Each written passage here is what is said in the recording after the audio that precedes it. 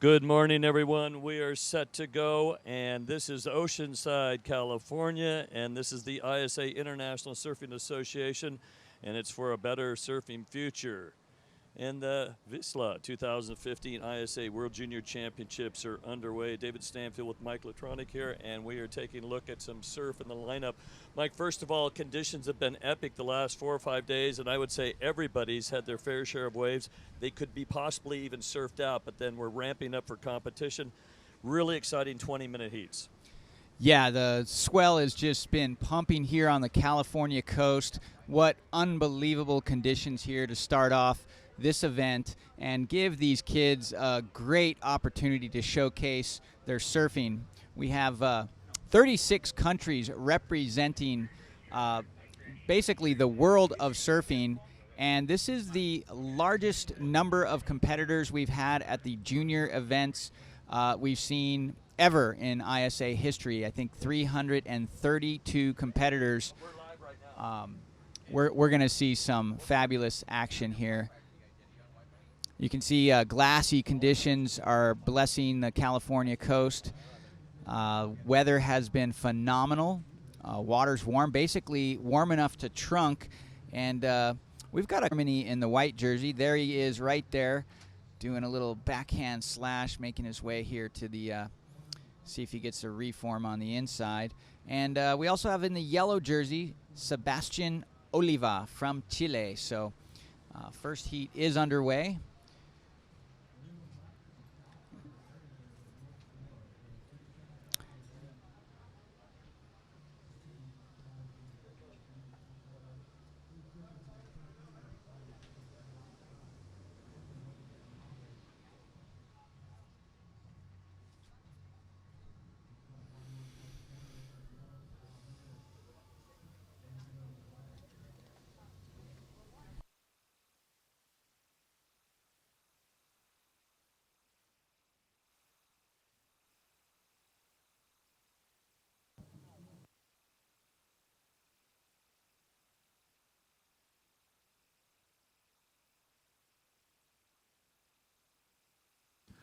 Looking to the south, we can see the couple of flags flying, and again, 3 surfers in the lineup. One representing Germany, but by way of Portugal is Jacob Lilienweiss. No Mizuno, obviously Hawaii, and Sebastian Oliva, and a huge right-hander out the back. We're not going to pick that up, kind of walled. Beautiful conditions, a lot of sweep from left to right. The south swell continues to pump for the 2015 VISSLA ISA World Junior Championships here in Oceanside. Day number 1, heat number 1 on the water. To the north side, they're running the under 16 juniors, the boys, and to the south side, which we are featuring today, is the under 18. 20-minute heats. You get 2 chances in ISA competition, which will help, but when you go into the rapid charge, you will be stuck with some very hungry competitors. All heats will fill up, and you'll only have 15 minutes to perform. I was talking to Glenn, our head judge, and he says 15 waves they can catch today. So there's a lot of waves out there. Yeah, that's true.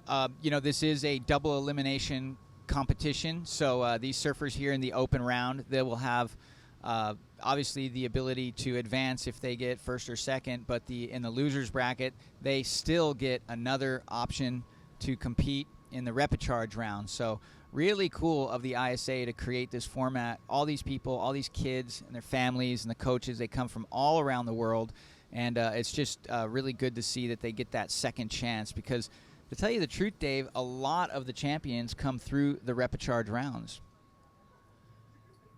Well, the seeding is interesting. If you take a look at the number 1 seed all the way through down 15 and 16, they separate the surfers essentially. They seed kind of like the countries. You don't want to be surfing against your own teammate first off. So everybody's kind of seeded with the seed order, but you might see a really top surfer with a different seed. But the most important thing is they're not surfing against a fellow teammate to start things off in round 1. Yeah, well, a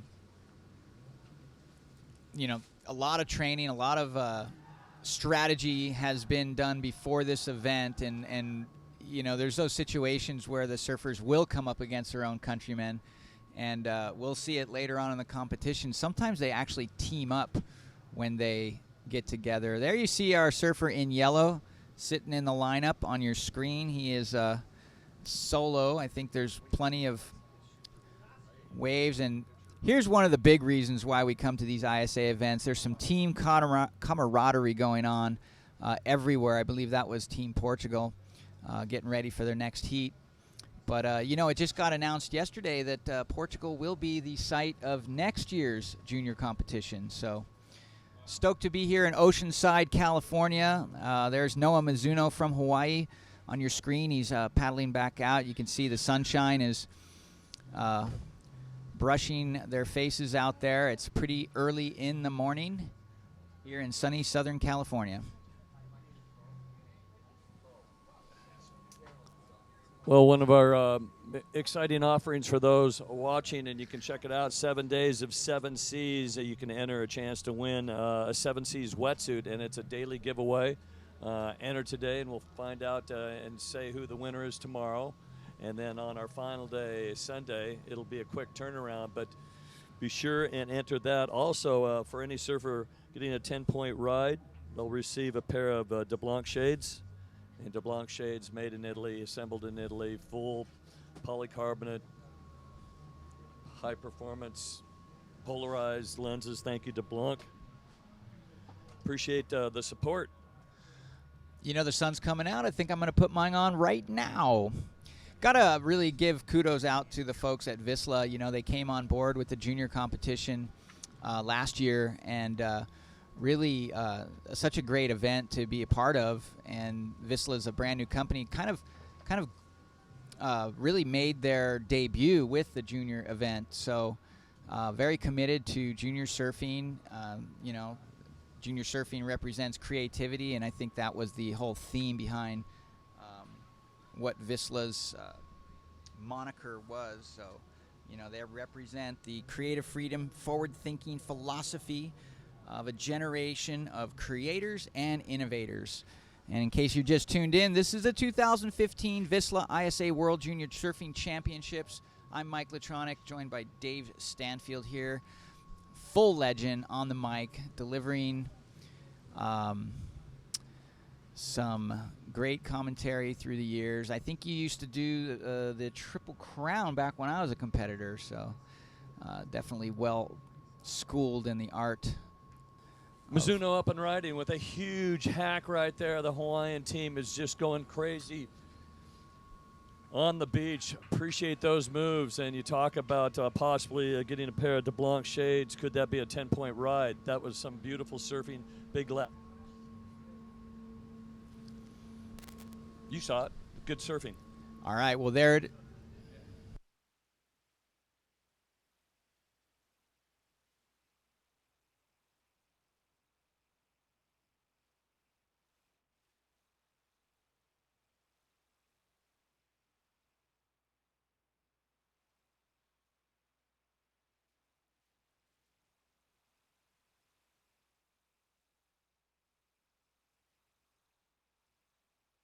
So, Mike, what do you think about Mizuno's wave, the 16-year-old? Pretty amazing surfing. They call him Bear. Why do they call him Bear? Well, Noah Mizuno is a bear to surf with, I would imagine. The kid is definitely on fire, and he's been in this competition before. I think he actually made finals last time, or semifinals. I don't have to check on that fact, but. Well, he was a 5th in Ecuador, and ISA boys under 16. You know what? The Hawaiians have had a great ability to get off the island and travel, and in California they're a force to be reckoned with, whether it's Oceanside, Trestles, or Huntington Beach. But really good travelers, phenomenal beach breaks. And now, without a wave like that, it looks like Noah's put them on notice. So what do you do right here? You want to be in the top 2. You don't want to go in the ripper charge, correct? So it could be a battle between Sebastian and Jacob in the lineup. Yeah. Well, reading up on some of Noah Mizuno's doings, he is a bit of a strategist. We asked him earlier if he had to spend $1 million in a day, how would he spend it? He said, I'd invest in something so I can turn that million into more.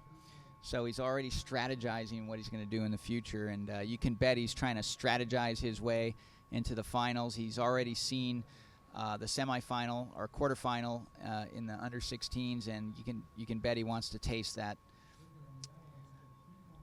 final round. I could turn that $1 million into a couple hundred really quick. So Noah Mizuno out in front. We assume we don't have the scores, but 2 solid waves. The last on the goofy footer. Boys under 18 Hawaiian in chase. Jakob Maurice Lillenweiss, the 18-year-old out of Tavira, Portugal, but representing Germany, a surfer that's been in the lineup and fairly competitive the last 5 years. And Sebastian Oliva, Vina Del Mar, our surfer out of Chile, a 16-year-old wearing the yellow singlet. He's doing his own thing. Meanwhile, our other 2 surfers, Jacob and Noah, continue to paddle against the current, looking for those long lined up lefts. Let's see if Jacob's showing some interest here. Jacob needs a score. And he's got a runner. Good looking left here he's got himself into, so let's see what he can do with it. Bottom turn off the top. Throws a little spray there. The section's kind of getting a little bit of fat on it, but he's going to work this all the way to the inside. Some nice smooth surfing there. A little backside off the top. Judges are going to look for a little variety. I mean, the criteria, if you've just new to surfing competition, you know, you really want to stay close to the curl with speed, power, and flow, doing the most critical maneuvers possible, and show control, style, and function. So judges are very well versed on what they're watching, and that was a nice long ride. Not a whole lot of critical vertical work, but definitely a good-looking ride.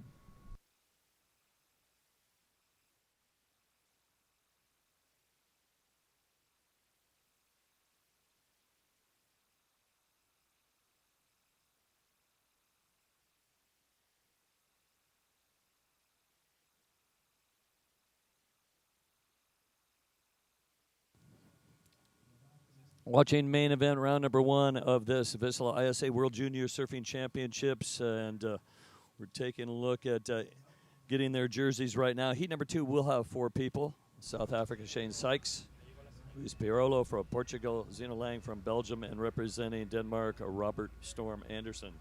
Here's Mizuno ready to launch, and just throws tail high on a closeout, then a whitewater climb. Gonna just milk it for every point. Beautiful stuff. And the Hawaiian team here is very strong. A lot of really talented coaches and support from family and friends. A lot of moms on the beach as well. Yeah, Mama Moniz was down there this morning. I had a chat with her. She was shooting photos of the team before the sun came out, and very, very support-oriented group right there. They're who's the young man in red shooting up behind that group? Was that a relative of yours? Yeah, that's my nephew. So, all right, here goes yellow. That's our surfer. Sebastian Oliva. Yep, Sebastian Oliva from Chile. Also part of the Ring of Fire. We got Hawaii and Chile in this heat, and we'll try to have scores for you here. Here's definitely more of a vertical turn there for our surfer in white. That's Jacob Luis from Germany, likely spending a lot of time in Costa Rica and. Well, he was born in Hamburg, Germany, but he lives in Portugal full time. Ah, Portugal. Okay, yeah, we find that some of these landlocked countries, the surfers get their strategies and build up their repertoire in countries like Costa Rica, Indonesia, Hawaii. We're live. There's the end of the Apira here at Oceanside. We are on the south side. North side's got some beautiful surf. Pretty rare to have in Southern California the use of both north and south side. We are focused on the south side, the under 18. We can see some high clouds coming through. They're forecasting for thunder showers and possible rain on Thursday, but some ominous early morning clouds right now. A lot of tropical moisture. It's been incredibly hot in Southern California. They are giving alerts, heat advisory alerts to all of Southern California, including the beaches. But we've had just this run of swell, and we're seeing a pretty good heat in the lineup right now, with Noah Mizuno, we believe, taking charge, and Jacob Lilienweiss representing Germany in the second spot. Well, here's a good-looking right-hander there. Unfortunately, surfer in yellow just mistimed that whole first section there and lost his way. That was Sebastian Oliva from Chile, and a couple of quiet, calm Hawaiians in the picture there. The Hawaiian flag is waving proudly in the wind. Hasn't been too much wind. In fact, the weather's been unbelievable here in Southern California. You can see a beautiful sunrise there in the background. Looks like we've got a little cloud cover this morning, so I'm actually hoping it'll cool down. It's been about 90 degrees during the day, so but yeah, cool, calm, and collected. There's the Hawaiian team. Well, you got to bet that who's going to faint first, you or I, as the heat gets pretty hot under the tent. 36 countries, 322 athletes. Big left out the back. Is anybody going to be on it? Sure. It's going to be Noah Mizuno. And Mizuno really takes a beautiful high line, then drops to the bottom for the throat. What a hack. And another nice move. On point at the beater. That is how you finished things up in the Hawaiian team. Standing ovation. Yep, they're stoked. You can see Mizuno's dad right there in the background, too. So this wave won't count. Surfer in yellow was up after the horn, I believe, so a little bit of a ride to the beach there for our surfer in Chile. You can see the body language. Doesn't look too happy with his heat, but there's the happy Hawaiians again. There's on the far right, that's team manager Bert Ishimuro, the man in the red doing the body motions. That was Kahea Hart, their trainer. Seth Moniz and Cody Young, a couple other guys, Imai DeVault, some of the girls. All right, well, there's the sound of the horn for heat number 2 of the day. We'll be featuring Shane Sykes from South Africa in the red jersey, Luis Perler from Portugal in the white jersey, Zeno Lang from Belgium in the yellow jersey, and Robert Storm Anderson from Denmark. These interesting new countries joining the ISA. And you see some happy faces on the beach, some high fives. Looks like our surfer in white is pretty stoked. There's now 97 countries, federations, surfing federations represented here at the ISA, the International Surfing Association. 36 nations here at this junior event. I said earlier, making it the largest junior surfing event the ISA has ever seen. So big competition here. It's only day one. Performances already looking scintillating, and I'm going to hand the mic off to our lady, Shannon Quirk.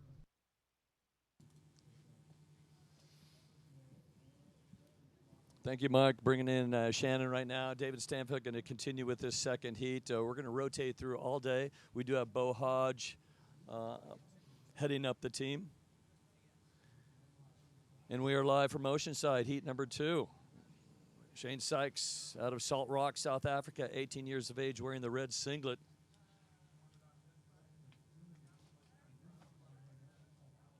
And then once we get Shannon up and running, she's going to tell us how to pronounce Lewis's proper name, Berloro, out of Lisbon, Portugal. And the surfer, the goofy footer, wearing the white singlet, Zeno Lang from Belgium. Zeno's 17 years of age, out of Dijon, yellow singlet. And then from representing Denmark, I believe, it is the 17-year-old Robert Storm Anderson wearing the black singlet. Let's take a look at Pure Bowl right. And the top seeds are definitely going at it. And the South African from Salt Rock, nice speed, a couple of quick turns. And good morning, Shannon. Good morning. How are you doing this lovely morning here in Oceanside, California? We're stoked to be here. Waves are pumping. It's been pumping. They've had the last 3 days have been absolutely firing. So everyone's stoked, and I'm sure these junior surfers are amped to get in the lineup all to themselves. Now you'll see some surfers that obviously with tons of experience, and they're on the coast and they grew up surfing probably like a lot of the Hawaiians and various surfers around the world. They started age 2 and 3, and then you'll see a lot of surfers with maybe 3 or 4 years of experience. The experience here in the ISA is surfing for your country, which actually might be more pressure than just surfing by yourself at a club contest. You've got the entire weight of a team, especially going after that team title. And it's probably more important to perform for your team. It's a whole different, I don't know, set of nerves here as we take a look. Some beautiful surfing for Luis out of Lisbon, Portugal, two-time national champion, and the surfer in white showing that his goofy footing skills at Oceanside. Boy, the conditions couldn't be any better. Oh, we're stoked. There's a great southwest swell. We had a little combo, very rare west-southwest, and we're just pretty pumped to get this going. As you can see, there's lots of barrels on offer, and these guys and girls were out yesterday charging, and it's hard to see an empty wave go by. It was really intense out there. I think the juniors are even more stoked to make it. You're watching right now what could be the first Olympic champions potentially when surfing hopefully is announced in the Olympics, but we are on the docket for the 2020 Olympic Games in Tokyo. And as you can see, the Portugal team, everyone down here representing their countries. And as you said, Dave, they're surfing for their nation. There is a lot more pressure, but I think it really makes them surf their best. There's a whole support system, which is very unique to the ISA format, and we're happy to see all of the team spirit. You have, especially for some of the surfers that are less familiar with competition, it gives them a little bit of guidance, and every coach has a mentor and someone down here on the sand giving them some tips and advice, and you definitely see the progression of the sport and a new way of doing things. So we're hoping that this is a great outlet for the Olympic Games to potentially use this format, and when there's a gold medal on the line, of course you're going to surf your best. So these athletes here are professional, and no doubt there's going to be a champion in the lineup today. You're going to see some star surfers from around the world, 322 to be exact, junior competitors from 36 countries. So really exciting. If you are watching, definitely check out ISA Surfing on Instagram. You can see some of the highlights from the free surf. There's some epic waves going through the last few days, and check out the free surf action on the YouTube at ISA Surfing and hashtag ISA Worlds. Let us know who you're cheering for. We want to read your comments, and you might be lucky enough to have Dave read your comment out loud on the webcast. I don't know if that'd be that lucky. But taking a look at surfline.com, our official forecasting partner for this event, the ISA World Juniors. Monday, October 12th, Oceanside, south side of the pier, 3 feet at 14 seconds. That is our predominant swell, south-southwest, and we're seeing some cross-up, 2 feet, 12 seconds out of the west-northwest, and it's supposed to hold through the day, except we do have some tides that will mix things in. Our high tide is at 9:16 this morning, 5.4 feet.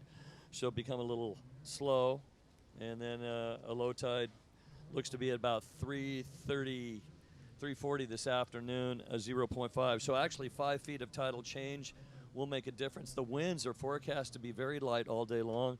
Water temperature is very comfortable, 70, 72. Air temp, though, it's going to be a little hot and humid, forecasting up to 88. Some are even saying 90 degrees at the beach, which is very unusual here.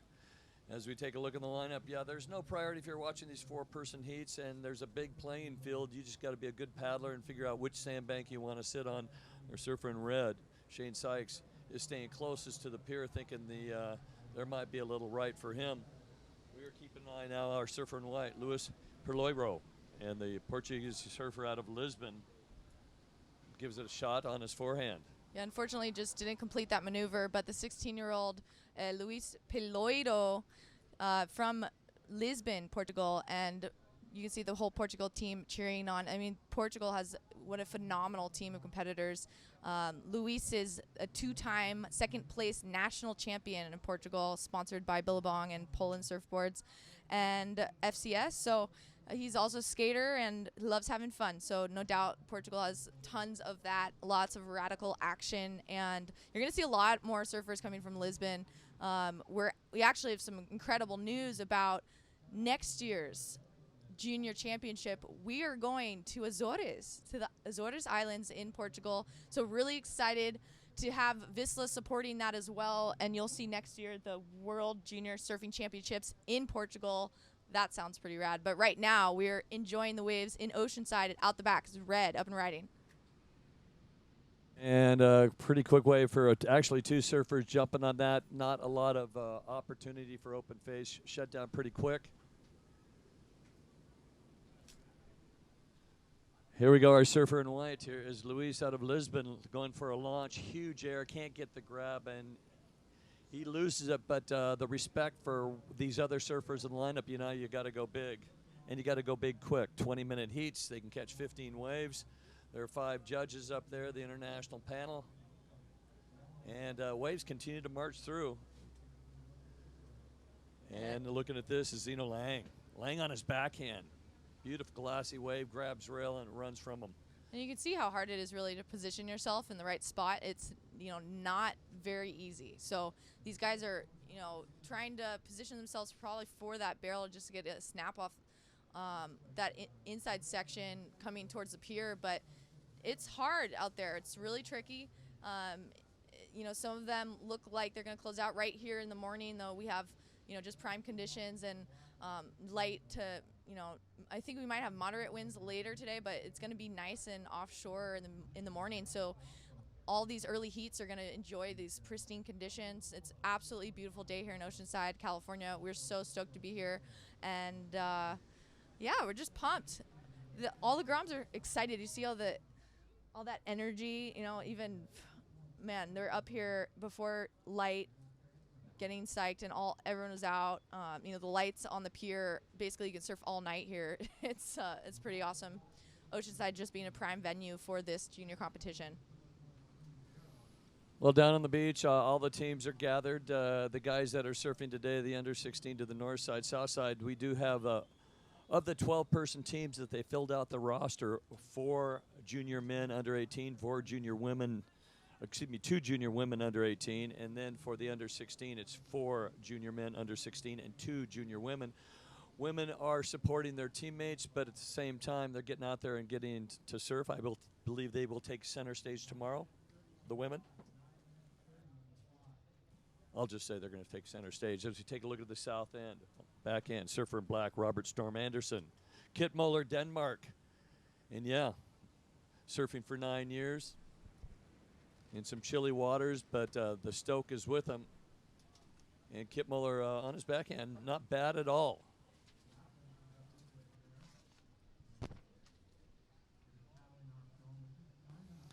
Waves continue to march in, and as we take a look at that surfline forecast you mentioned, we might have some winds, maybe up to about 9 or 10 knots this afternoon, but the forecast is for fairly light winds all day, which will be a blessing because we do have those usual afternoon winds that usually kick in at about 11 o'clock. Forehand action surfer Shane Sykes out of South Africa, the 18-year-old, finds some open face and does not continue with it. I'm not sure why, but he pulls out. At this point, Shane Sykes is trying to chase down Luis Berloiro, the 16-year-old out of Lisbon, Portugal, wearing the white singlet, is currently your leader. Coming up next, there's Theo out of Brazil, Theo Freisa. So getting ready, checking in with the beach marshal, getting the paddle time and getting their jersey on. Oh, going for a cover-up, nice barrel, surfer in white, Luis, the Portuguese surfer charging hard. Gets a section, and he might get scored for that first section, but he did make it out. He could have doggy-doored out, but he kept running with it and then shut down, but he might get an okay score. Yeah, wow, incredible surfing as Yellow up and riding on the right, and you can see how hard it is to make it out of those barrels. He almost had it on that last wave, but Yellow Zeno Lange is trying to get something on the board. He's in 4th place, and he needs a 1.57, looking for that score. But yeah, you can see how these barrels look so good, but it's just so difficult to position yourself in the right spot and really pump down the line to get just enough speed to get out of them.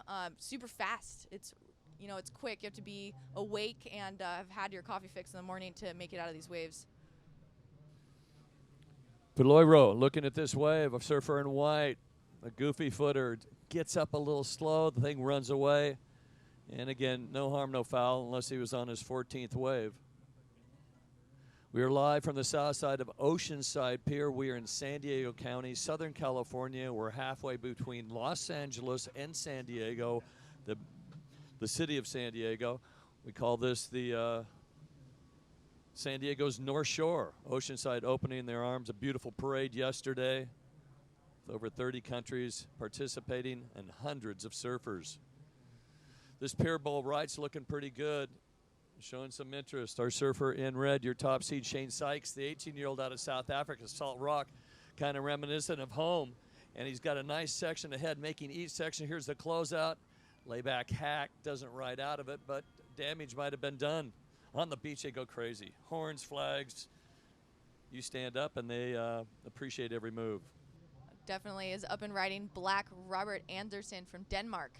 And how cool to have the Denmark team here representing. You know, there's countries from all around the world, 322 athletes. It's just phenomenal to see, you know, Denmark coming out with a huge crew. And you do need to have 4 under 18 and under boys, 4 16 and under boys, and then 2 18 and under girls and 2 16 and under girls to have a complete team. So really cool to see. Really cool to see a lot of new countries coming out, and you can just see the progression of surfing in general in those nations. And up and riding is white Luis Peloiro from Portugal with the wave count on the board right now. He's in second place. He needs an 8.5. We'll see if this will give him what he needs. Absolutely amazing surfing, just taking it for all that it's worth to the inside, right to the pier. Phenomenal surfing in white. Judges are going to like that. He had, you know, a lot of diversity on that wave and just bringing it all the way to the sand. So going to see the judges scoring progressive maneuvers, innovation, difficulty, and overall commitment. So it's what Portugal wants to see right now as they have Luis Peloiro fighting for their nation. First and second advance, so if you find yourself being outclassed by one surfer right now, Shane Sykes in the lead, looking to improve on a pair of 5s. But the battle for the transfer spot, you really want to be aware of it. The beach commentary here, for the most part, is in English. So you might be getting direction from somebody on the pier or on the beach. You might want to brush up on your English to know the situation. But it's pretty tricky. The last time we were at Huntington Beach for the ISA World Juniors, it was Jordy Smith in the water and getting direction from his dad up on the pier. I'm not sure if I see anybody on the pier right there, but spotting sets as we take a look at Zeno Lang, De Haan, Belgium. Zeno finds himself in the 4th spot and needing a couple of solid scores to get into a transfer spot. Yeah, Zeno is 17 years old, and he's from his favorite surf break, Santa Teresa in Costa Rica. He has 5 years of surfing under his belt. He's the 3rd Belgium champion from this year in 2015, and loves skating, skiing, and surfing. So pretty cool to see the Belgium team out here in Oceanside. And ISA does a huge. So, you know, it's a huge support system for the sport. So they make sure that if surfers that really want to compete and are at that level can't make it out here, they do everything they can to get them a scholarship. And they've rewarded thousands of dollars over the years to surfers without the means to travel. And that's, you know, obviously coming to competition takes a lot of dinero. It's just like you got to pay a pretty penny to get around the world and surf all these contests and, you know, really diversify your regimen. So cool to see Belgium out here, Zeno Lang representing for his country, and definitely needs to put something on the board. You're looking at some of the best junior surfers in the world. You know, a lot of these guys are their world champions and they're, national champions. And so when you have all the national champions together in one place here in Oceanside, it becomes this like Stokerama, right? We were talking about Stokerama yesterday about the Gudauskas brothers, who's you'll see later. Dane Gudauskas is on the beach with the Norway team, and he's representing their crew and being an awesome coach as a local here in Southern California. But up and riding yellow, Zeno Lang, again from Belgium. Ozino with a little closeout section, nice and smooth. And again, this surfer at 17 has only been in the water for 5 years, representing the country. Belgium, pretty cool. Now, a lot of these surfers, you go, where are they living? Where were they born? What they're representing? And it can get a little mixed up. You can have parents that might be, you might be on 2 different passports and be able to have the opportunity to surf in this location. I mean, I know a guy that was born in Colorado, raised somewhere else, and surfing for a different country, basically because his heritage and his dual citizenship. So it's good for them. As the sun continues to peak out and the temperatures are going to rise here, this is heat number 2, the VISSLA ISA World Junior Surfing Championships here at Oceanside. 20-minute heats. They can catch 15 waves. Your leader, Shane Sykes, who's lots of experience. He did the World Juniors in Nicaragua, then in Ecuador. He's a junior South African champion last year. Won the South African series that Billabong puts on in 2013. Sykes in the junior series, the Pro Junior Series, I believe, of South Africa. He is number 2 ranked. And he's even done a couple of WSL, well, one WSL QS event. So lots of experience for Shane Sykes, so not that much for some of these other surfers. But it's all about representing the country. Next heat entering the water. And you can see there are a lot of people in the lineup. They have a 5-minute paddle out, and they've got to definitely avoid the other surfers. Coming up, it's a 3-person heat. We're going to go through 30 heats today, 30 20-minute heats. Big day of action. We're going to start every morning at 7 o'clock, 7 a.m., and that is Pacific Standard Time. Southern California here, 7 a.m., go till 5 or a little bit after, depending on any holds. We're independent to the event that's running to the north side, which is the under 16. And that was a quick countdown. And it does look like Shane Sykes advances through, along with Luis Peloiro. Peloiro out of Portugal. Good for him. And as they say, he is a runner-up twice, a vice champion, as they say in Europe. Vice champion of Portugal. So good for him. And there you can see on the screen our graphics, and we are getting set for the next heat. And you can see it's a 3-person heat. Introduction, Shannon? All right, in red, you have Teo Fresia from Brazil, Lolo Pico in white from Argentina, and Alexander Solis. Let's see here. Alexander Solis in yellow. We're joining us in the booth right now. Bo Hodges. Gotta love that you came all the way down here to Oceanside for the juniors, but you wouldn't miss this for the world, huh? No way. I was in Ecuador last year for the ISA World Juniors, so back-to-back years for the juniors, and probably the biggest ISA event on their calendars. We watch Yellow up and riding. 1 hit off the top, and beautiful conditions, Shannon. I mean, this swell's holding strong. It's going to be lasting through another 20-minute heat, 3-man heat, top 2 advance. Third place gets delegated into the rubber charge round, so double elimination format here at the ISA World Championships. And Teo up and riding on this nice left-hander, putting it to work.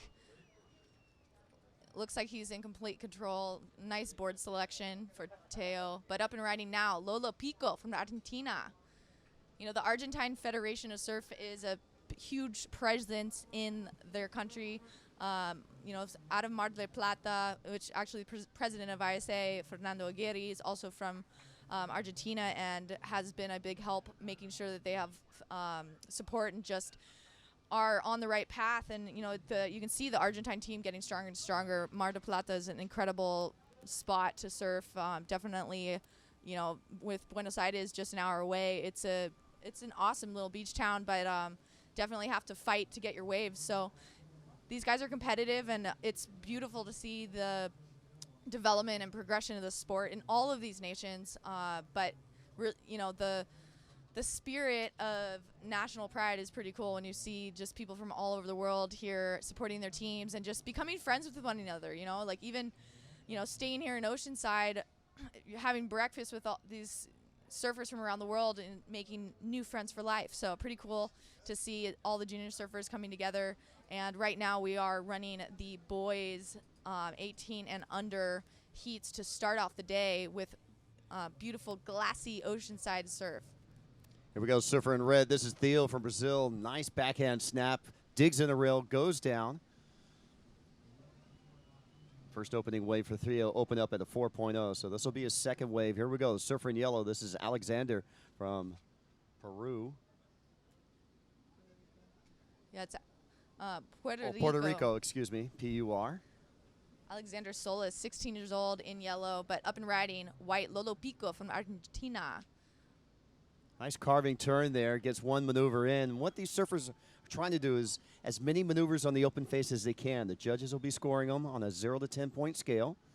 They'll keep the 3 medium average waves. They'll drop the high, the low, and the best 2 waves of their 20-minute heat will be tallied up for their final score. And always 50% advance. This is a 4-man heat with the draw just happened to be 3-man in this heat. So top 2 will advance to round number 2, the qualifying round. And third place will be delegated into the repecharge round. Double elimination format here at the ISA World Championships. And welcome to Oceanside. 16 minutes and 35 seconds remaining in the heat. And up and riding is Teo Fresia from Brazil. The nice cutback, and he's going to take a couple hacks off this wave. One of the smaller waves, but good to get something else on the board. He is leading the pack right now with some smaller scores with a 4.0 and he's gonna, he's winning by about 3.7 right now. So he's in the lead, the 3-man heat. Teo Fresia from Brazil. Obviously, Brazilian Storm has been on a rampage in surfing. No doubt that you're seeing some future world champions. And actually, Gabriel Medina was in the ISA before he became a champion on the WSL. So this is the breeding ground for great talent. It's the breeding ground for the future of the sport. You're seeing the present and the future of surfing. Really exciting, and potentially some of the first ever Olympic hopefuls as up and riding. Lolo Pico from Argentina. The entire Argentine team on the beach is screaming in applause right now. Beautiful carving maneuver. I love that last section, just power hacking away as he takes it, little hop all the way to the inside. Well, Shannon, you got to be stoked there, and Team Argentina is all proud for Lolo there. Opened up with a couple of 2-point rides, so this will definitely get him back into the mix. And like the attitude there, like the authority of charging. Again, this is boys 18 and under. We are running dual podiums on the north and south sides of the pier here at Oceanside. So we have the boys 16 and under on the north side, and we're concentrating on the webcast of the boys 18 and under. Here we go, Alexander from Puerto Rico. Goofy footer up and riding front side. He has to get around this section, and no chance for him there. So 14 and a half minutes remaining, and we're on standby for scores. Yeah, and Lolo on that last ride is a 17-year-old. He's on a 5.9. It's a Ricardo Martins shape. He has about 10 years of surfing under his belt, so at just 17 years old, it sounds like he is on a roll, living in Mar del Plata. His favorite wave is Honu Beach. He's also the 3rd Rip Curl Grom international champion, third place in Rip Curl Grom in 2013. So Lolo ripping away here in Oceanside as the whole Argentine team is a really strong presence on the beach. Yeah, let's watch Theo here. Theo, nice up and carving. Getting that spray. Watch the backhand maneuvers. Here he goes again. Gaining speed, power, boom. Banks it off one more time and kicks out. Staying busy. Theo is super quick, and that's what you have to do here in Oceanside, especially to make these barrels. I mean, you have to be so fast and just ready for anything and commit to the pit, as some may say. So Teo's only 16 years old, and he's shredding away on this 5.7 on a Murillo.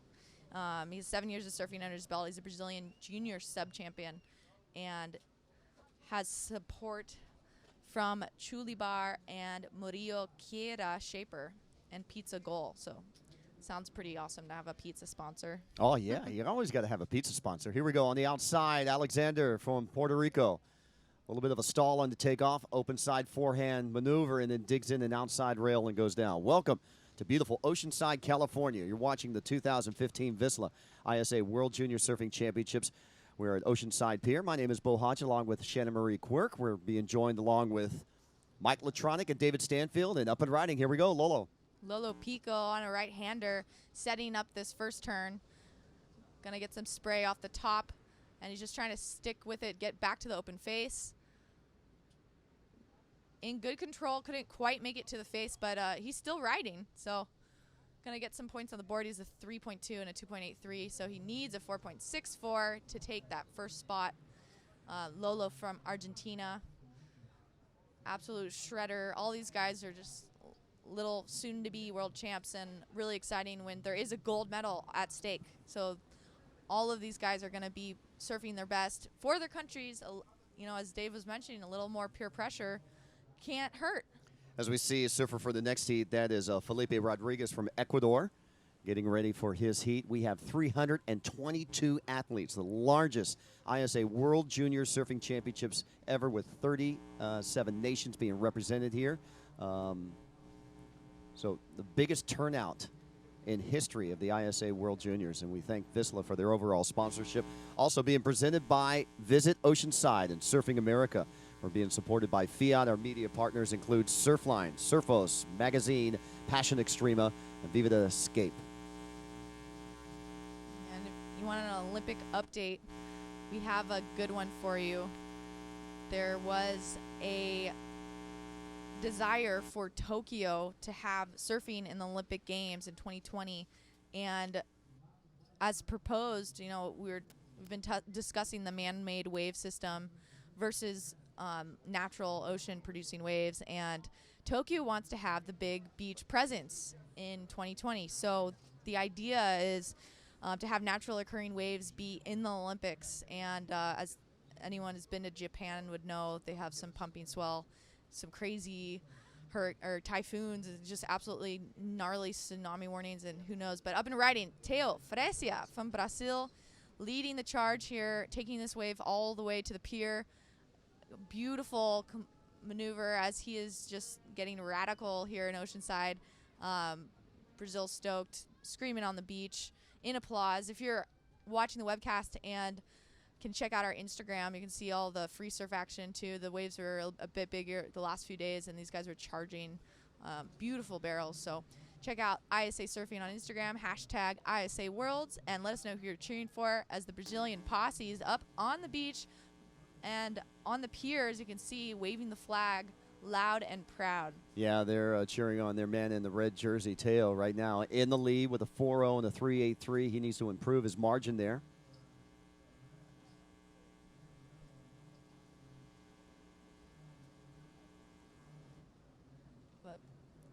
Yeah, we are stoked to be here, presented by VISSLA. You are watching the 2015 World Junior Surfing Championships. We are running from the 11th to the 18th, so you're going to see all week long these surfers charging and fighting for gold. And watch Lolo there going straight vertical on his backhand, and he's been very impressive here. Solidifying second place, making a statement, trying to move in the first. We're halfway through this heat with 9 minutes remaining. And like that attack there on this backhand, going straight vertical. Nice spray right before the closeout section.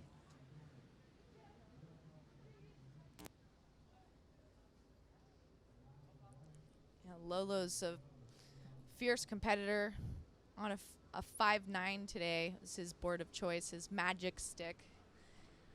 And it's working for him. You know, I think those smaller boards, anything under 6.0 is probably a smart call today. It's just about head high and some beautiful barrels, you know, mostly lefts, but we have seen a few competitors go right, but the lefts really seem to be lining up. We have a funky combo swell that's been offering some peaky bowls, and thanks to Surfline, our official forecaster, for letting us know ahead of time what we were going to see, and it panned out exactly right. We have the little west-southwest, which is pretty rare for Oceanside, but with about 240 to 250 degrees. It's coming from Hurricane Oho, which hit Hawaii pretty hard. Didn't hit Hawaii. Oh, sorry. It started in the Central Pacific, and it kind of, you know, it took a path that we usually don't see. It took a northeast path, and it actually turned into a hurricane when it was east of the Big Island, and then it started to fly out. I've never seen a hurricane progress 40 miles an hour. Usually they move 3, 5 miles an hour, 10 miles an hour, but all of a sudden it just made a freight train and it's heading up toward Canada, but it was great for the west coast of the United States. It was just producing, you know, a southwest swell, turning into a west swell, turning into a northwest swell. Yeah, the entire coast of California is absolutely pumping right now. Last few days have been spectacular surfing, and water is super warm, very unusual. You know, some of the competitors are wearing wetsuits, but you really don't need one. It is gorgeous down here in Oceanside, little tropical paradise. It's a strange combo swell that we are not complaining about. Love these peaky bowls and good shaped waves. So, you know, the little shift in direction we might see tomorrow. There's a dominant long period southwest southern hemi swell from a very intense storm near New Zealand. So that new west northwest going to be building today. So thanks to that post-tropical swell, Oho. So really stoked to see Oceanside come together like this. It is sunny, warm, and hot. It's going to be really hot later with just intense high pressure. So get out the hats and the sunscreen, because we are going to be here for a beautiful day of surfing action with the World Junior Championships. Thanks so much to VISSLA, our proud supporter and sponsor here today. Some really incredible surfing. I mean, Bo, you've seen these juniors come to fruition. A lot of them, after a podium gold win, like turn into these major stars, huge surfing stars. I mean, the list goes on forever. Tom Curran was the very first junior champion in the ISA history back in 1980, and of course he went to win 3 world titles with the ASP. You know, you look at the list: Jordy Smith, Gabriel Medina, Tyler Wright, Stephanie Gilmore. I mean, we can keep going on and on. Tatiana Weston Webb won the gold medal last year in Ecuador for Team Hawaii. Now she's on the WCT. Mahina Maeda going for her 3rd record gold medal. We've seen Tyler Wright, Stephanie Gilmore, Tatiana Weston Webb, and Mahina Maeda win double gold medals in their age group, as we're watching Alexander from Puerto Rico finishing up a right-hander down the lane. And as you see, surfer in white from Ecuador paddling out for the next heat. 5 minutes, 15 seconds. The true history of the ISA World Juniors being presented by VISSLA is an amazing event. We've got Miguel Pupo's younger brother, Sam, competing for Brazil later on in the competition. You're going to see, you know, Hawaii try to go for their 4th team title. Australia, Peru, Brazil, some power horse teams, and of course the host team, the United States, has a very powerful team this year, and we're going to see some of their great World Juniors. And there's Team USA flag being flown. Here we go. Teo, nice carving turn, can't hold it in the pocket, and he's your heat leader as of this stage with 4:40 remaining. Yeah, just barely holding on to that last ride, but Teo is in the lead and just looking to really defend his first place position right now. Lolo is making it a little difficult. He's definitely busy, as you can see him paddling for this next ride from Argentina, Lolo Pico.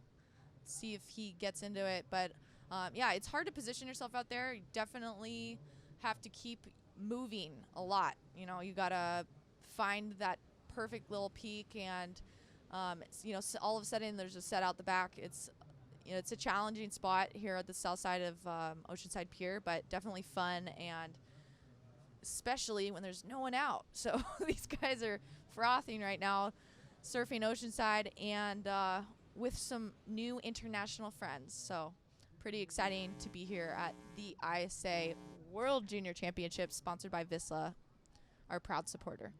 Yeah, 3.5 minutes remaining. Boys 18 and under will be telecasted all day on the south side of the pier. The boys 16 and under is on the north side at the second podium. And then probably tomorrow we'll get underway with the girls 18 and under and the girls 16 and under format. So lots of surfing. We're going to be here all the way through the 18th of October with broadcast, and welcome. You're tuned in to ISAWorlds.com, the new official website for all the live webcast and broadcast of all the ISA events. And we just came off a very historic event just a couple of weeks ago down in La Jolla for the very first ever inaugural ISA World Adaptive Surfing Championships being presented by Hurley and CAF and some great sponsors down there. And how emotional and how exciting was it to watch our adaptive surfers claim their very first ever world championship here in California. Oh, absolutely incredible. ISA really put their mark out there to the world. You know, I think adaptive surfing can really reach beyond the sport. It's just so inspiring to see people commit to up and riding Red out the back and just taking one for the team there. Didn't look like that one was going to feel too good on his back, but hopefully he's all right and he's paddling back out. But yeah, as you said, Bo, the adaptive surfing championship we just completed with some of the most amazing stories you will ever hear in the sport, let alone in life. I mean, these guys and girls were, you know, we had paraplegics, we had shark attack survivors, avalanche survivors that were all out there, even blind surfers out there for the stoke and the love of the sport, just the therapeutic practice here surfing. And we're just excited to influence as many people as we can to recognize how beneficial this sport is for the mind, body, and soul. So pretty cool as you see Teo Fresia keeping busy on the inside. Yeah, Teo's still dominating in this heat with a 5.17 and a 4.0 with just about a minute and a half to go here. Finishing up on the right. On his forehand, he's been getting those high scores on his backhand going left, so mixing it up there, and that's what the judges like to see is variety of maneuvers, not always doing the same maneuvers in the same direction of the wave. So both rights and lefts are being open. It's a peak situation, meaning to the surfers and the spectators that the surfers have the option of going right, going left, and they'll decide that on each and every wave. Let's watch Alexander here. He's on the bubble now, needing a 4.88. He's got a couple of one-point rides that he's keeping score, and he's got a couple of under a point score. And there's a shot of the Oceanside Pier and rubies and all the fun stuff you can do down here in Oceanside. And we're going to be down here all the way through Sunday, crowning world champions in 4 divisions, and also a team title will be crowned. Hawaii, the defending gold medal team winner last year in Ecuador. They won their 3rd team title in the history of the ISA World Juniors, and they're going for number 4. But we've got 37 nations here being represented, 322 athletes from around the world, the biggest VISSLA ISA World Junior Championships ever in history. Well, and we're giving away tons of gear every single day, thanks to VISSLA and DeBlanc. There's a 10-point ride giveaway. So any surfer in the event who gets a 10-point ride will receive a pair of DeBlanc shades.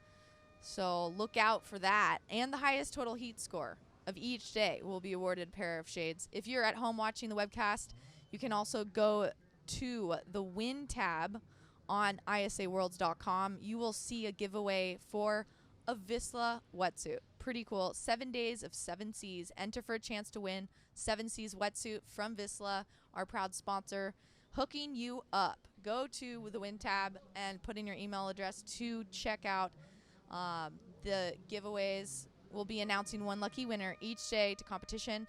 And you can also go to the VISSLA Facebook page and click on the Win tab to check that out. Anyone at home, you can enter every day. I would. I am. Why not? So unofficial results, Teo from Brazil takes first, Lolo from Argentina in second, and Alexander from Puerto Rico will take third. We'll take a quick transition here as we'll bring in Mike Latronic. You are watching and witnessing some beautiful surfing here in Oceanside, California, the 2015 VISSLA ISA World Junior Surfing Championships. We are in heat number 4, round number 1. The division is boys 18 and under, and let's introduce our surfers out in the water. We've got a 3-man heat. We got Nolan Raposa from California in the red jersey, Felipe Rodriguez from Ecuador in the white jersey, and from Tahiti, Mauiki Raioa. So 3-man heat, Mauiki will be in yellow, Felipe will be in white, and Nolan will be in red. And here we go. There is Felipe Rodriguez up and riding on his opening wave. So we're just underway, 18 minutes, 55 seconds remaining. My name is Bo Hodge along with Mike Latronic, and welcome to the VISSLA ISA World Junior Surfing Championships. Yeah, well, things are lighting up. The sunshine is coming out. Actually, a little bit of cloud cover just now. And here is our man in red. This is, I believe, we still have the colors up there from the last heat. Not sure what's going on, but I believe that was Nolan Raposa. And we have seen a lot of electric action from that young surfer from the USA. Very, very strong goofy foot surfer. He is no stranger to the ISA medals. I believe he was runner-up in this junior event last year. So No, he wasn't runner-up. Let's see, unless he was in the boys 16. We'll check out those results. Oh, maybe he got third or fourth. I was there. He got third. Yeah, he was really lighting it up. I think his final heat, I picked him to win that one, and he just didn't really get the connections he needed in that final heat, but just surfed so strong the whole event long. And Nolan was in that heat with his fellow countryman, Griffin Colapinto, who unfortunately is the Surfing America U.S. national champion. Suffered a knee injury down in Tahiti and just had his knee operated on. So Griffin, who was qualified as a participant for Team USA, unable to surf in this event and represent the United States. He was also a finalist down in Ecuador for Team USA, and our defending champion in the boys 16, which Nolan competed last year, was Leo Paul Etienne from France, and Joe Van Dyke from Australia was the runner-up last year. So on the screen, the time is incorrect, and the names are from the previous heat. So we'll keep you posted as the scores go in.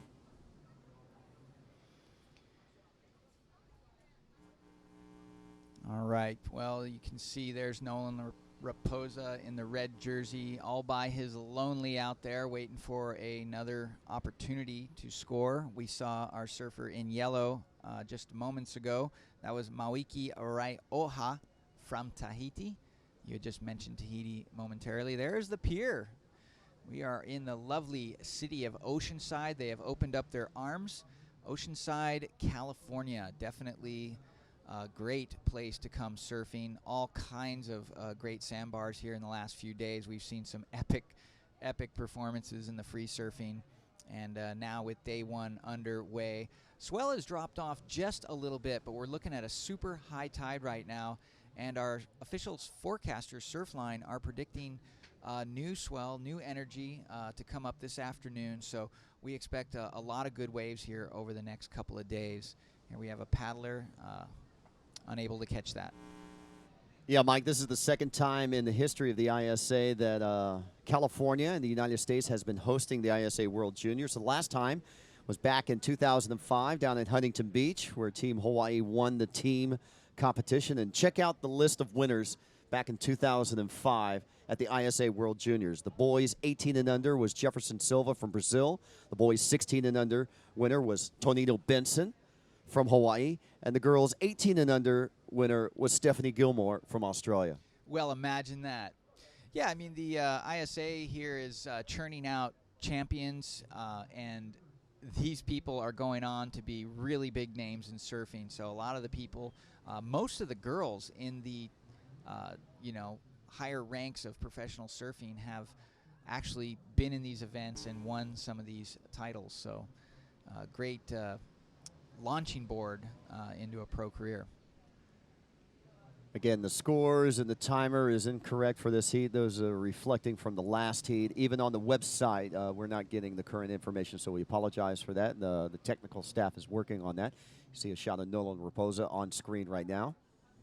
And interesting, Mawiki Raioa. His older brother is Pohanaki Raioa, who was the ISA 2014 World SUP Surfing Champion down in Nicaragua, and who has turned out to be one of the progressive SUP sup surfers in the world. And now we're seeing the rest of the Raioa family being represented here as we watch Nolan Raposa on the takeoff here. Nolan will take this backside goofy footer on the right. Nice bank off the whitewater. Here he goes on the open face. Carving turn off the top. More open face. Boom. Throws the tail and gets a little loose there at the end and goes down. Yeah, well, it looks like some morning jitters there for Nolan Raposa. Definitely uncharacteristic, unable to link together that last maneuver to get to the inside bowl, but some strong surfing before that. And, first day, everyone's working the bugs out, I suppose. So Yeah, back to those Tahitians, man. They really love their paddling. They're such ocean people. Really great to see them represented here at the 2015 VISSLA ISA World Surfing Games. And we got to say congratulations to Shelva'a, winner of the Molokai Hoi yesterday from Molokai to Oahu, the men's 6-man outrigger race. And Shelva'a has been dominating that race with Tahitian paddlers, some of the best Tahitian paddlers. We saw quite a few Tahitian paddlers being represented just up the coast of Dana Point at the Pacific Paddle Games. Here we go, surfer in yellow, up and riding. This is Raioa from Tahiti, a couple of carving turns. Yeah, and also another bobble there at the end, so unable to make that connection. So kind of a low scoring affair on that last wave. Looks like we've established that our surfer in red, Nolan Raposa from the United States, is currently in first. He's got that 4.33 on his first wave, a 3.67 on his second. But we're going to see those scores replaced. Right now, surfer in yellow with that last wave, he's only got some throwaways in his score line, so this heat's really yet to warm up. I mean, these guys got to get out there and sort of separate themselves from these from the rest of the competitors. Still lots of time, 12 minutes, 12 seconds remaining. Here we go, surfer in red taking a look. He'll pull back. And how about the big exciting news just about 2 weeks ago when Fernando Aguirre was proud to announce that Tokyo 2020 has recommended to the IOC that surfing is included on the sports program for the Tokyo 2020 Olympic Games. The IOC has now taken a final decision on the sports to be added in the 2020 program for the 129th IOC session in Rio coming up August of next year. Other sports being recommended besides surfing, sports climbing, karate, baseball, softball, and skateboarding. Now, surfing has already been invited into the 2019 Pan American Games, which will be happening in Lima, Peru. And the ISA is the governing body of surfing around the world, and especially for this Olympic inclusion. And surfers amongst the fittest and the best conditioned athletes in the world, and their dedication and their physical and mental strength makes them just a perfect fit for the Olympic ideals, you know, and the value of the Olympicism and the excellence and the fair play and the representative embedded into the surfing culture. And how exciting would it to be come next August in Brazil when Tokyo hopefully announces surfing in 2020. Well, it's definitely on the pathway, so we're all hoping. And here is Nolan Raposa. He's on the pathway to a nice-looking barrel there. A little bit of a doggy-door exit, but definitely found himself some barrel time here at Oceanside, California. Well, Nolan's counting a 4.33 and a 3.67, so he wants to replace that low-scoring wave. Currently in second place is our surfer in white from Ecuador, Felipe Rodriguez. He's got a 3 and a 0.33. He now needs a 5.01 to move to first. And for Raioa, for Mauiki Raioa in yellow from Tahiti, he needs to get on the board. A couple of one-point scores. He now needs a 3.34 to get into the top two. Remember, all surfers are not eliminated in qualifying round number 1. Top 2 will advance to round number 2. Third and fourth place in the respective heats will be delegated into the reprecharge round. Here we go. Raposa up and riding. Yeah, he's real quick to get this backhand right-hander and doing some great strong maneuvering there. Look at that.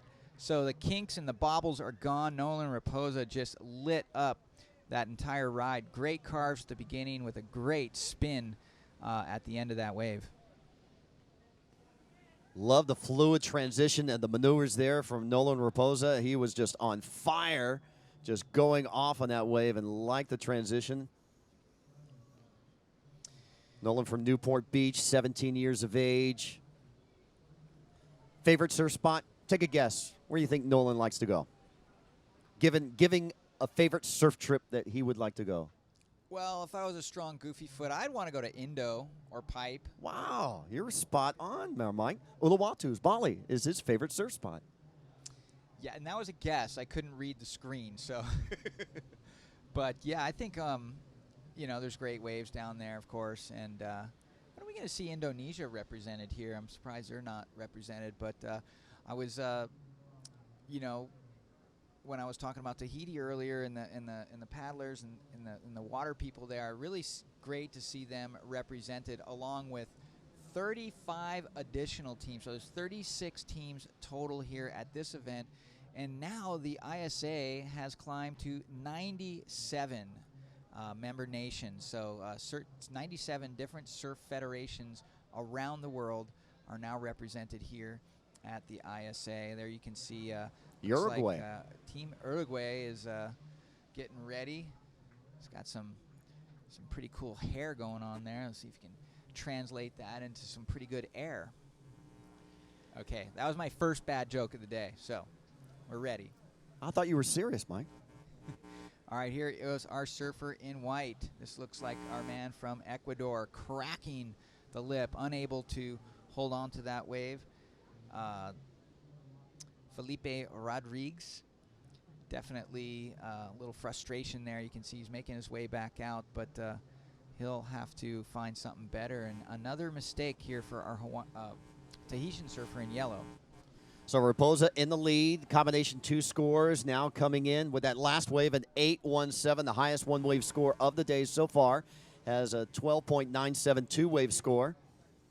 Felipe Rodriguez in second place needs a 9.98 to move in the first. Mauiki Raioa in third place, needing a 1.74 just to get out of third into second place. And here's a replay, last of Nolan. Boom, banks it, spins, gets the fins free. And that 360 helped him get that 8.17. Yeah, well, that DeBlanc replay just showed the end of that wave. He did a couple of great turns on the outside, too, and getting closer to that 10-point score. Every 10-point score we see here, you win a brand new pair of DeBlanc glasses, and they're also going to give away a pair of DeBlancs for the highest heat score of the day at either podium. So a couple fun giveaways here for the competitors. And then you folks watching out in Webland, you can enter to win a brand new full suit. And according to the folks at DeBlanc, this can be either a 2-3 or a 4-3, depending on where you live and how cold the water is. But yeah, check that out. Just click the win tab on the site, and there's more information there. But speaking about cold water, it is incredibly warm here in California in October. I was surfing in my trunks for 4 hours the other day, and it's October.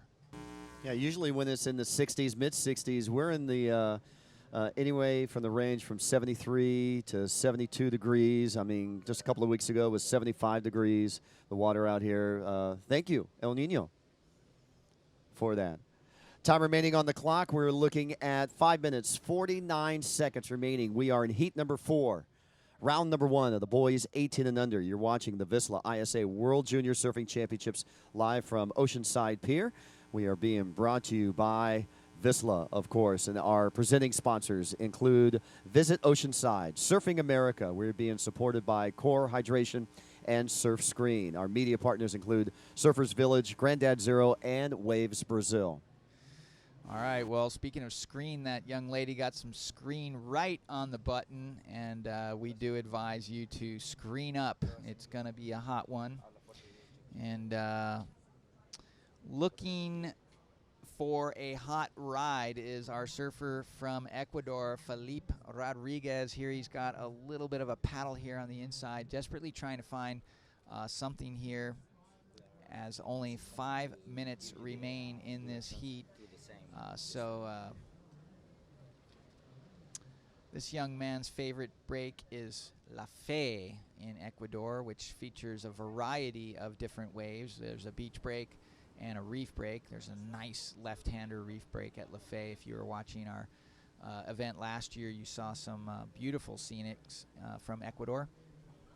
ISA travels around the world, and in doing so, they're giving away a lot of scholarships to a lot of these international surfers. I believe they've given away upwards of $250,000 in scholarships over the past couple of years.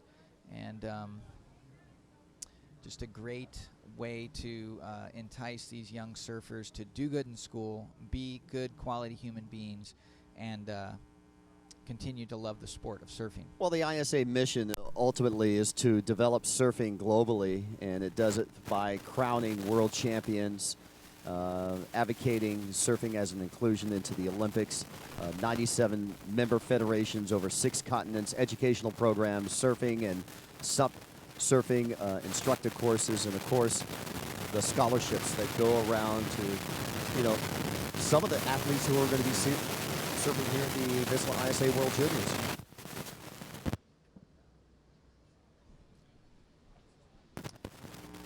So time remaining on the clock. We have 3 minutes, 20 seconds, 3:20. Nolan Raposa with a commanding lead with an 8.17, and he's also counting a 4.8.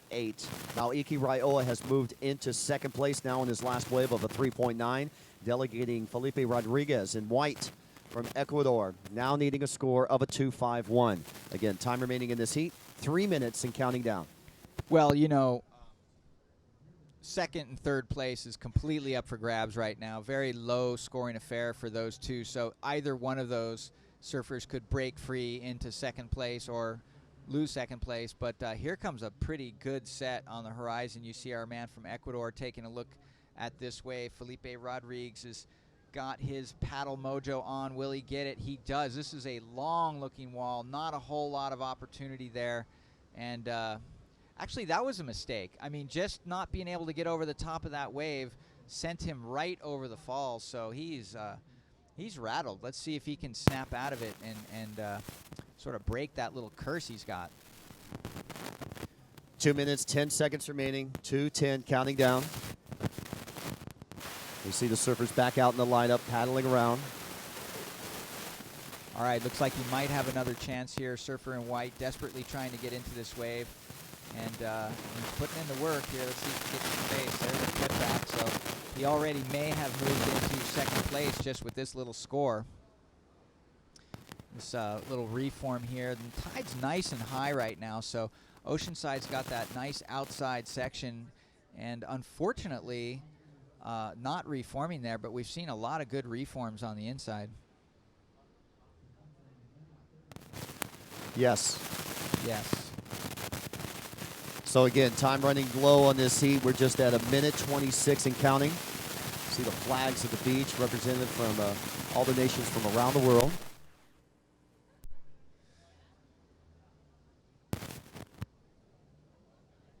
All right, well, our surfer in yellow cracked the lip.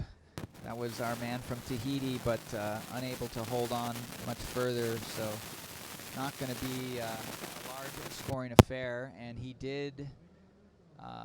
we did not see what the score yet from the surfer in white, but these waning moments are always a little tense, Bo. Well, I tell you what, White has just moved back into second place with his last wave of a 2.57. Now Naoiki Raioa in yellow needing a score of a 1.68, a 1.68 to regain second. So you're right, Mike. The battle for second place has been jockeying back and forth. Felipe had it. Naoiki overtook it a couple of minutes ago, and now Felipe has put himself back into the advancing position with 25 seconds remaining. Yeah, well, psychologically, a surfer never wants to have this low-scoring heat, but a win is a win. If you can win with 6 points, it's the same as winning with 19 points. Really, I mean, it's gonna be a lot more confident going into the next round with 19 points. But here is a very telling ride right here. This is our surfer in yellow from Tahiti doing some nice work. Meanwhile, surfer in white is on a right-hander. We might be able to see that later, but our Tahitian surfer doing some good work on this wave, so it's going to be his best score for certain. So for Naoiki Raioa, only needing a score of a 1.68 or better, the young 17-year-old from Papeete, catching that wave right before the horn, so we're going to be on standby for that score. And then once it's registered, we'll get you underway. There's Team USA. Going to welcome back Nolan Raposa. Victorious in that heat. We're going to try to get an interview with Nolan if we can. Talk to the former finalist from last year. And there's Naoiki pulling off the stops right at the end. Putting himself in position to advance on through. Yeah, well, there's little doubt in my mind that last wave of Naoiki was his best ride. It'll more than likely put him back into second place. And Nolan and Moiki there coming up the beach. Two great goofy foot surfers representing their countries proudly. And you can see a scan of the beach there, all the different flags from the countries. That's really one of the great things about this event. You can see the many different flags, but it's just such a great gathering of different tribes from around the world, really bringing the world together in a sort of a surfing unity. It's I was talking with the president of the ISA, Fernando Aguirre, yesterday, and you know, these gatherings are such a. I'm sorry. So there we go. There's the horn for the next heat. In this heat is Noam Mignot from France. He'll be wearing the red jersey. And in the white jersey, Nicolas Mallet from Uruguay. And in the yellow jersey, Andrew Gill from Barbados. So quite an international affair every single time. Joining me in the booth, coming back to the seat, is our man David Stanfield.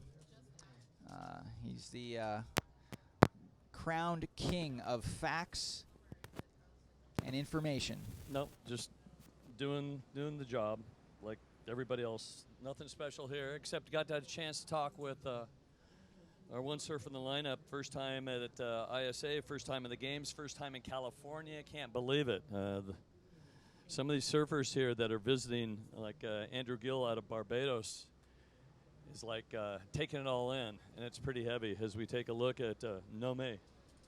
Yeah, well, here's our surfer from France. Strong, goofy foot there, already showing some power. Beautiful carve in the middle of that wave, and winding it up here with the inside reform. Let's see if he's going to get some vertical face. So good opening barrage there for our French surfer. Good to see the French team here. We've seen such a blossom of talent out of Europe with the young kids in these ISA events over the years, and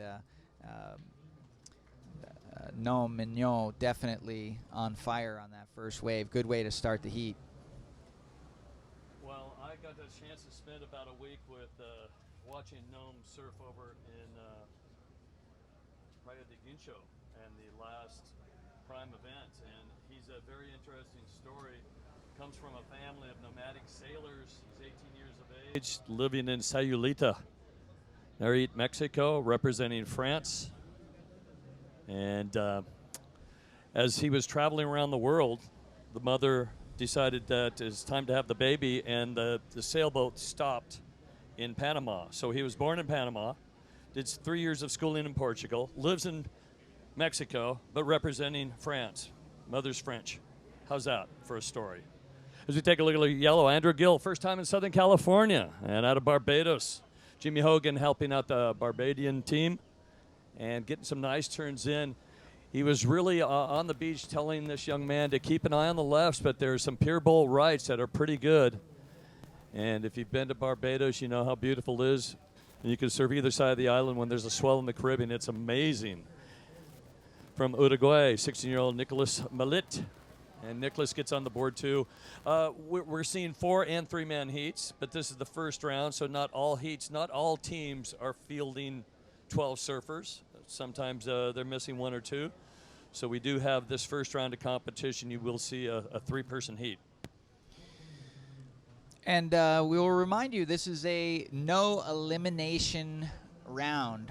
First and second will advance to round 2 of the open rounds, and second, third, and fourth, if there is a fourth surfer, not in this heat, will have another chance. So, great opportunity to showcase your stuff, because sometimes it's just plain old bugs in your first heat. You know, like travel halfway around the world to lose in your first heat would be such a bummer. But the ISA has eliminated that fear by doing a non-elimination round. So, great of the ISA to give these kids a second chance. Again, they travel from the 4 corners of the globe to get here, and having that non-elimination opportunity is great. Now, if you lose in the repecharge round, of course, you're out of the competition, but having that second chance is just wonderful.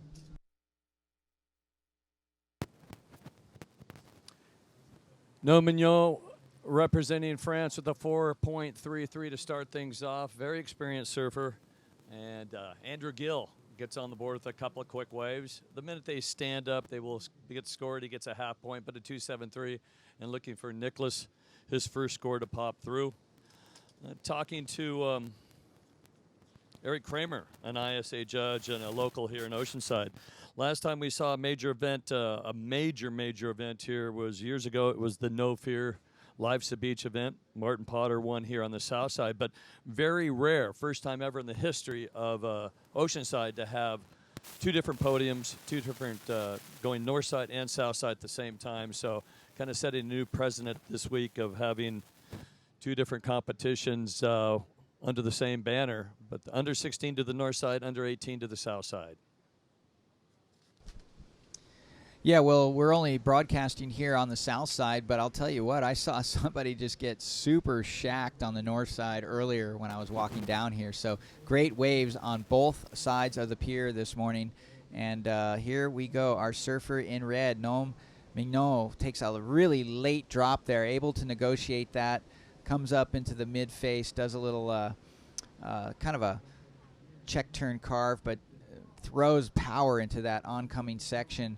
And then a nice little flare there on that kind of white watery rebound. So another good ride for the Frenchman, probably potentially going to surpass that first score of a 4.33. But we'll see. He's going to get himself solidly into first place. Now here goes Nicolas Mallet from Uruguay coming unstuck.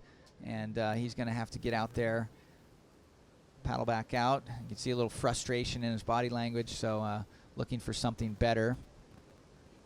Yeah, it's hard saying Minot is a Frenchman. His mom is French, so he's got a French passport, but he's from Mexico, born in Panama, and schooled in Portugal. It's just an amazing story. But what amazing story is at the WSL QS 10,000 event, he just got 9th place. Chloe Andino won that event. He was 9th. That's how good he is and how important it is for him to be in this event here. So it's good to see the 18-year-old in his last hurrah on the world stage in the ISA. Paddling out, paddle out's not that easy when the sets come marching through, is the 16-year-old out of Montevideo, Uruguay. And he has got some experience both in Ecuador and Nicaragua, Nicolas Millet. And again, the sweep is still pretty strong.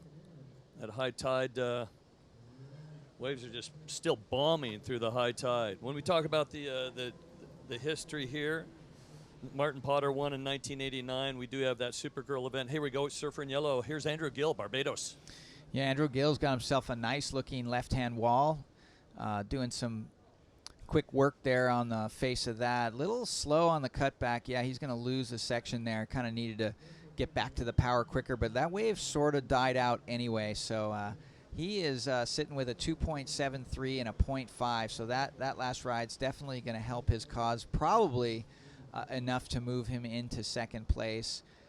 He only needed a small score to get into second.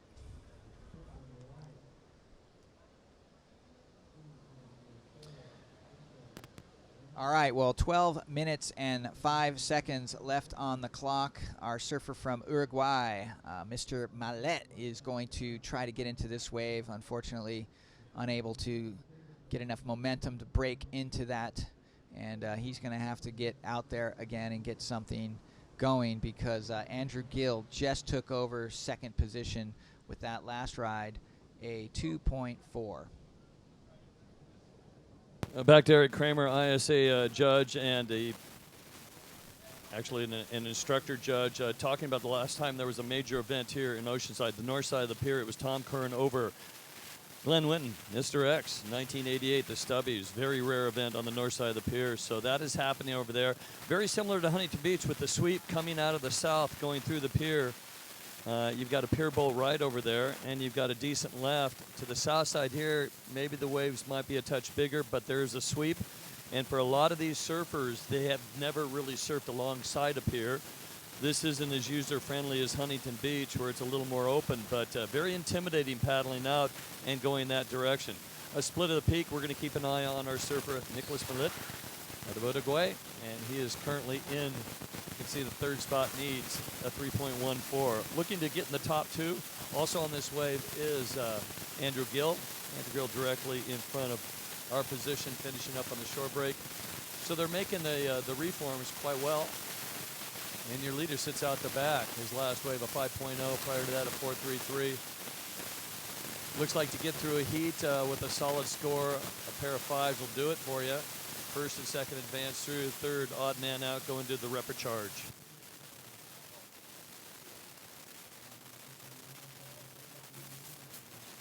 (2015) VISSLA ISA World Junior Surfing Championships.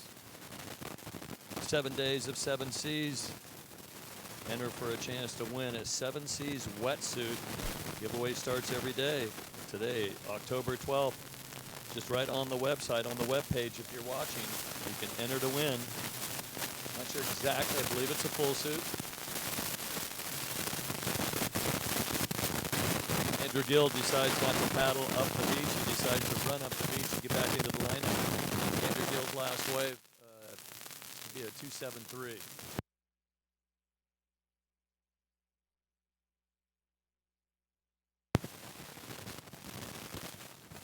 Andrew paddling back out into the lineup. Andrew from St. George, 2 parishes in Barbados that are landlocked, believe it or not, of a small island nation. Andrew gets back in the lineup.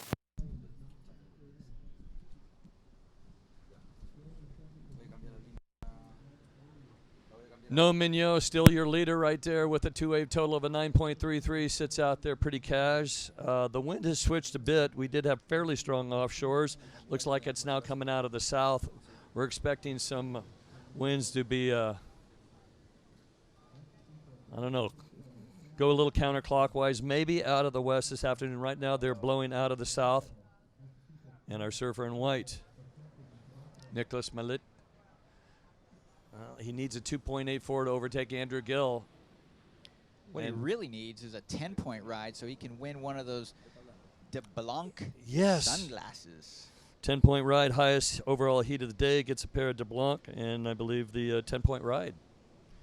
Yeah, well, he's working on something here. This looks to be a little more favorable. Does a little check turn right there. Let's see if this inside section provides him with any vertical wall. Again, pitters out, so not going to be a high score, but, you know, it's pretty close between second and third here, so we'll see if that's enough for him to move into third place, and you can bet Team Uruguay's on the beach with bated breath. I flashed on, although he's a regular footer, I flashed on a young Aki right there. He's got a really strong build. He's got the long hair. I looked at him for a second. I go, gosh, I remember Aki in his early days trying to grovel in Huntington Beach, although Aki obviously a goofy footer. Still alive and kicking, that surfer, but this guy, very powerful.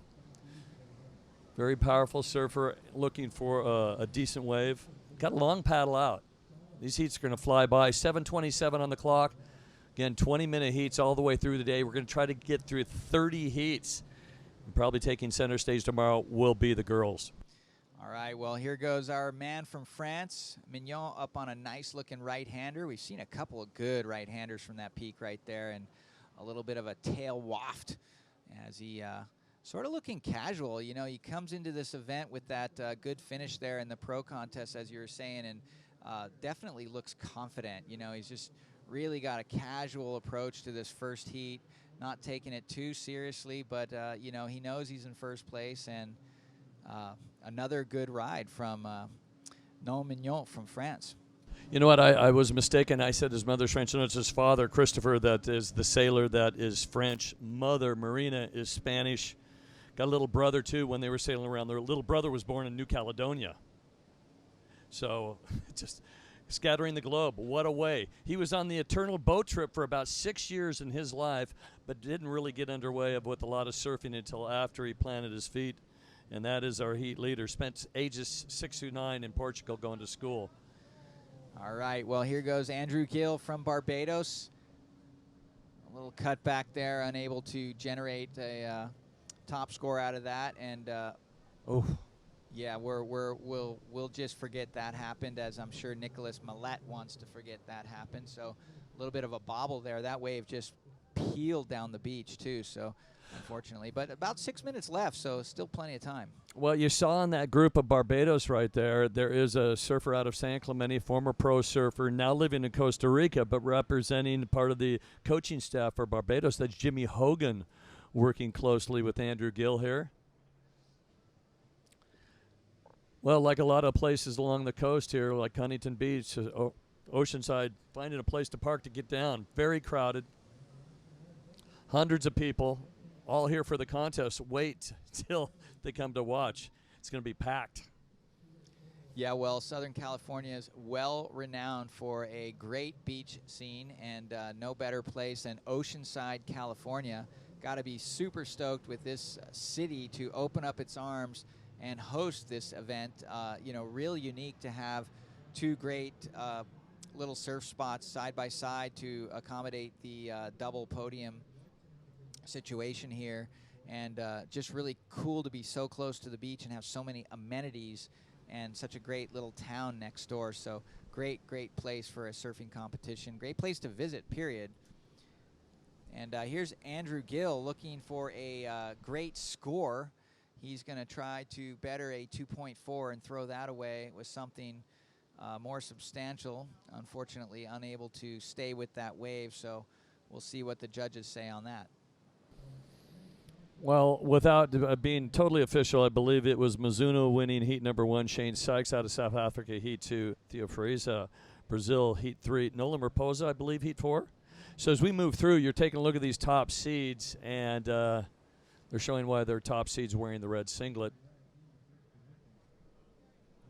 Under the 5-minute mark, 4 minutes on the clock. It is a battle for the second spot. Andrew Gill is trying to replace a 2-4 in the score line, because right now Nicholas Millet needs a pretty modest score of a 2.84. So keep an eye on our surfer in white. All right, well, there's obviously some strategy going on there with the flags flying for Team France, and a lot of emphasis on this event. These kids, the kids that are represented here, again, 36 different countries, 322 competitors, but you can bet they had to battle in their home countries just to make the cut to get here. And I like what Fernando Aguirre mentioned to us yesterday at the meeting. He said that this is basically potentially the freshman class for the next generation of potential Olympic surfers. So the young surfers we're seeing here, surfing is on the pathway to Olympic greatness, and we're waiting just a little barrel there for our surfer in white. So a little break from that topic to get to a important topic for our surfer from Uruguay, and that is bettering a 2.17, which I am pretty sure he's going to do with that barrel and a little inside crack on the closeout. I'm going to put a little stress on Andrew Gill right now with 2:25 on the clock. Again, there's no priority situation out there. It's all your paddling skill, and your positioning in the lineup. And going to get pretty animated here. Andrew Gill, closest to the pier. He's got a long wall ahead of him, and to the inside, no Mignot. So he's going to keep him off this wave. Here comes a goofy footer. Watch, he can launch and rotate. There's the rotation. Doesn't get enough juice off the lip. South wind picking up, so kind of crumbling a little bit. Well, it's good to see him just go for the big blast on that one. I really like to see that because, once you have a couple of good average scores down already, it's time to go to town and really start to showcase your stuff. Try to blitz. Maybe he realized that there is a pair of the Blanc sunglasses at stake should he have gotten that big blast and gotten a 10-point ride. We're still waiting to see one of those. I'm looking at the wind is a little different than yesterday. It's looks like it's coming up from the south. It's expected to be about 5 miles per hour today, according to our official surf forecaster, Surfline. And the swell is actually supposed to build again today, Dave. We're supposed to see an increase in southwest activity. There's 2 swells running as of this morning, a little west and a southwest. Those are both dropping out and being reinforced by a new southwest. So great news for surfing here in Oceanside, California at the 2015 VISSLA ISA World Junior Surfing Championships. Andrew Gill is looking for a score of a 3.11, and he's probably just been told that news by the beach announcer that sits right next to the judges. And he doesn't jump on this wave. It's a backhand attack. And I'm not sure why this person is up. Oh, this is Nom Mignot coming in for the final. It's now or never out the back for Andrew Gill. He's got to be on this wave. Critical wave for him, our surfer in yellow. And he gets closed out on, and this just might be, unfortunately, relegated to the repechage. He was in position to transfer all the way through until Nicholas found that little cover-up. Well, the good thing, again, is even with the sound of the horn, this is a non-elimination round. This is the open round, so whichever surfer does get third, right now it's Andrew Gill. I'm not sure he's going to get the score he needed with that last ride, but he'll have another chance, Dave. So he's going to go to the repechage rounds, and there you see our surfer in red basically ticked off all the boxes and dominated that heat. We're going to pretty much come right back to some more great action right after this commercial break.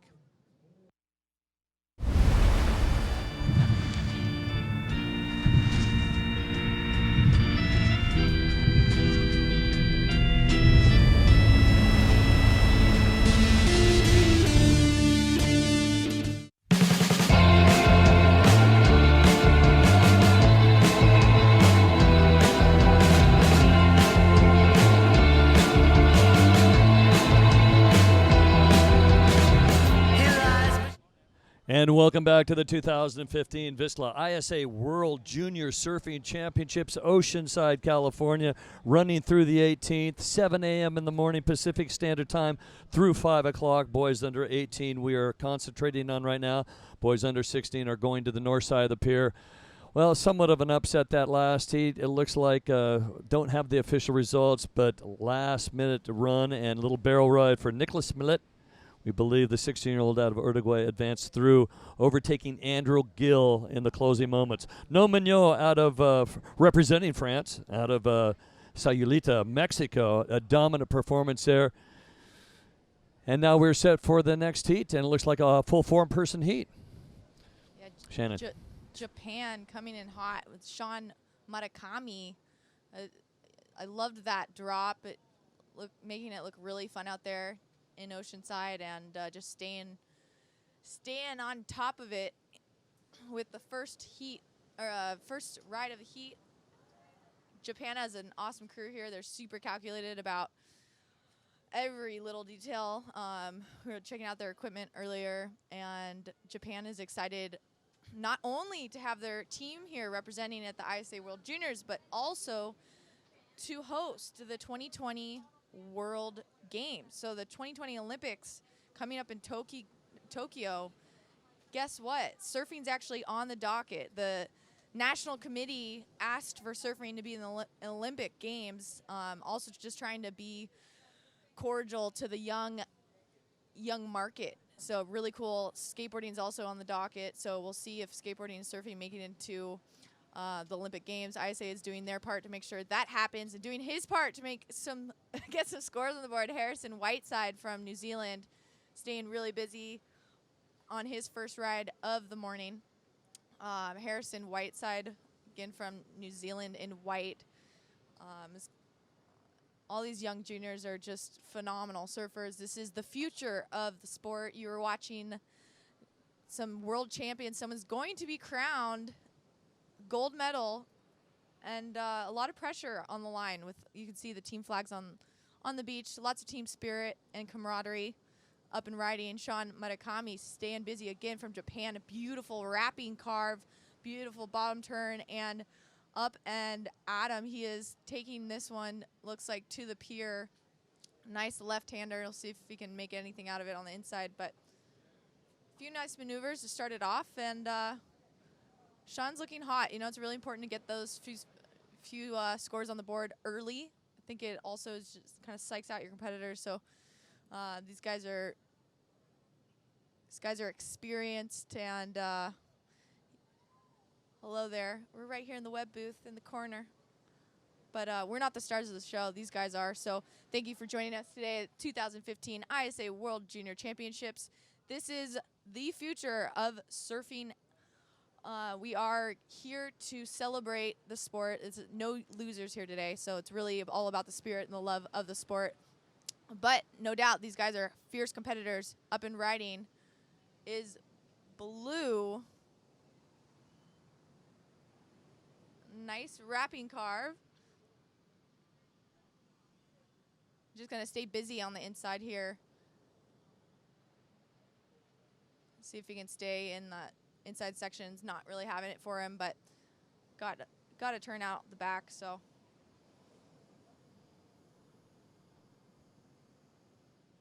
that was Oscar Espinoza from Nicaragua. And you're seeing on the board here the Argentine team. So what happened to the jersey color? Well, the lineup right now, Sean Murakami is from Yugawara, Japan, the 18-year-old goofy footer wearing the red singlet, your top seed, with a lot of experience. And then Harrison Redmond Whiteside, he is representing New Zealand. He's out of Christchurch, the South Island, on the Pacific Ocean side, the 18-year-old in white. Perfect name, Whiteside in white. And then Jonathan Malazia, you go, what the heck is RUS Russia? And I'm not sure. I believe he might have been born in Russia, but he's 17 years of age, and I believe he's living in Stuart, Florida. And then Oscar Espinoza, we have him in a black jersey, but it looks like he might be in blue. Oscar Espinoza, 18 years of age, Nicaragua. Rivas, Nicaragua, our surfer in black and or blue. Here's Whiteside out of Christchurch. And getting that right in. The waves continue to march through here. The south wind is now backing off just a bit. We are approaching the high tide of just over 5 feet at 9:15. And at low tide, it is going to be thumping if this swell continues, because you would never know it's high tide until you made it to the inside shore break. Creators and innovators, that is VISSLA. VISSLA.com, check them out. International Surfing Association host club is our Surfing America hosting this event. And you're in white, you were just watching Harrison Whiteside. He is 18 years old. Favorite spot is Kakura Point Breaks. And he got a 17th at the QS 1000 in Tahiti this year. Pretty awesome to be in New Zealand and get all that heavy swell, South Pacific. We're actually seeing that big storm come up here, which is why you see the funky little cross swell.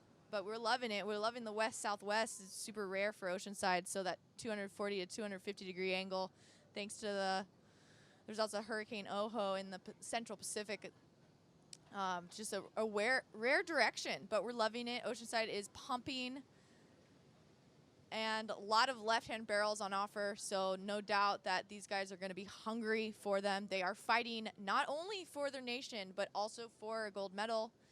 You'll see the team crowned today, or excuse me, not today, but later this week on the 18th. We're running all the way to the 18th, so keep tuning in to Oceanside as you'll see the conditions are changing a lot as the winds shift direction, and we're also going to see another southwest come in. So Surfline, thank you so much for the official forecast. We have been just really stoked to see all the new swell.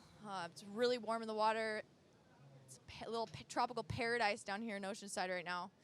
Phenomenal athleticism as well, and it's all about the sport, all about the love for surfing, and you can see the national teams on the beach with their flags. ISA is a very different format than any other surfing contest. We are all about supporting and developing the sport of surfing. And what does that mean? That means potential inclusion in the Olympic Games. So the format here is, right now we have no losers. We're going to thin out the competitors over the course of the week, and those final divisions in there's a boys 18 and under, boys 16 and under, and then girls 18 and under, girls 16 and under. There will be a gold medal champion in each division and a team overall division. So up and riding, Harrison Whiteside. Just gonna kind of close out on him. Oceanside's a tricky spot. You gotta pick the right wave. It's hard to really find that peaky bowl where you want to be, but You can see Sean Murakami taking a look. And Oscar Espinoza going down from Nicaragua. We haven't seen too many broken boards yet. It's a sandbar here at Oceanside, all sand bottom. It's pretty forgiving, but it definitely makes it challenging when it comes to just picking the right waves. And the little cross swells making it a little bit more challenging, but we have coaches on the beach helping out all the competitors, mentoring, developing these competitors to just be the best they can, be all they can be, and definitely want to be at their top physical shape and mental shape when it comes to rooting for, down here on the beach, as your whole team is rooting for you. There's a lot of pressure, and it's really cool to just have that gold medal allure, the big podium finish. So Sean Murakami from Japan staying active, beautiful bottom turn, up and down, absolutely phenomenal execution. He was just right in the power pocket of that wave, so he's taking on these critical sections. The judges are going to like that. Well, Sean has a lot of experience. He's number 149 in the QS ranking of the WSL, and he's surfed a couple of Japan Pro Junior events. Lots of experience in terms of putting on a jersey, whether it is in the pro ranks or the amateur ranks. 18-year-old top seed Shun Murakami, and he is looking to extend his lead. Official results that last heat, in heat number 5, it was No Mignot representing France with an 11.27. These surfers putting on the red jersey seem to be dominating. Nicolas Millet, wearing the white singlet, got that one right-handed little cover-up, a 5.83 to Andrew Gills out of Barbados, a 5.33, really close by just a couple of tenths of a point. Those are the official results of the last heat. So, into heat number 6 we go, and the time's going to fly. Time flies, especially for trying to chase a score. 9 minutes and counting down. Off in the distance, you might get a glimpse. A couple of stand-up paddlers just offshore. Here's a thumping left-hander on the backhand. Whiteside out of South Island. Christchurch, a spectacular location. New Zealand has got beautiful surf, amazing skiing and snowboarding. New Zealand and Christchurch, they have it all. And he's done a couple of QS and the Australian junior events as well. He's done at least 3 Australian junior events. So surfers putting some hard yards in, representing New Zealand. Harrison Redmond Whiteside, the 18-year-old. Beautiful slash off the top. That first maneuver, I think, is what's going to do it for him. Just beautiful setup approach and really able to pull it all the way through. So Nicaragua has a massive crew here. A lot of big stars in the surfing world. I'm sure there's tons of people at home in Nicaragua. If you're tuned in, we want to see all your comments on Instagram. Go to ISA Surfing and hashtag ISA Worlds. Let us know who you're cheering for. We just had the World Championships in Nicaragua, and a lot of these junior surfers were in that contest, and it was not a junior contest. It was all ages, and so really amazing to see. A lot of these junior competitors are at the top of the game, and Nicaragua's breeding phenomenal surfers with the beautiful conditions they have down there, especially at Popoyo. You're seeing Well, the DeBlanc replay, you can see Mignot with a really late hit on a closeout section and then lands it. Probably puts his heels into the board. Some more pressure dings on the top of his board, but Shun Murakami, the goofy footer, really taking it to town. An 8.67 and a 6.17. Talked about that 10.2 wave total. It might get you through a heat. Very dominant heat for Shun out of Japan. Oscar has moved up into that second spot. Now, did we figure out he is wearing a blue jersey instead of a black, correct? Whiteside looking for a score of a 404 at this point. I do know the north side of the pier does have a replay camera, and I think they're working on a replay camera for the south side. But again, very similar. They can catch 15 waves. 5 judges, high and lows are thrown out. We got multiple spotters up there. New Zealand. And during the opening ceremonies, intimidating group of young surfers as they did their war chant. Out the back, beautiful left, charging hard. Oscar Espinoza. Yes. Rivas, Nicaragua. And boy, you got to love this wave for him. What a beautiful approach. He's picked a good wave here at this inside section. We'll see if he can complete it just barely. Oscar Espinoza, 18 years old, from Rivas, Nicaragua. His favorite break is Playa Colorados, and for good reason. Colorado's a big beach break down in Nica. Surf tourism has exploded down there, being top economic source for the country. Up and riding, Harrison Whiteside from New Zealand. Harrison probably didn't know the score of Oscar, but he probably knew that he was in third because Oscar, before that exchange, Oscar was in the second spot. Our surfer representing Russia out of Stuart, Florida, I'm told Jonathan is looking for a 5.24 at this point. Joseph Mendez, Costa Rica, coming up next. And there's Mr. McGonigal. Very, very nice man, originally raised in San Clemente. Wife from Santa Cruz, but relocated down to Costa Rica, and they've got some phenomenal talent. A son and a daughter that are amazing surfers. Well, Leilani actually was in fourth place last year in Ecuador. She was the under 18 podium finalist for Costa Rica, and also completed the World Championship with a podium finish. I believe she got a second place result.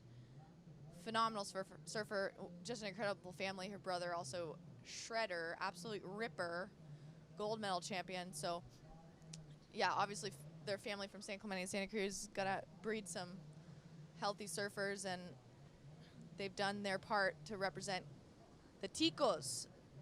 So anyone down there in Nicaragua or Costa Rica, sure you're tuning in. Viva Nica. We want to see your comments on Instagram. Go to ISA Surfing.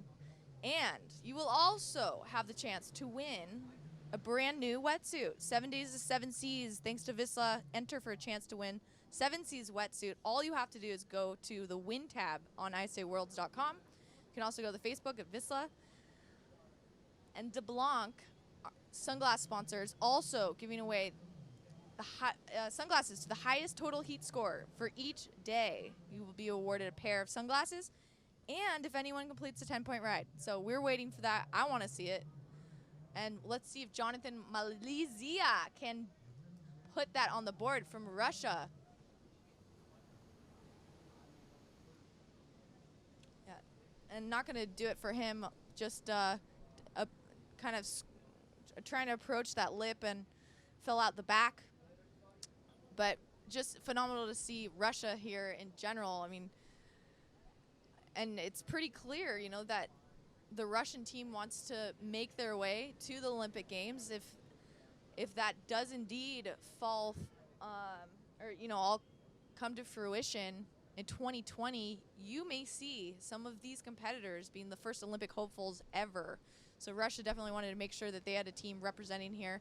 So they have sent over Jonathan Malizia to represent their country, but up and riding right now is Red Shun Murakami, super busy from Japan, still in the lead. You can see he's just a power surfer. Sean with a huge crew down here from Japan, they're super stoked, and just all the support is awesome to see. Flags waving high and proud on the beach here in Oceanside, California. It's all good vibes. Beautiful day, and we're just stoked to be here. You are watching the 2015 ISA World Junior Surfing Championships in Oceanside, California. We will be running all week long till the 18th, and you definitely want to check in to see these first few days. It's no losers. The waves are pumping. There's still gonna be solid swell in the water with a little combo swell, and lots of action. So definitely stay tuned with just 1 minute and 20 seconds on the clock. Sean in a blistering lead with Oscar Espinoza from Nicaragua in second. Yeah, the situation with time winding down, 1:13 on the clock. Sean has definitely dominated this heat. His two-wave total 15 points, one of the better heats. Again, wearing red, your top seed. Oscar Espinoza, though, Nicaragua surfer, has a two-wave total of 8.20. Harrison Whiteside needs a 5.01. And keep an eye on the New Zealander. The Kiwi surfer needs a 5.01 with 50 seconds remaining. And for our surfer representing Russia out of Florida, Jonathan Malazia, well, he's needing a 6.21, and it doesn't look like there are any waves kind of pumping through right now. Next heat in the water ready to go, and it's going to be a good one, so stay with us as we continue live from Oceanside. Heat 7 coming up. Adrian Garcia, Joseph Mendez, Reese Evans out of Wales, Kevin Gonzalez, Panama. Should be a good one, and we're going to wrap things up here in about 20 seconds. Unfortunately, sometimes you just can't count on the waves coming when you need them. Yeah, we have a little bit of a lull in the action, but there'll be no action in 10 seconds. They'll be just paddling in. It's done. And this has been an upset because Harrison Whiteside, definitely a very talented surfer with some international pro and junior experience, has been upset by Oscar Espinoza. Oscar really getting some beautiful waves. The goofy footer out of Rivas, Nicaragua, places seconds. We're going to take a quick break. We'll be right back. We are live from Oceanside, and this is the VISSLA ISA World Juniors.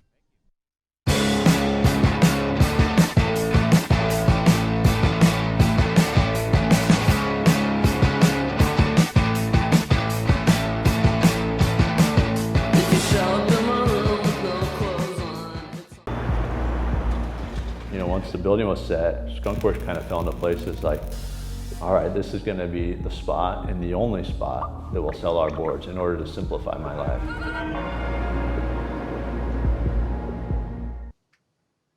welcome back to the 2015 ISA World Junior Surfing Championships.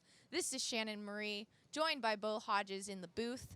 We're in Oceanside. We are stoked to be here, and it's an honor to help announce for this junior championship. You are seeing the future of the sport. These are the potential Olympic hopefuls for the 2020 Tokyo Games.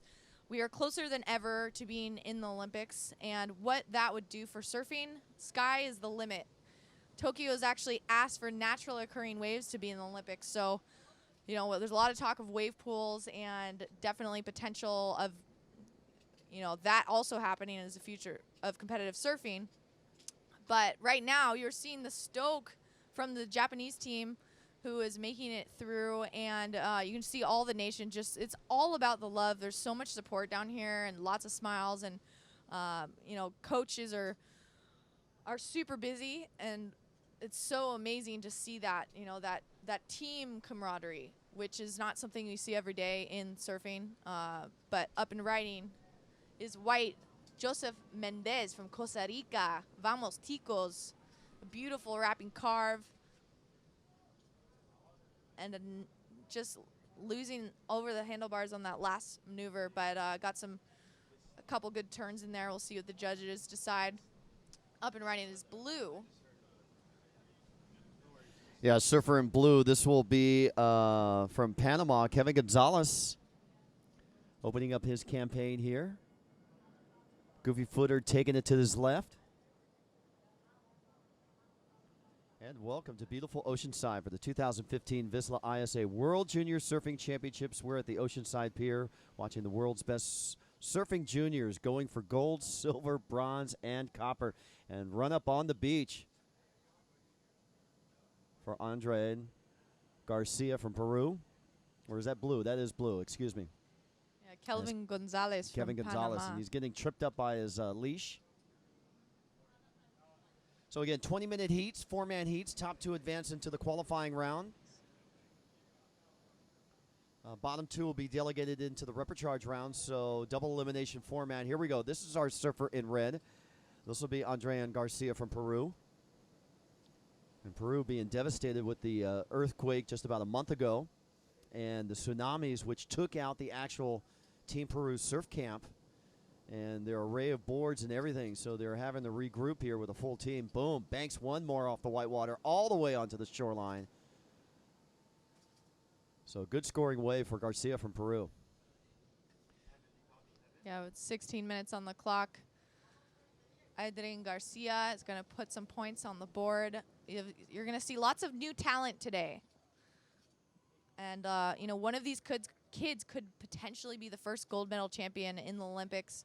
Really exciting time to be in the surf world as we see the progression of the sport, especially with these junior surfers. You can see all what they've been working on, and it's a totally new approach to the sport. When you have a coach, you know, right, you can see the photographers showing off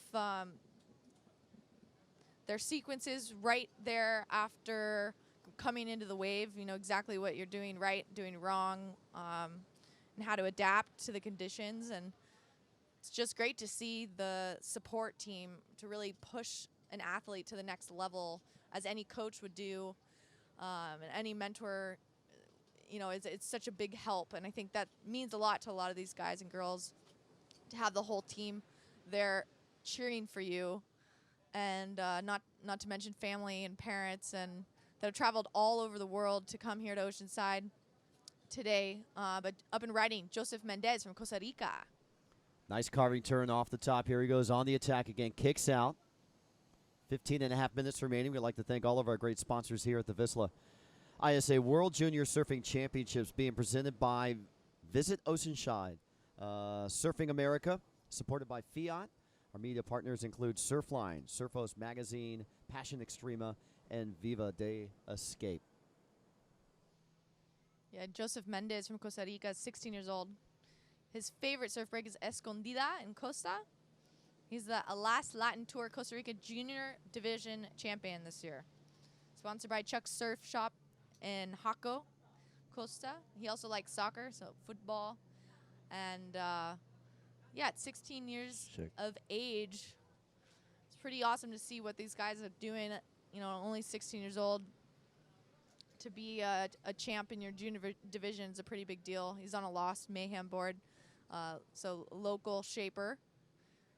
You're seeing the Costa Rican team, Leilani McGonigal, who is going to defend her podium finish here in Oceanside. She was 4th place in Ecuador, and Costa Rica is just absolutely amazing place to surf. They're going to like this Oceanside big barrel, you know, surfing, where it's pretty similar to a lot of the waves down there. So here we go. Mendez from Costa Rica up and riding, taking on this forehand, seeing walls of whitewater, so he'll regroup. He opened up with a 4.5 and a 1.5, currently in the lead. Mendez in first, Garcia in second, Gonzalez in third, with Evans in fourth. Reese just under the board with a 0.2. Remember, top two advance into the round number 2 of the qualifiers. Third and fourth will be delegated into the repecharge rounds, and double elimination format for all ISA surfing events. And today, we have on the south side of the pier, we have the boys 18 and under, and on the north side of the pier, we have the boys 16 and under going on. And Kelvin Gonzalez in black from Panama, happy to have him here all the way from Santiago, the Provincia de Veraguas, where he currently resides, 17-year-old. He's also been surfing Santa Catalina at La Punta.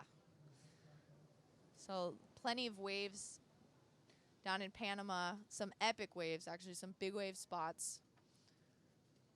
So yeah. Sorry about that. Just results official from heat number 6. Shun Murakami takes first.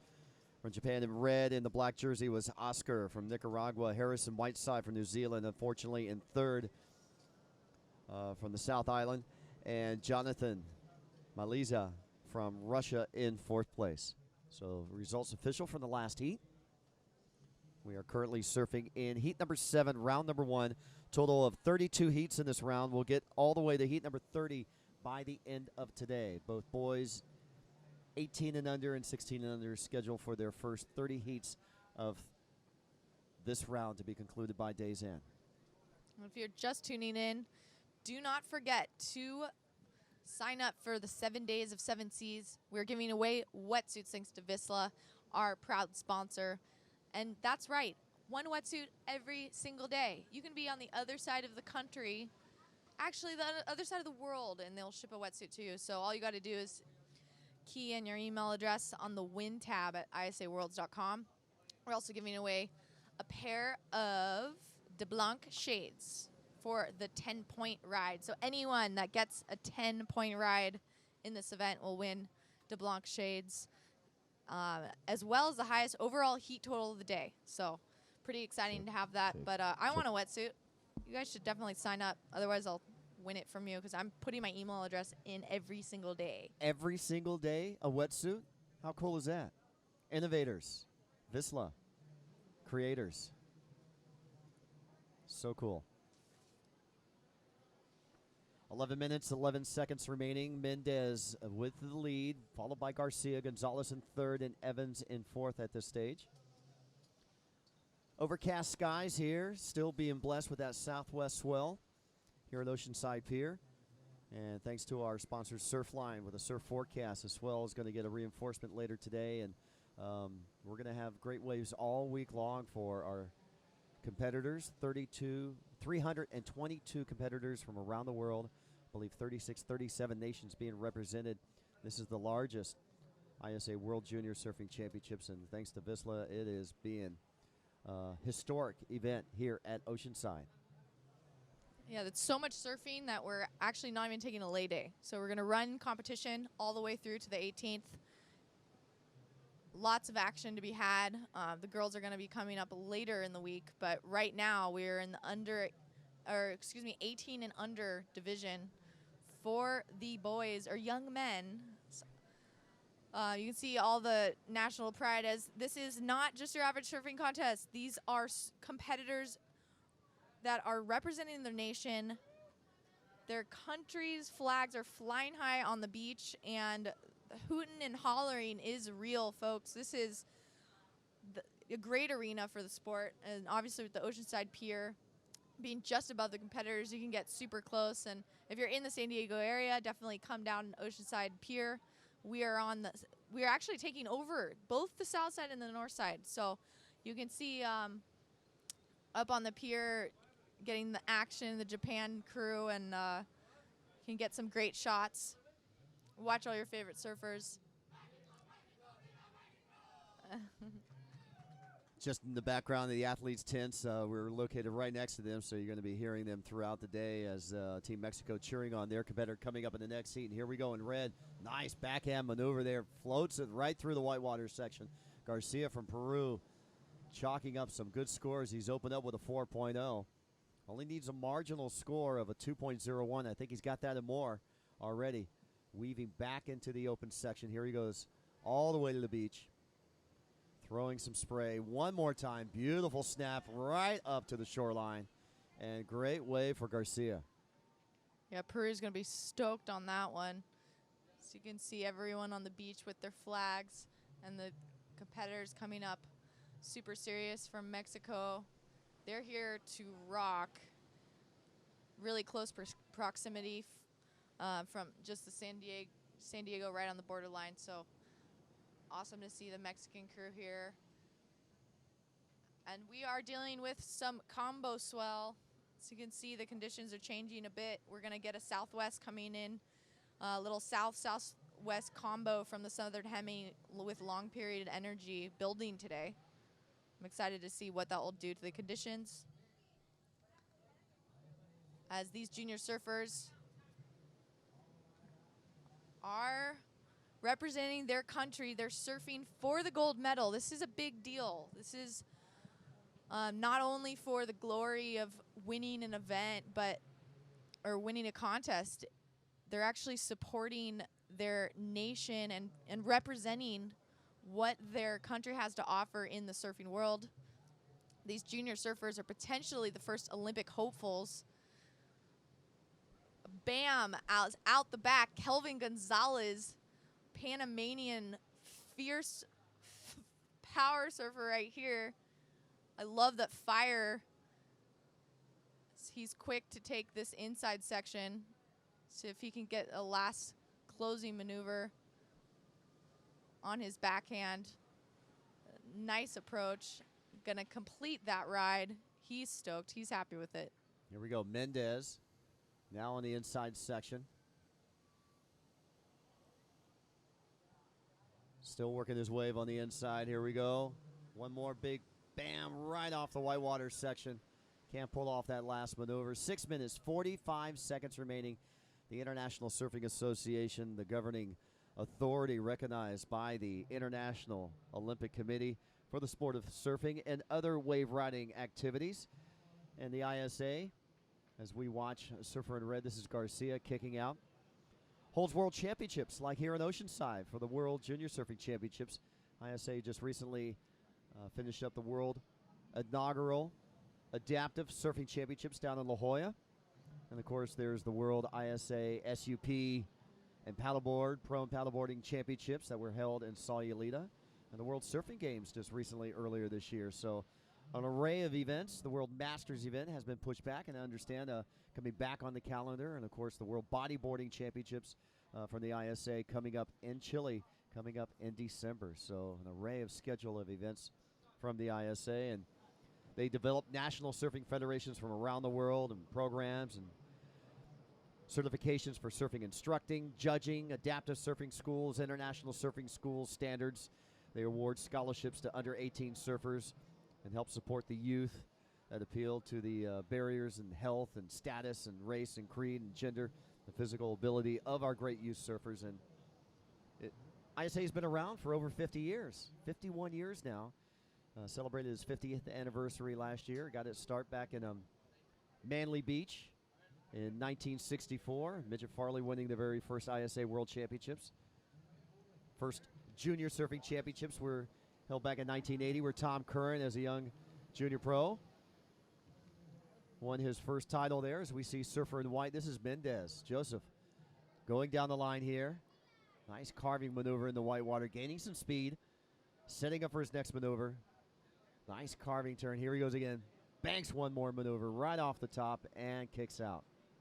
Yeah, did a real nice rail game as Rice Evans is up and riding in yellow from Wales.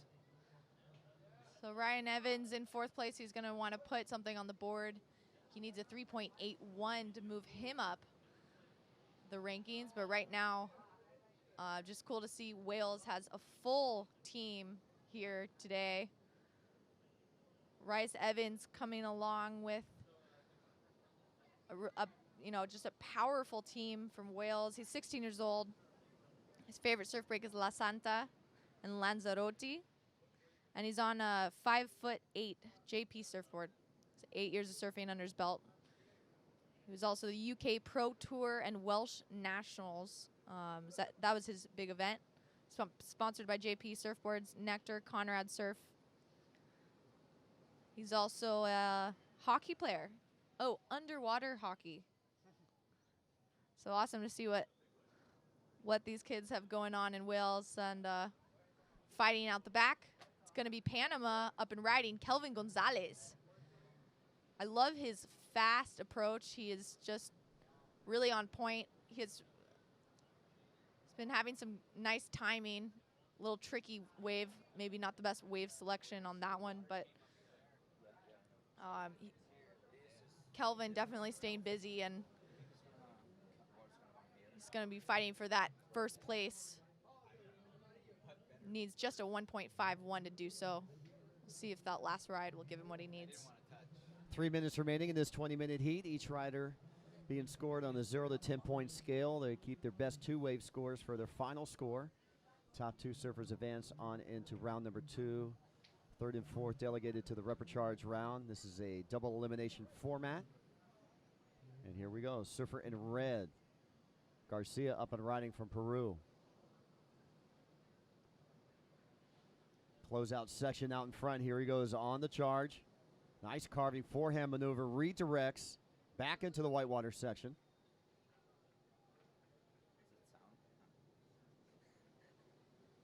And regroups on his board with 2:20 remaining. So Garcia trying to solidify his place in second.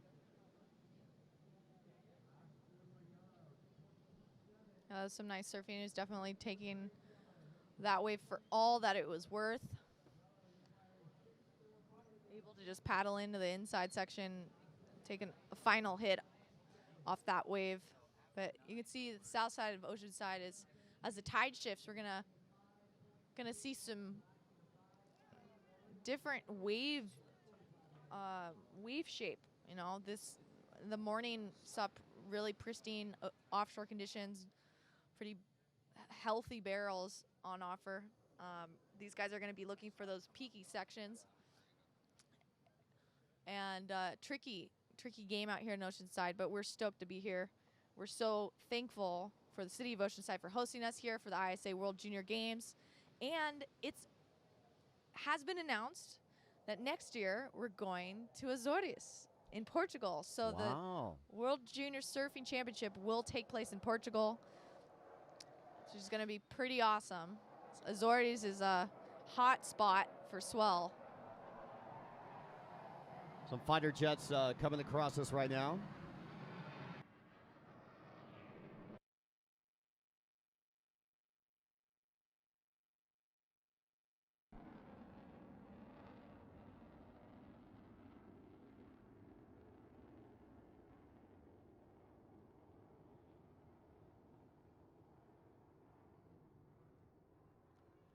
Don't dare try to talk over that. See him banking out on the outside. Great coverage there. 30 seconds remaining in this heat. Our scoring is not up to date, so we apologize for that. So we're not going to give you the same little scores. And Team Chile just walking by our tower right now. Here we go. Surfer in yellow. This is Rhys Evans. Let's watch him on his tack. Surfer from Wales. Bottom turns, banks it off the white water. Here he goes on the inside section, keeping the momentum going, and goes down. So with the sound of the horn, it rounds out heat number 7, round number 1, boys 18 and under. Let's go to a commercial break. You are watching the 2015 ISA VISSLA World Junior Surfing Championships. More exciting action coming up next. I heard stories of a man who lived alone on a remote island.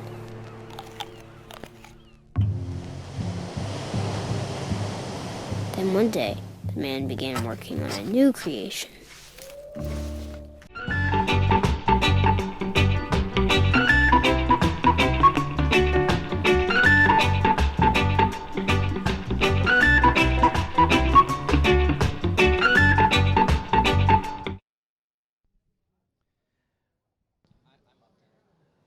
Welcome back to the 2015 VISSLA ISA World Junior Surfing Championships live from Oceanside Pier. You're watching the world's best juniors compete for gold, silver, bronze, and copper. We are currently in heat number 8, round number 1. Let's introduce our surfers out in the water. Ethan Ewing from Australia will be in red. Arian Strong from Great Britain will be in the white jersey, and in the yellow jersey will be Luis Ray Hernandez from Mexico, and he's up and riding right now. I'm Bo Hodge along with Mike Latronic. Welcome to the ISA World Junior Surfing Championships being presented by VISSLA. Right on, Bo Hodge, and right on VISSLA for having the vision of sponsoring this great event here and supporting the ISA and a world of junior surfers. There we have our surfer in yellow from the last heat coming in. But surfer in red out in the back, that looks like our Australian surfer. Looks like he's gonna take a look at this ride. Where did he go? Here we go, Ethan Ewing up and riding, snaps a backhand. Here he goes again on the attack. Boom, look at the spray from the tail. Right through that whitewater section. Can he hold that last maneuver? No, so good couple of combo maneuvers there for Ethan Ewing from Australia in red. Yeah, really snappy out of those first sections. Not a complete ride. Obviously, he fell at the end or lost the wave, but really looking loose, and that board looks just alive under his feet. So look forward to seeing another ride. Always a bag of tricks with these Australians. You know, they're such great competitors, and the surfing machine coming out of Australia is phenomenally difficult. So the kids that end up making it here to the beach at the ISA World Juniors are some of the best of the best from their countries.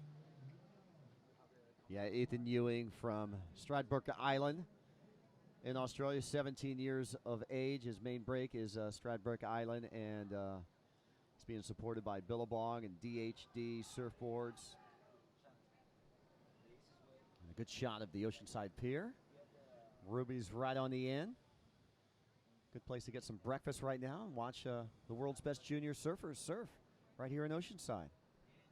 Well, you know what we're going to have to say on Tuesday when you leave that place. Goodbye, Ruby Tuesday. Okay. Second bad joke of the day. It's basically the United Nations of surfing right now. We have surfers from all over the planet. They've brought their coaches, their parents, their families. Everyone's gathered in Oceanside. 36 different nations represented here at the 2015 VISSLA ISA World Junior Surfing Championships, and I'm stoked to be here, stoked to witness Fernando Aguirre, basically, president of the ISA, working ardently to keep surfing on the pathway to get into the Olympics. And what we're looking at today could be the freshman class of the first ever Olympic surfing contingent. So, and here is White, Joseph Mendez from Costa Rica, trying to snap his way into round 2 there. Pretty early in the heat. I'm sorry, that was... Here we go. This was surfer in yellow. This is Luis Ray Hernandez from Mexico. Yeah, so right now we have conflicting information on the screen, so hopefully that'll get cleared up soon. But our rider in Mexico has found himself a nice little inside section here. This thing looks like it's lining up good. Gets another solid snap all the way into the shore break. You can hear Team Mexico is cheering for Mr. Evans there in the yellow jersey.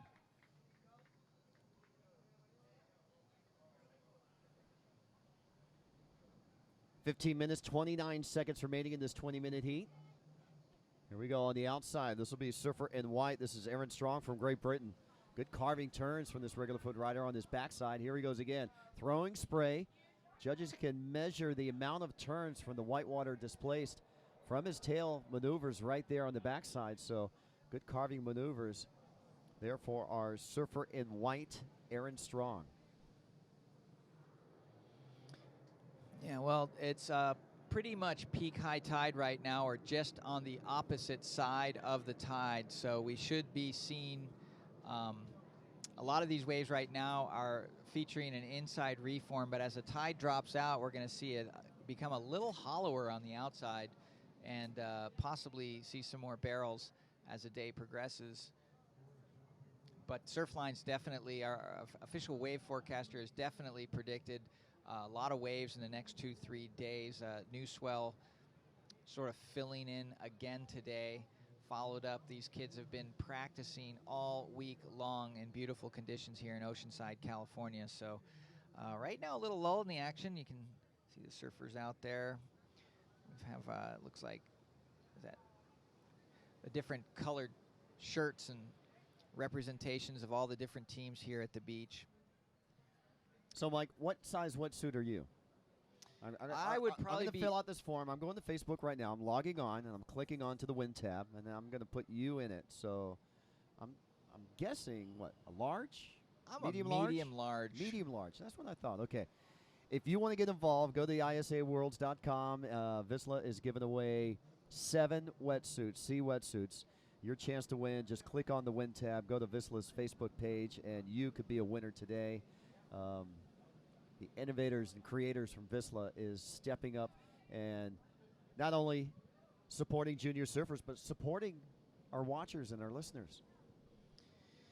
Yeah, kudos to VISSLA and DeBlanc for getting behind this event and really supporting junior surfing and the whole vibration of the, global surf scene. It's really nice with all the strife and craziness in the world to kind of bond together under one common theme. Everyone speaks different languages, they have different cultures, they're from different walks of life, but when they come here to the beach at these ISA events, they're really just speaking the same language.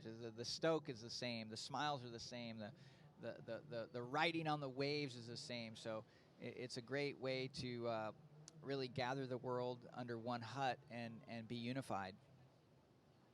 So a little break in the action, but it looks like our surfer in red, Mr. Ethan from Australia, Ethan Ewing, cracking the lip there, a little closeout, decides not to stay on board for the inside reform. and he's going to get back out. You see Team Mexico on the beach. Looks like there's another competitor there in the yellow jersey warming up, so we'll see another athlete from Team Mexico in the next heat. That'll be Javier Meza. Meza will be coming up in heat number 9. He's got Kalani Ball and Charlie Rio coming up. So another Aussie, Great Britain, Mexico heat. And why is that? Because of the seedings of the surfers and their teams from the previous year. So Hawaii winning the 2014 VISSLA ISA World Junior Surfing Championship comes into the 2015 as the top seed. So thus, we saw Noah Mizuno surf earlier today. We're going to see Imai Kalani DeVault, Seth Moniz representing Hawaii. And they'll be the number 1, 2, 3, and 4 seeds coming into the draw. And then the runner-up from last year will take the number 2 seed teams. And all the way when you have brand new teams competing, they'll have the later seeds. So that's how the seeding is done. That's about the fairest way they can do it upon the results from the previous year.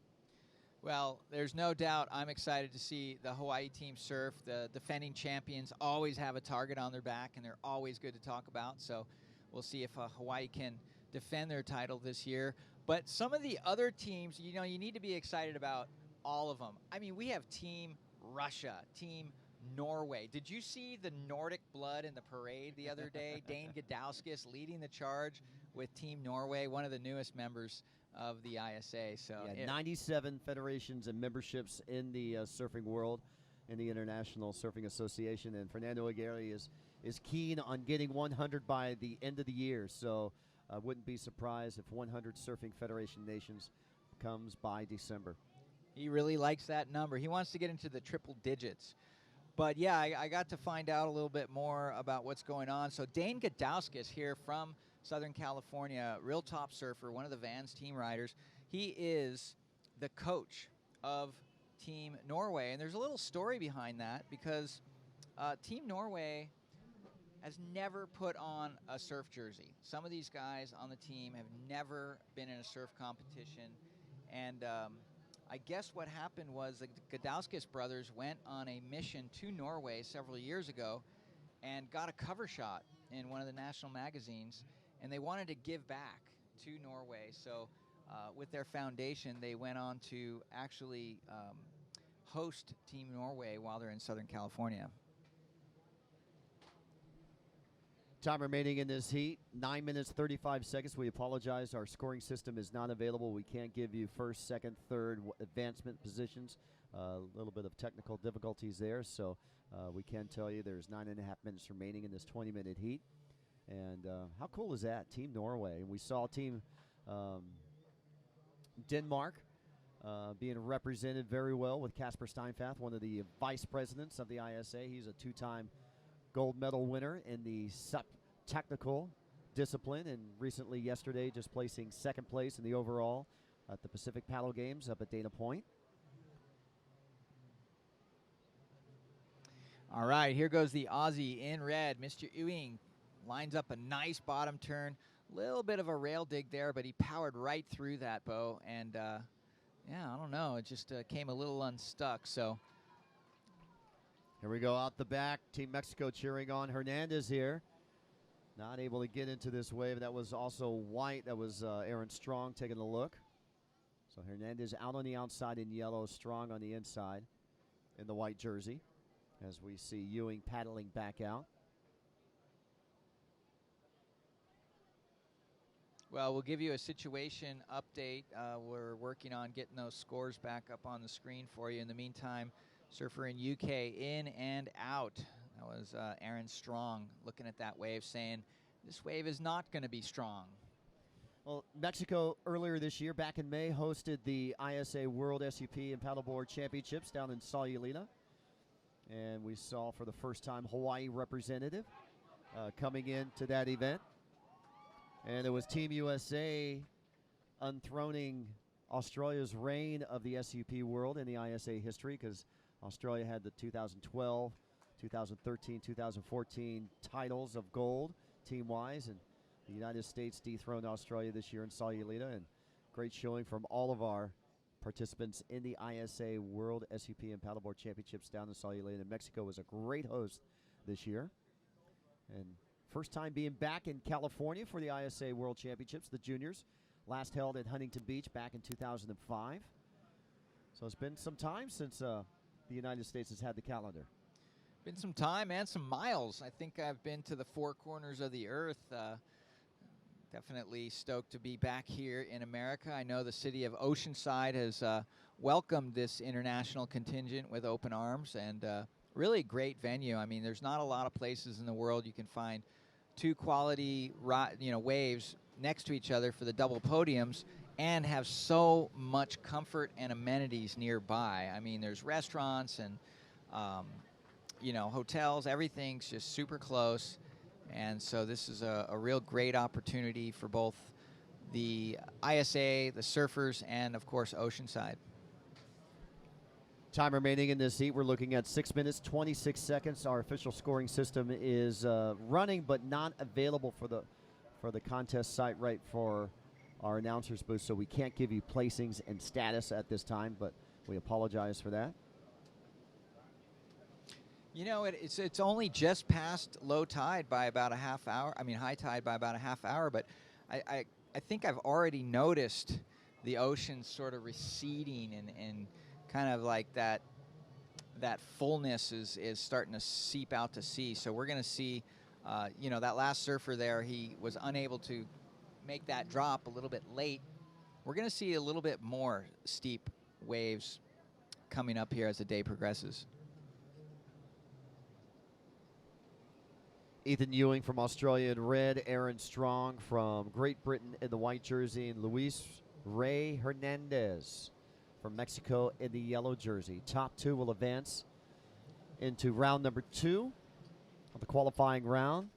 Third place will be delegated over to the rubber charge round. So a double elimination format. And Mike, you're very familiar with this format as you won a ISA World Masters Surfing Championship. And didn't you come out of the rubber charge rounds to win your gold medal? I did, Bo. Yeah, it's a battle in those repecharge rounds, but I think statistically there's more gold medals given out to repecharge surfers than open heat surfers. So it's definitely not a death sentence, although it does make it a lot harder, especially for the teams. When you're looking at the team medals, those surfers that end up in the repecharge, it's just a danger point all the way around. So every qualifying round you advance in, you save yourself an extra 2 rounds of repecharge almost, right? Something like that, yeah. It's a lot of work. Now, these young surfers, they've got energy for days, and when the waves are this fun, they don't mind surfing all that time. But strategically, it's a nail biter. I mean, you get that second chance, but after that, it's make or break. So make or break, there you see our surfer in yellow from Mexico. That's Mr. Reyes. He is trying to make or break one. And now we got our wave. scoring. We can tell you that Ethan Ewing is in the lead. 2-wave combo of a 12.17. He's counting 2 6-point rides of a 6.17 and a 6.0. In second place is Luis Ray Hernandez, now needing a score of an 8.41 to go to first, but he's counting wave scores of a 3.1 and a 2.1. And for Aaron Strong from Great Britain, he's very close. He's right there. He's got a 3.77. No, excuse me. Luis has a 3.77 and a 2.67. Aaron Strong has the 3.1 and the 2.1. Aaron now needs a score of a 3.35 to move up into second place. Again, time remaining in this heat, we're looking at 3 minutes, 23 seconds, and now we got it on your screen. So just when we got it, our production crew, Carlos and the boys in the booth, doing a great job setting up here at Oceanside and up and riding. Here we go, Team Mexico. Yeah, well, they're excited about Mr. Hernandez right here, getting some good lip work there on the outside, so that's definitely going to help solidify his second place right now. He's going to throw away that 2.67. Did some nice work on the outside. If he can finish this clean, he's really going to put the nail in the coffin there. You can see they enjoyed that last turn. I don't think the judges are going to see that as a completely ridden out, but the emphasis was there. And I like the combination, the variety of maneuvers there from Luis, taking control of that wave. And that's what the judges are looking for, the variety, the combination. They're looking for the surfers to execute fluid maneuvers in the most critical sections of the wave with speed, power, and flow on a 0 to 10-point scale. And Luis executing a lot of that right now, counting a high of a 377, a low of a 267. So he's trying to replace that 267. And on the right side of the screen, that last column, that's what the surfer needs to advance one person up. So for Aaron Strong in third place, he needs a 405. For Luis to go to first place, he needs an 841.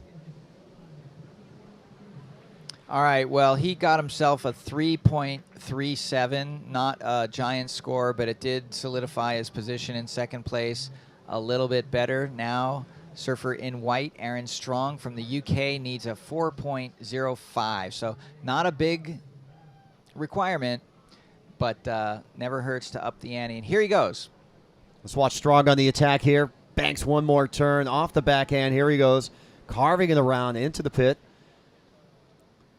Another open section down as this wave will start to close out. He's got one more chance there, the re-entry right there. Boom, redirects. Nice carving forehand turn with some style. Banks one more. There he goes. This is definitely Aaron's best wave. Well, yeah, he finished that wave real strong with that nice rebound off the whitewash, came in and did that nice snap. So Aaron Strong's definitely going to throw away that 2.0, and I think he's going to have the highest score he's got this whole heat. So he's going to really put our surfer here from Hernandez is going to need to answer back. Let's see what he's got. A little snap off the top, finds another little rebound there. Let's see if this reform works out for him better than the last one, because he's going to need a good requirement after that really good ride from Aaron Strong. So just seconds remaining, and there's your heat leader, Ethan Ewing. He's been quiet the second half of this heat. Why? Because all of his hard work has been done in the front half of this heat, and he's coming in victory lap. Counting down 15 seconds remaining in this heat. A good showing from the young Aussie, Ethan Ewing. Final seconds being counted down by Rick, and there we go. There's the horn. And heat number 8, round number 1 in the books. Unofficial results, Ethan Ewing in first, Luis Ray Hernandez from Mexico in second, and Aaron Strong in third. We're going to take a short commercial break, and when we return, we'll have more exciting action. You're watching the 2015 ISA VISSLA World Junior Surfing Championships live from Oceanside, California.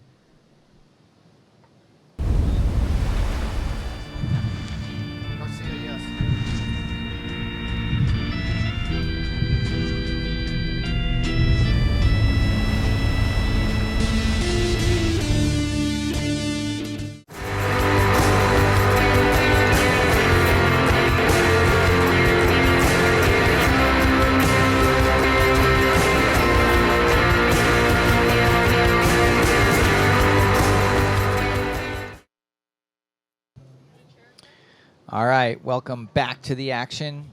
You're watching the 2015 VISSLA ISA World Junior Surfing Championships right here in Oceanside, California. I'm Mike Latronic. Coming back in the booth with me, David Stanfield. Got to survey the beach, talk to some of the folks out there, and you can see Team Mexico here looking anticipating their surfer coming in, but I think they're still deliberating on some scores from that last heat. So we'll try to update you as soon as we get that. Nice little exchange of waves there with our surfer in white. That was Aaron Strong from the UK getting the second to last wave, but Luis Ray Hernandez from Mexico finished up with a pretty decent ride himself. So we'll see what happens there. Surfer in red from Australia locked up first position, so that was pretty solid. Right now it looked like the battle was for second place. Win, lose, or draw, there's always team camaraderie here at the ISA events, and gotta love that spirit of competition and the bond that you have. There's nothing like the experience of what these young men and women get to experience when they travel together to a foreign land and compete as a team. So here is Javier Meza from Mexico. There's another angle on him. He's coming into the inside. No reform for him, so he's going to get back out there and try to up the grade there. You can see through the pier, surfers on the other side. See that little right and left kind of peeling off there. That's the second podium, and they're doing heats over there all day long as well. So we'll update you on any results we can as the day progresses. But right now it's all about podium 1 here on the south side of Orange County Pier. Dave, what did you discover on your ventures out into Sandland?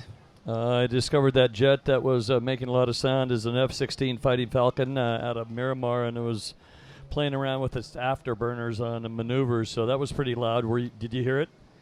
I can't hear you. Sorry, my ears got a little hurt by this jet that was flying over. What were you saying? Yeah, well, Kalani Ball probably heard it. Here is a great surfer out of, I believe, Stanwell Park, the 18-year-old.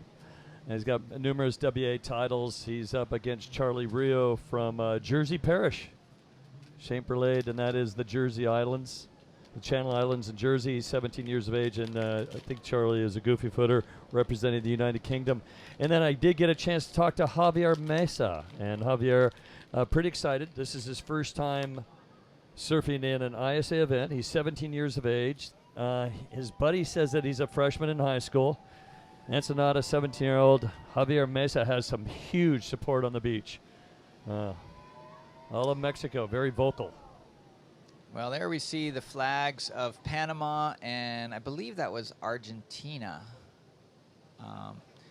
But you could hear in the background the cheers of Team Mexico, and right now on your screen there is Javier Mesa from Mexico. Going to make a break for this wave there. It looks like our surfer in red, Kalani Ball, is in position for this right-hander. Nice looking peak, so let's see what the young Aussie can do here. Nice little entry into that, picks up a little speed. Sort of has to wait before he gets to some open face, but does a nice clean carve off the top. Little rebound right there. Finishes a little bit late on that hit, but definitely showing some power, and very poised, very calm looking through these waves. A little bit lazy there on the end, but I think most of the work was done on the outside, Dave. And we saw Javier get a quick one right behind, but Kalani Ball has been very busy in the amateur ranks and the pro junior ranks. He's number 14 after 8 events in Australia, doing a lot of pro juniors, and after 10 events on the qualifying series. So lots of experience putting on a jersey, probably in club contests and various events around the globe. Under 16 state champion of 2012. Watch out, that's why he's got such a high seed. Stanwell Park, just south of Sydney, or Wollongong. 18-year-old guy. Looks like he's charging hard with all the competitions he's been in so far. He's definitely one of the strong horses out of Australia. Yeah, well, it's no wonder Australia has such a strong surfing machine. They have a club contest every single weekend in every single little district. So a ton of experience in surfing competition there for the Aussies. But here's Javier Mesa gathering experience. And, it's guys like this you never know. We got 500 new athletes every time, and it's 322 new athletes here, and it's these emerging nations that sometimes are just the dark horses you've never heard about, and they take out some of the bigger country athletes. Yeah, maybe not quite as high profile, but this is a world stage here that they can jump on. Not easy to travel out of certain locations with certain budgets, but Javier Mesa making the most of it. Our surfer's got a 2.5 and a 2.13. Charlie Rio's looking for a score of a 3.21. There is the drone giving some great shots and nice light conditions. Pretty good range on that. If it gets out of range, it gets blown out. It's got a GPS that can come back to the operator, which is kind of right to our right. And he has not only a shot, he sees where the helicopter or the drone is, but he has a screen where he's looking at the shot and gets some great stuff. And I believe that's for Rollins. I don't know if we're going live. Charlie Rio needs a score right now with 13:29 remaining. The waves, everybody's they're not that intimidated. They're right alongside the pier as they paddle back out. That high tide is upon us, and we maxed out at 9 o'clock, 9:15. Here's your number 1 seed, Kalani Ball. Well, Kalani Ball throwing caution to the wind, throwing some fins in the wind, and coming unstuck. So that's not going to help his effort. He did land a 6.0 on that last wave, so a series of really beautiful turns on the outside has him firmly in first place. But here is Charlie Rio looking to land his first decent score. He's got a bunch of throwaways, so he's already done better than that. So this will definitely be one of his top scores, if not his top score already.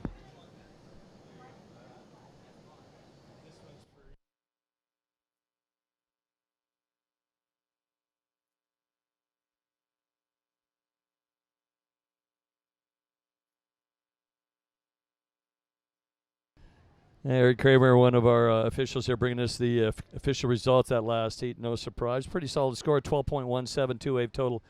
Ethan Ewing out of Australia. We've got another Australian powerhouse in there. Aaron Strong holds on to that second spot. Luis Ray Hernandez, a third. He'll be relegated to the repechage. So Ethan Ewing and Aaron Strong advance through. As we watch this heat, 11 minutes and 58 seconds remaining, and if you're just joining us, we're on the south side of Oceanside Pier. Beautiful day. We did have a little breeze come up out of the south, did not really affect anything. In fact, sometimes with that south breeze, you might see the people on the right punt a little easier and get a little more air time. We did see a small barrel ride this morning. There been a couple of opportunities. This swell is really consistent, and it continues to fill in, and a new direction. There's actually 3 swells in the water right now, according to the buoys. But now the tide starts to drop. Kalani Ball with a 6.0 and a 5.17, so he is in total command right now, trying to better his 5.17, listening closely to the beach commentator. Yeah, well, this heat looks like a battle for second place at the moment. Still plenty of time, but the Aussie with that last 6.0 has moved firmly into the lead. Charlie Rio got himself a 2.9 on that last wave, so UK representing here now. He just needs a 1.74 to bring himself into second place over Javier Meza. He's got 2 low scores in his heat line too. He's gonna want to throw those away. You're looking at Dennis Esteban Picado Solano. Yeah, that's a big name. 17-year-old Playa Jaco, Costa Rica. He's warming up with his team. And again, the pressure of surfing for the team. You don't want to let the team down. You want to advance through. You want to make sure you get as many points as possible. Yeah, you'd love to win a gold, but it's a team competition as well. Yellow, Javier Mesa. And Mesa making things happen on this right. And every time he stands up, the contingent from Mexico. Oh, little tail slide gets a little slippery. And into the inside, he's made it the reform, no problem. Well, yeah, you know, that was a little bit of a mistake there on the outside, but kudos to him for staying on board with that wave, because that was looking to be one of his better rides, and had he lost it on that midsection, would have really hurt his chances to get rid of that 2.13. But I don't think it's going to be that great giant of a score, but I think it's definitely going to throw away that 2.13.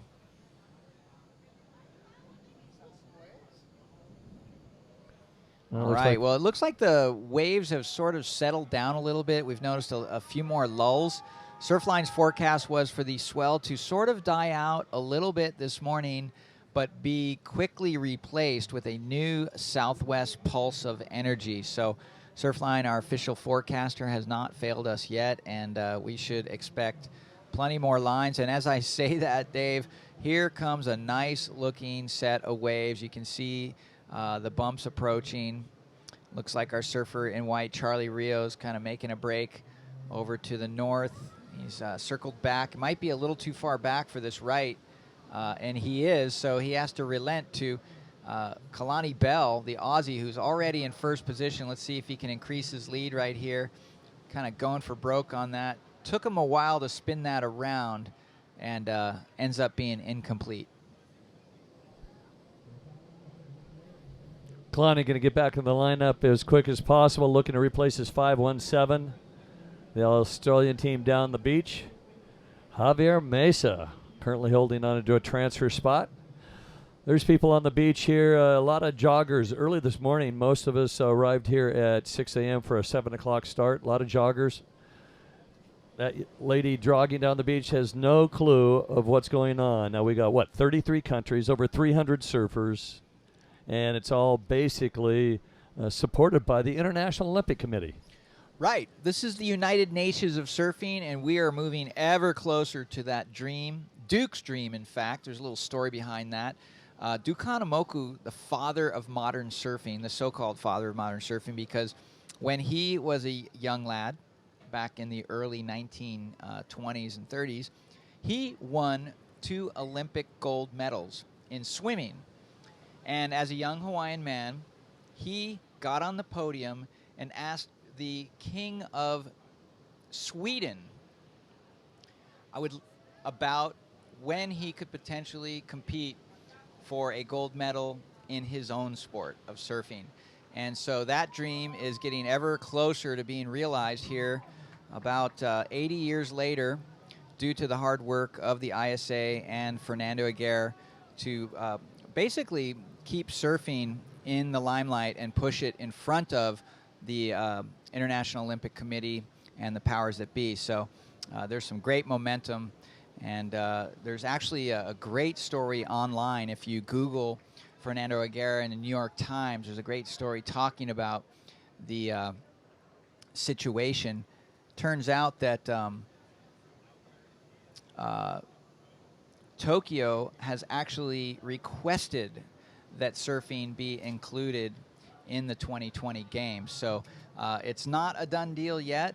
There's still some decision-making processes to happen, but it's definitely a lot of momentum moving forward and a lot of optimism here from the surfing population of the world. So kudos to the ISA for carrying that momentum and possibly bringing Duke's dream to life.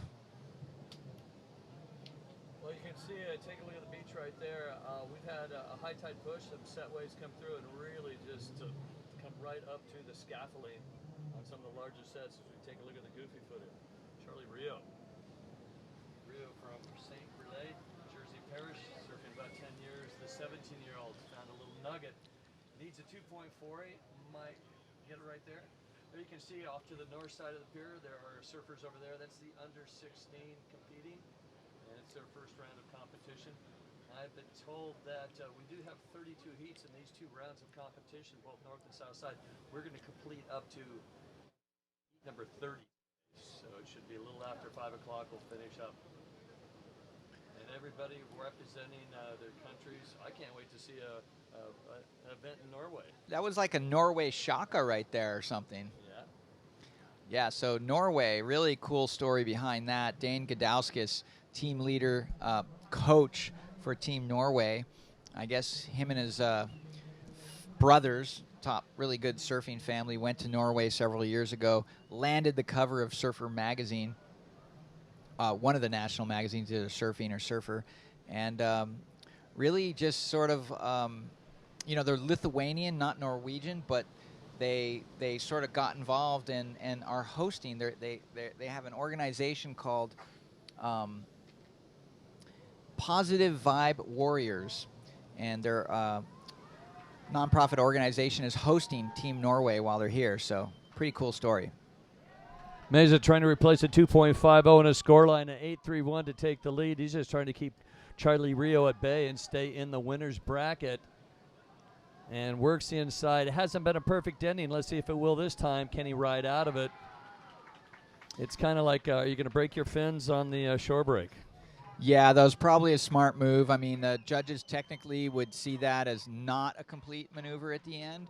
But, to get that extra half point versus losing your fins, I think he made the better decision there and kept his board intact, because he's still got 4 minutes, and that's plenty of time to get out the back and get himself another wave. Meanwhile, Charlie Rio trying to up the ante. We're still waiting to see what that last score came in at. He wants to throw away a 1.43, and we'll see where those chips fall, but not a big requirement. He only needs a 2.48 right now. Well, Charlie, I believe this year was 5th in the European Surf Championships, an amateur championship title. And again, for these surfers that have traveled thousands of miles, a lot of the surfers first time to California, first time at this specific beach, learning the beach break, learning these conditions. Water incredibly warm, air way too warm. Hopefully it'll cool off. But a whole set of circumstances, and with the pressure of your team cheering you on. Here's your leader, Kalani Ball, out of Australia. And the Australian team is looking to go away with as much gold as they can. All right, well, looks like Ball's a little more light on his feet right now. He kind of looks a lot more interested in this wave. Winding down to the end of the heat, he's needs to throw away a 5.17 to increase his lead. And I'd have to say, judging by that last turn, that he's going to do it. That was a pretty well-ridden wave. We'll let the judges decide, but another good ride from the young Aussie. And looking at the scores, looks like Charlie Rio did land a 3.5 and then a 3.27, moving him into second place. Team rider in Mexico got himself a 3.57 on his last wave, but still in third place. And that's not what you're seeing on your screen, but we will see the scores change as soon as the leaderboard's updated on your screen. Down to 2 minutes remaining as we take a look at heat number 9. Yeah, marched through all the first round heats, and those that have dominated have worn the red jerseys. Noah Mizuno, Shane Sykes, Theo Freza, Nolan Raposa, Noah Mignot, Sean Murakami, Adrian Garcia, Ethan Ewing, and now Kalani Ball. Looks like he's in the driver's seat right now with 1:35 remaining. And here we go, going to close down this heat. It's going to be now or never for our surfer, I believe in yellow, our surfer out of Ensenada. The 17-year-old Javier Mesa is looking for a score. Yeah, he only needs just a 3.21, so not a big requirement. These last waning moments are going to be tense. You can see Charlie Rio's asking for scores right there. Put his hands up in the air. That generally means, hey, I need some information. And doesn't look Charlie like pretty good with understanding English. Now, Javier understands enough English, but might be a lot of gibberish through the mic, so he better get going. Javier Mesa needs a 3.21, now or never, with 50 seconds on the clock, right alongside the pier. I mean, he's right there. There's nowhere else to go, so he brings it back to the inside. And this is going to be a tough one to get a 3.21. Yeah, well, he got that outside maneuver, but this it's real crucial that this inside forms up real strong. And I don't know, Bo, Dave. I think that's all she wrote, but we'll leave it in the hands of the judges. A little frustrating for him. Probably understood the situation, needing a 3.21. Here's your heat leader victory lap with 20 seconds on the clock. Kalani Ball. As we take a look at the Australians just having his way with it. His two-wave total right now is 11.17. The way he's surfing, he could continue to throw away a 5.17. Heat is done. Dominant performance by Australia's Kalani Ball. It looks like Charlie Rio might have held on into that second spot.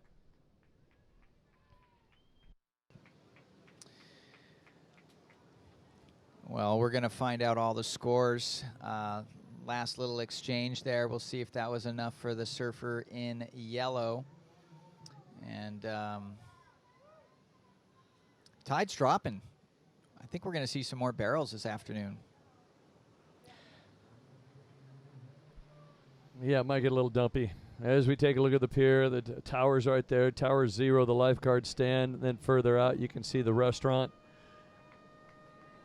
Non-stop action here in Oceanside. We have completed heat number 9 into heat number 10. And another quick 20-minute heat.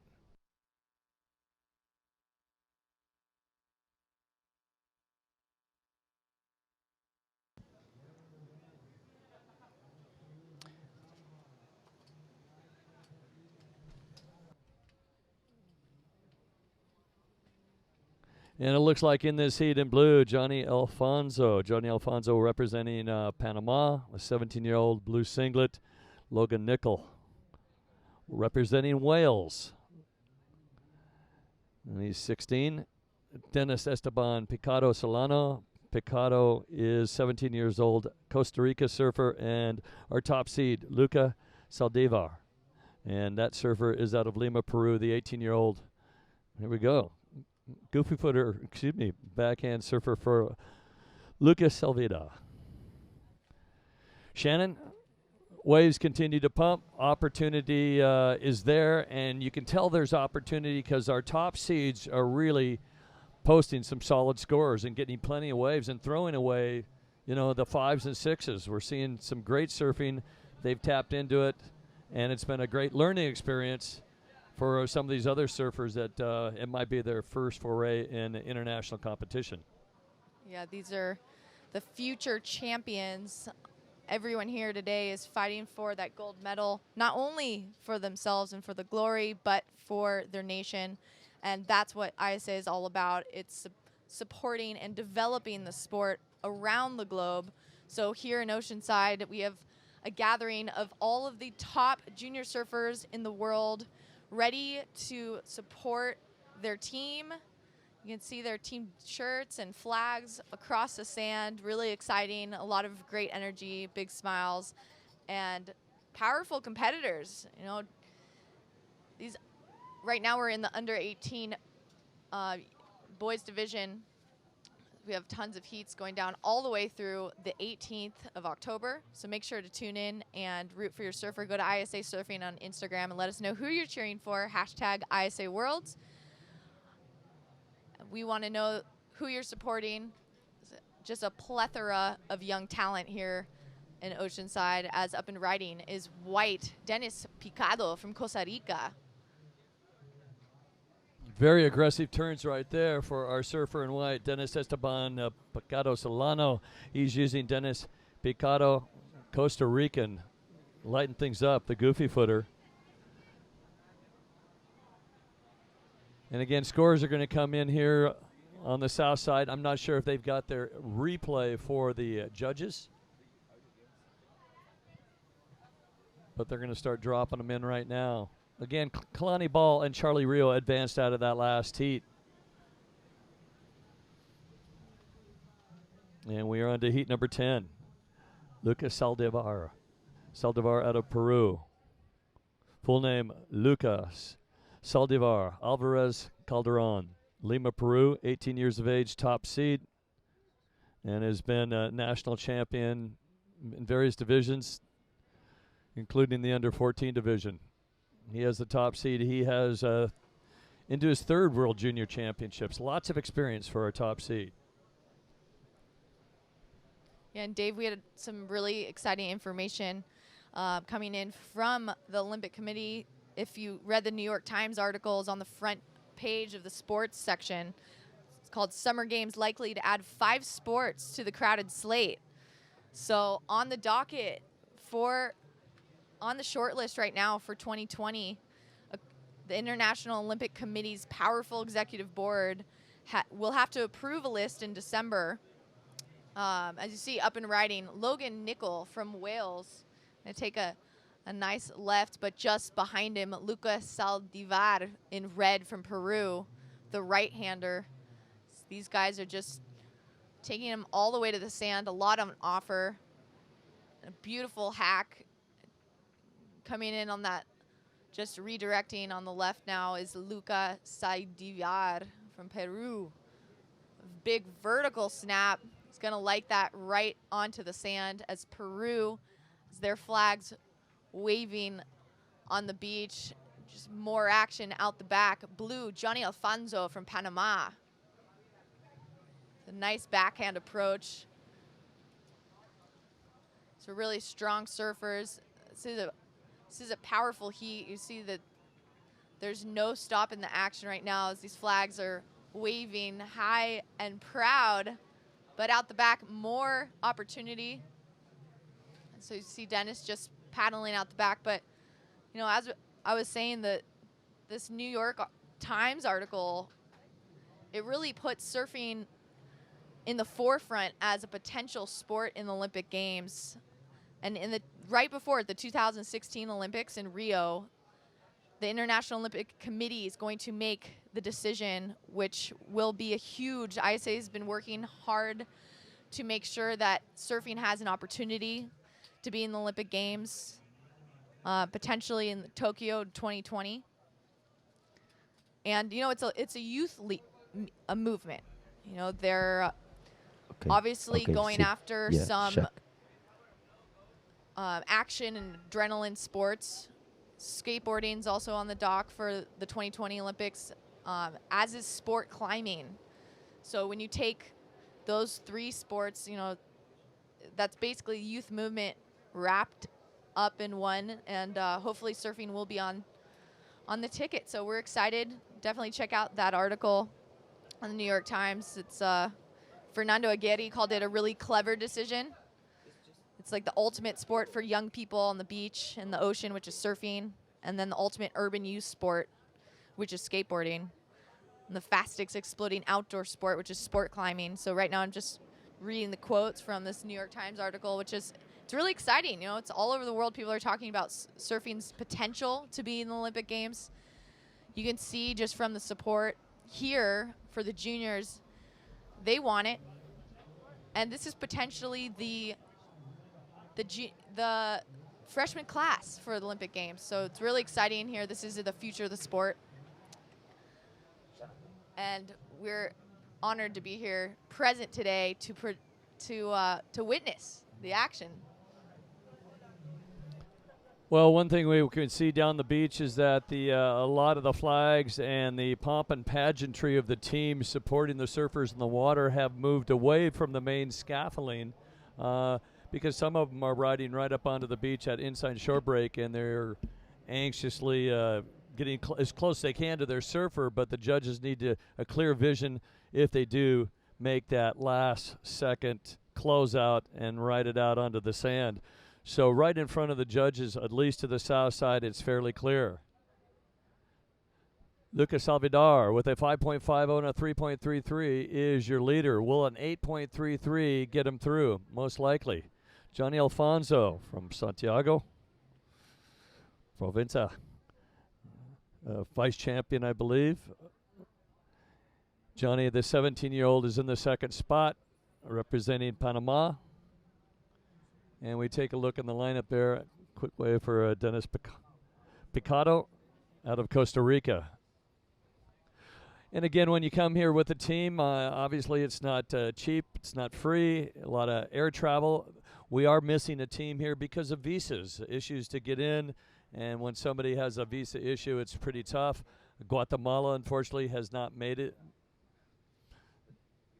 Guatemala could not make it because of visa issues. Visa issues, you know, when you're traveling around the globe, it is no easy task. The U.S. can be pretty strict about visas, and unfortunately we did have the Guatemalan surfer who could not get a visa in time, which meant the team isn't here. It's, you know, these are real issues when it comes to travel, and it obviously, you know, we all wish that Guatemala was here today, but hopefully we'll see them next year in the Azores. So we are going to the Azores Islands in Portugal. Thanks to VISSLA for supporting the World Junior Surfing Championships up and riding. Johnny Alfonso from Panama found a nice wave in between those sets, and a medium-sized wave on his forehand, looking strong, taking it all the way to the inside. And Johnny Alfonso from Panama in blue. Can see on the beach the Peruvian team, super psyched. We have just a full global spectrum of surfers here.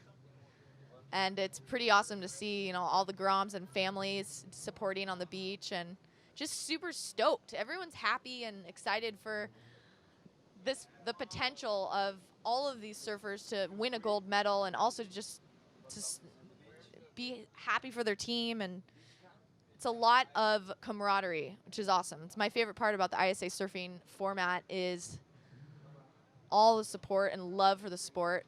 But up and riding now, Logan Nicol in yellow from Wales. Well, Logan's got, obviously from Wales, one of the best-looking flags ever. The Dragon is phenomenal. He is looking for a 2.13, and really some nice rail work. Gets hung up just a bit there, looking for the reform. And as he's down the beach, maybe we can get a shot of his team cheering him on and just making it count. There you go. That's why the judges have asked that the teams clear their way away from the judges' tower because of the flags and the people. So Logan looks like he's back into the hunt. Johnny Alfonso's in a good spot. He's got a 4.17. And here's our server in that second spot. It's a Dennis Picado. And that one's just going to fade out. But Logan Nicol coming all the way from Wales. He resides in Penarth, 16 years old. He was 4th in the Welsh Nationals. And he is sponsored by Angry Pirate Surf Wax and O'Shea Surf Celtic Connection surfboards. He loves surfboarding and skating and eating, which these surfers have to do a lot of, especially under 18 boys. They are a growing pack. It's usually surfing, eating, sleeping, girls, video games, skateboarding. The simple life. That's it. That's it. Nothing else. Not cleaning up your room, not helping around the house. Surf and eat and sleep. Logan, a 2.13. Waiting for another score for Logan. Coming up next, it will be Heat 11. Rino Inaba from Japan. Callum Chutter from New Zealand. Representing Austria, Jonas Bachmann. And for Nicaragua, Geraldo Cruz Cesar. Coming up next in Heat number 11. And Dennis Picado in white from Costa Rica, staying busy. He's from Playa Jaco.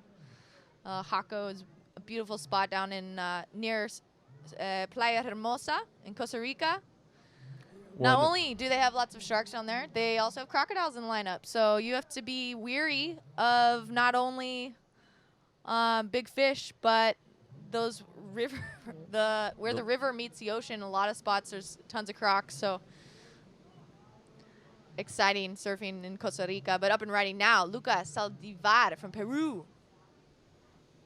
In red with a beautiful tail-free maneuver at the end there. Still up and riding. Just going to pump his way down the line. See if he can get that reform in the inside section. And he does. The backhand snap. Nice finish there for Lucas Saldivar from Peru. Still leading the pack in first. Johnny Alfonso Blue from Panama in second. Logan Nicol Yellow from Wales in third place. And Dennis Picado from Costa Rica still in fourth. But Luca staying busy. Out the back. Beautiful surfing from Peru. They're stoked. They're pumped. Here on the beach, you can hear them all the way up to Oceanside Harbor. If you are in the San Diego area, be sure to come down here and support these junior surfers who are just having a ball at an empty lineup. We are on the south side of the pier, just in North County, San Diego. We're also taking over the north side of the pier, so tons of heats. We're in the 18 and under division currently. We're running all the way through the 18th of October, so you're not going to want to miss a second of action. So we do have some south swell coming in, and going to see this combo swell. So we had Hurricane Ono building in Central Coast. Oh, no. Well, our heat leader out there is one to be reckoned with, but we're keeping an eye on everybody else. Dennis Picado needs to score a 4.70, and that, I believe, is to get to a transfer spot. I'm not sure about taking over. I'll double-check with that, but a 4.7 is his total score. He needs a 5.11, and he's starting to light things up here. Our Costa Rican from easily one of the most popular surf party communities of all time, I believe, the party beach town in Costa Rica, Playa Jaco. A lot of fun down there. So much fun, and you can see his he's using his full upper body too to just wrap around and direct his surfing. But from Costa Rica, he got the first place in the junior VISSLA Cosmic Playa Hermosa. So if you haven't been down there, the black sand beaches at Playa Hermosa is absolutely spectacular. Warm water, firing waves. Not too different than Oceanside. And, Oceanside can do the same thing. Like, it can be a big closeout barrel, or it can be a epic surf. So just got to pick and choose. Going to have a lot of wave selection knowledge. And their air game in Costa Rica as well. You got these punchy beach breaks. So Well, it's a pretty good battle for the transfer spot. Johnny Alfonso is in that transfer spot, wearing the blue singlet out of Santiago, Panama.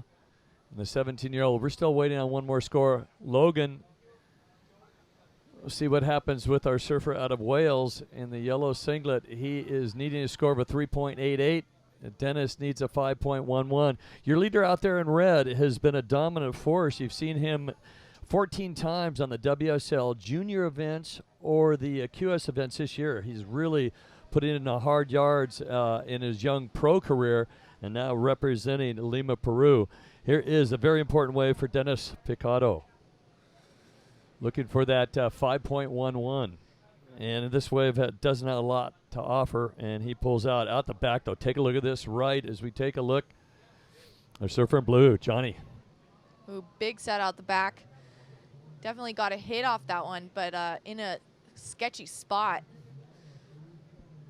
Oceanside can be pretty tricky, trying to find the right peak to take off on, and when the set approaches, it's can get really challenging. A lot of paddling, a lot of moving around. You want to just stay active, keep moving. Well, you see on the beach with all the flags and the team supporting, no matter if you win or lose a heat, if you're not surfing, you need to be supporting team members. And we see them running to the north side and to the south side. But having your own area on the beach, there's a little territorial down there. You can see New Zealand getting ready for the next heat. They've got their team ready because Callum Chutter coming up in heat number 11. It's just you've got your own area, you got your space, and you're going to be vocal and supportive for your surfers in the water. Here's your top seed who's trying to run away with it with a beautiful backhand left, goes for a late hit, handles it quite nicely. That's 14 events in pro ranks. That shows a lot of experience right there. His best result, I believe, is a 13th in Los Cabos and a 13th at Virginia Beach, a 9th in Lima, Peru. Obviously, that's his home country. To the inside, watch this guy work. He is looking for a pro career, but before he graduates and moves to 19 years of age, he would love to have a gold medal to carry that with his resume as he moves on to the next stage of his surfing career. Yeah, and how critical is that section? I mean, he went just top to bottom, super vertical, 12 o'clock in a crazy spot, super critical, just consequential. But he was able to pull it off. So you can see why he's leading the board right now. Red Lucas Saldivar from Peru. Shredding. He's killing it. Johnny Alfonso in blue from Panama in second. He needs a 6.34. Again, there's no losers here, though. Today, tomorrow, everyone's a winner. But I think, this is really going to set the stage as the other competitors kind of figure it out, who their biggest competition is. Well, everybody can be a winner, but it's better to stay on the fast track and avoid any kind of repecharge heat because that is sudden death from then on. Looks like somebody's getting ready for Team USA or just coming from the other side. Next person I see from USA would be Colt Ward in heat 13, and he is seed number 15. Very popular, he and his girlfriend yesterday, getting a lot of photos, a lot of the other teams introducing themselves to one another. A lot of FaceTime, a lot of photographs, a lot of Instagrams, and sharing with each other and doing a lot of poses. Had a lot of fun after the award ceremony yesterday. Did you see any selfie sticks? Lots of them. Here we go. And up and riding, Logan Nicol from Wales on his backhand. Going to take a snap off the top there. He's getting off the lip.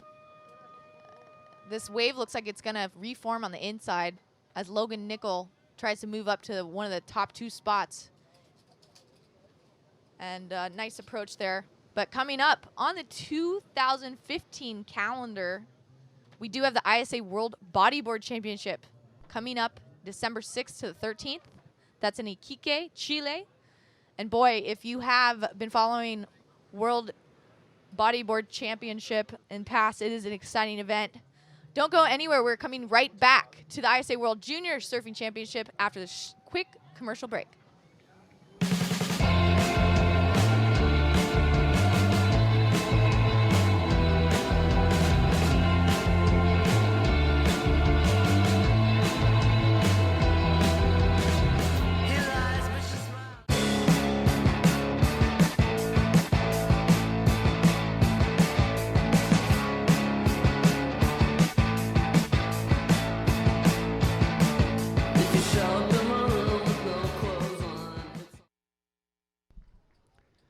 Welcome back to beautiful Oceanside, California for the 2015 VISSLA ISA World Junior Surfing Championships. We are at Oceanside Pier watching the world's best junior surfers compete for gold. And currently, right now, we are in heat number 11, round number 1 of the boys 18 and under. And let's introduce our surfers in this heat. Reo Inabe from Japan will be in red. Colin Chutter from New Zealand will be in the white. The yellow jersey from Austria, Jonas Bachmann, and in the blue jersey, it'll be Gerard Cruz Caesar from Nicaragua. I'm Bo Hodge along with Shannon Marie Quirk, and welcome to the broadcast. And a lot of exciting action. The sun's starting to peer out. You can see the glistening on the water and this swell producing some both right and left-handers here on the south side of the pier. On the north side of the pier, the boys 16 and unders getting underway. And they got word yesterday, got word just right now that tomorrow, the girls are going to be hitting the water on the north side, and the boys will be down here on the south side. Not official yet, but more boys action on the webcast tomorrow. The girls will have to wait yet another day, but their action, round 1 for the girls 18 and under tomorrow, along with girls 16 and under, also on the north side of the pier. So the Wahinis have the day off today, and they'll get surfing action in tomorrow. So exciting. So you can see the Panamanian team doing their cheer, and what a better way to celebrate the sport than to be with your compadres and your friends and family down here on the beach in Oceanside. It's all about the love for surfing. You know, one of the greatest parts about ISA is their scholarship program. ISA Individual Scholarship was established in 2007 and has awarded more than $228,000 in scholarships to further the education and surfing careers of 267 surfers. It's pretty awesome. And guess what? Applications are still open till December 31st. If you are 18 years or under and you need financial help and you're enrolled in school, ISA is happy to look at your application. They're looking for outstanding role models for the community and to be recommended by their National Surfing Federation. So Tell you what, let's go down to the beach with Mike Latronic. Mike, what's going on? Well, we have a lot of fun, a lot of excitement, a lot of stoke here on the beach in Oceanside, California. We're here with Mr. Yanni Alfonso from Panama and one of the team administrators. This is Ponchito. And, you know, he didn't win first place, but he got second place to advance. How is the team? You guys have hosted a junior contest in your home country before. How important is it to be performing here in Oceanside today? You want to ask him? ¿Cómo te sientes de estar aquí, de que hemos sido hasta host de estos eventos? ¿Y cómo te sientes de haber pasado tu hit? Bueno, primero que todo, felicidades al grupo porque en grupo se trabaja mejor.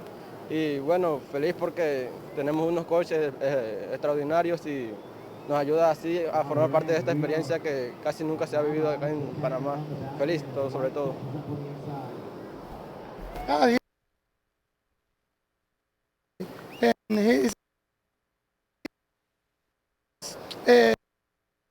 Appreciate so much.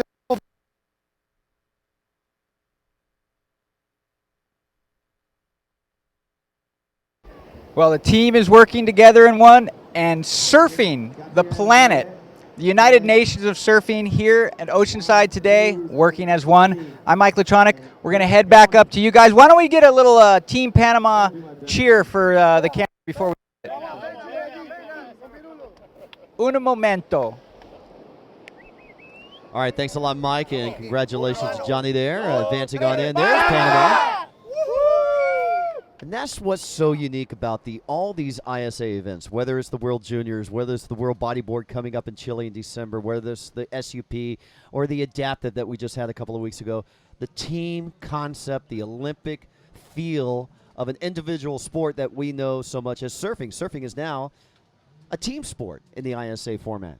well, and that's what you would have to do in order for the Olympic Committee to accept the rule book, right? So we are at ISA. They're formatting the heats to, structure in an Olympic setting where there would be gold medals at stake. There's a team camaraderie aspect, which is why you see these surf teams with their flags cheering each other on. I think it's the best way to, to not only push yourselves, but to, imagine what team sports do for one another and everyone's just playing and performing their best. You know, it takes it to another level, especially when you have a coach, you have a mentor. It's no longer all on your shoulders. It's like we're talking about the peer pressure. Well, it's actually, it almost alleviates some pressure because, you know that there's people, it's not all you. You have a team behind you. I think it's super cool, especially for the ladies, to have all the guys there cheering on the beach. That's a big part of, the support team, as everyone stays on the beach, and it's not something you see at every surf event. So we're just so proud to be here and representing the sport today with the juniors, the best junior surfers from around the world, 322 to be exact, from 32 different countries. But up and riding is red Luca Saldivar from Peru. Nice carving turn on the open face. Here he goes on the attack, cutting back in and kicking out. So that was Ryo Inabe from Japan, as we had our screen on our computer locked in on the last heat. So that was our Japanese surfer. Here we go. Surfer in white riding. This is Colin Chutter from New Zealand. Nice carving turn to open up. Here goes bottom turn, attacks again. Boom. Look at the backhand spray with some power there. Floats through this section in this white water. Finds the open face. Small carving turn at the end, but two big bold maneuvers out the back. Inabe up and riding from Japan. Yeah, that was... Oh, excuse me. That is blue. That is Caesar from Nicaragua. Yeah, that last ride was super sick. He was just super committed, which is great for the judges. They want to see that commitment, power, flow. They want to see innovation, especially with these junior surfers. There's no stopping them. A lot of different equipment from around the world and different approaches to the sport, which is really exciting. Just pushes everyone to perform their best and show the judges what they got. But up and riding now, yellow. This is Jonas Bachmann from Austria. Up and down. And this World Championship being made possible by our presenting sponsor, Visit Oceanside, and also Surfing America, being supported by Fiat. And our media partners include Surfline, Surfos Magazine, Passion Extrema, and Viva de Escape. Inabe finishing up his ride on the inside, doing the Huntington hop. I guess we should call it the Oceanside hop. O-side hop. It's pretty fun when you can get that inside section. It's definitely easier, I would say, than the Huntington. Huntington has a pretty flat area right under that pier and just the middle, that middle section. But it seems like a lot of these surfers are able to ride all the way to the sand, which maybe just shows you the level of surfing that these junior surfers are at. These are the World Junior Surfing Champions. We're going to crown gold to for each division, so 18 and under, 16 and under for the boys and girls. Really exciting. And then there's going to be a whole team crowned as up on the podium. Pretty awesome. As we saw last year in Ecuador, there was just a lot at stake right now. So getting these first heats under your belt, it's going to definitely be a confidence booster for the winners. And you can see the Brazilian team walking across the sand. Brazil. If you're watching from Brazil, Brasileiros, where are you at? Go into ISA Instagram. We want to hear your cheers. We want to read your comments. Let us know who you're cheering for. Hashtag ISA Worlds. Yeah, and speaking about our social media, you're obviously watching on the ISAWorlds.com, the new home of all ISA World Championship events. Our website is isasurf.org. You can get involved in our social media. Facebook.com/International Surfing Association spelled out. Our Twitter and Instagram handle are the same, so hashtag us. And you can find us at ISA Surfing. And our hashtags will be ISA Worlds or VISSLA World Juniors. Either one will get us, and Snapchat us too at ISA_surfing. And there's Barbados cheering on as we see Surfer in blue. This is Gerardo Cruz Caesar from Nicaragua. Yeah, the Nicaraguan team is on fire. We saw such a great presence at the ISA World Surfing Games in Popoyo. What a phenomenal spot to host, such a top level of competition, especially when it's offshore and perfect every single day of the year. We had it was hard to find a time when the waves weren't perfect. Let's just say as a webcaster, it was a challenging job because we wanted to be surfing every second. It's like about 77-degree water, or excuse me, sometimes over the 80-degree water. Amazing place. Nicaragua has really built the surfing community down there, and the tourism from surfing is now the #1 economic source for the country, which is absolutely amazing. It really shows you the potential of the sport. So as we're, as the ISA mission is to develop the sport of surfing across the globe, they're doing a great job out of it and up and riding. This is Jonas Bachmann. Let's watch Jonas. A couple of carving turns on his backhand. Setting up for his next maneuver down the line. Here he goes. Another rider out the back. Let's focus in on Jonas as he leads on into this wave. And then on the outside, we can see surfer in white. This is Colum Chutter from New Zealand. So split screen right there. Back to Jonas. Redirects on his forehand. And here's our Kiwi surfer. One more maneuver before the closeout. Now he'll redirect to his backhand. These guys are catching a lot of waves, Shannon. Wave count is very high for these guys. Oh, for sure. They're keeping busy. And, when you're surfing, and I think he's on let's see, if he had an Almeric and a Rusty Grim Ripper earlier today. We'll see which one he decided to pick. But this is the Taranaki Pro Junior Champ. So Callum Chuter from New Zealand is 18 years old. His favorite surf break is Matakana Island. They have so much surfing down in New Zealand. Luckily, that storm came all the way up to us, and we are enjoying the fruits of that swell here in Oceanside with a beautiful combo swell. We have southwest, and thanks to Surfline for our official forecaster. Yeah, I was talking to the captain of Team New Zealand, Con Butler. He's got his young son, Kehu, surfing on the north side of the 16 and unders, and he said they've been having a very busy winter season down there with all these southwest swells coming up towards Hawaii, towards California. An epic West Coast season for the guys down in New Zealand. Time remaining in this heat, we're looking at 7 minutes, 8 seconds, counting down. Heat number 11, round number 1, boys 18 and under. You're watching the 2015 VISSLA ISA World Junior Surfing Championships live from Oceanside Pier. And great opening ceremonies at the Junior Seau Amphitheater. We're going to be having the closing ceremonies there coming up on Sunday. And Hawaii is the defender of the gold medal. Last year, France took the silver, Australia the third place in the bronze, and Team United States, our host country this year, won the fourth place copper team medal. So we're going to see how all these teams progress through this year between today, the 11th, all the way 12th, all the way through Sunday the 18th. And to celebrate and support all of these athletes, VISSLA is giving away free wetsuits, 7 days of 7 seas. So you can see yellow, the beautiful forehand maneuver, taking this to town.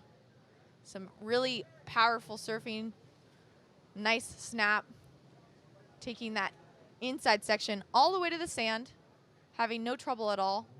So you can see he's in trunks. We got some warm water down in Oceanside. But if you were preparing for winter, I recommend going to isaworlds.com, click that wind tab. Well, Jonas here, the lone member of Team Austria. He's a 17-year-old. He's an ISA scholarship recipient. And wow, look at that maneuver. That is our surfer in blue, Cesar from Nicaragua. But, how about being the only team member of your World Junior team coming to Oceanside and coming from Austria? I mean, it's got to be a lot of weight on his shoulders. And this is a proud young 17-year-old who has been a recipient and rides a 5'11". And where's his favorite surf break? How do you say that? La Gravière. Is that in France? It is in France. Yeah, that's what I thought. He plays 5th in the European Junior in the Azores, where we're going to be next year for the ISA World Junior Surfing Championships. So competes on the Junior World circuit down in Europe. And, a great kid. He's into surfing, skating, chilling, snowboarding, eating and sleeping. Of course, he's a teenager. What else? So funny. I mean, really love, surf, and sleep, I guess, is a nice motto. These guys are are our fierce competitors. As much as they love the sport, they're here to win. Here's the main tower. The judges up top there, and you can see Team Barbados getting their flag and picture with the big banner of the VISSLA ISA World Junior Surfing Championships. And what a great host, Oceanside. It's been 10 years since California's hosted a World Junior Surfing Championships. Back in 2005, Huntington Beach was the host, and it's great to be back in California. In fact, the ISA has had back-to-back events down in Southern California with the World Adaptive Surfing Championships just 2 weeks ago down in La Jolla. So ISA has been busy in their home country. Definitely up and riding. Just in and out. But, you know, as you were mentioning, Azores, Jonas Bacan with some experience out there is gonna like the sound of having the junior championship out in Portugal. Have they set a calendar date yet for the event in Portugal right now? Let's see about that. They just announced the city, so we're still trying to research that for you. They only have the 2015 calendar on the website, so don't know if it's going to be in the springtime, the summertime, or the wintertime. But once we know, we'll let you know, and you can always keep in tab with ISA Surf Calendar on their website.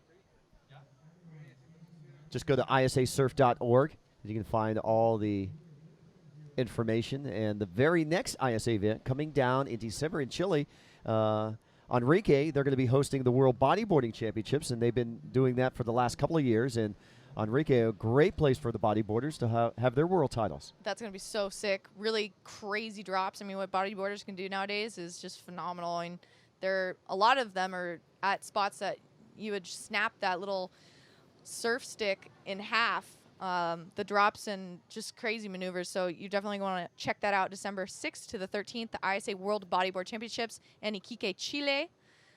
But today we have a giant Chilean team.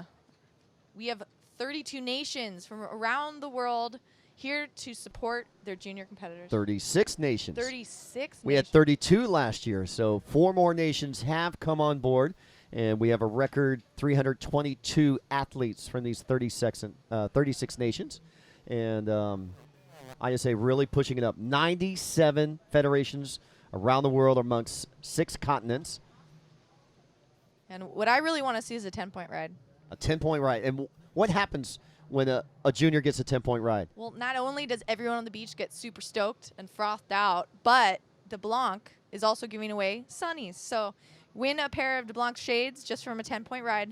It's not an easy task, but definitely deserves some sweet new shades. And the highest overall heat total of the day gets a pair of De Blanc shades from Italy, officially made in Italy, 100%. So really cool. Thanks to their supporters and to VISSLA, who's also giving away 7 days of 7 Seas. Enter for a chance to win a 7 Seas wetsuit on isaworlds.com. Hit the win tab. Time remaining in the heat. We're just about a minute to go. Minute 05 counting down. We can tell you our Japanese surfer in the lead with an 8.07 and a 3.7. Jonas Bacan from Austria in his second place. Caleb Chutter now needs a score of a 5.54. As we see our heat leader, Inabe up and riding from Japan, and Caesar from Nicaragua now needs a 7.5 to get out of fourth, but time is running away. Nice maneuver on that inside section. He's going to wrap it around and just cruise through. Get some powerful surfing from Red, taking it all the way to the sand. These guys are the top of their game. Yeah, Rio was competing last year in Ecuador, so he comes back back-to-back years representing Team Japan. And talking to the Japanese coach, they are so excited about being here, and their surfing culture is really huge in Japan. And, of course, you know, the anticipation, 5 years from now, they could be hosting a surfing event in their home country in Tokyo. Oh, it's a huge deal. You know, we're the closest we've ever been to a potential for the Olympic Games to include surfing. Well, the sound of the horn rounds out Heat 11, round number 1 of the boys 18 and under. We're going to take a short commercial break. You're watching the 2015 VISSLA ISA World Junior Surfing Championships. Coming up next, Heat number 12 of the men's 18 and under. Stay tuned. once the building was set, Skunkworks kind of fell into place. It's like, all right, this is going to be the spot and the only spot that will sell our boards in order to simplify my life.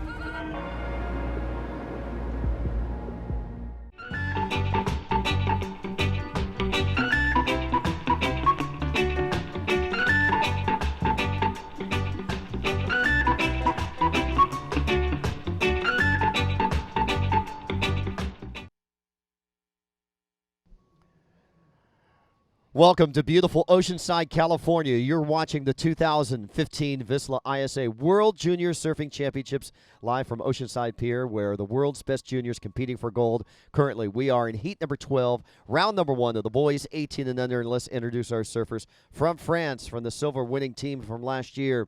We're going to try to get his name right. Gaëtan Delahaye from France, he'll be in the red. Juan Cruz Ansali from Uruguay will be in white, and this will be a three-man heat from Barbados. Dylan Downey will be in the yellow jersey. Top 2 advance to the next round, which will be round number 2, the qualifying round. Third place in this heat will be delegated to the repechage round. My name is Bo Hodge, and we're going to bring back ISA World Masters World Champion, Mr. Mike Latronic.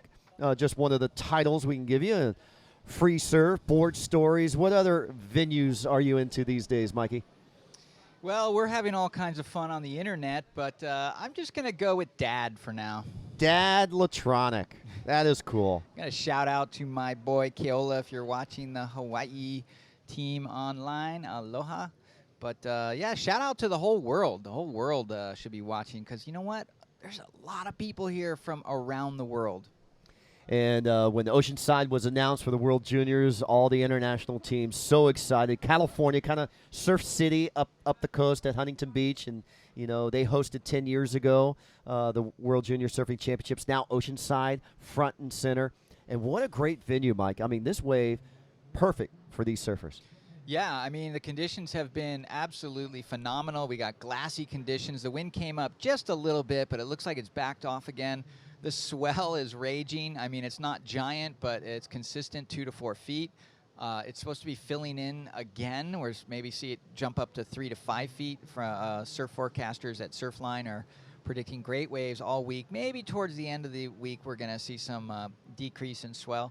But, man, these kids have been having a blast. The free surfing in the last few days has been insane, and now the competition surfing, like right here in our red jersey, our French surfer Gaëtan up and riding. Yes, he is ripping it up on this wave. Just keeps his board. I like the way he really kept his board moving through all those transitions. What the judges are looking for is the surfer to execute critical, controlled, radical maneuvers in the most high portions of the wave. Here we go. The open face is the scoring potential. And there's a closeout wave, and you saw surfer in yellow just bail off that wave. That was Dylan Downey from Barbados. And they're scored on the 0 to 10 point scale. 0 being obviously a wipeout, 10 being a perfect ride. Here we go, punching through. Surfer in white, that's Juan Cruz. So Juan will get back out in the lineup.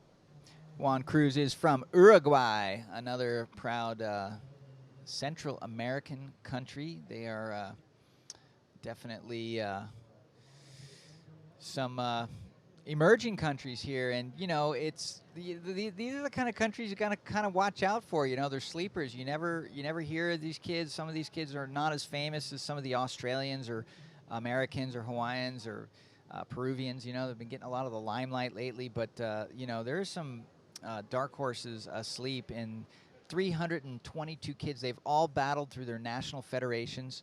And just like Juan Cruz, he finished second place in his Uruguay national championships in the junior division and qualified for his Uruguay team. He's in the boys 18 and under. He's 18 years old, and some of his other hobbies include cooking, studying. He wants to be a chef one day. Dude, that guy can come stay at my house in Hawaii. Rent free? If he could cook for you? We could razzle dazzle a little aloha package. You never know. Got to teach him how to dig a pit for an emu. Yeah, that's got to call Shane Dorian and get some wild pig hunting going too. So, but I'm sure they have their own brand of hunting in Uruguay. Right now, he's hunting for another wave, and there you see some of the pretty faces in the crowd. Not sure what flag that was. That was Brazil, I think. I couldn't see the whole flag, but lots of people looking about their teams, on their teams, supporting their teams. This is one of the most unique events on the planet for surfing because it's a team event. You do have the individual medals handed out at the end to top men under 18, top women under 18, and the top men under 16, top women under 16. So individual prizes, but you also have the team prize. So a lot of camaraderie, a lot of strategy, and a lot of spray going off the top of that wave. That's Dylan. our surfer in yellow, Dylan Downey from Barbados, lighting it up. Now on the left-hander over here, we've got our surfer in red. That's Gatien Delahaye from France. So good splitting of the peak right there, and the judges got their work cut out for them, picking apart those scores.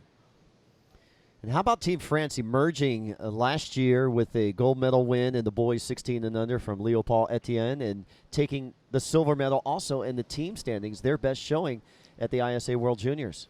Yeah, truly amazing emergence from that country. I mean, it wasn't too long ago, I used to actually ask myself, because I visited France on the Pro Tour, and there's great waves. There's waves everywhere, and I'm like, what's the deal? Where's all the French surfers? And in the last 5 years following these ISA events, you can really see a young, strong crop of talent coming out of France. So it's exciting to see, and they backed it up with that silver medal last year. Well, of course, they're famously known for Antoine Doperel. He is an ASP World Longboard Champion, an ISA World Longboard Champion, an ISA World Subsurfing Longboard Champion. So Antoine, a world champion in 3 different competitions in 2 different disciplines.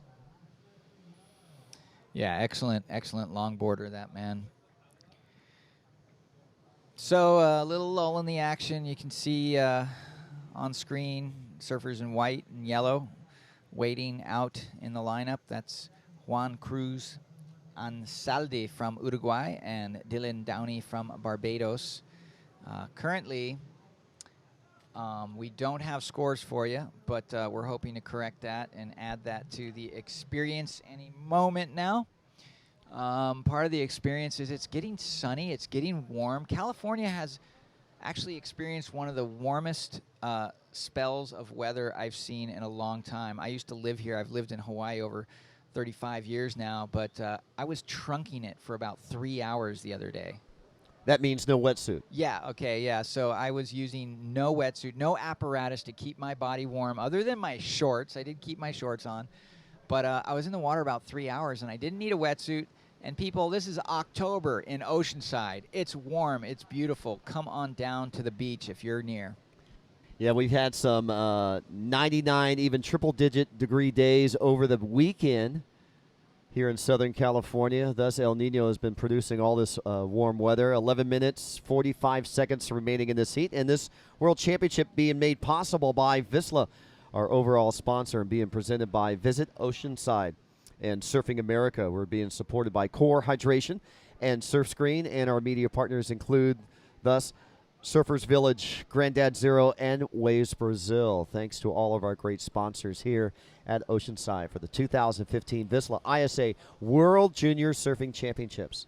And let's not forget our another sponsor who's giving away, there it is, the DeBlanc replay. Not only are they providing us with some great replay action there, I guess we got to see that beautiful little Pop Air 360 on the left-hander from our surfer in red. That was Gatien Delahaye from France. But they're giving away a pair of shades. Anytime anyone gets a 10, they're going to get a pair of shades. And then every day, the person with the highest heat score, the highest wave score total, will also get a pair of DeBlanc shades. So, cool. Well, that's cool for the surfers, but what do the listeners get? Can they win something? They sure can. In fact, there is 7 days of 7 Seas.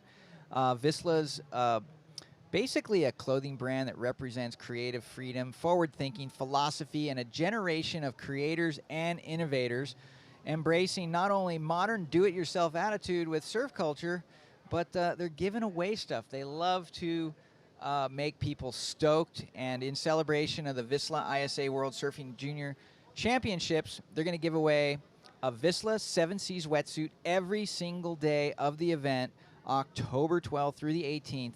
So be sure to tune in to this live webcast, and I believe you can enter online. Yeah, you can enter online at VISSLA's Facebook page. All you have to do is click on the Win tab. You see WIN, click that, get yourself entered.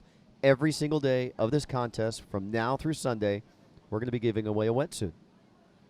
Thank you, VISSLA. You know the cool thing, I was talking to Eric Melberg, the marketing guy, and they said, well, they make 2 3s and 3 4 3s, and they don't make 5 mil wetsuits, but basically you can pick whether you want a 2-3 or a 4-3. So that's pretty cool depending on how cold the water is. Well, remember last year in Ecuador, VISSLA gave away a quiver of surfboards to somebody? That was so cool.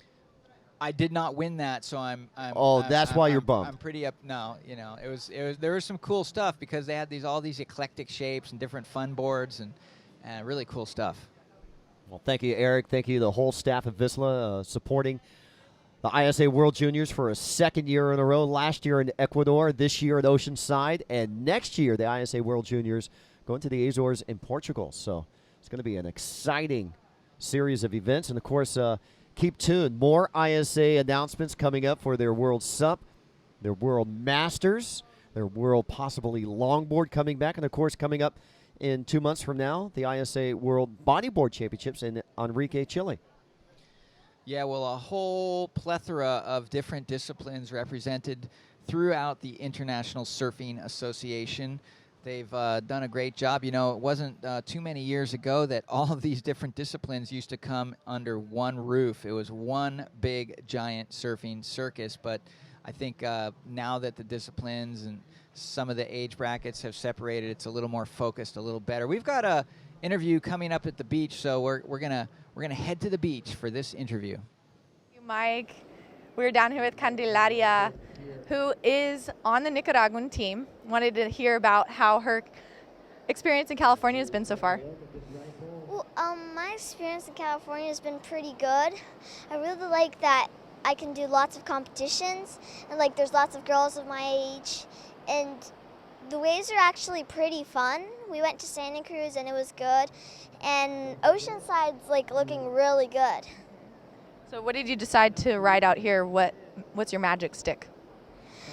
It's my Che board. It's 4-5. Yeah. Awesome. And then you have a backup board? Yeah, my backup board is a Rookie 15. It's a 4-5 too. A little thicker. So Lakey Peterson used to ride those boards. How has she influenced your surfing? She influenced my surfing by how like she started so young and she like got better so quickly, and she beated all the girls that were like up there, and she just went over them. She went from being nothing to like the best surfer in the world. Have you seen the movie like 0 to 100? Yeah, that's a really good one. Awesome. Definitely check that out from Erin Laver. Well, we want to know how it feels to be representing your country, because you and your sister are the only girls on your team. Yeah, I feel really happy to be able to represent my team, like Nicaragua, because it's like I'm like representing my hometown, and I'm with all my folks. It's really cool. So awesome. Well, we're stoked to see you. Any words back home in Spanish? Bueno, saludos a Nicaragua. Aquí estamos. Uno de nuestros compañeros acaba de pasar aquí, del otro perdió, pero ahí estamos presentes. Awesome. She said, hey to everyone back home. They're doing well. They had one surfer that got knocked out, but another one that's on to the next round, so they're super stoked. Back to you guys in the booth. Thank you, Candy. Thank you, Shannon. And how about 9-year-old Candy? I mean, if surfing's in the hands of our youth, it's in great shape with her. Yeah, I was getting a little reminiscent when she was talking about her 4.5s, because I remember when I was 12, I had a 4.10, and I was thinking, wow, 4.5, that's about the smallest board I've ever really heard of.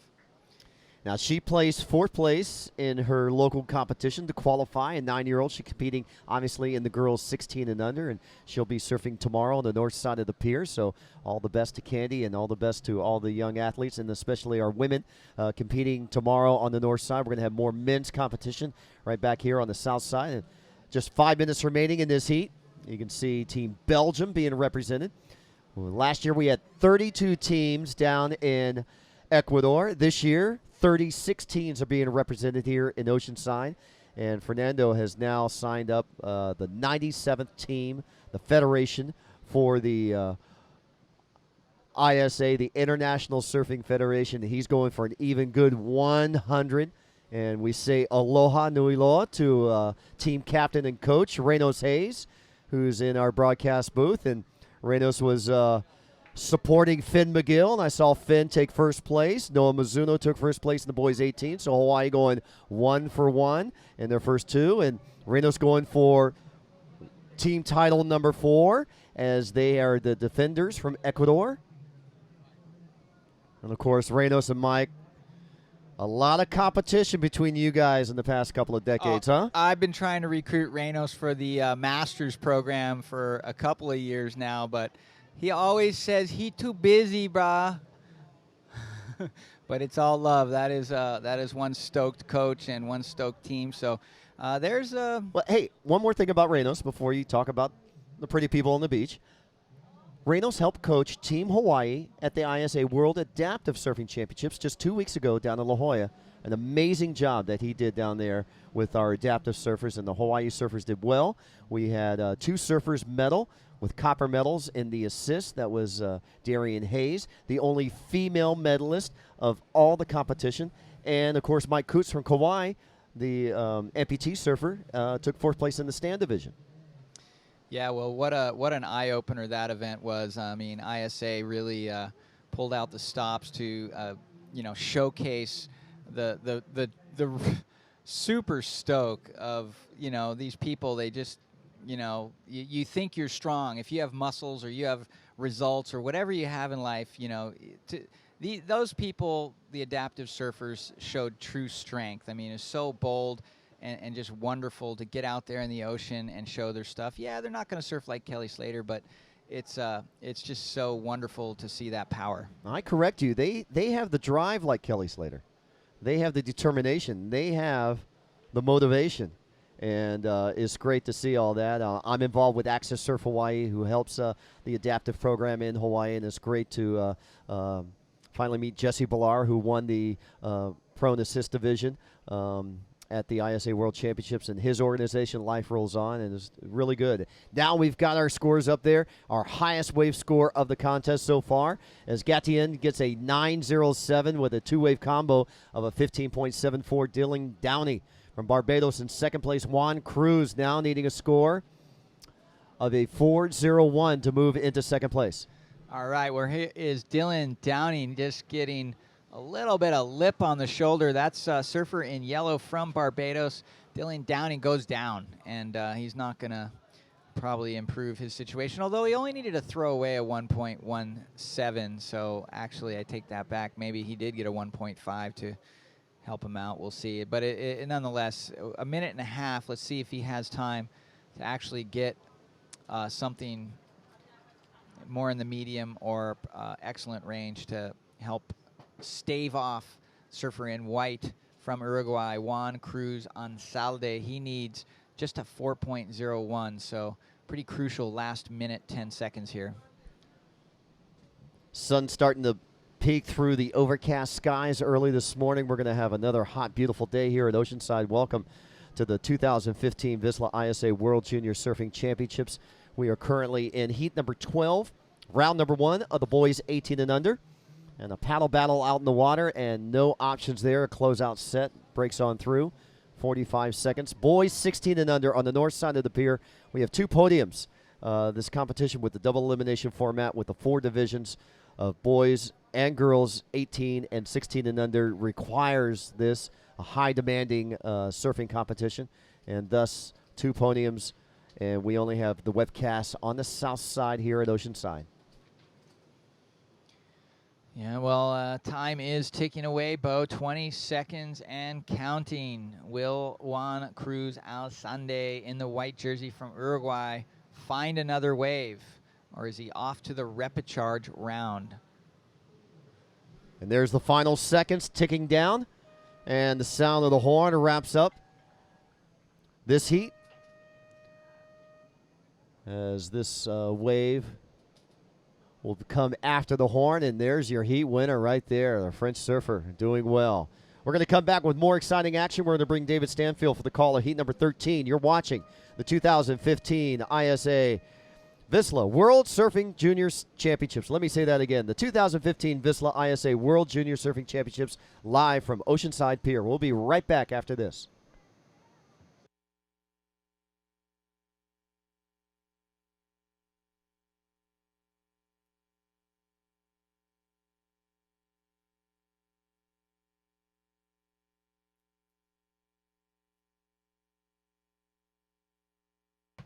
All right, we're going I heard stories of a man who lived alone on a remote island.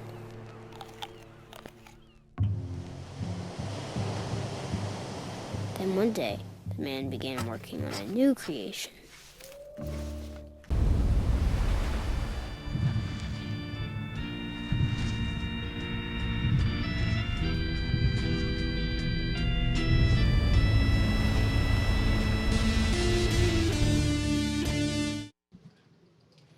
All right, welcome back. I'm Mike Latronic here, along with Dave Stanfield coming back into the booth, and this is the 2015 VISSLA ISA World Junior Surfing Games in beautiful Oceanside, Southern California. We have about 322 to be exact, young athletes from all over the world, all under 18 years old, competing for the pride of their countries, gold medals, and top honors. There are now 36 different countries represented here at the juniors, making it the biggest ISA juniors event to date. So there you can see Team Barbados on the beach. I love all the color, the camaraderie, the flags, the cheers. You don't get to see this in any other surfing competitions around the world. This is the United Nations style event for surfing. All right, Dave, so when you're out on the beach, it's getting a little warmer out there. Yeah, it's pretty sticky out there. Really warm. Did talk to Kei Kobayashi. I said, well, how is it? Because it's been warm. He's a local out of San Clemente. He goes, actually, I got a little chill out there. Water's not cold by no means, but if you stay out for 3 hours and you don't eat breakfast and you're just a grom, you can get a little chill on. But really, it is pretty amazing right now.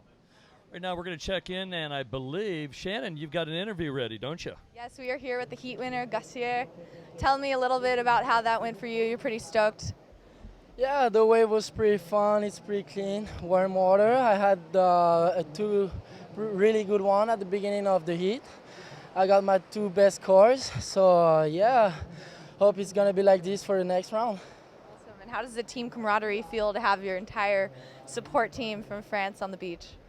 It's always good to know they are on the beach to support me, to be with me, and yeah, I want to say thanks to them, and let's see what's gonna happen. Cool.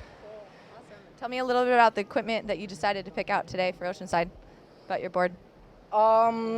This morning I was a bit busy with my board, and it's a bit smaller than the other day, so I got my groveler, and yeah, she works pretty good on those type of waves, and I'm really happy. Awesome.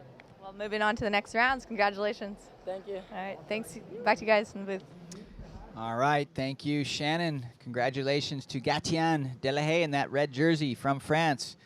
And his English is plus mieux mon français. Yeah, so good to see these kids traveling around the world, picking up, all kinds of tips and keys on new cultures and language. It's really a life experience to travel with these ISA teams and go to different countries. So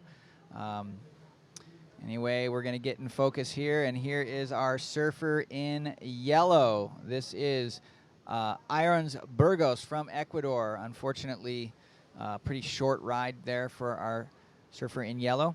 And coming up next, surfer in red, Colt Ward from the USA.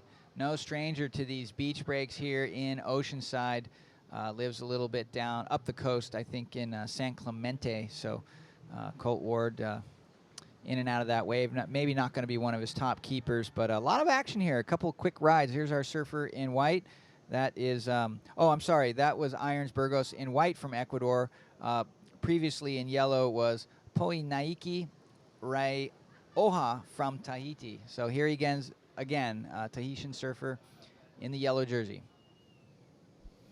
Well, the 18-year-old is the 2014 ISA World Paddle Champion. He is a phenomenal talent. First time in Oceanside, but 2 weeks ago, he won up in Huntington on the pro circuit in the paddling. Poinaki Rehoa. And talking to he and his coaches, and for those in Tahiti watching, and that would be Edvish, Grandma Edvish, and grandfather Jean-Michel. Their thoughts go out to you. Wish you were here, but the Tahitian, very talented with a paddle and very talented surfer. He's up against some pretty heavy surfers. The Ecuadorian Irons Burgos. I asked Irons coach, I go, does it relate to anything like Bruce or Andy Irons? He goes, no, this is first name is Irons. Nothing to do with the Irons family, but a big talent. And then Colt Ward, we'll talk about home field advantage. This is the one of the top Surfing America talents here, and Colt Ward is one of those contenders that has his eye on a gold medal. Colt Ward checks in at 18 years of age, and Team USA. And his father is a marketing man, Steve, as we take a look at a cover-up and a closeout. So it's a three-person heat, and that's good for them. One less person in the lineup. And you know, the tide's dropping down. We're getting the closeouts, getting a little more punch and a little more faster sections. Yeah, well, looking to go pretty fast here is Colt Ward. Nice bottom turn off the top. Super strong on that off the top. Unfortunately, with this tide dropping, you'll see that it sort of dumps a little quicker on the outside, and there's not a whole lot of time to get a lot of maneuvers unless you find a really open face. But Colt was sort of looking for that inside reform, but that didn't happen either. But on the strength of that big turn, I think that we're going to see the biggest score of the heat thus far. So Colt Ward in red, Irons Burgos out of Ecuador in white, and Poinaki Rehoa, our surfer in yellow from Papeño. Well, now this surfer, Irons Burgos in white from Ecuador, is a clear example of the kind of underdogs you got to watch out for. I mean, you can always, you hear these young surfers from America, Australia, South Africa, the power nations of the world, and then you got a surfer like Irons Burgos in white from Ecuador, just busting an air 360 to answer back on Colt Ward's last maneuver there in the red from Team USA. So you can never underestimate the surfers from around the world that are coming up these days. These young surfers are just blossoming everywhere in South America and Europe. We even have a team from Norway. So we're still waiting on that score from Irons Burgos. But Colt Ward, with that, based on the power of just that one good maneuver, got himself a 4.17. He's in first place. Irons Burgos, he got a little bit better of a score with a 4.40. However, he's still in second place based on a two-wave point total. So we'll see what our Tahitian surfer in yellow, Poinaki Barona, can do to answer back. Believe it, walking by there, I believe that was Tondo Sibi out of South Africa, and he is a phenomenal story. And if you want to check him out on the web, he is in heat number 15 coming up. Let's take a look at the DeBlanc replay right now. And we're going to hope it's going to be the aerial rotation. Yeah, the replay getting geared up. Irons. Yeah, so the score didn't get past the mid-range because that wave was pretty short. And you notice the air 360, although it was radical, there was a little timing issue, and he sort of had to bop twice to get out of it. So not the cleanest landing. We have seen really, really big scores, even with one maneuver. That was one radical maneuver, and the reason why the judges probably kept it pretty low was due to some of the technical aspects not lining up there perfectly. Irons Burgos out of Ecuador. He's a scholarship winner. He is 17 years of age. His father is, I believe, it might be doing some shaping as well. I believe he might be on his dad's board. Irons Burgos using family equipment. Our surfer in white cannot get into it. Oh, that wave just peeled down the beach. Not perfectly, but it looked like enough time for maybe 2 maneuvers, unable to catch that. So with this tide dropping out, it is really going to play havoc with, wave choice is going to be come much closer into play. Because basically, when you go to perform in surfing, you are dictated by what you have to work with. I mean, it's not like a tennis court where you get, the same squares and net to work with every single time. You have to position yourself, time yourself, and select a wave that can give you scoring opportunity right here, like Colt Ward doing a nice slash there, red jersey from America. Unfortunately, coming unstuck there on that second maneuver, so we'll see if he can throw away that 3.5. He's kind of mad at himself, but that wave got really soft and not much left after that. But on the beach, the American flag flies, and we're going to take a look, see if we can see some of the coaches there. Ryan Simmons, the coach for the U.S. team. Well, for our surfer in yellow, again, one of the world's first in Huntington Beach just recently, a silver medal in the ISA and the 2014 ISA stand-up paddle champ. Stand-up paddlers, first in Huntington Beach just recently, a silver medal in the ISA and the 2014 ISA stand-up paddle champion. And since he was in Huntington, they go added to the team. Here's Colt Ward looking to launch and at least throw some tail there. And he's going to reposition himself. One thing I would do if I was the other competitors, I'd keep an eye on Colt Ward, knows the break fairly well. His girlfriend has surfed this breakdown here in the pro ranks, event called the Supergirl. And a backhand attack to the inside. It gets a little dumpy, and he's frustrated because if it doesn't work out, he definitely shows his emotions. He's expecting a lot more from himself, and looks to be the team leader. For Colt Ward, he is one of our top seeds. When you're wearing the red singlet, you don't want those guys meeting early on, eliminating each other. So the top seeds are wearing the red singlet. And there's the view from down the beach, from the pier, it looks like. Yeah, beautiful spot here. You can jump up on the pier there, take a walk, and get a real nice overview of the situation here. See, the beach is getting a little more filled up. I really like what Colt Ward did on that last wave. It wasn't too much flare, it wasn't too crazy, but he showed composure and more than likely matched or bettered his top score, and that's really important when you're trying to, you've probably heard the phrase, build your house. These heat strategies, these guys take into consideration that sometimes, you can go for broke like he did on those first 2 waves, and they didn't amount to much more than average scores or less than average, but he sort of tapered down a little bit, got a few more maneuvers in, and completed the ride. So even though he didn't finish that wave well, it's likely to score on par or better than his top score currently. For Colt Ward, your top seed, he is he's done 5 QS events, 4 junior events, so lots of experience. And, the rules here, not much different than the WSL, but the heats are a little shorter with the 20-minute heats, and then in the rapid charge, they go down to 15. One thing here, there is no priority, so it's a lot of paddling positioning. And if you're Irons Burgos or Poinaki Raioa, you want to keep an eye on Ward and where he's sitting. Tide dropping, and it's getting a lot faster. I'm not sure if the lefts are going to open up anymore, but these pier bowl rights, you can see one coming into play here. They might be a go-to wave a little bit later. Still, the current is going from left to right. Warm water, very sticky, humid conditions. Air temperature up to possibly 90 degrees. There is a heat advisory for most of Southern California, San Diego, and Orange counties and what they call the Inland Empire. One thing we do know is, like, if you watch the Barbados team, the last heat, the flag positioning on the beach was giving a direction, how the flag was pointed, the direction for where the surfer needs to go, where the coach is on the beach saying there might be better waves down the beach or up the beach, and they kind of point the direction of the flag. Right now we're not seeing much pointing, but we can see our surfer in yellow there, maybe pointing going south. It's easy to say from the beach, but you're always bucking that current.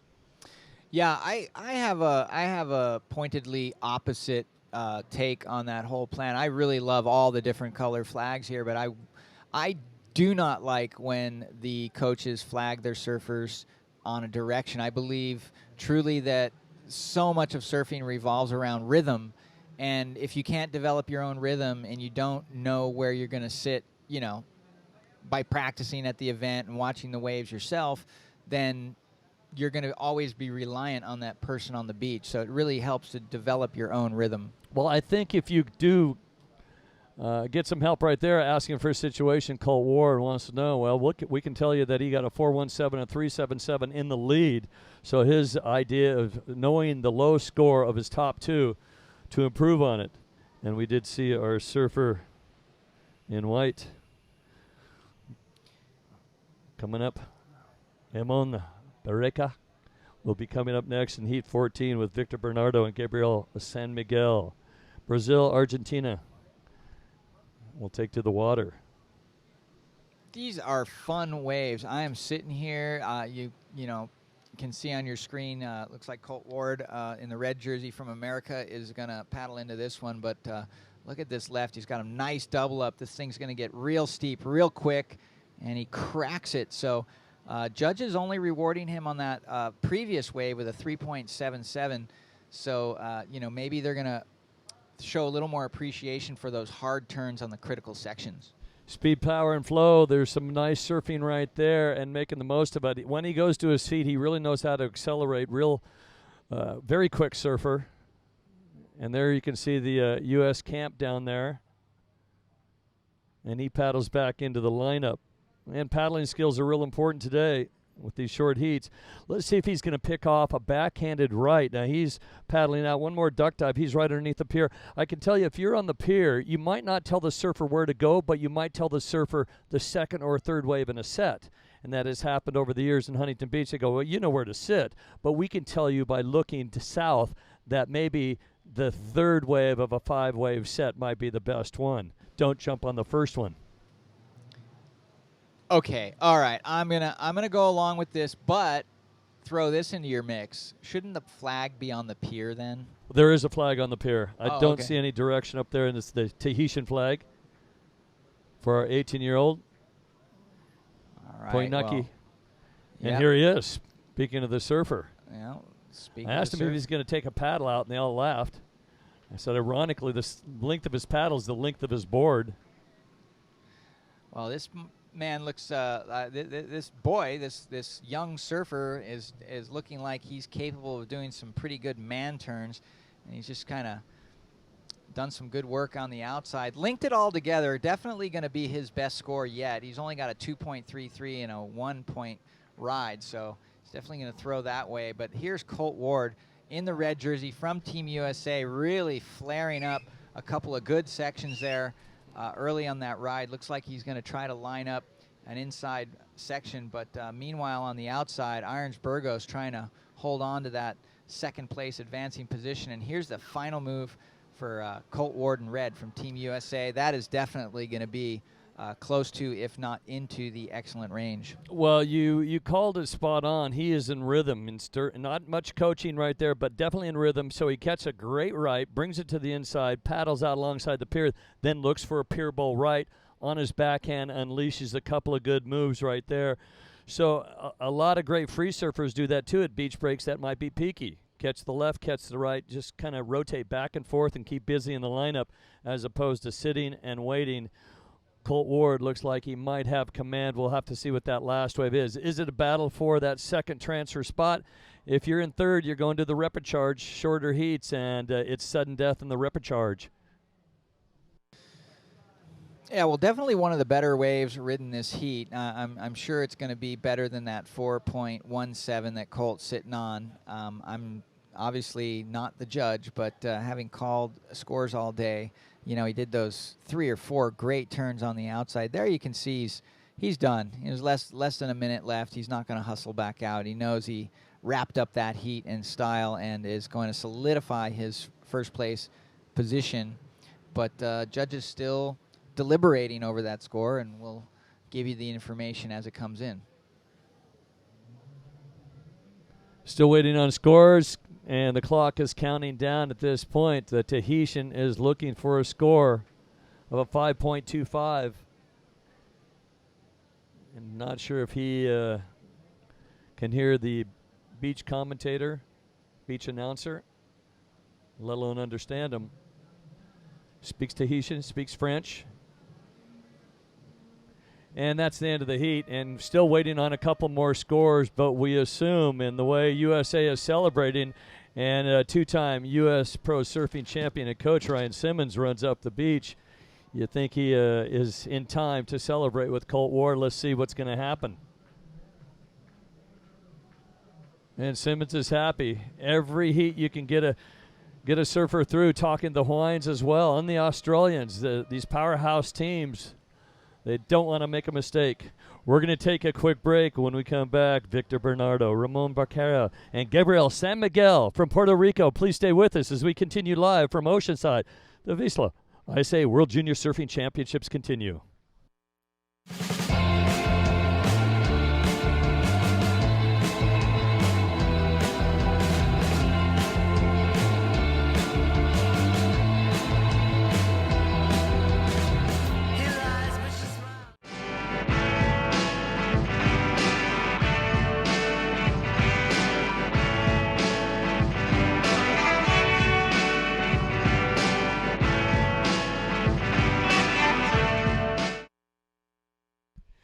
And there's the celebration for Colt Ward as it looks like he does end up winning. We do not have the official printout, but Ryan Simmons and the team. Now, the team took a big blow recently where 2 of their top surfers on their team, one broke the leg and one tore the meniscus.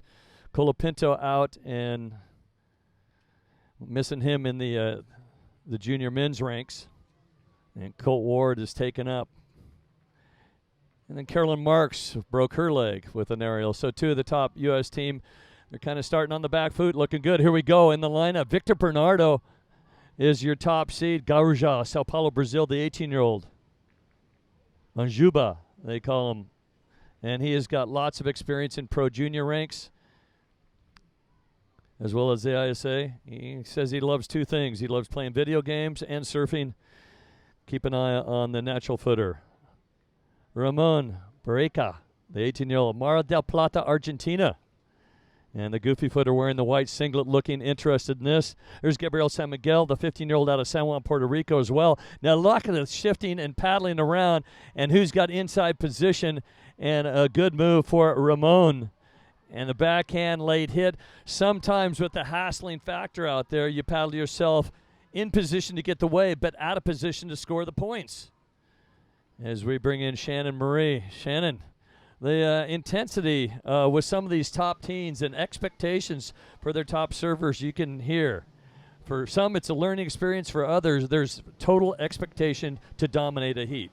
Well, especially when you hear your national anthem being sung on the beach. It's pretty awesome to see the support crew and the entire Argentine contingent right now going wild. Right, you can see them cheering on. It's really cool to see all these junior surfers just total rock stars, and really cool to see the progression and of the federation, the Argentine Federation of Surfing. So really awesome, guys and gals all down on the beach. It's all smiles and all fun for the love of the sport. When you get to see a crew like this, these kids are just so stoked, and it's awesome. Argentina is spectacular. A majority of these surfers right here surf together on a daily basis at Mar del Plata, and now and then they're up and down the coast, but for the most part it's a close-knit family, Argentina, and they're keeping an eye on Ramon Barreca, the goofy footer in the lineup wearing white. He's the men's 16 champion out of Argentina. And the team manager, Freddie Tortora, he's done so much for the sport, not only for this crew right here that are represented in Oceanside, but the entire federation, which really pushes surfing along in Argentina. Super dense population in Buenos Aires, so a lot of the beachgoers are surfing in Mar del Plata, like you mentioned, Dave. And boy, you can see their excitement. It's really awesome to see. They're chanting on the just getting the beach riled up right now as there's a wave approaching out the back, and White is taking a look up and riding. Well, it's our surfer, Ramon Barreca, and the Argentines, they clap when he stands, and they ooh-oh when he goes down. The U.S. contingent shifts from one side of the beach to the other as they cheer on their squad. A lot of people jumping back and forth between heats because we do have the under-16s to the north side, and the waves are not bad over there as well. We're an epic day here at Oceanside. Conditions usually obviously good in Southern California, September, October. This has been a spectacular last 3, 4, 5 days here, and we continue with a lot of surf. The tide's dropping out, though. The lefts are going off on the north side, a little more challenging here on the south side. Yeah, well, there's a new northwest to northwest swell coming in about 280 to 300 degrees, so it's building today. So you can see yellow taking a look.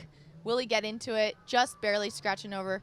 But yeah, we have sunny and warm weather with the influence of high pressure, light offshore in the AM, and it's still light, still nice, glassy conditions. Even at 11:45 a.m., we're stoked. White up and riding on this nice gem of a wave. Boom. And just goes down. Too bad it looked like a solid section. If he had just pulled that off, would have been a big score. But no doubt he'll get back in action and try again. We do have 322 junior competitors from 36 countries from around the world. This is the top best junior surfers in the world, all gathered in Oceanside, California for an amazing week of surfing. We're stoked to be here. This is Shannon Marie with Dave Stanfield on the mic. Excited and honored to be witnessing what the future of surfing is getting to. We're basically taking the top junior surfers. These are potential Olympic hopefuls if surfing does make it to the Tokyo 2020 Olympics. It's very exciting with gold medals on stake. Yellow up and riding on his backhand. And although he's from San Juan, Puerto Rico, has spent plenty of time surfing in Florida and actually competing in the NSSA, and he's been a finalist there, and it's Gabriel San Miguel, a 15-year-old surfer. And I love the way they're kind of mixing it up in the lineup. They've spread out. Now, without any kind of priority situation in the lineup, it is their paddling skill and their tenacity at outpositioning the other surfer if they do find one consistent corner. If not, it's a little bit of luck in the lineup. We can see to the far south end, I believe that's Ramon Barreca. And I'll tell you, anytime he looks at a wave, the surfers out of Mar del Plata, Argentina, go crazy. And they're singing on the beach. Coming up next, we saw him walking down the beach, one of the most popular, newsworthy surfers coming out of South Africa, Tonda Sibi. And Tonda Sibi is a young South African kid that was basically going into the world of being a street person and homeless, and turned himself around and has been surfing, and he's getting support from some great pros. Right now we're going to take a quick break. Keep an eye on the lineup, but we do have an interview, and I believe it would be with Mike. Mike? Thank you, Dave. I'm standing here with a stoked young American surfer in that last heat, Colt Ward. Kind of lit up that last wave, but you're kind of limping when you came up. You got a hurt paw. Yeah, been kind of nursing an ankle injury for the past, I don't know, probably been a month now. Have to surf in a brace for like 6 weeks. But yeah, it feels good, but it just feels a little irritated right now. I'll go home, throw some ice on it, be all good. You know, that's the power of youth for you. If this guy can surf and blow up, throwing spray and fans like that with a hurt foot, watch out when he's feeling healthy. So Talk about healthy. It's always healthy to advance in the open rounds. Another little tick for Team USA. Got to be adding some confidence here in the first day. Yeah, I'm super stoked to win my heat. Everyone's from the USA teams won their heat so far, I think. So, hopefully keep that roll going and hopefully go for the gold. And how pumped are you that the event has come to the America here in Oceanside? Oh, I'm so stoked. This is my last year in the ISA Worlds for under 18, so I got to pour the sand, so it's super cool. I got to do that in front of my hometown and stuff, so super stoked. All right. Good luck to Colt Ward and Team USA. Mike Latronic, back to you guys.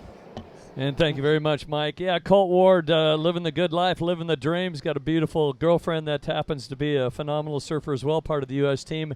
And they were the flag bearer and the sand pourer. They had to go all the way to Oceanside to get their sand. So that was the easiest for them. Great ceremony yesterday as we continue with action here. And we're just going to try to reset the clock and get you up to speed with some scores in these 20-minute heats where they can't catch 15 waves. And, again, things are changing. Tide's dropping out. It's getting a little glassy again. The overcast skies are pretty good. We're probably going to have some rain showers, a possibility of showers the next couple of days, overdevelopment, tropical moisture moving into Southern California. The El Nino season is upon us. Let's take a look at a replay right now. What has happened, and would this be the DeBlanc replay? Yes. Victor, no. Oh, yeah. Yes, Victor Bernardo from Brazil. Sick aerial completion. Speaking of stars, Victor Bernardo, one of the hottest surfers in Brazil right now. You just saw him in the Surfing Magazine edit with Felipe Toledo. Really big.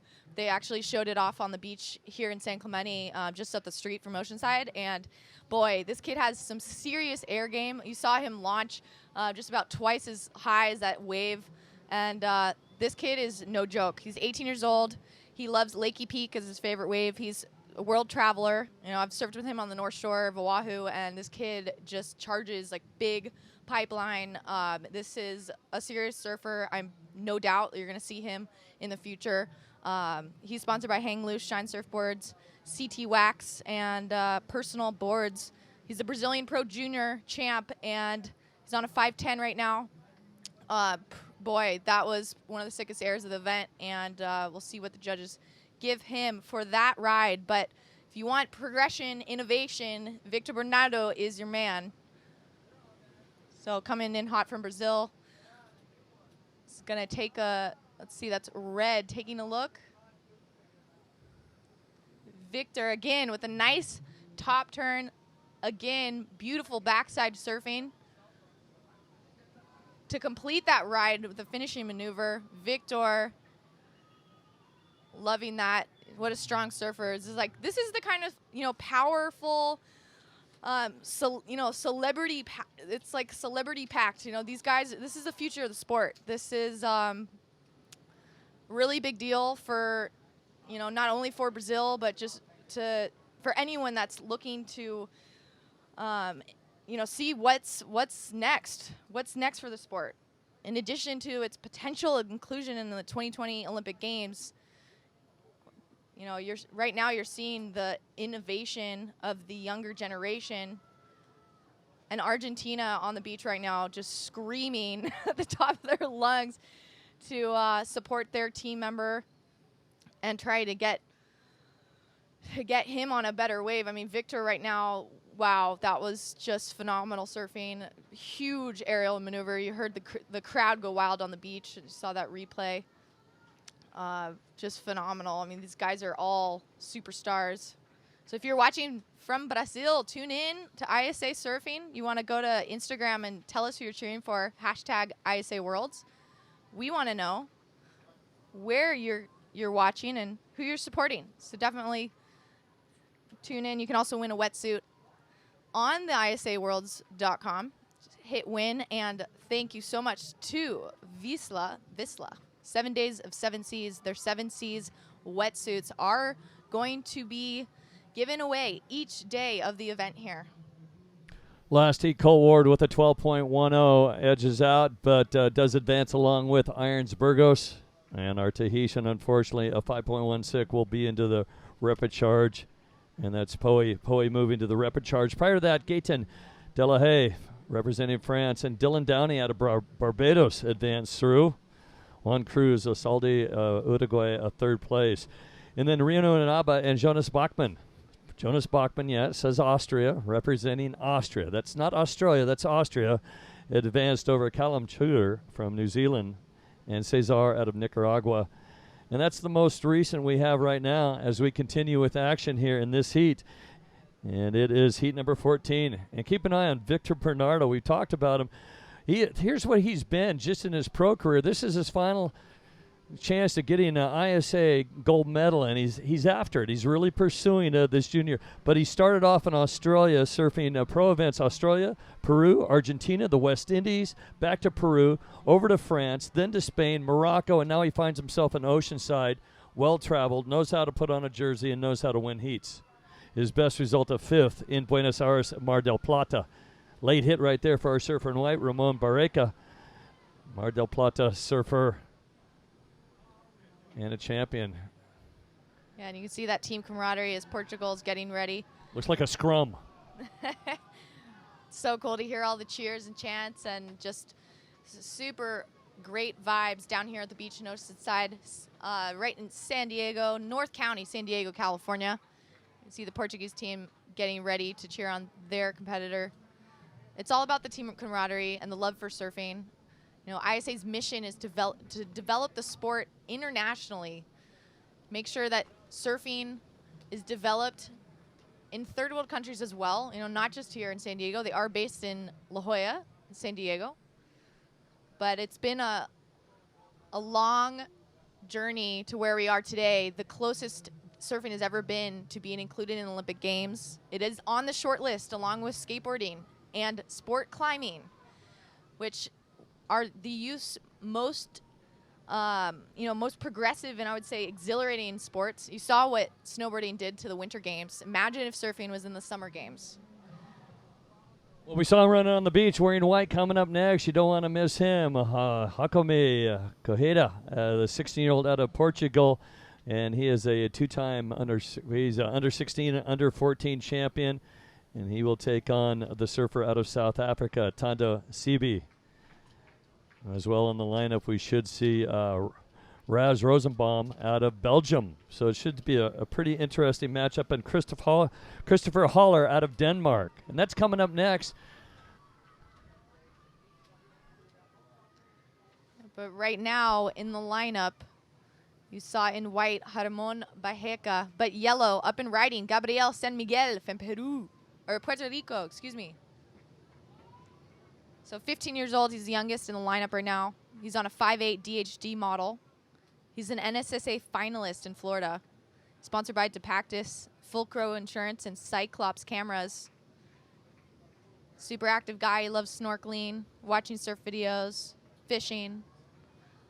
Got a waterman on your hands. At just 15 years old, he's definitely putting on a fight against these other two competitors, really strong surfers in the lineup. This is a stacked heat right now, 3-man heat. And Victor taking another look at this from Brazil in red. Just in and out. He's got some good scores on the board. Gonna make sure that he can just complete this heat in the top position. Really amazing contingent from Brazil.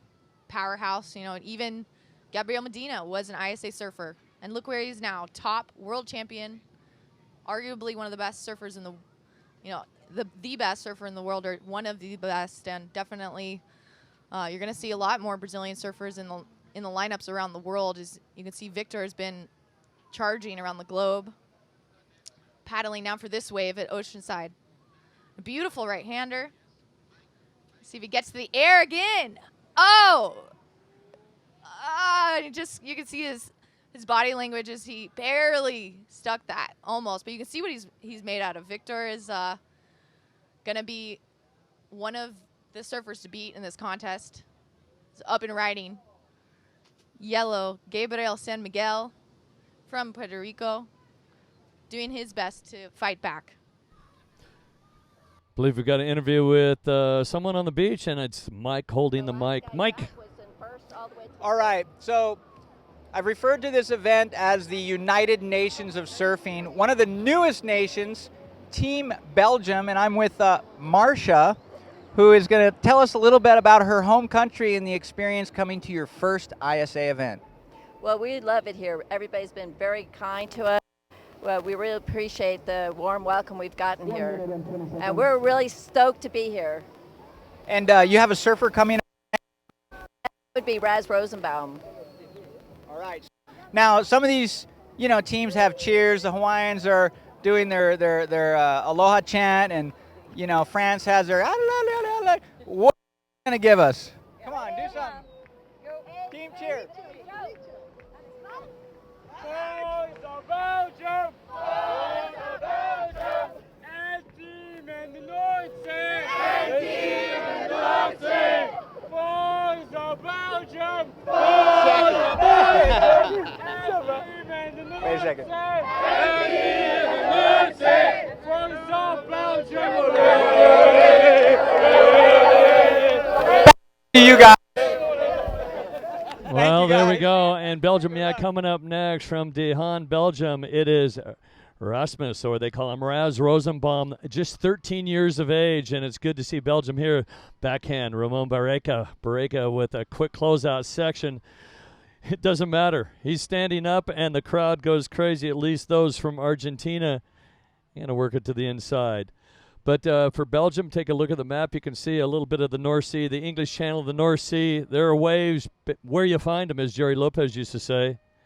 And that heat has come to a close. What a closer for him. Our scores are now frozen, so we can't tell you exactly what's going on, but what a way to end the heat. It's so Mike Latronic inciting a riot on the beach. He would start a riot. You're trouble down there. It's his dance moves, I think, that are getting people Mike's a little back. too excited. Mike's back in the booth. We're not sure exactly what they're saying, but I heard the word Belgium.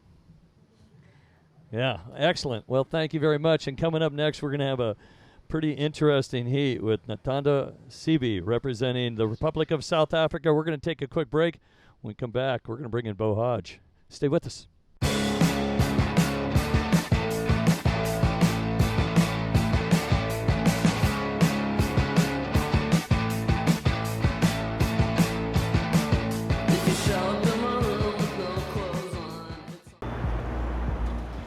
Once the building was set, Skunkworks kind of fell into place. It's like, all right, this is going to be the spot and the only spot that will sell our boards in order to simplify my life.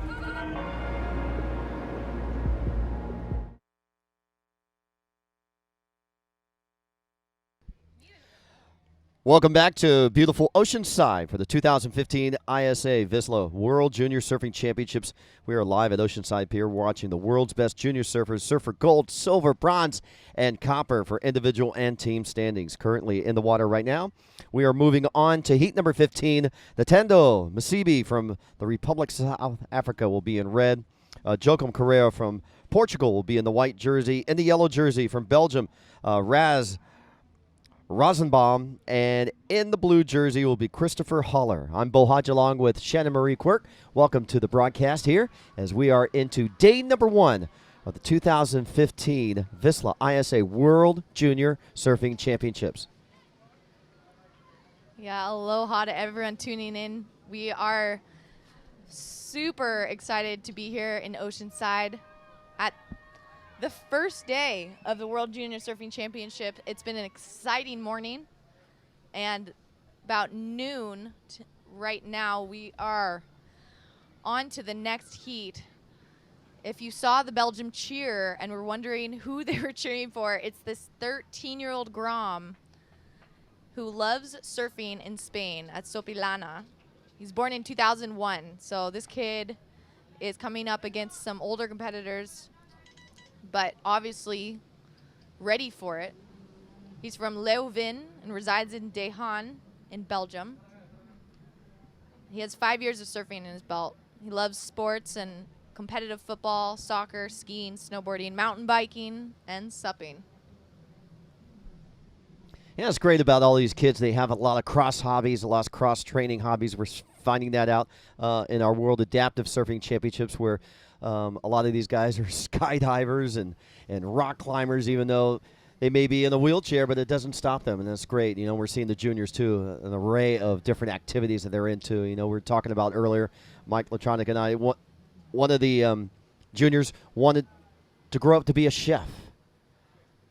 So it's so cool that they have these inspirations and these goals that they're trying to achieve as we're underway with heat number 15. And in this heat, we've got Christopher Holler. And Shannon, tell me about Christopher. Well, Chris is 17 from Denmark. First surfing 2014 junior champ. He's sponsored by N151 Cold Hawaii Surf Camp. He's a skater and a surfer. You can follow him on Instagram at Chris Rask, RASK1. And he was born in Thristed, but up and riding. Red, just in and out. That's Tanando Masibi, South Africa. Now, Natando surfed in the ISA World Juniors last year in Ecuador, and he is one of the highlight recipients of the ISA scholarship. Was awarded a scholarship about 2-3 years ago, and then really progressed in his surfing where he qualified for the South African junior team. So, you know, a lot of the scholarships, you know, go to individual competitors, not nationally known competitors. And here Natando was able to help him get some surfboards and some equipment. And the surfer out of Durban found his way to take that scholarship, use it to help him get some surfboards and some equipment. And the surfer out of Durban found his way on the national team of South Africa. Nice carving turn there on his backhand. This is surfer in white. This is Joachim Correa from Portugal. Yeah, Chacome Correa. Wow, that was a beautiful maneuver and a lot of power coming all the way to this reform section on the inside on his forehand. But yeah, that first snap is pretty sick. Judges are going to like that. You want to see commitment. He's definitely committed there.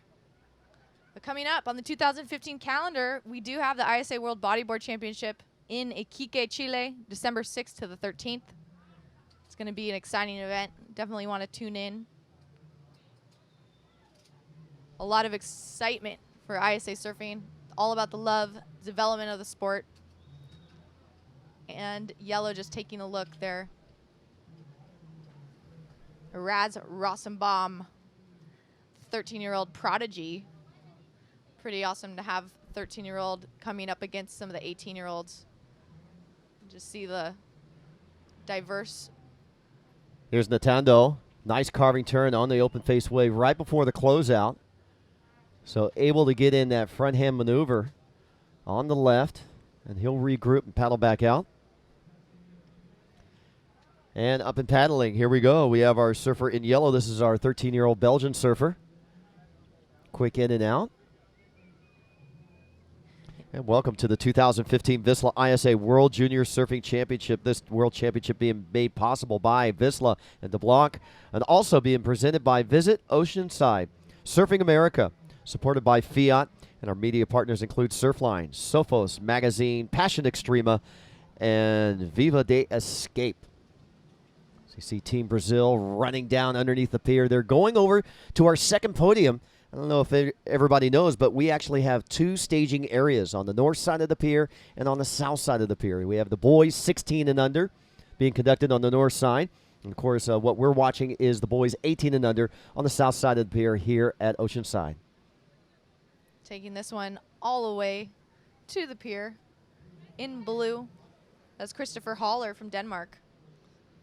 And as you mentioned, the scholarship program really helps to make sure that all of the surfers that would be eligible for the contest are able to make it. So just since 2007, ISA has awarded over $228,000 in scholarships to further the education and surfing careers of 267 surfers. It's phenomenal what they can do. If you want, you can actually apply. It's still open until December 31st if you go to isasurf.org. And ISA will distribute a total of $50,000 to be divided amongst all the recipients. Pretty amazing what ISA is doing for the development of the sport. And if you are under 18 and demonstrating financial need and you're enrolled in school, we're looking for outstanding role models for the community. They'll help you travel and live out your dream. Yeah, so if you know of a deserving surfer who would reap the benefits of the scholarship, recommend it to the ISA. Get on the isasurf.org website. There's Team Portugal as they're cheering on their man in white, Joachim Correa. Now let's watch surfer in yellow. This is our Belgian surfer, 13-year-old. Good carving turn on the open face. Here he goes again. See here, Team Belgium. Nice little maneuver there in the whitewater section. Yeah, that Grom knows how to spark up a crowd. Boy, it's funny how these Grom surfers, it's really like the entire country watching them because they're mini superstars. I mean, everyone knows John was out at Big Pipeline before he could probably write a full sentence. So, well, I got a story about that one if you want to know. Rabbit Kekai, the famous beach boy, 95 years young, has been the beach marshal every year at the Vans Triple Crown of Surfing. And when John was competing at the age of 11 and 12, we would have to tie not one knot, not two knots, but three knots in the adult large, sometimes extra large jerseys for John. But then the trouble was to get the knots out to give it to like Sonny Garcia in the next heat, you know? it's really funny. And you saw Candelaria Verzano from Nicaragua. That girl's 9, but boy, does she charge like a 29-year-old. I mean, she is out at Big Outer Reef Popoyo on the best days of the season. She always talks about how she wishes the waves were bigger. And, you know, on a 4.5 surfboard. Well, I tell you what, at the age of 9, I loved her knowledge and ability to describe her surfboards. At 9, I had a surfboard. I didn't know what it was. It was a surfboard. But she was talking about the size, the design, the shape. I mean, she was in tune to her equipment at 9. Totally. That's awesome. And, you know, all of these competitors are really prepared. They've done a lot of training. A lot of them are working with shapers to make sure that they have the right gear, especially here for Oceanside. When there's a lot of barrels on offer, you want to make sure you have the equipment to get into them, commit to the pit. But there is some pretty fantastic news with the International Olympic Committee's executive board getting ready to make a decision before the sports are put to a final vote prior to the start of the 2016 Olympics in Rio. So there's a great New York Times article on the front of the sports section, and president of ISA, Fernando Aguirre, gave his 2 cents on the agenda. It's a lot more than 2 cents. I mean, this is a huge movement, and this has been Fernando's dream. And Fernando's dream is actually somebody else's dream.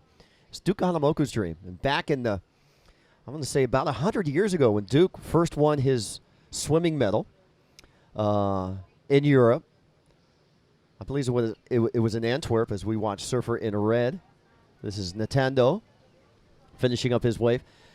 Duke was receiving the medal from the king. And the king was standing on the podium, and the athlete was on the ground. Now that has such been reversed. And the king was complimenting Duke on his gold medal and his 100-meter win. And the king goes, "You were amazing. You were the fastest swimmer all day." And Duke goes, "Well, thank you, but this is not my best sport." And the king goes, "What is your best sport?" He goes, "Surfing." And the king goes, "What is surfing?" And Duke goes, "You come to Hawaii, I will take you surfing. I want to see surfing in the Olympics." And Fernando has taken that statement, that conversation, and tried to fulfill Duke Hanamoku's dream of getting surfing into the Olympics. And we are one step closer. We are amongst 5 sports that have been nominated for entry for Tokyo in 5 years. It's really incredible. You know, skateboarding's also on the short list, and the potential is there. You know, it seems like the New York Times is pretty convinced that their inclusion is very likely, which is pretty phenomenal. Also for sport climbing, you know, the ISA is estimated about 35 million surfers in the world, and 2 million of those are in Japan. So the 2020 games coming up in Tokyo, it makes sense for Japan to include it. And it makes so much sense for Japan. Back in 1994, when they hosted the Winter Olympic Games in Nagano, guess what sport they introduced to the Winter Olympics? snowboarding. How full circle Japan would feel introducing, and look what snowboarding has done to the Winter Olympics. I mean, Revolutionize them. It quickly became the most watched sport in the Yeah. Winter Games, especially the half pipe. I mean, obviously the consequences are really high, which same goes with surfing. It's you're fully committed, and it's the injuries are real. I think that makes for great TV, and the Olympic ratings jumped up as soon as snowboarding was involved. And Thomas Bach, the president of the IOC, really wants that new youth movement. And what has the greatest youth movement? Water sports, surfing, hopefully surfing, sup racing in 2024. I mean, and this is what Fernando Aguirre is doing, the ISA president, his dream, his fulfillment, his hard work, his dedication. Fernando will go on a dime and travel halfway around the world to have a meeting for 1 hour with an executive just to get one step closer. That's how dedicated he is. Oh, for sure. I mean, this is a long road in the making. So what ISA has done is incredible for the sport, and it's a lot of hard work. But up and riding now, Blue, on his way to hopefully a gold medal. That's Christopher Holler, and boom, going down in the white jersey. That was our Portuguese surfer, Jacom Correa. Time remaining in this heat. We're looking at 7 minutes, 30 seconds counting down. 20-minute heat, 12-wave max for the surfers. Peak situation, meaning both rights and lefts are judged equally by the judges. And here we go, Natando taking a look here, pulling back. And they're being scored on a 0 to 10-point range. Obviously looking for that perfect 10 for the surfer to get the block sunglasses. Right now, the highest wave score, I believe, came from our French surfer in heat number 12. He had a 9.07. Yeah, it's funny you're saying that Fernando goes to all ends of the earth to push surfing. Well, in 1995, he traveled to the headquarters of the IOC and presented the president, Juan Antonio Samaranch, with a surfboard. Pretty awesome. And, it's taken 20 years to put surfing on the brink of the Olympics.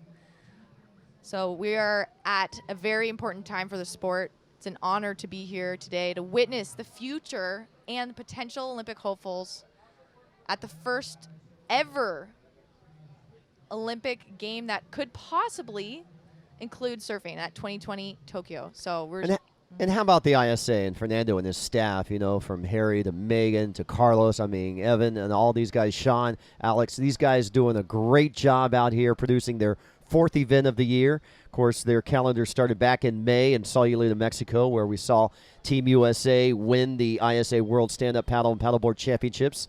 And then just a couple of weeks later down in Popoyo, Nicaragua, it was the ISA World Surfing Games where Costa Rica won its first gold medal as a team, followed by Portugal, USA, and Peru. And then just 2 weeks ago, the ISA held their inaugural Adaptive World Surfing Championships, where we saw it wasn't a team event since it was an inaugural year as we were watching Natando surf on this wave, but it was an individual event where we saw Jesse Ballard win in the assist division. We saw Bruno Hansen from Denmark win in the prone division. We saw Mano Stewart from Australia win in the stand division, and in the sit division we saw Felipe Lima from Brazil. And now we're in the 4th event of the calendar year, the VISSLA ISA World Junior Surfing Championships, and still yet to come, coming up December 6th through the 13th in Enrique, Chile. It'll be the ISA World Bodyboard Championships. So the ISA just not dedicated just to surfing alone, but all the many different disciplines that surfing and water sports has to offer. Well, and the cool thing about Natando, he's actually a scholarship winner. So Natando from Durban, South Africa, in 2014, he was awarded an ISA scholarship. And what does that mean? That means that he had the potential to make it so far in surfing, but just maybe didn't have the financial means, and ISA made it happen. His favorite surf break is at New Pier in Durban. And now, after 8 years of surfing, he's sponsored by Billabong, built surfboards, Island Style, and Von Zipper. He's also a skateboarder, so really cool to have Natando here in Oceanside, representing his country, representing South Africa. And guess what? Last year, his first year ever traveling out of South Africa, and where was it? It was in Ecuador for the 2014 VISSLA ISA World Junior Surfing Championships, and he was like a sponge. He would come and sit with us in the announcer's room. He would come and sit with Carlos in the media room. And why so many computers? Well, we're broadcasting to the world. He's going, I mean, he was just a sponge, and he was just absorbing it all. Now, looking at him this year, he looks like a travel veteran pro. And here we go, surfer in white, up and riding. This is Joachim Correa from Portugal. And it's great to see his growth into this sport. And it all started with the ISA scholarship.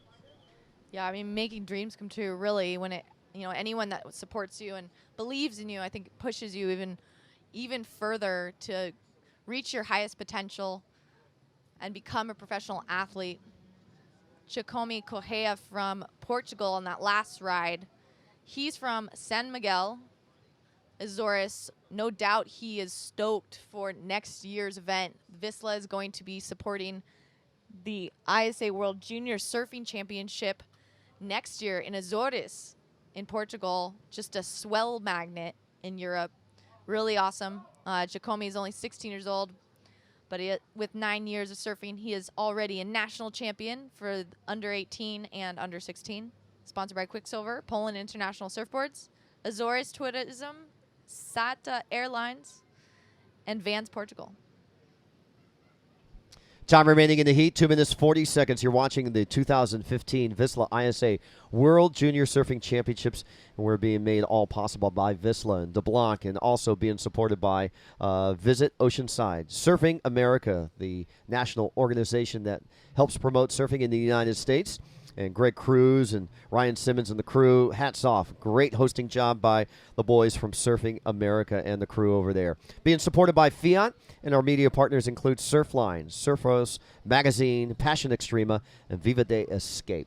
So 2 minutes remaining in this heat. We apologize for the scoring system being down. We don't know the placements and advancings of these surfers. Having some technical difficulties there. So thank you for being patient with us as we're watching these guys trying to advance heat by heat, round by round. Coming up next, number 1 seed, Seth Moniz, representing Team Hawaii, up against 2 surfers from Chile, Hugo and Alejandro. So stay tuned for more exciting action. That'll be heat number 16 of this round. A total of 32 heats. That'll be halfway through this round.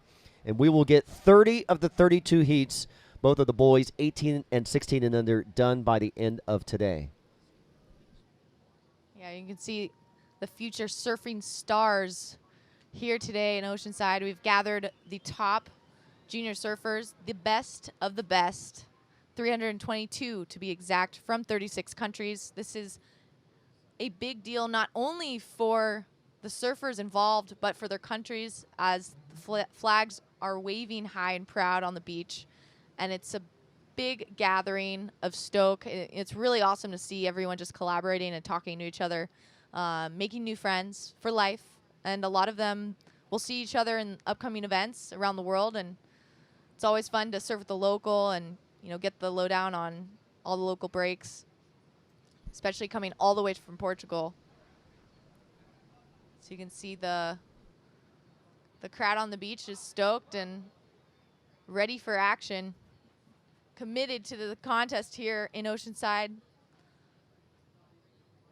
24 seconds remaining. Heat number 15, round number 1. Boys 18 and under at the 2015 VISSLA ISA World Junior Surfing Championships. I'm Bo Hodge along with Shannon Marie Quirk. Welcome to the webcast and the broadcast, wherever you may be in the world. Aloha. And welcome to day number 1. We'll be here all the way through the 18th of October, Sunday. And there's the sound of the horn, and we are concluded here in this heat. One more tap off that wave. Stick around, more exciting action live from Oceanside when we return. Heat number 16 featuring the number 1 seed, Seth Moniz. You're watching the 2015 VISSLA ISA World Junior Surfing Championship.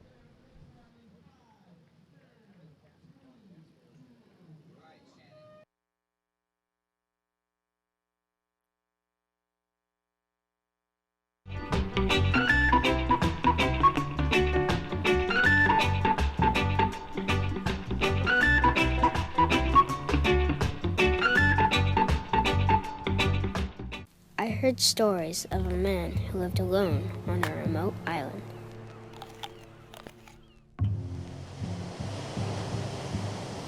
Then one day, the man began working on a new creation.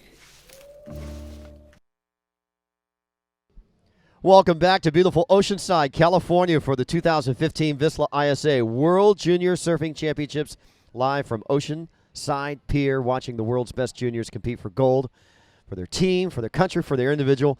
And right now we have moved up to our 16th heat, our halfway mark of this round number 1 of the boys 18 and under. As I take a look, it is not Seth Moniz, it's Imai Kalani DeVault coming up in this heat. He's up against Galanco Fasaro from Germany and Jose Mayer from Chile. So I was 1 heat off on the row. So Seth Moniz coming up in heat number 20. So I apologize for that. Mike Latronic, Bo Hodge here for the webcast call, heat number 16. Chee-hoo. So conditions still good. Glassy conditions, 2 to 4 feet. A little bit tide dropping out. It's going to be low tide around 3:30. And we've got action here at Oceanside, Southern California. This is the 2015 VISSLA ISA World Junior Surfing Championships. And how about Team Belgium cheering up their 13-year-old prodigy here? How cool is this, Mike? This is just heat of round 1. Yeah, well, you know, this is their first year in the ISA, so as one of the newer founding members, the newer members to join the ISA ranks, you know, the stoke is certainly going to show, and it's good to see. It's really good to see. Of course, in the water right now, Mike and I know a lot about this young man. The man in the red jersey, Imai Kalani DeVault, known as Imai. He was a finalist last year in Ecuador, as we watch surfer in yellow grabbing rail going backside. This is Jose Mayer from Chile. There's Imai out in the water. Finalist last year in this division. The boys 18 and under win a copper medal. So he's a 2-time medalist with a gold medal as a team. And Imai winning a copper medal in the boys 18 and under last year. Yeah, well, a lot of talent coming out of Hawaii. It's really a tough selection process. I've seen it firsthand. Coach Reynos and Bertie Shimura and Kahea Hart would get together, and they just, you know, there's just so much talent coming out of those little islands. And so for Imai to have qualified again, I think this is his last stab at it, or maybe he has one more year, but you know, he's looking for something beyond 4th place now. He wants to improve, and he wants to go out of this division in style and leave a name here in the ISA ranks. So as Fernando Aguirre sort of eloquently said the other day, this is the freshman class. This is potentially the freshman class of surfing in the Olympics. We'll see. Well, Imai paddling there from Makawao, Maui, the 17-year-old. Favorite surf spot is Honolulu Bay. I tell you what, let's go down to the beach with Shannon Quirk. And Shannon, who do you got this time? Thanks, guys. I'm here with Tantam Subi, who's from South Africa, from Durban. First time in California, one of our scholarship winners. How's your experience in California so far? Yo, it's been sick. Like I haven't been to other places. I've been like around the beach and where we're staying, but as far it's been so sick. Cool. And how has ISA been supporting you? You know, you've had a long journey all the way from Durban. Tell me a little bit about your experience. Yo, like, sorry, like coming here, it's a sorry, little salt water. Yeah, coming here was a mission. Like, we spent like 2 days just to come here, but it was worth it. Awesome. And how does it feel to have support of South Africa behind you? Yo, it's amazing. Like just to know someone's behind your back, you know, someone's with you all the way, and that also makes me want to do well for my country. Very cool. Awesome. Any words for your friends and family back home? Yeah. How's it? It's all good. All smiles, all love for surfing. We love it. Good luck in the rest of the contest. Back to you guys. Thanks a lot, Shannon, and congratulations to Tando taking first place. Joachim taking second place for Portugal. Unfortunately for Denmark and Belgium, their surfers placed third, fourth, but they're not out of it. They're delegated to the repechage round, and congratulations to Nintendo. It's already sounding like a surfer. His word of the day, sick, as we watch Imai up and riding from Makawao. Yeah, sick first turn there and a sick second turn. So Imai DeVault already throwing some tail. Little lazy inside section, so he decides to get out of that. But, yeah, super cool to see. You know, the ISA has given away close to $250,000 in the last couple of years to some very happy, very stoked young surfers. And the criteria was, you know, they have to be doing good in school. They have to be good, upstanding people. And, of course, they have to have that passion and love for surfing. So kudos to Nintendo and the ISA on that scholarship mission. And Nintendo advancing on into round number 2. So congratulations to him. Again, our scoring system not available on the website, so we apologize for that. We're trying to get that corrected for you. We can tell you there's 13 minutes, 15 seconds remaining in this heat. And going back to what you were talking about earlier, Mike, about Team Hawaii and how Reynos and Kahea and Bert get the boys ready and the girls ready for this contest. There's actually tryouts in Hawaii. And as you said, there's so much talent from the neighbor islands and from Oahu. Imai from Maui, where hails, you know, Kai Barger, an ASP World Junior Champion, Dusty Payne on the WSL WCT World Tour. A lot of great talent coming out of Maui. Hank Gaskell. So Imai, just one of the many few great Maui boys that are do so well in surfing. Here we go, surfer in white. This is Fragasso from Germany. A couple of carving turns before he goes down. So the competition within the competition within the competition. A lot of these surfers, especially you know, from the United States and Hawaii, have to compete in the regional events. Their NSSA, their Hawaii Amateur Surfing Series, and here on the mainland of the United States, the Surfing America Series, they have their prime events. They have their WSA events, and then it all rounds up into the summer where the national championships are crowned for all the surfers in the United States, and thus the ISA looks to the individual federations to do their regional, their national, and this is their biggest international event that they come to.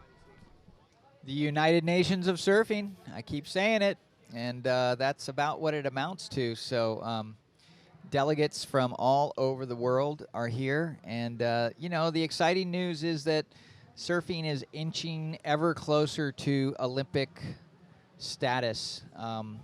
Right now we are in the midst of a waiting game, but the administration's optimistic, and according to what we know, Tokyo has actually asked the IOC, the International Olympic Committee, to include surfing in the game. So it's a request. But they're just one of 5 sports looking for inclusion. They're also looking at baseball, softball to be reinstated. They're looking at skateboarding, looking at rock climbing. They're also looking at karate too. So surfing is just not the one sport of the possibility. And how many sports can the IOC pick? Well, that's up to the IOC. Here we go. Imai, nice tag off the top, forehand carving turn, goes down. Little bumpy back section on that wave. Yeah, it sort of died out really quick. Imai was just a little frustrated there and sort of flick kick out.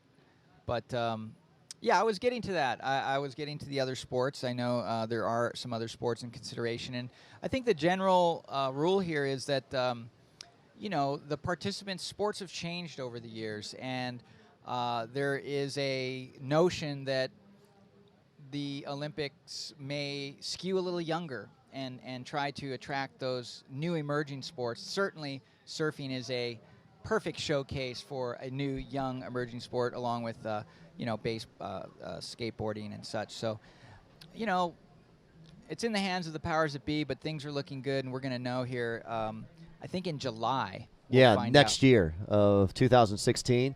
And Rio will be hosting the 2016 Olympics. And Rio is introducing an older sport, which used to be in the Olympics around the turn of the century, the early 1900s.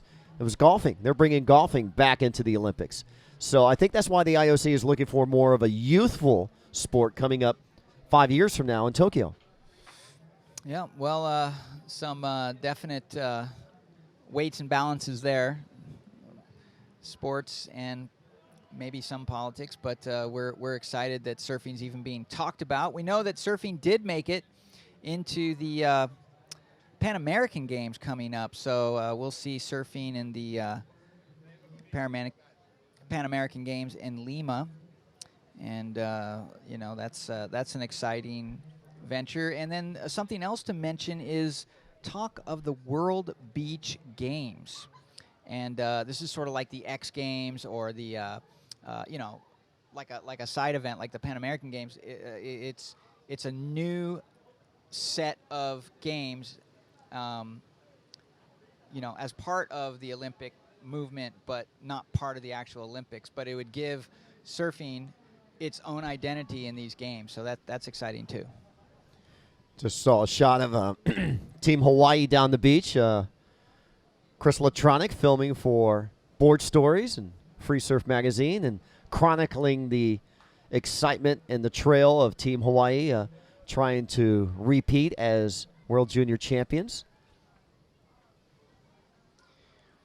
Yeah, well, I just got a little quick word in with Liam Ferguson, one of the managing directors here, and there is some talk about Board Stories and Free Surf coming on as a sponsor here of the events. In fact, we're pretty psyched. I think we've been to about a dozen of these events thus far and made about 10 television shows.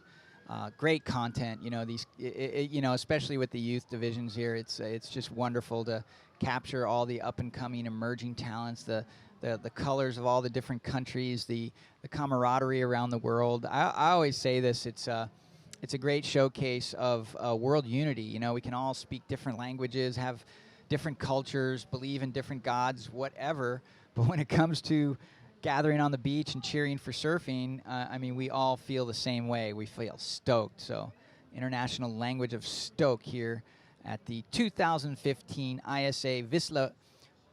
I'm sorry, the 2015 VISSLA ISA World Junior Surfing Championships, and I was hoped to give you these scores, but unfortunately, we don't have them either. Yeah, we apologize for that, and we want to say thank you to our great sponsors. This World Championship being made possible by VISSLA and DeBlanc, and along with Visit Oceanside and Surfing America, being supported by Core Hydration, Surf Screen, and our media partners include Surfers Village, Grandad Zero, and Waves Brazil. And get in tune with the ISA, theisaworlds.com.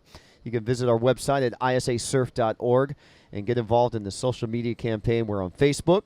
Our Facebook address is facebook.com/International Surfing Association, all spelled out. Our Twitter and Instagram handle. Tag us right now. We're at ISA Surfing, and our hashtags are ISA Worlds or hashtag VISSLA ISA World Juniors. And you can Snapchat us at ISA_surfing. So already posting a great array of pictures. We've seen our silver medalist from the World Adaptive, Davi Teixeira. He's following the juniors and his fellow Brazilian surfers. And when Davi was down at the World Amateur Championships, the World Adaptive Championships down in La Jolla 2 weeks ago, Gabriel Medina, Felipe Toledo, and Miguel Pupo were cheering him on. And he almost won a world title. He came second place to Jesse Ballard. Yeah, well, very, very uplifting event. So good to see. You know, the ocean's healing. I mean, just being in the salt water itself is generally good for you. And there's something going on with the ionization of your body, of your biorhythms. But if you can imagine being surrounded by a barrel. There is our Hawaiian contingent on the beach. You can see them watching their countryman, Imai DeVault. This is our surfer in white. From Germany, this is Fragasso. But the slow heat, we saw some closeout waves about an hour ago. The tide change is playing a factor here. Here we go, Jose Mayer from Chile. And three of these guys surfing here. You're seeing 3-man heats, 4-man heats, just depending on the draw of these heats, you're going to be seeing the combination. And there's the German flag and the Hawaiian flag, and Team Hawaii always with that camaraderie, as we say in Hawaii, the ohana following their competitors and watching every maneuver, whether it's fellow team surfers or the captains, the coaches, even the team moms are down there. We see Lindsay McGill and Tammy Moniz have made the trek, and the whole Mizuno family, too. Yep, it's a family affair.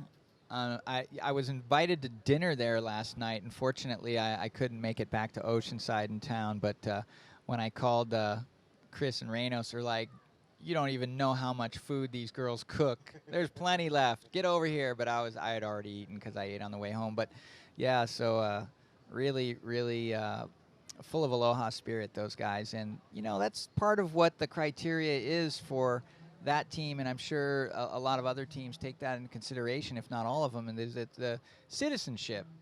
You know, we're going to be at a world event, people. We're going to be representing our countries to the world, and, you know, you could be the greatest surfer in the world, but if you don't know how to act, brah, you got to stay home. 3 minutes, 25 seconds remaining. We are in heat number 16, round number 1. Boys 18 and under, the 2015 VISSLA ISA World Junior Surfing Championships live from Oceanside Pier. We are on the south side. There's a beautiful shot, a pier shot, showing the judges' tower, the athletes' tents, and the whole south side of Oceanside Pier. Yeah, it seems like maybe the tide is just approaching, you know, super low, and it's sort of sucking out the swell, but we're expecting more energy. So I'd say tomorrow morning expect to see a bit more swell. That incoming tide in the morning is definitely going to help it, but as the evening goes on, it gets hollower and hollower, and you can see Imai DeVault just catching a piece of that lip there super quick. Really, I mean, that was within a blink of an eye, but technically that was a really difficult maneuver to pull off. Yeah, Mahina Maeda, there's Seth Moniz, there's Bert Ishimaru, there's the whole team Hawaii clapping for Imai. That was a very critical maneuver in the most dangerous section of that wave, and he tags it right there on the closeout. 2 minutes, 14 seconds remaining. You see the flags of Chile and the United States and Germany and Hawaii all amongst, and get this question all the time. How come Hawaii is a surfing nation separate from the United States? And it all comes from Duka Hanamoku, who introduced surfing to the world. And Imai, again, on his backhand, on fire. Boom, one more time, in the open face, throws the tail, and not able to pull off that last maneuver. But since Duke introduced surfing to the world, and since the mecca of surfing in Hawaii, and the rich history of surfing in Hawaii, Hawaii has so much talent and so many surfers. They have been established in the surfing nation, in the surfing competition, professional and amateur in the ISA and the WSL as their own representative. But when it comes to the Olympics, Hawaii and the USA are going to have to combine and compete at the Pan American Games coming up in 2019 and hopefully in 2020 in Tokyo. Yeah, well, that's going to be packed full of talent. I mean, you combine the Hawaii team with the USA team, and, you know, I mean, in my estimation, it's almost like the East Coast and the West Coast should have their own territories, too. There's just so much talent. But, I mean, you could break that down for Australia as well, you know, Sunshine Coast, North Coast, South Coast, Western Australia. There's all these different regions where you got, like, a uniquely different group of surfers, and there's so much talent. So combining Hawaii and USA is going to be lethal. Tahiti and France are going to have to combine. Yeah. You know, well, where so does Puerto Rico sit in that? Puerto Rico is a territory of the United States, like Guam is. So they're going to come into the United States play, too. So, yeah, going to be so really it's just not the Hawaii-USA factor. France and Tahiti are going to have to combine, too. Here we go. Surfer in yellow, up and down. 20 seconds remaining. As we wind down here, heat number 16, round number 1 of the boys 18 and under. And again, no scores available. We apologize for that as the final seconds being counted down by Rick over the main tower. And there's the sound of the horn. And we're going to take a short break. You're watching the 2015 VISSLA ISA World Junior Surfing Championships live from Oceanside. Coming up next, we're going to bring in David Stanfield for the call of heat number 17. Stay tuned.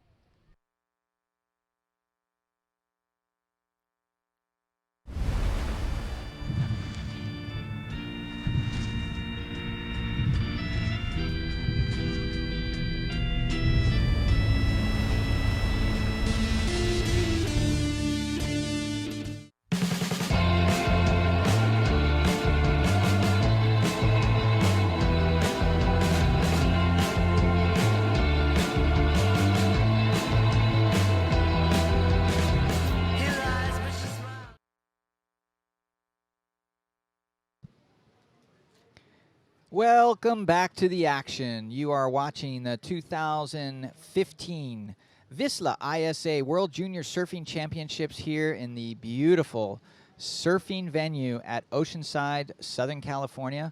I'm Mike Latronic, and back in the booth, David Stanfields, just looking at a shot here, kind of pier side, and you can see some lines coming in, and here is our surfer in red. That was Kei Kobayashi from Team USA, breaking first blood, cracking that lip, looking pretty good on that first opening ride. He is joined by Esneda Perales from Ecuador in the white jersey, and in the yellow, Sebastian Soto.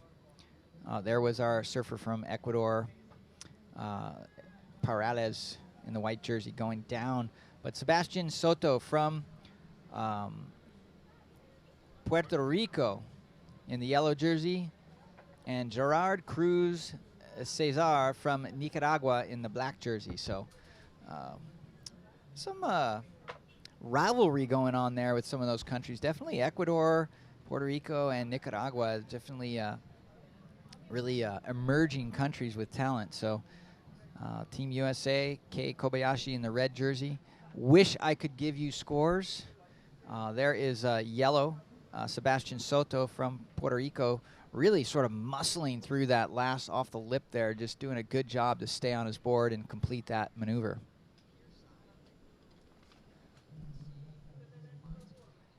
So you can see the swell has sort of settled down a little bit. We've seen really, really good 2 to 4 foot surf all week. In fact, it was more like 3 to 5 foot yesterday and the day before. But as this swell eases, another southwest swell is filling in to make sure these kids get great surf for the next couple days. And here is a yellow having a look at that, and a no-go. Coming up next, you've possibly seen him on the pro ranks, one of the top surfers in the world. It's his little brother, Wesley Dantas of Brazil, Matias Canto out of Argentina, and I believe out of Puerto Rico, Kayani Iglesias. And Iglesias, Matias and Wesley will be in Heat 18 coming up shortly, 20-minute heats, and had a chance to pick up a little conversation with Tondo Sebi after he finished with Shannon. And there were some great news stories on him. He is really a spectacular story. We'll get to that after we take a look at Perales here from Ecuador. All right, surfer in white, Mr. Perales from Ecuador, finishing up a ride much better than his first effort.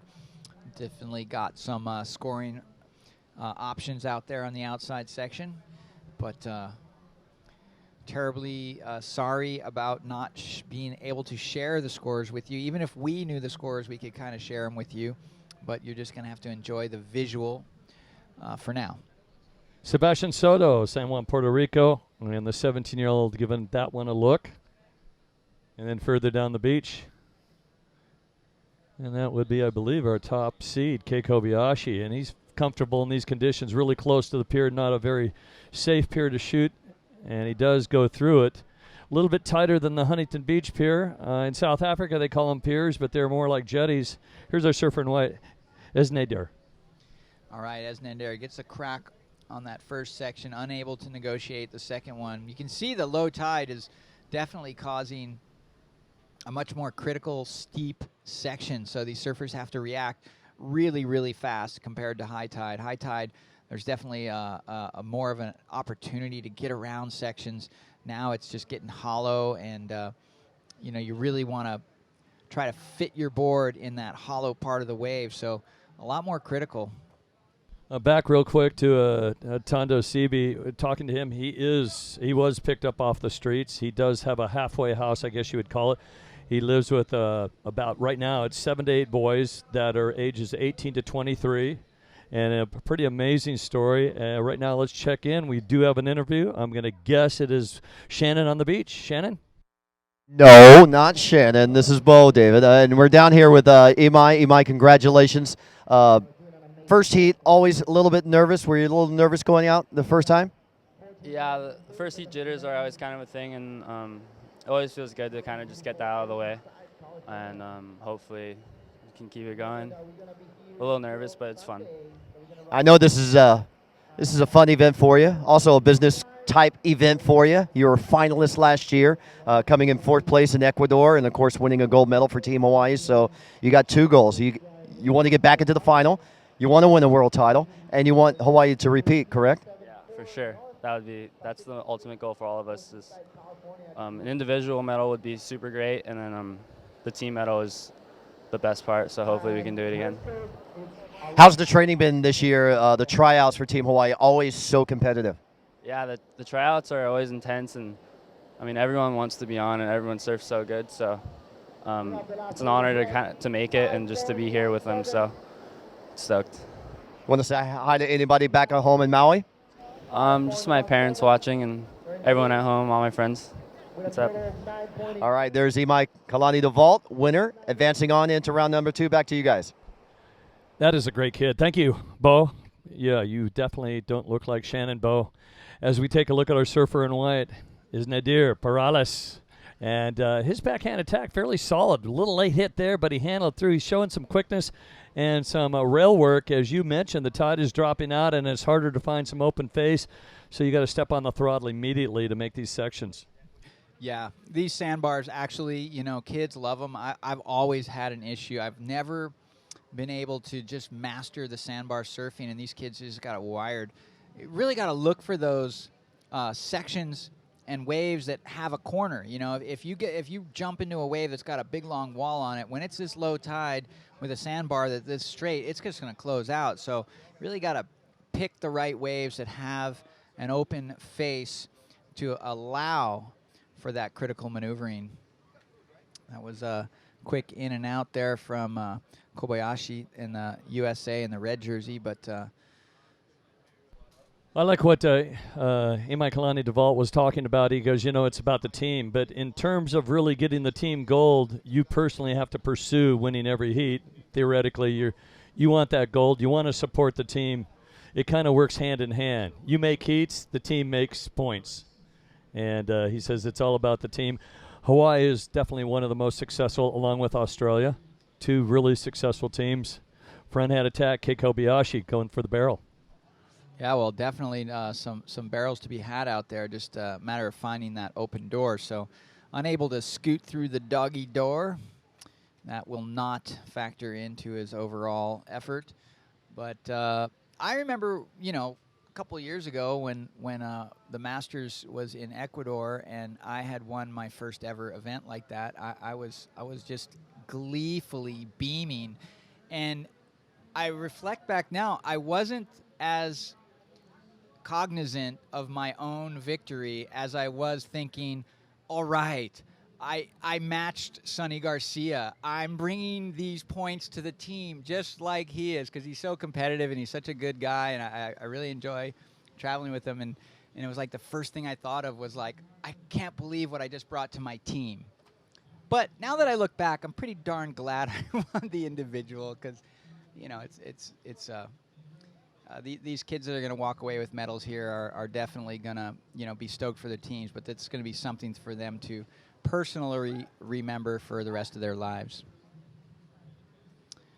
Well, Imai Kalani DeVault does officially win with a score of a 9.70. Might not have been totally exactly what he wanted in terms of a score. He's just the scoring thing, 15 points on waves. As we take a look at the backhand attack for Sebastian Soto. And finding the corner, wave selection will be a key, and you've now at this point, as the tide drops out, you've got to even look for the occasional rip current that might break things up. There are 2 swells running, but as the tide drops down, it seems to be getting a little more lined up. Now and then the pure bowl right is working, so we'll see who's going to hang over there.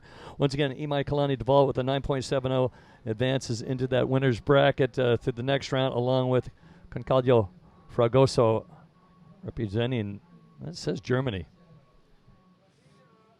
So a lot of these surfers are on different passports. They have parents from different countries. Some have dual passports. You might have a surfer like we saw from Florida actually representing Russia. One thing we do know, the Hawaiians are representing the Hawaiians. Yep.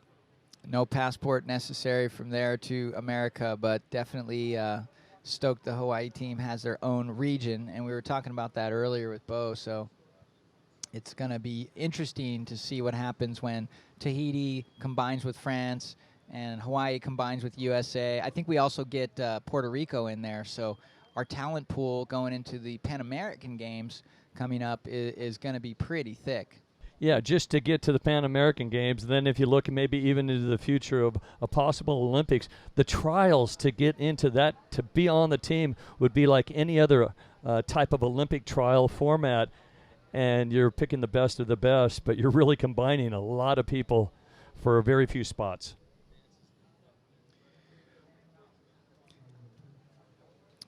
Well, there we are on the beach. Looks like Team Argentina is sending out their man. And that is our surfer in white, Mateus Canto.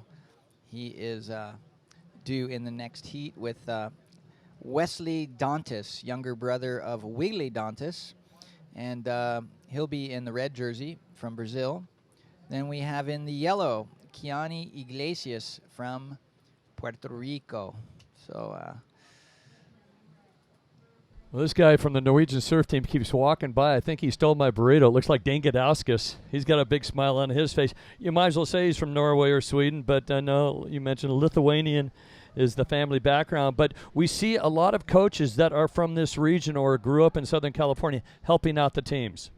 Yeah, well, that's about the nicest Viking-blooded human I know. You know, you'd think he'd be charging with a giant sword and a dragon in one hand and a sword in the other, but he's got a surfboard and a smile. So, well, what you bring, the local knowledge and knowing about the winds and the tide and the sandbars here. Not that he surfs here every day from San Clemente, but helping out the Norwegian team just get used to the conditions, where they might go train on a day off. What are you going to do, and where are you going to train, and what are you going to? You know, I think of all the theme parks and the fun things you can do in Southern California, it'll be after this event. But it's a long one. It's started yesterday, and does that look like a Wiggly Dantas? It sure is.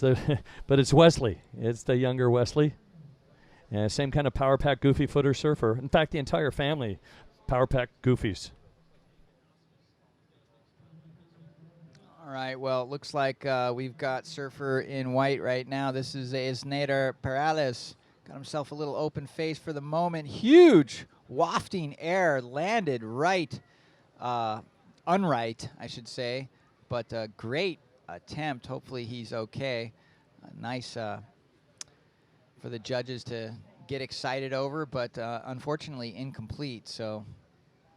Well, that Pier Bowl ride with the tide, with a few more feet in the lineup, it was a pretty good wave, offering a lot of opportunity. Now it's a quick one, but going against the grain, you do have the opportunity to get some air. Here's a shoulder and finding a little section here. It's our top seed, Kei Kobayashi. Yeah, and you can see Kobayashi kind of picked a smaller wave that had a shoulder on it, and it's allowed him to do multiple maneuvers on this wave, which is really going to be the key factor. I mean, everyone surfs pretty good. This kid's surfing this wave really well. He's just making use of every little nook and corner. And on top of that, he had a lot of open face. And bonus, he's going to get a little reform on the inside. So not much there on the end, but great little ride. Probably one of the best rides of the heat. A monster wave coming through, and it's going to be a late, slow takeoff and over the falls. That's your classic over the falls where you just get hung up on the lip. The wave looked spectacular for a nanosecond, and then it just shut down. But, again, light to offshore winds, swirling sometimes out of the south. Kei Kobayashi, Special K, sometimes they call him. I think some of his local bros are now calling him K-Borg. Obviously after Kyborg, but maybe a little different. I don't know. They've all got their own nicknames. Well, we have a Kyborg at Backdoor, so I guess at Oceanside we have another K-Borg. So. Well, San Clemente surfer just checks in at 16. You're right, though. His coach probably saying, don't catch the biggest wave, catch the best one, like this surfer here. Sebastian Soto throws a little tail, and you can see when you see the water and it gets there's the white water and it's a little brown. It is kind of thumping, and the sandbar is getting kicked up, so we've got some sand and a pretty powerful little section right there on the inside. Dirty sandy peaks. Well, they are getting their flags in anticipation for the next heat. Good news is there's a sailboat offshore and it's going nowhere, because when it starts going somewhere, it means we're in for the afternoon prevailing breeze, which is not exactly what you want here. We do not have the scores. We apologize, but we can tell you that Kobayashi does have a couple of decent waves so far. Yeah, there's little doubt in my mind Kobayashi is leading this heat, especially with that last long ride, multiple maneuvers, probably got a mid to approaching excellent range score. And here is our surfer in white looking to change that. Unfortunately, another closeout there for Perales from Ecuador. Well, I'm fairly impressed with Perales so far. Of the waves he jumped on, he did definitely show some leg strength and some positioning and can generate some speed. Surfing for 10 years, meaning basically he started when he was 7 or 8 years of age. And Ecuador, one of those great countries where you can actually surf the North Pacific and the South Pacific on one wave, if you know exactly where that wave is, I guess. Yeah, tons of good waves. Let's go to the North Pacific this afternoon. Right now, let's surf the South Pacific.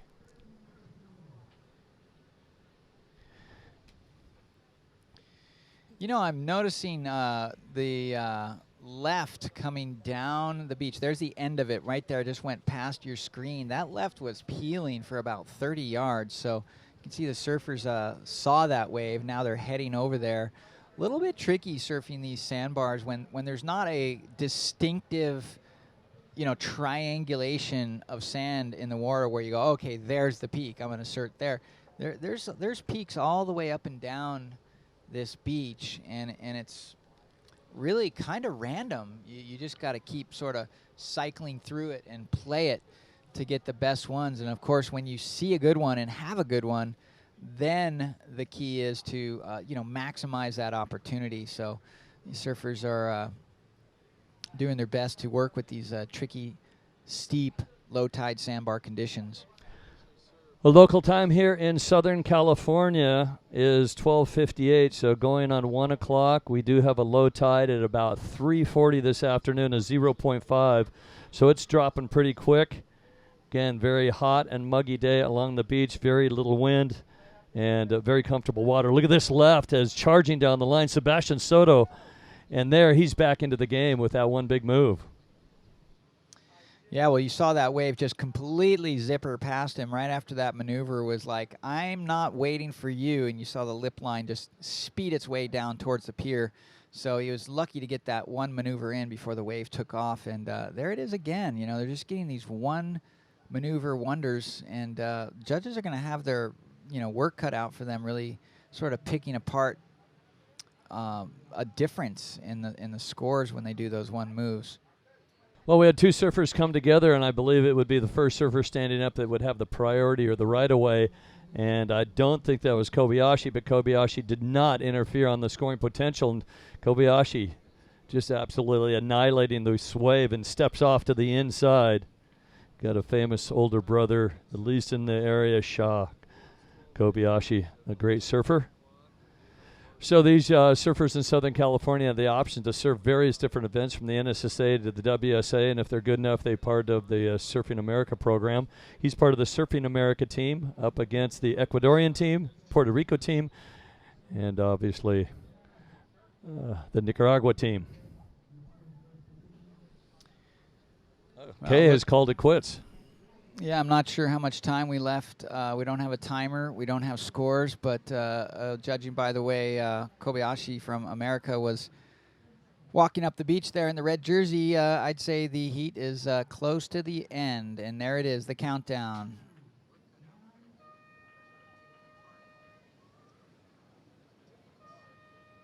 One horn starts the clock, starts the heat. Two horns ends. Kobayashi going to get with the team right there. Going to get them all together. Well, that's how you do the support right there. It's really a team effort. That was simple. It sounded like a little NFL huddle. College team. Going to wrap up and get the scores. We're going to give you the official results. And we're going to start this next heat. Well, when we come back, we got another good heat. We got Wesley Dantas in the lineup, Matias Canto, and we do have Iglesias. It's a three-man heat. Please stay with us as we continue live for VISSLA ISA World Junior Surfing Championships from Oceanside.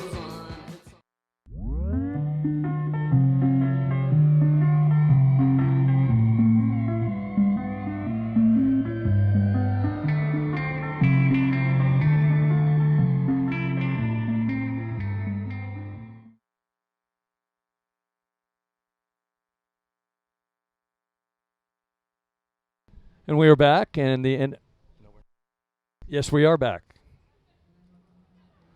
Looks like a pretty nice condo on the end, but Ruby's Cafe.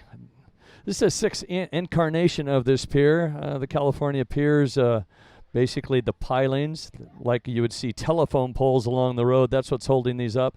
Huntington Beach has reinforced theirs with cement, but this is the sixth rendition of the Oceanside Pier, probably the second or third longest pier in Southern California. Great place to fish, go out and enjoy the views. And if you're not used to a pier like a lot of these surfers from around the globe, they love the vantage point of looking down. It looks like, Mike, you're going to stay with me for a while? Be happy to. So what do we got here?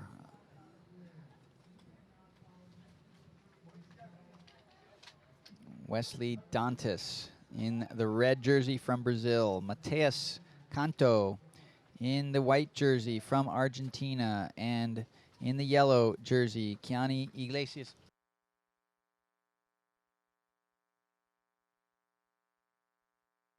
I am going to take a break and get Shannon on the mic. We'll be back later.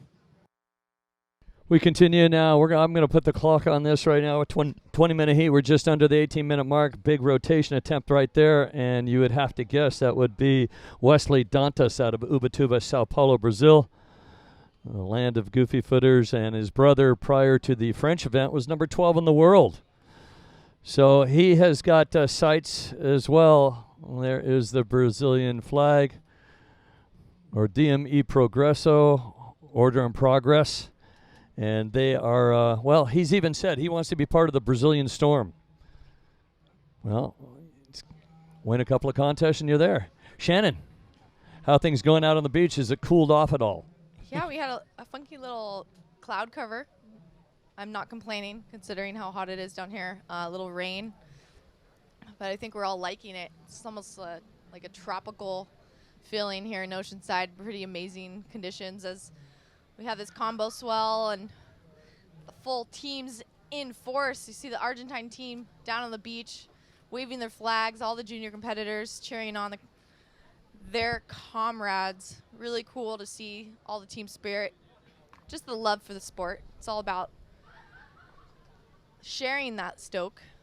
That's what ISA is here to do, especially developing the sport in and around the world.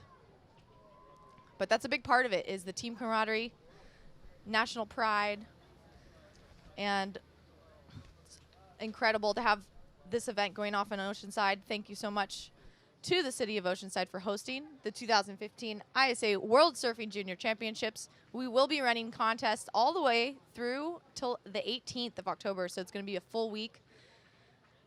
And yeah, it's 30 heats today. We're over the hump right now. We've got some challenging conditions with that low tide upon us. You need some speed.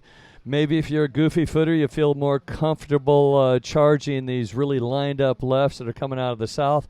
But if you go against the grain and you take a right, you can launch yourself into space. Kainani Iglesias out of Puerto Rico wearing the yellow singlet out there. And here is our surfer, Matias Canto. And I'd say one of the most vocal groups on the beach is the Argentine crowd, the Mar del Plata. And that's where a majority train and surf. And they are well aware of the talents of Wesley Dantas, Argentina and Brazil. Close together, and when they turn into the pro ranks, you can see a lot of the Argentine surfers going up into Brazil. We do not have scores for you, but we can tell you one thing, that DeBlanc, locals only, polycarbonate, polarized, made in Italy. Yeah, hecho in Italia. Love the glasses, and if you have the highest heat total of the day, you're going to win yourself a pair of DeBlanc shades. Thank you, DeBlanc. Looking for that 10-point ride, looking for a high heat total.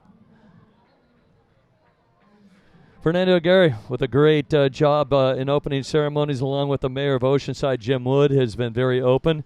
And their marketing department here at Oceanside, they love surfing, they love the beach, and they call it the North Shore of San Diego, which is absolutely priceless. Dantas is looking out into the lineup, looking for some waves, and he has centered himself kind of in front of the judges. His competitors are closer to the pier.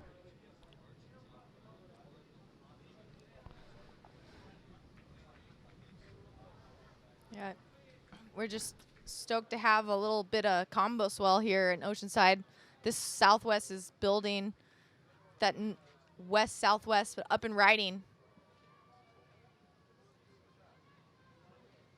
Well, Dantas having a little trouble, though. The only goofy foot in the lineup, Dantas overcooking that wave. He's got some leg strength that's second to none, just like his brother, his older brother, as Mar del Plata surfer from Argentina, the 17-year-old Matias Canto, and doing the Oceanside hop to get to the inside and a little frustrated.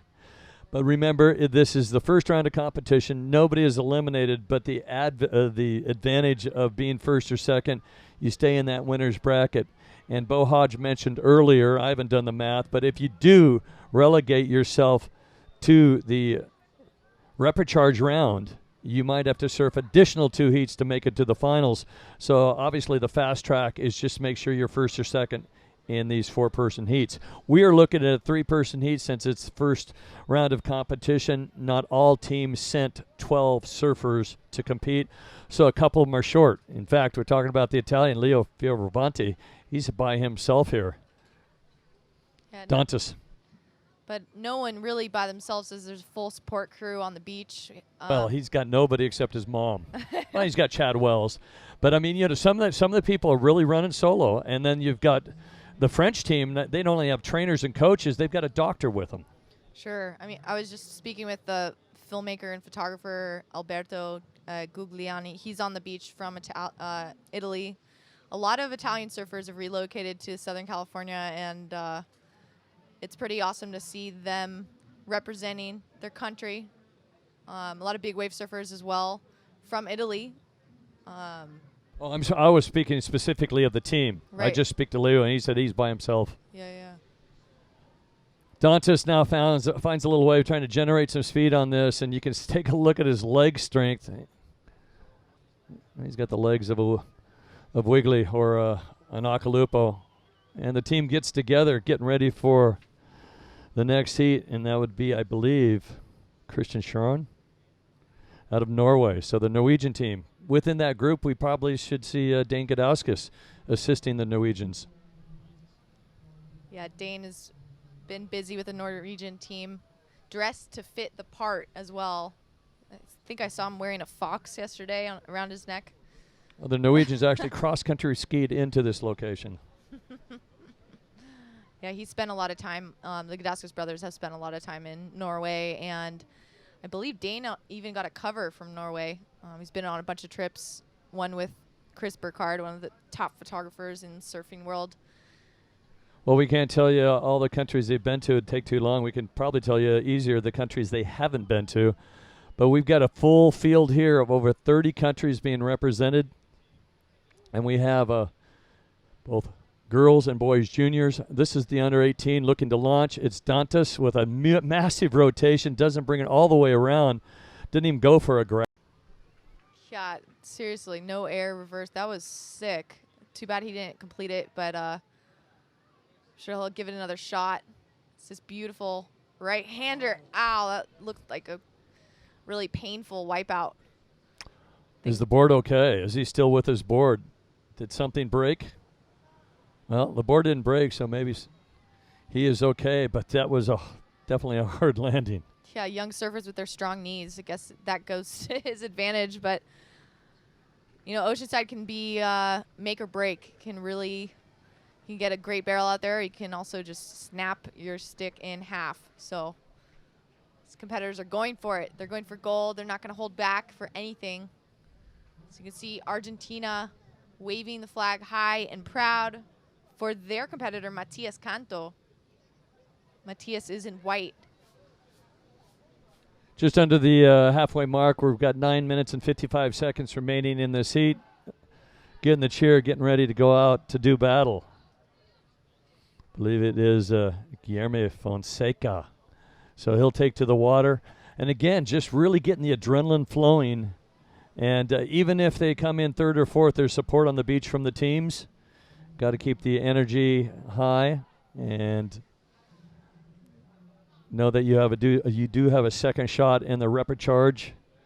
It's just a little more stressful. Last heat scores coming through, and the official results, Kei Kobayashi with a 12.50. Not a bad two-wave total. Isnadir Perales out of Ecuador does advance as well. Third place for Sebastian Soto. Yeah, and just in and out right there was Wesley Dantas from Brazil in red. Wesley, the brother of Wiggly Dantas, probably one of the top surfers in the world right now. Super powerful. We saw him at Lures recently, and you could tell they both are just absolute chargers. And Wesley Dantas is from Ubatuba, 17 years old, and his favorite surf breaks in Indo. He is the Paulista champion 6 times running. Wesley Dantas, you can check out his Instagram, WESLLEYDANTAS1 on Instagram. Definitely go to ISA Surfing as well. You want to see all the highlights from free surf action. We had some sick waves. We had some really amazing swell. Pretty much pristine, good as you can get in Oceanside for the last 3 days. You want to check out isasurf.org. You can see all the videos. Schwack. Wesley going for it. Backside attack. I think the Dantas family has that backside absolutely down. He's liking it. You can see the body language. Powerful surfing from Wesley. Well, Wesley, the hardest part of that wave probably was getting the speed, and when he did crank the bottom turn, he actually went off the roof of the wave, kind of a projecting floating maneuver to get the last 2 or 3 hits in. Really read the wave very well, and showing that his Brazilian beach break experience coming into play here in Oceanside. South side of the pier, 7 minutes, 30 seconds remaining as we are closing down heat number 18. We're going to go all the way to heat 30. 30 is going to be our final heat of the day, we've been told. It'll be Monk, Duarte, Kent, and Perez will take to the water final heat, and that'll probably be just before 5 o'clock on day number 1 of surfing competition after yesterday's parade of nations. And what a beautiful ceremony that was. You can see all of these different countries here to represent. They brought sand from the individual beaches, and when they came up onto the stage waving their flag high and proud, they poured the sand into, it's almost like a time capsule. It looks absolutely amazing with the different layers of sand, all different colors, just showing the diversity of the competitors here today. A global contest to the air. Wow. Wesley Dantas, what a show he's putting on today. He's bound to land one of those soon. Well, I was worried about his face, the way the board landed and the rail coming up, and I didn't see him protect his face. Came really close to getting the board in the jaw. Right now we do have a beach interview. Let's go to that. Getting a little bit of static here, but I think we're on. And this is David, the team coach for Team Portugal. Must have been a long road to come to this, the World Junior Championships, the ISA World Championships. And what was it like traveling with this whole team? How is it moving around 12 teenagers? We are used to this. Some of the kids compete all around the world. Some of them used to compete on. So the experience.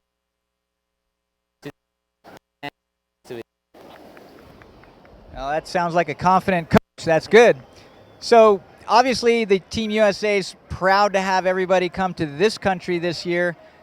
I heard next year we're lined up for, so we're excited about that. Yeah, us as the country to hold the World Junior Championship next year. We are super excited to have all these nations to compete in our country. Azores is a beautiful island, hot water, beautiful views, and especially great waves. So next year in September, that's one of the best seasons to surf in the Azores, and we are super excited to host all these kids and to be a comp that will be in the history of the ISA.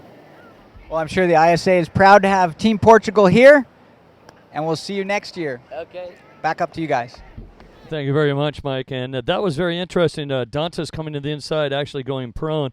I don't know if his board's broken or what, but he's bringing it all the way to the inside here. And the way he's surfing, it looks okay, but I've got 4 minutes and 18 seconds remaining, and they're waving him in. So he's going to change his leash. Looks like he's got a crease board, but remember, he got a wave, and he's just letting the board drift on through and going into the pier, and they're going to go retrieve it. So Wesley Dantas, a dominant performance out here, hasn't landed all his huge rotations, but now he's on the beach and losing some valuable time. Meanwhile, his competitors, Matias Canto in white, Kainani Iglesias, and he's wearing the yellow singlet up and riding with a quick one. And Dantas decides to run up the beach, and this might be an advantage up there because it seems like there's maybe a little more opportunity right now up the beach. Alongside the pier has been closing out, and haven't seen too many of those pier bowl rights.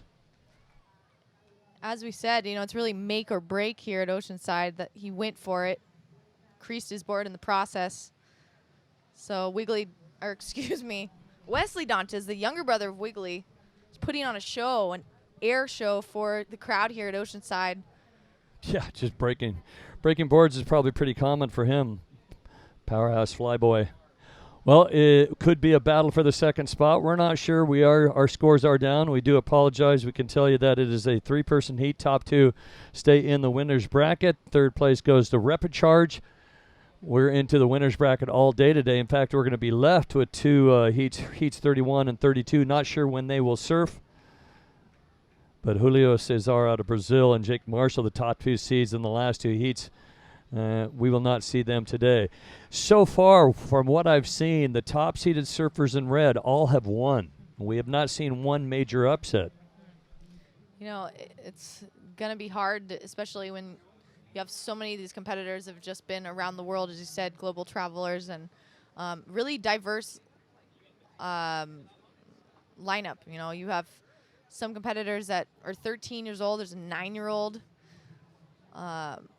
Just totally different levels of experience, but no doubt they're going to be fighting hard. I mean, I think it's pretty cool to see a lot of the younger competitors just surf their best in order to beat some of the more experienced juniors. So it helps you. You want to surround yourself with surfers that are above your level so that you can improve your own game. Well, a good shot looking down. You can see now the wind switched just a little bit now. It's clocked around, and that I'm not sure if that's quartering offshore. It is fairly light, but that showed a kind of a west-northwest wind. And here's a battle for what we think is a transfer spot. Matias Canto. And a late hit. What happens there is that both surfers want it, and the surfer that's going to take position sometimes gets pushed so deep he can't make the most of the wave. So, yeah, he was pushed deep and didn't get the opportunity he needed. One thing he did do is he kept his opponent basically off that wave. Meanwhile, your leader, we think, Wesley Dantas, has gone through one board because of his aerials, and now he sits to the far left of the screen, and he is in paddling. Watch this guy to the far left because the goofy footer, well, he can run through a lot of boards because he is a pretty spectacular aerialist like his brother. And up and riding yellow, Kiani Iglesias from Puerto Rico. Little inside runner. A nice wave. Just going to take it for all that it's worth. And Kiani, 17 years old, on your screen. His favorite surf break is Wildos. He's on a Mayhem surfboard. He had a 3rd place at a Billabong event. and resides in San Juan. Sponsored by O'Neill, Puerto Rico, Dakine, and Pinkies. Well, this heat should end in about 4, 3, 2, 1. Listen for a horn. And there's the horn. So, 20-minute heat, done deal. We're going to give you the official results. Sounds like Matias Canto might have had an advance. The way the Argentines are screaming there. We're going to take a quick break. When we come back, we're going to bring in Bo Hodge. I'm getting the hook.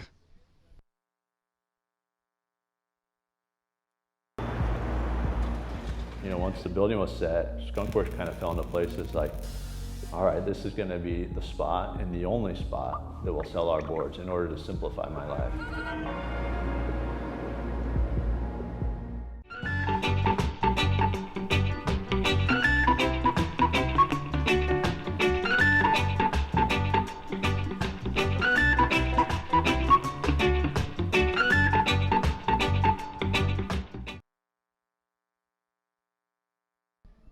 Welcome to beautiful Oceanside, California for the 2015 VISSLA ISA World Junior Surfing Championships. We are at the Oceanside Pier watching the world's best junior surfers compete for gold.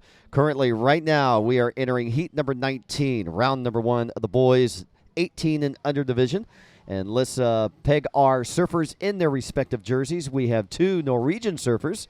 They'll be in the yellow and the black. In the yellow will be Rolf Brasso from Norway, and in the blue jersey it'll be Christian Schorn in the blue jersey. In the white jersey from Portugal it'll be Guilherme Fonseca, and from South Africa in the red jersey Richard Kidd. I'm Bo Hodge along with Shannon Marie Quirk, and welcome to the broadcast and the webcast here at ISAWorlds.com. Day 1 of this exciting VISSLA ISA World Junior Surfing Championship. And there's Wesley Dantes coming out with Team Brazil, checking out his arm, so he may have had contact with his board there out in the water. Yeah, he definitely did. It looks like he's pretty stoked with his score. Yeah, we're giving him the thumbs up. He gave us a big smile. He was happy with his heat. Yeah, definitely. We're going to see a lot more of him. If you don't know Wesley Dantes, put him on your fantasy team for the future. This kid rips. Yeah, of course, his famous brother Wiggly Dantes making the finals at the Pipe Pro in his career, and contending for Rookie of the Year with Italo Ferreira. So we're seeing a couple of riders out the back as we see Team Brazil running on down the beach. And this World Championship being made all possible by our presenting sponsors, Visit Oceanside and Surfing America. Supported by Fiat. Our media partners are Surfline, Sophos Magazine, Passion Extrema, and Viva de Escape. And our presenting and our main sponsor, VISSLA, sponsoring the ISA World Junior Surfing Championship. Well, and they're giving away wetsuits. So not only one every single day. So 7 days of 7 seas. Those are VISSLA's prime wetsuits. Up and riding, white. Guilherme Fonseca from Portugal, excuse me. Brazilian contingency, strong on the beach today.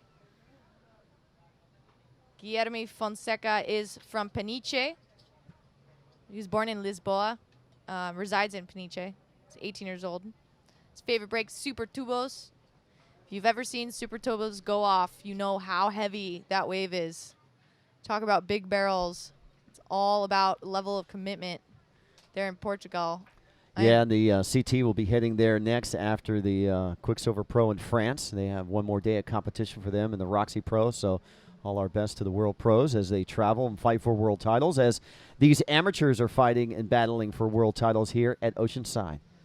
Well, and not only could these be world champions that you're looking at here today, they are also potentially the first ever class of Olympic hopefuls.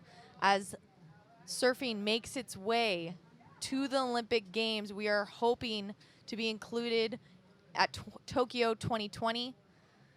The IOC decision will be made days before Rio for the Olympic Games coming up very soon. We're super excited and hoping that this format can show off what the sport's all about. There is a team aspect to the ISA surfing format, which is why you see the national flags on the beach, team jerseys. It's really cool. Awesome to have that support crew. And all the surfers we've been talking to have been extremely grateful for that team camaraderie. They get back to the beach and, no matter what their scores were, everyone's stoked that they did their best, and that's all that really matters, when it comes down to it. So, looking at the history of the ISA World Junior Surfing Championship, we've had 12 years of consecutive championships, and Australia has won 7 times as a team. Hawaii 3, Brazil and Peru 1 each. And the boys 18 and under, actually Brazil leads that with 6 gold medals. Australia with 4 gold medals, Hawaii with 1, and Peru with 1.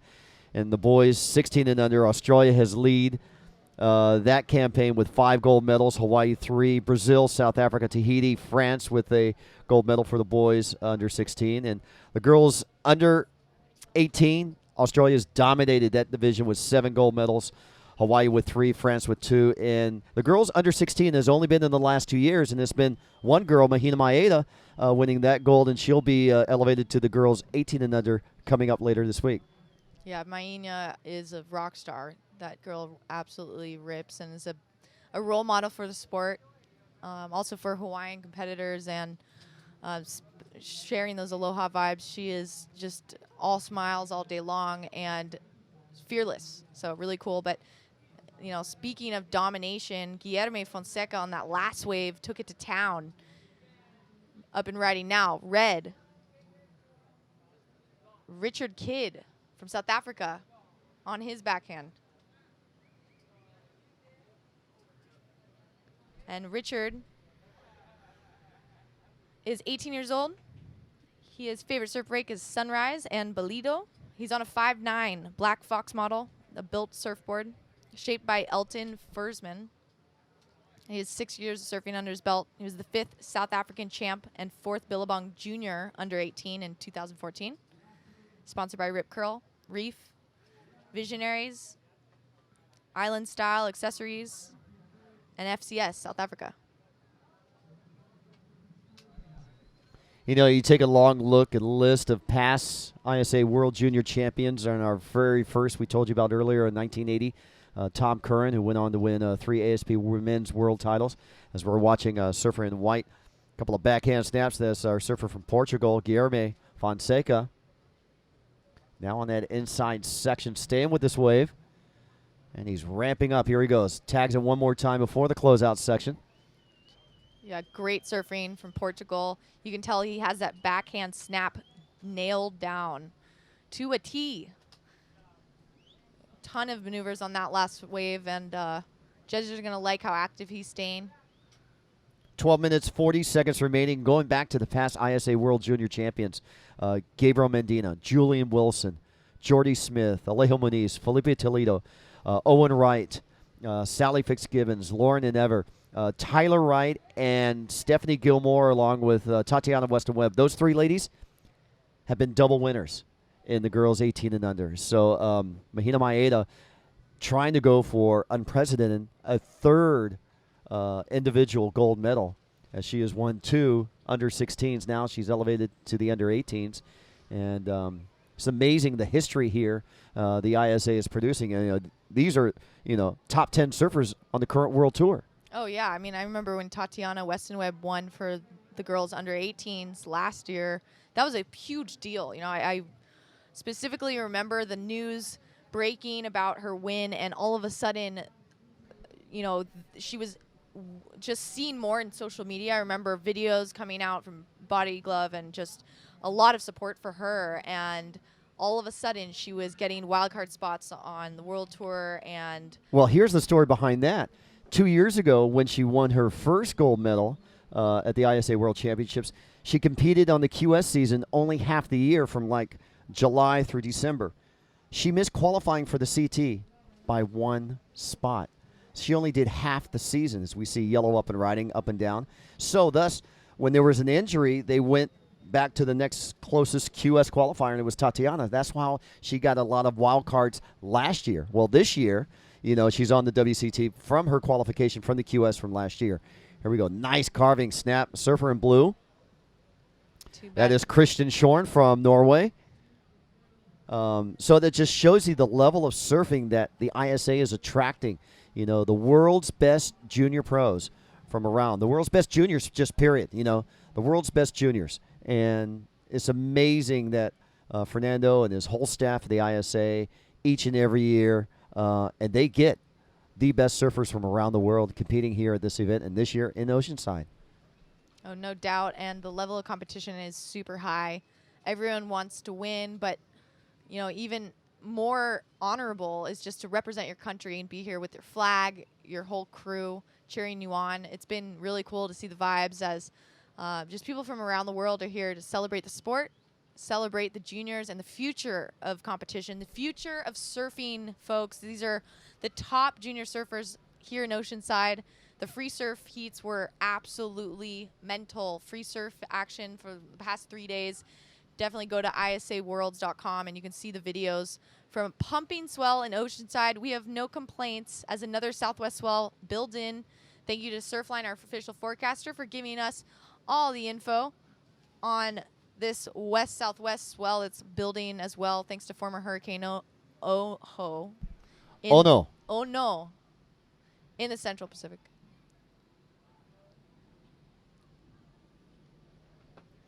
Time remaining in this heat, we're looking at 9 minutes, 22 seconds. The ISA's mission is to develop surfing globally. And how do they do that? By crowning world champions, as we're doing here at the VISSLA ISA World Junior Surfing Championships. But they do a whole lot more than putting on surf contests. They develop national federations from around the world, and we just crowned our 97th nation, Norway. And we're looking for 3 more countries to get it at an even 100, and the ISA staff will hopefully be announcing those nations coming up by the end of the year. But the ISA also develops programs and certifications for surfing instructing, judging, adaptive surfing, and international surf schools. And, of course, Shannon, you've been talking about all the scholarships that's being awarded yearly and internationally and around the world. I mean, that's a huge part of the ISA. And, oh, yeah, trying to get inclusion into the Olympics, you know, we've been talking about. But I think the scholarship program that the ISA is probably leaps and bounds, probably the biggest thing that they do. Well, we were talking to Nando from South Africa on the beach earlier, and now he's 18 years old. But when he was 9, he was an orphan. He was actually living on the streets of Durban. And there's a program that is for surf. It's about surfing. It's actually using surfing to get kids off the street there in Durban, and they take these kids and almost put them in like a halfway house and kind of take them surfing. It's a nonprofit organization out of South Africa and is doing leaps and bounds for these kids. It's just incredible what surfing can do to people and how it can improve your life. Up and riding white, going for gold. That's Guilherme Fonseca from Portugal, and beautiful vertical backhand snap with some power, speed, and flow there. I love the attack there from Guilherme there. The fluid maneuvers are right there. And let's watch this. This will be our surfer in blue dropping in, bailing out. That is one of our 2 Norwegian surfers. That's Christian. Time remaining in this heat, 7 minutes, 20 seconds. Again, we apologize to all of our viewers online here and our website at isaworlds.com. Our scoring system not connected here, so we can't give you placements and advancements, but we are calling the ways as we see. And what a beautiful day, an overcast day after this very hot weekend. This is kind of refreshing. Yeah, it's refreshing. It's also really refreshing to see a different crew of surfers in the lineup. You have 2 Norwegian surfers. Their team right now is up on the pier waving the flags. And Norway was actually the last country accepted into the ISA as a federation. Or the more recent country, as we like to say. Which is awesome. So Christian Shorn from Oslo, of all places. Oslo is famous for its snowboarding. So it's pretty phenomenal to see these guys and girls. His favorite break is actually in Java. So definitely a world traveler at 17 years old. Christian Shorn in blue from Norway. I mean, I can't even imagine the water temperature there. That's where you really want the VISSLA wetsuit. Yeah, definitely. You know, as thick as you can get. And I used to know Sonia Evanson, or I still know her. She was a professional windsurfer back in the pro windsurf days. She hailed from Norway and now currently lives in Hawaii. And the water, she would tell me about the water sports community in Northern Europe, especially in Norway. It's huge. I mean, they windsurf on lakes. They go out in the North Sea. I mean, they'll go to places unknown, and it doesn't matter how cold the water is. It's surfing. It's water sports. It's activity. It's the lifestyle. It's the culture, and that's what they love about it. Yeah, really awesome to see the whole Norwegian team here today. But speaking of wetsuits, VISSLA is giving away 7 wetsuits. 7 days of 7 seas giveaway. Go to isaworlds.com. You can click the win tab and enter to win. We'll be announcing one lucky winner each day of competition. You can also click on the VISSLA Facebook page to enter for that, as we have a little paddle battle, but White is going to take this. That was Guilherme Fonseca from Portugal. And there's some of the Team Chile as they get ready. They've got not one but 2 competitors up against number 1 seed Seth Moniz coming up in heat number 20 on deck next. So 2 Chilean surfers getting ready for their attack on the beach. We can tell you time remaining in this heat is 4 minutes, 44 seconds.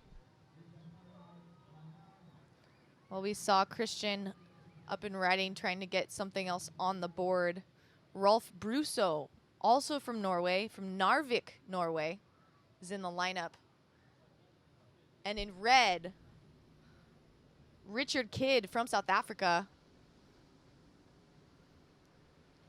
He's going to try to take this whitewater just a little bit further in, see if the reform, but doesn't look like it's going to happen for him.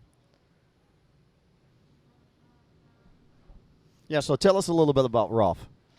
Yeah, so Rolf has 13 years of surfing under his belt.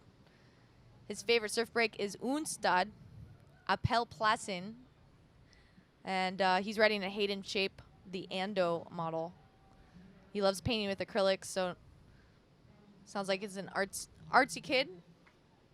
Cool to see all the decorations and drawings on surfboards.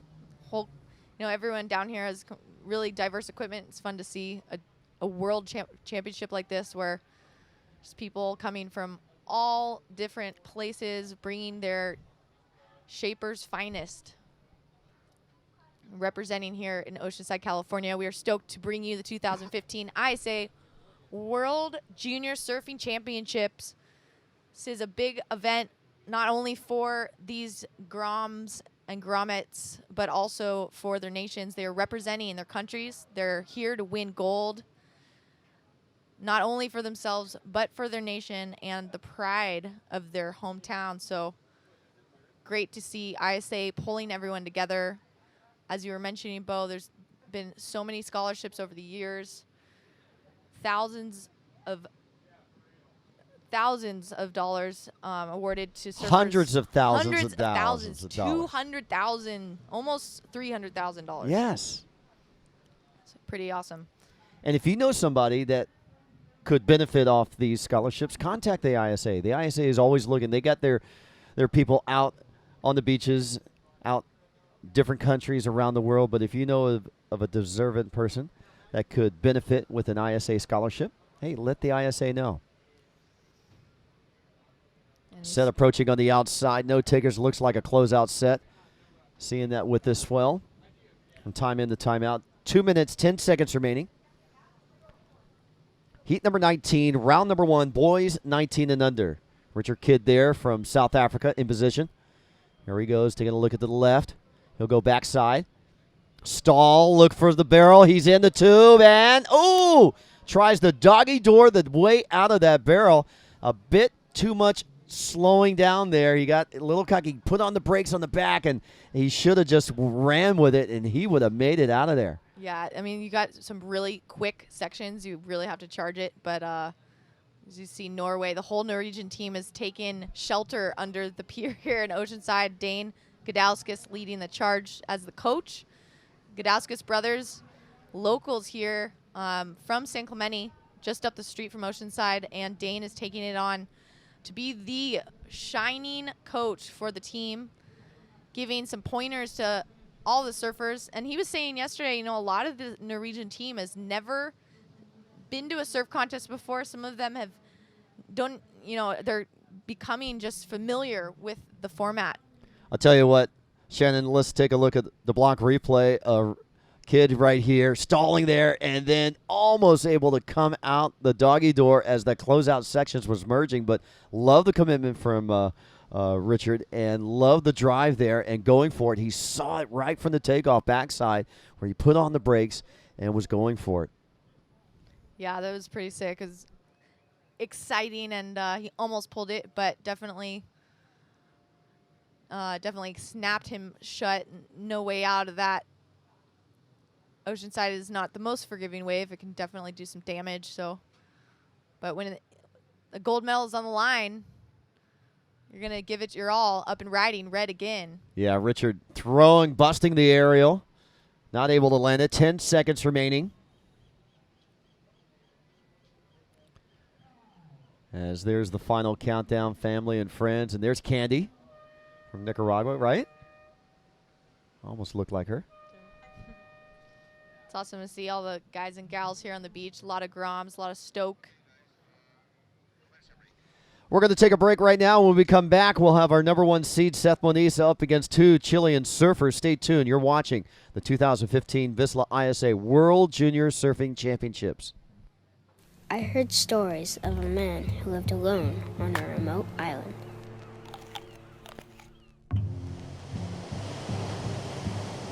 Then one day, the man began working on a new creation.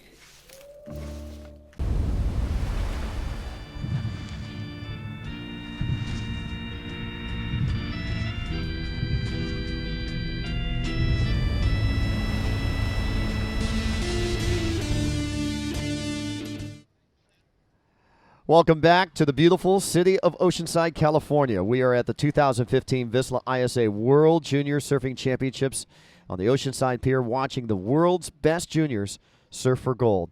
Currently, right now, we're in heat number 20, round number 1 of the boys 18 and under. In the red jersey from Hawaii, the number 1 seed, Seth Moniz from Kuli'o'o, Hawaii. From Chile, we have 2 surfers. In white, it'll be Hugo Garando. And in the yellow jersey, it'll be Alejandro Fruzanlidi. I don't know. Help me out, Mike. Yeah, I'm going to have to consult with my language gods on that one. Need to call a friend? Fuenzalida. We're going to bring Shannon over here. Shannon, we need some help. Surfer in yellow. Ooh, Alejandro Fuenzalida. You were a lot closer, Mike, than I was. Fuenzalida. Fuenzalida. All right. Well, we apologize to the Fuenzalida family if we got that just a little bit wrong, but we are trying our best, and no doubt he will be trying his best. Chile, a proud country full of waves, great waves down there in Chile, and 2 Chileans against 1 Hawaiian. So, got a rider here. Looks like...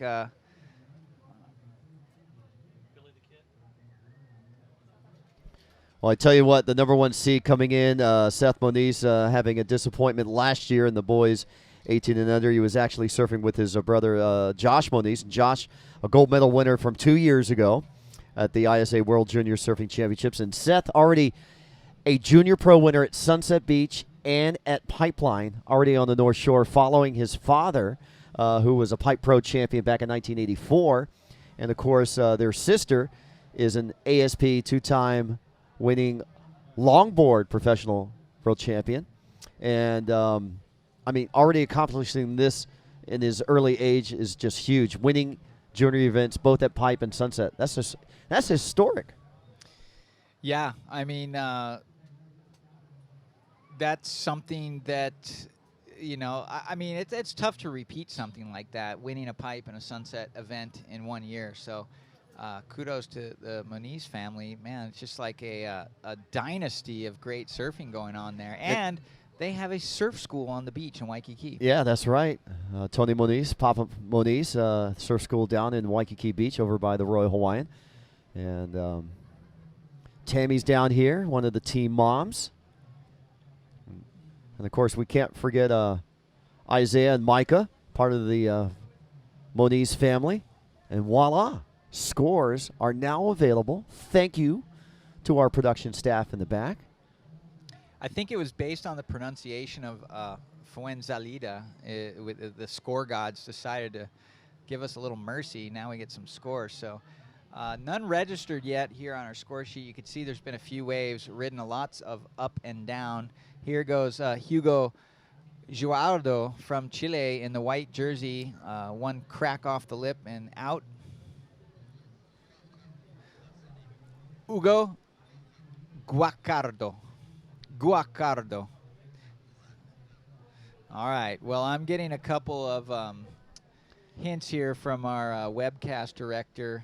Who lives in Chile? Who actually, yeah, he knows how to.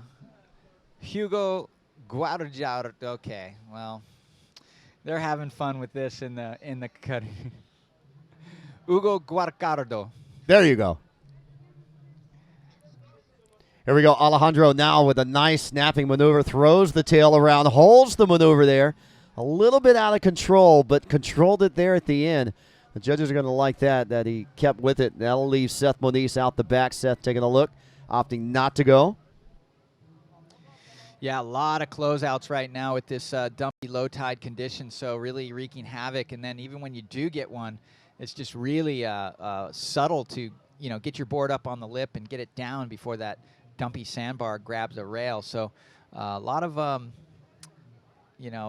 power required, like we saw on Fuenzalida's last wave. He was really able to muscle his board around. And here goes Seth Moniz. He's found himself an open face. He's had a couple up and downs. This time looking a little more complete. He's got 2 maneuvers off, and he's going to gain some confidence by actually connecting the points on this wave. Looks like it could be a little reform, but nothing much there. So Moniz currently in first place. He's got himself a throwaway of a 1.0 and a 3.67. He's definitely going to throw away that 1 and probably surpass that 3.67, if not get real close. We're going to get a replay of that and see just what we got here on the De Blanc replay. Oh, this is the power move of our surfer in yellow. That's Alejandro Fuenzalida, really able to muscle his way through that. They didn't show him come all the way out, but he did complete that maneuver. You're watching the 2015 VISSLA ISA World Junior Surfing Championships, and this World Championships being made possible by our great media sponsors, including Surfline and Surfos Magazine and Passion Extrema and Viva de Escape. Also being presented by Visit Oceanside and Surfing America, being supported by Core Hydration and Surf Screen. So thanks to our great sponsors. Of course, our title sponsor, VISSLA and De Blanc, making it all possible. And the highest heat score of each and every day is going to receive a pair of De Blanc sunglasses. Right now, I can tell you who the leader is. You want to know? It is our French surfer from heat number 12, Gatien. All right. Well, I think that guy's passed out. Yeah, I think he doesn't realize what, there's some barrels out here still. Can't be sleeping on the job. But it's a grueling affair. I mean, these kids get up at, 6 in the morning, come down here, maybe even earlier to get a free surf. Wow. Full rotation there by Seth Moniz, unable to land it. The Billabong team surfer there trying to pull that backside rotation. Had the momentum, had the speed, had the power and the flow, but could not execute. Alejandro there from Chile, one of our 2 Chilean surfers. And how about what Team Chile has to endure in the last month? They had that huge earthquake, that 8.0 earthquake in Chile, and the repercussions of that tsunami. We're gonna tell you about the Chilean tsunami and earthquake after this, but first, let's go and check out Shannon for a beach interview. Thanks, guys. I'm here with Rolf Hellenbruso, who's from Norway. This is his first contest. Your first impression of Oceanside and San Diego? It's insane. Just like the people and the environment. It's like a complete surf town, and I've never really lived in one. It's amazing. Here compared to Norway, it's there, everybody's into hiking and snow skiing and like farming and raising goats. Here it's like you just surf all day and go hang out later. It's great. I wish that's all we did was surf all day. So tell me a little bit about your gear and support that you've had. The support is amazing. My whole family is here. All my friends, the whole Norwegian surf team. Got all my friends in Florida cheering for me. They're watching the webcast. Everybody back in Norway, they're all watching, so the support is amazing. Gear, I've gotten so much stuff. Matus is sponsoring us for the wetsuits. This is just my board. I'm not sponsored by Hayden Ships, I wish. But this is my Hayden Ando. And yeah, other than that, just been getting a bunch of gear from all our sponsors, Unsta Arctic Surf back home, and Alka Surf. It's been great. Yeah. Tell me how thick your wetsuit is back home. Back home, we wear a 6.5 millimeter wetsuit. We wear gloves, booties, and a hood, like in the summer. And right now, I'm using a 2.2 short sleeve long leg, and it's like what is it? October. Yeah, October. So it's crazy. Well, enjoy your stay here in Oceanside. Thank you so To the whole Norwegian team, awesome to see the support. Back to you guys. Yeah. Thanks a lot, Shannon. Okay, Mike, define a 6.5 mil wetsuit. I don't even know where to begin. I don't think I don't, that's. So what are we going to tell their friends in Norway if they win the Seven Seas VISSLA wetsuit? I mean, are they even going to be able to use a 4.3 over there? Maybe in the middle of summer. But anyway, wow, so hardcore. Really, that is really great to hear. I mean, talk about a group of surfers that are that dedicated. I mean, we take it for granted here in California or in Hawaii or some of the South American and Central American countries or Tahiti where you can paddle out, no wetsuit, no worries, any old day. Over there, you really got to be ready. I mean, Hypothermia. you get that cold water on your head, and it is headache time. That's why they call it ice cream. Get that ice cream rush. Yeah, not only the wetsuit, but he was saying booties, gloves, hoods, everything. I actually got to surf in a setup like that when I was in the North Island of Japan back in the day. And you could see snow on the mountaintops of Mount Fuji and this river mouth down there, and I can't remember the name of the North Island. But it was absolutely horrendous when I discovered I put on my gloves wrong. Paddled out, and I had cold water rushing up my arms. And I basically freaked out. I had to go straight in and change. And here goes Seth Moniz, lobster diving right there. But he's in the lead. He got a 5.67 on that nice long right-hander we saw earlier, combined with his 3.67. So he's got a solid grip on first place right now. Hugo Guardo in the white jersey from Chile, he's working on a 2.23 and a 1.93. Really, both those rides could be replaced before we see this heat's over. Not hard to replace those waves. He just needs an open face. Same with Alejandro Fuenzalida in yellow from Chile as well. He's got just a 2.43 and a 0.97. So super low-scoring heat right there for those two guys.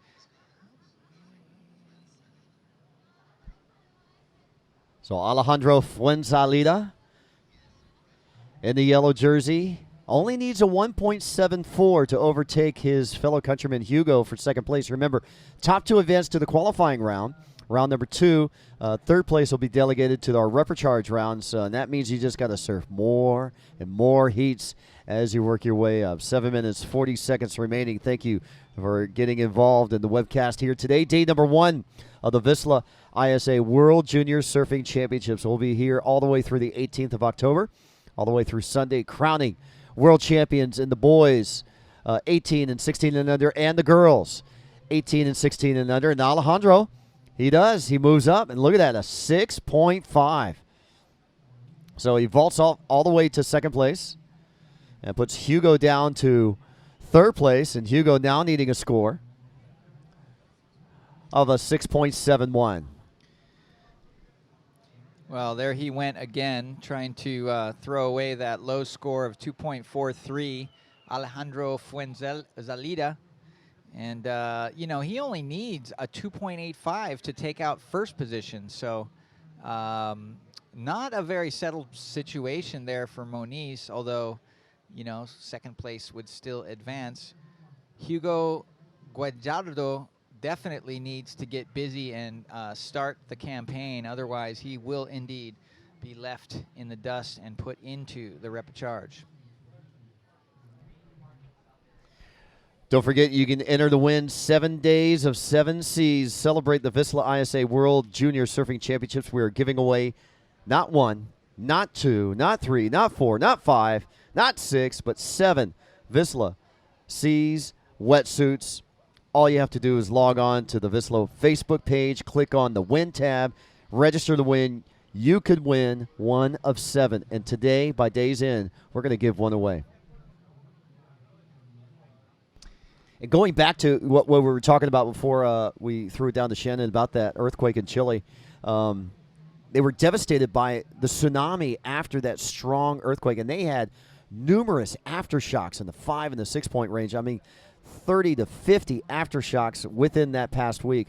And that tsunami just devastated the Chilean surf team surf camp, the surf headquarters. It was just the week of the World Adaptive Team. The World Adaptive Team from Chile still came down to La Jolla to compete. And, they lost boards. They lost their house, their equipment. And Team Chile, an amazing that they're down here and still competing. All right, well, that's about the youngest photographer there on the beach.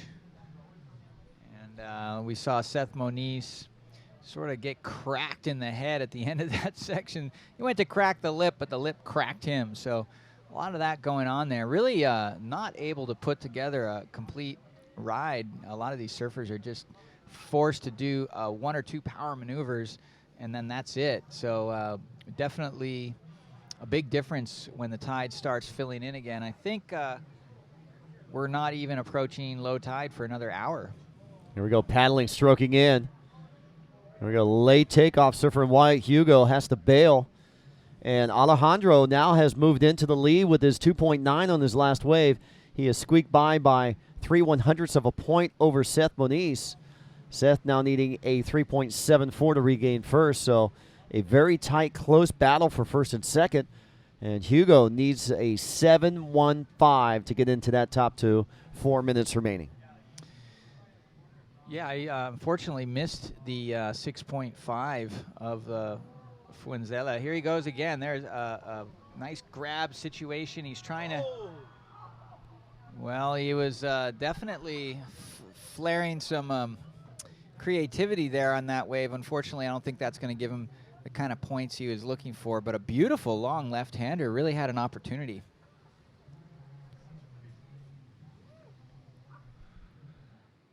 Sun looks like it's coming back out. It was actually raining, drizzling just a moment ago.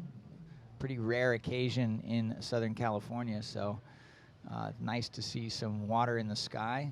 Kind of reminds me of home. But we've had a wet summer, haven't we, in Hawaii? It's been an insane El Nino summer. I mean, we have had storm system after storm system on the north side. I'm sorry, on the northeast side as well as the south side, just generating all these southern hemisphere storms, threatening to turn into hurricanes as they came close to Hawaii. And it's been a pretty radical bit of weather we've had. So yeah, made for a wet summer. Mike, I was talking to the pipeline lifeguards just a couple of weeks ago, and they said, Bo, hands down, best summer ever, August for the North Shore. And we're talking summer series on the North Shore with North Shore waves. We're going to replay here, the block replay, and check this out. This is the barrel ride. Gets it, hits a little bit of a chop right there, loses his right leg, almost pulls off a Buffalo Kealana type, cockroach maneuver on the board, but slipped off. Dude, that's something he learned in the Chilean stuntman school. that was like stunt double stuff right there. So yeah, but that's he's experimenting. It's good to see the kids get creative and try to do stuff. Obviously, the barrel didn't really work out. He didn't really get covered, so whatever he attempted didn't work. But better to go for broke than go for nothing at all. A surfer in white just flying by there. That was Hugo. Here he goes again. Hugo in the non-advancing position right now on a smaller wave on the inside with just about 90 seconds to go. Yeah, could be pretty interesting, though. This is his best ride by far. If he gets out there in time, he might have one opportunity to rival Moniz in second place, just barely. I mean, we'll see if Moniz can sort of shut the door here with a good ride. It'll be that much harder, but there it is. One crack off the top, does another turn. Looks like he could be throwing away that 3.7. We'll see. His body language wasn't speaking very loudly about it, but I'm going to venture to say that was a little bit better than his 3.7, but we'll see what the judges say. 50 seconds remaining in this heat. We are in heat number 20, round number 1 of the boys 18 and under. We have another 10 heats to go after this. Full 32 heats in this round. We're not going to quite get to the last 2 heats of the day. They'll be in store for tomorrow. I understand boys will be on the south side of the pier tomorrow, both boys 18 and 16 qualifying rounds, and the girls will get underway on the north side of the pier for girls qualifying rounds 18 and 16. So possibly the schedule could change, but that's what we have learned from right now with 15 seconds remaining. All right, super scratch here. This is looks like just a way to come in right now. That was our surfer in red, Seth Moniz, just making his way back to the beach. Judges yet to drop a score on that last ride of Seth Moniz. And he with needed this a 3.74 to jump into first place. And with that sound of the horn, we're going to wrap up this heat. We're going to take a short commercial break. You're watching the 2015 VISSLA ISA World Junior Surfing Championships live from Oceanside, California.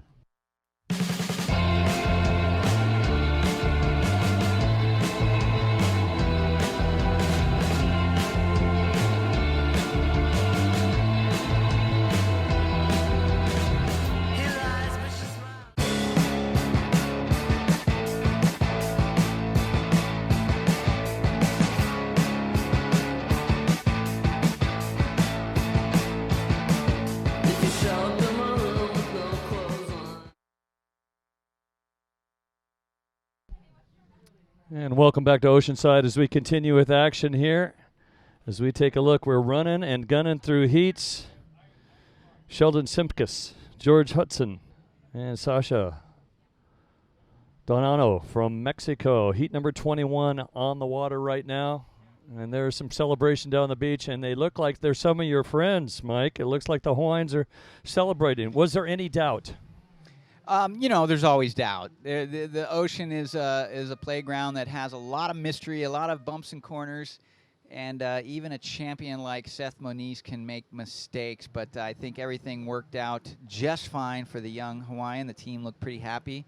Not sure what that last wave came in at, but judging by the stoke on the beach, looks like Seth got through that heat hands down. And what we are looking at now in this next heat, we have in the red jersey, Sheldon Simkus from Australia. In the white, George Hudson from the UK. In the yellow jersey, Sasha Donano from Mexico.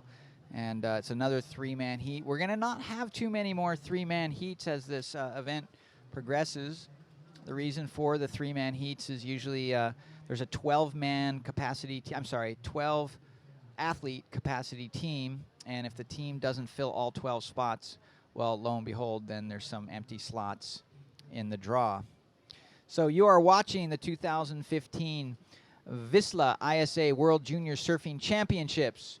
We are in open main round number 1, and it is day 1, so we have 6 solid more days of competition. And speaking of a total of 7 days of competition, in case you're looking to win something for free, you should check out the VISSLA ISA World Surfing Championship and the website where you could enter to win the VISSLA 7 Seas wetsuit. Every day of the event, they're giving away a new wetsuit. Okay, action in the water, a little rebound off the top there. That looks like our surfer in red, Australian Sheldon Simkus, finishing his first ride. What do you make of these low tide conditions out there? It's pretty difficult. These guys seem to be having even the best of the best. Like we saw Seth Moniz just come unglued like 4 different times out there.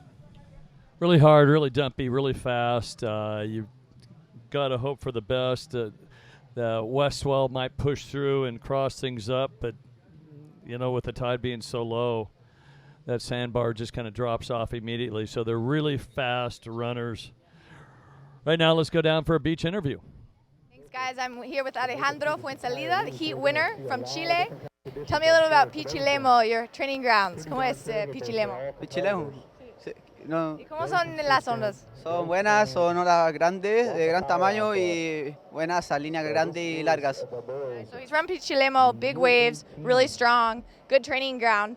And what's your approach here in Oceanside? ¿Cómo está jugando a Oceanside y tu táctico strategy? Las olas son muy diferentes a Pichilemu, es un beach break, lo que me complica, pero estuve una semana entrenando acá y ha sido bueno y la ola está en filete, buenaza, increíble. So he said it's incredible here. He's been training for a week and he's doing a great job just to understand the beach break. What's the best part about being here in Oceanside? ¿Qué es la mejor parte de estar aquí en Oceanside? Primera vez que estoy en un campeonato mundial, creo que lo he hecho súper bien, estoy muy enfocado y a darle con todo, a representar mi país. He's giving it all to represent his country, and he is just excited because this is his first World Championship. We are stoked to have you here, and buena suerte. Muchas gracias. Que le vaya bien. ¿Algo para tus amigos y familia? Un saludo a toda mi familia que me está viendo en Chile y a mis amigos por todo apoyarme y todo. Muchas gracias. Friends and family, he says hello, what's up, and keep cheering him on. Go back to you guys in the booth. Thank you very much. That was a pretty rare heat to have Seth Moniz, the #1 seed, up against seeds 64 and 65, and that's how it worked out. 2 Chileans in there, and one gets the nod to advance. And we're going to get those official results once they're printed out, but we believe Seth Moniz did win, and that surfer right there possibly a second. Yeah, I'm looking at the official results now. Seth Moniz last wave pushed him into first place. He got 11.34 total score, whereas Alejandro Fuenzalida, the stoked young man from Chile, just interviewed there, got a 9.4. So both advancing. And go ahead. I concur. No. So just was speaking with the Australian team captain. He's out in the water right now, but let's take a look at George Hudson out of the UK, near Newquay where he lives, Crantock. Surfer in white, natural footer, finding a little right, which has been pretty rare. Just 16 years of age. And this inside reform is going to even be tougher if the tide still drops out till about a 340 low tide. Dropping 5 feet from this high tide this morning, things have changed dramatically. But Sheldon Simpkins, talked to Sheldon a little bit, went down there to talk to the Aussie team and said, hey, tell me a little about Sheldon. And we'll talk to him right there. Very casual, great kid, top seed, 18 years of age out of Tweed Heads. And Sheldon tells his mom, Joanne, he arrived safely in L.A., things are good. And I said, what does that mean? Did you pilot the plane? No, great kid, good smile. He's the team captain. He's out in the lineup looking to take the top spot. The Aussies are very aggressive. But take a look at this surfer out of Puerto Escondido. Yeah, well, beautiful floater right now. That was a very well-timed speed floater. Not much after that, but well negotiated. This kid from Mexico is impressing me. He's really able to knife through those sections. Well, take a look. I mean, if you think of you're surfing Puerto and you're used to a pretty heavy break that runs fast, I think Sasha might have an advantage. A 3-time national champion, checks in at 18 years of age, and that's our surfer in yellow. George Hudson from the UK in white, and then we can see Sheldon, your top seed. Right now he's battling for a top spot right now. I guess it doesn't matter if you're first or second, but you want to kind of stamp your approval that you've had a great heat, and you want to win every heat. You don't want to be on that bubble. Well, that's the goal. Mother Nature sometimes has other plans. So much revolves around your personal rhythm. You know, you can prepare all you want, but if you go out there and you fight the ocean and mistime everything, then, you know, it's going to be an uphill battle to get the scores. And sometimes trying too hard works against you. It really is, with timing waves and going on the right waves, a big case of rhythm. And Oceanside, California, a place for romance. We have spectators on the beach enjoying the view. Maybe these folks came down to watch the event, but either which way, lovely beach walk. They're looking the wrong direction to watch the surfing. Well, they could have been looking at some teams cheering on the beach. You know, there's a lot of color, a lot of excitement here on the beach. So paddling in the water. Got a pretty steep-looking wave. This is our Aussie again, not finding any open face. And unfortunately going to get a small score on that. Kind of leaving the door open for Hudson in the UK. He only got a 2.6 on that last ride we saw, but he only needs a 1.37 to get in advancing position. These are really, really low scores, so pretty much anything can happen.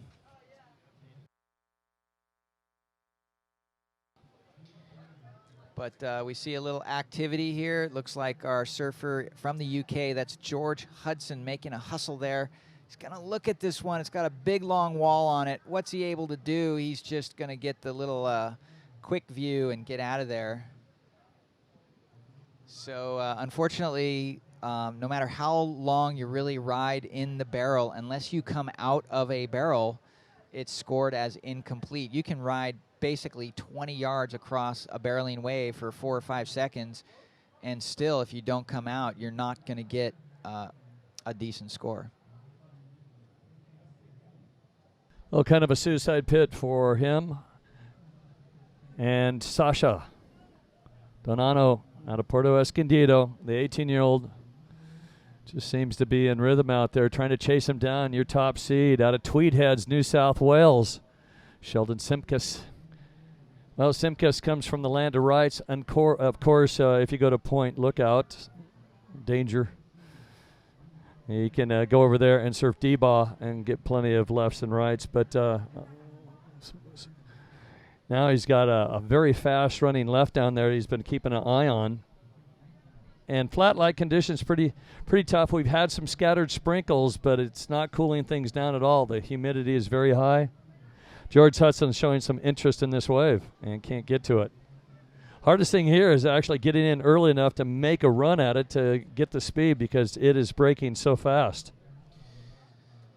Yeah, well, fortunately, there's a lot of swell here, a lot of swell on tap, you know, just enough lulls for the surfers to get back out. If the surf was any bigger at this low tide, it would be really, really a grueling affair to just paddle back out through this sandbar. It's pretty flat. There's not many holes to get out unless you get lucky, and so it's actually working to our advantage that there's not, you know, consistent 6-foot swell coming in right now. Otherwise, these guys would be just like Hercules contest, because getting through that sandbar is like a duck diving challenge.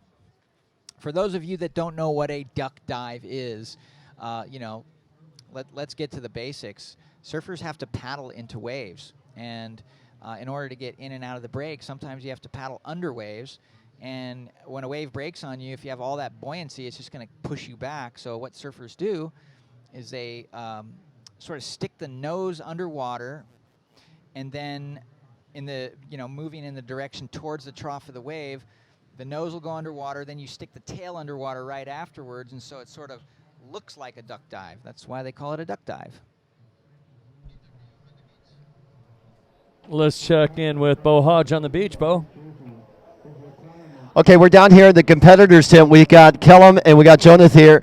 They're playing ping pong. So the ISA has set up, you know, a fun zone. They got bean bags. They got all kinds of things here. So not only the ISA has the World Junior Surfing Championships, but they're also holding the World Ping Pong Surfing Championships, giving these guys a little bit of array of fun time in between their heats. So we just thought we'd show these to you guys. Back up to you in the booth.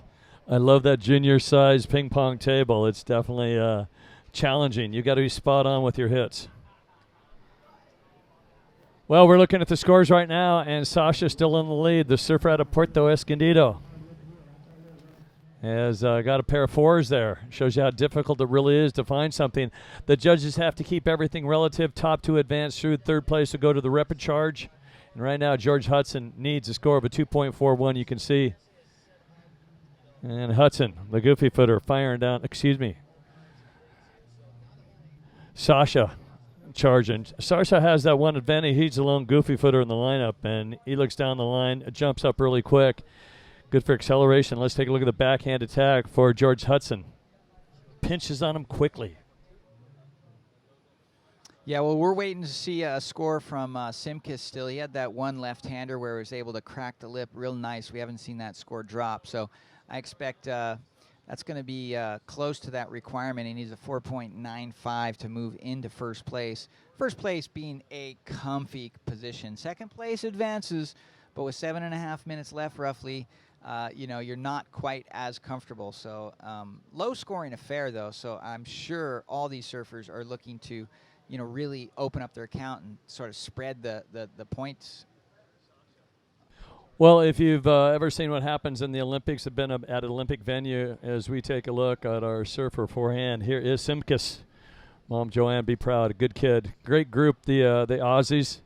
And he is definitely a good bloke on the beach and a pirate in the water and flows it around. That's why he's the captain and making things happen if he has some opportunity. We'll get him up into the top spot. Needing a 4.95 to get there. But like the Olympics, a lot of the competitors go to the other countries and they trade clothing. They go, you got a great jacket, I'll give you mine, you give you. And obviously, yeah, you're gonna be able to get you might be able to get your own stuff. It's good to have two. Keep one for the records and then pass one off. I've already picked out mine that I want, but I don't think I'm going to get it. But I'll tell you that later, of the sweatshirts that I've seen here, which are not needed. Yeah, throw and tail. This guy knows how to make it happen. The Mexican surfer looking really strong. I'm going to shoot for the Viking hat that Gudauskas had. The Viking hat is good. I think the sweatshirt, and I'm not sure why they're wearing sweats, but the Barbados team has a really nice sweatshirt. Well, when you think about a trip to Southern California in October, generally you're thinking sweats. I mean, it's usually cold in the morning, really cold. I mean, not really cold compared to, Norway, but really cold compared to Barbados or Hawaii or Ecuador. So, the Barbados, the entire team is standing in front of us right now, but they have taken off their sweatshirts, and I'm going to go to see if I can steal one. The shirts look pretty good. The Triton right there, gotta love it. And that is a phenomenal island nation just north of South America and really basically the furthest east in the Caribbean, and a wonderful location to go to. So Sheldon is still waiting for some scores, see if he can get rid of that 1.0. Distance, if it counts. He got a little bit of distance. Hudson. That brings me to the subject of sort of a wipeout or a bail is actually a planned maneuver. There's been some debate as to whether or not, an actual, kickouts count. And, you might have not seen the subtleties of that, but throwing the board in front and getting your butt down, he was actually trying to anchor himself as soon as possible. So there was a little bit of strategy to the madness right there. Well, get your board away, but not too far because it'll spring back and hit you. So you don't want to test your leash, but at the same time, the famous Pete Mel pencil dive. If you're on a big wave and you really want to go deep, stop your forward momentum, the pencil dive. But water out here is not that deep, so you got to be pretty careful. You're going to pencil dive and break both ankles. Yeah, well, that gives me a thought because so much about surfing is about creativity, and the youth is about progression and new things and trying new things. And I just wanted to mention the VISSLA brand ethos, the ethos of this brand that is sponsoring this event. They're perpetuating surfing here. They're holding up the actual event, but in essence, they're giving these kids an opportunity to be creative. And VISSLA is a clothing brand that actually represents creative freedom. They've really taken strides to, live that theme and, be forward-thinking in their philosophy and support, reflect, and talk to a generation of creators and innovators. They embrace the modern do-it-yourself attitude. And that's what you get in this surf culture. Let's face it. I mean, I represent an older, demographic of surfers. I'm kind of set in my ways. I see aerials; they look fun, but I'm probably not going to do them. I'm Unless you pull out of a wave at pipe, backdoor pipe, you're going to be flying. Well, that's an aerial kick out. Okay. But these young guys, man, they really, they adapt. They see it, then they want to do it, or they imagine it, then they want to do it, and it's performance surfing at its best. It's a really good. I mean, even though we've got horns and a flag and parameters in this competition, it's about progression, and VISSLA has that surf everything, ride anything mentality.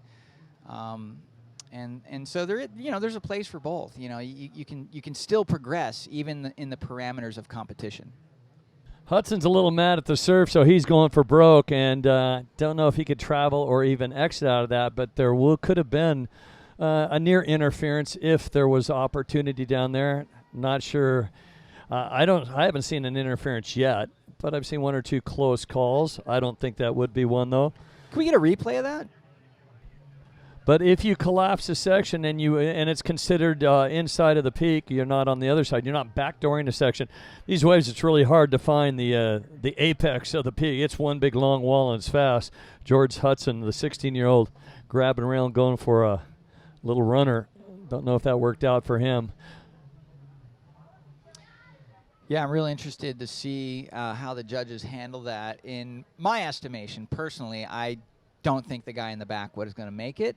However, there was a chance he could have got in that barrel, and the cut in the wave there by Donano from Mexico in yellow. Well, watch this hassle. A 3-man hassle, and somebody's got to back off.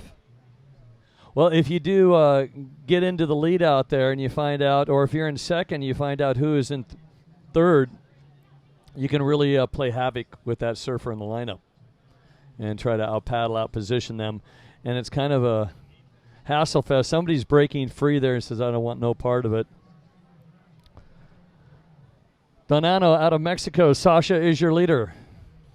All right, let's take a closer look at this. We got the DeBlanc replay coming up of that situation. There you see the thing. Yeah, I think he was a little too far back. I think if the judges look at that replay, they're going to say that he was just way too far back to make that wave, so it would not make an impact in this heat.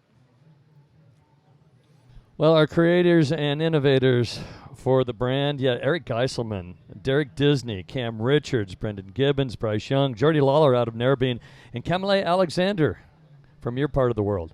Well, he is a creative surfer. I really love his style. I mean, Kamale Alexander surfs with power and style, and there's a couple guys that are on the program here surfing in this event.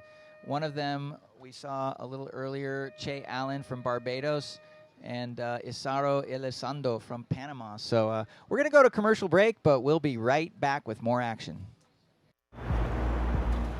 Once the building was set, Skunkworks kind of fell into place. It's like, all right, this is going to be the spot and the only spot that will sell our boards in order to simplify my life.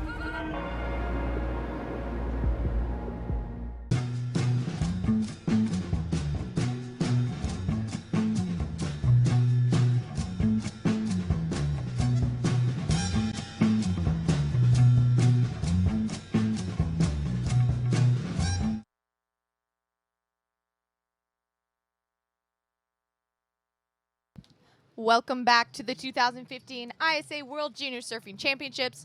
This is Shannon Marie, joined by Dave Stanfield in the booth.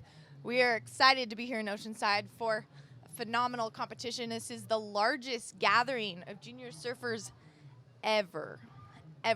Pretty awesome. But yeah, that's 366 to be exact. Competitors from all around the world, 36 nations, here to represent their country, fly their flag, and come home with the gold. It's been an exciting day of action. We're going to be running all the way through the 18th of October. We're a proud sponsor, VISSLA, who's giving away tons of gear, wetsuits, all week long. But up and riding, live action, ooh, awesome completion of that wave. Looks like red. It's Thomas Tudela out of Punta Hermosa, Peru. He and his brother are phenomenal surfers. He has a long-time experience in the World Juniors for the ISA, dating back to the event in Nicaragua, Ecuador, and now Oceanside. He is our top seed, the goofy footer, the lone goofy footer in the lineup. Checks in at 18, his final year. In white, Leonardo Calvo Arita, and he's from Punta Arenas, Costa Rica, 18-year-old in white. And then kind of surprised to see where he is seated, the lone Italian, Leo Fioravante, at 17 years of age. And just saw Leo over in Portugal, where he did surf the Azores, and then he surfed Guincho and Carcavelos, coming off a big, unfortunately, an injury at the pipe event, first thing in the year. Mom on the beach, Serena watching, Coach Chad Wells. So Leo out there in the lineup, and keep an eye on our surfer in yellow. And there he is. And he's got a lot of power. Again, he's on the mend right now. And I was talking to him, I go, Leo, okay, so you are from Italy, obviously, but he is so well traveled. Leo's languages include Italian, English, French, Spanish, and Portuguese. I thought he would know a little Icelandic language, but he doesn't, but he's still working on it. Well, we can only guess what that team is from. They are just passionate, and they have a lot of phenomenal surfers. Nippon. Right now, Tudela opens up with a really solid 6.0. And we're going to see what Leonardo Fioravante gets on his first wave. So a couple of Leos in the water, one out of Costa Rica, one out of Italy.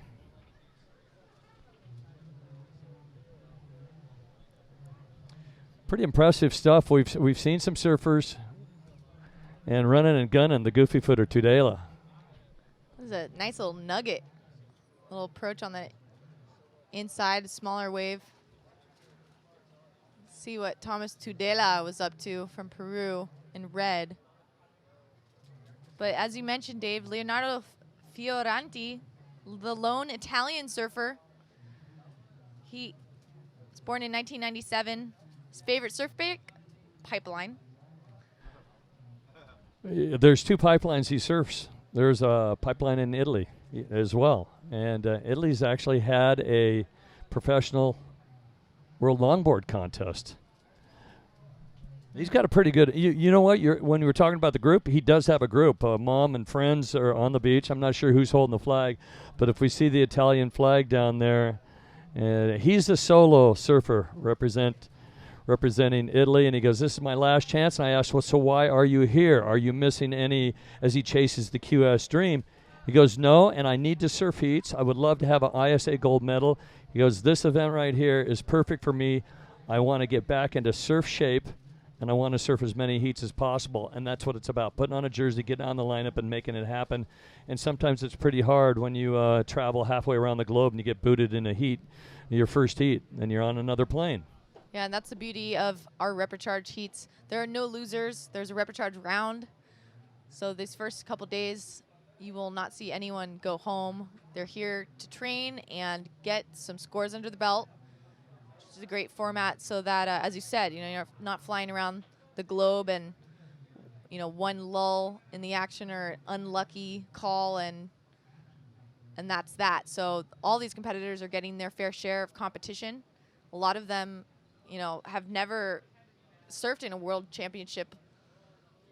It's a great, it's a great opportunity to progress and really excel, especially with the coaches down here and the whole team camaraderie, which ISA puts together. It's phenomenal to see the nations supporting each other. And Leonardo, we're all going to take him under our belt because Italy is here to represent. Sponsored by Quicksilver, Red Bull, and GoPro. He's on a 5'11" Christian Bailey. Real quick, we did have a 3-person heat last heat. We do have a 4-person heat. Didn't introduce from Jaco, from Colombia. I believe he's representing Colombia. And I believe he was born in Andorra, but 13 years old, Neo Escalier. Neo Escalier out in the lineup representing Colombia, but we'll see what happens there. So we do have 4 surfers in the lineup, and we're still waiting for a couple more scores. Attention competitors that might be listening in. Our schedule for Tuesday, October 13th. This is official. It shows the south podium we will go with. It looks like 2 heats of boys under 18, finishing up our main event. South podium, 16 heats of girls under 18, followed by 12 heat of girls under 16. So that is the schedule for the South podium. Be sure and check with your team coach. North podium, it's going to go with boys under 16 to finish up their 2 heats. Boys main event round number 2 under 18 on the north end. That'll be at about 7:40, and followed by boys main event round 2 under 16. So we're going to finish things up, and tomorrow the young ladies will take center stage. Excited for the ladies to take the lineup, but right now 18 and under boys are in the water. Thomas Tudela, or excuse me, that was blue. Neo Escaler from Colombia going for that ride and just popping out the back. Nice little barrels on offer, pretty fun, oceanside conditions. Still, just a little bit of bump in the face, but looks like these guys are doing a great job maneuvering and keeping in control. Thomas Tudela from Peru in the lead right now in red. He's from Punta Hermosa, 18 years old, on a lost surfboard, paddling for this ride. Hugh, up and out. Big double grab airwalk, and decides to eject before he goes for a landing. Maybe on top of the wave might have been possible, and the flats would have been suicide maybe. Crazy move. Again, the 2 goofy footers in the lineup might have an advantage with this very fast running south that's coming in with low tide conditions. Thomas Tudela out of Peru, in Colombia's Neo Escaler. It is the 2 natural footers. The Leonardos are natural footers. Costa Rica, Leonardo Calvo and Leonardo Fioravante. And way down the beach. They put the flags way down the beach, kind of in front of the judges' tower, which is the 2-story structure right there. They just want to make sure they're clear and there's no visual issues in terms of watching them surf right onto the beach. So another big day tomorrow, starting at 7 a.m. Pacific Standard Time, finishing at about 5 o'clock. And it's been kind of a struggle to get the wave scores. Best one we've seen so far was Thomas Tudela's 6.0 with 11 minutes and 13 seconds remaining.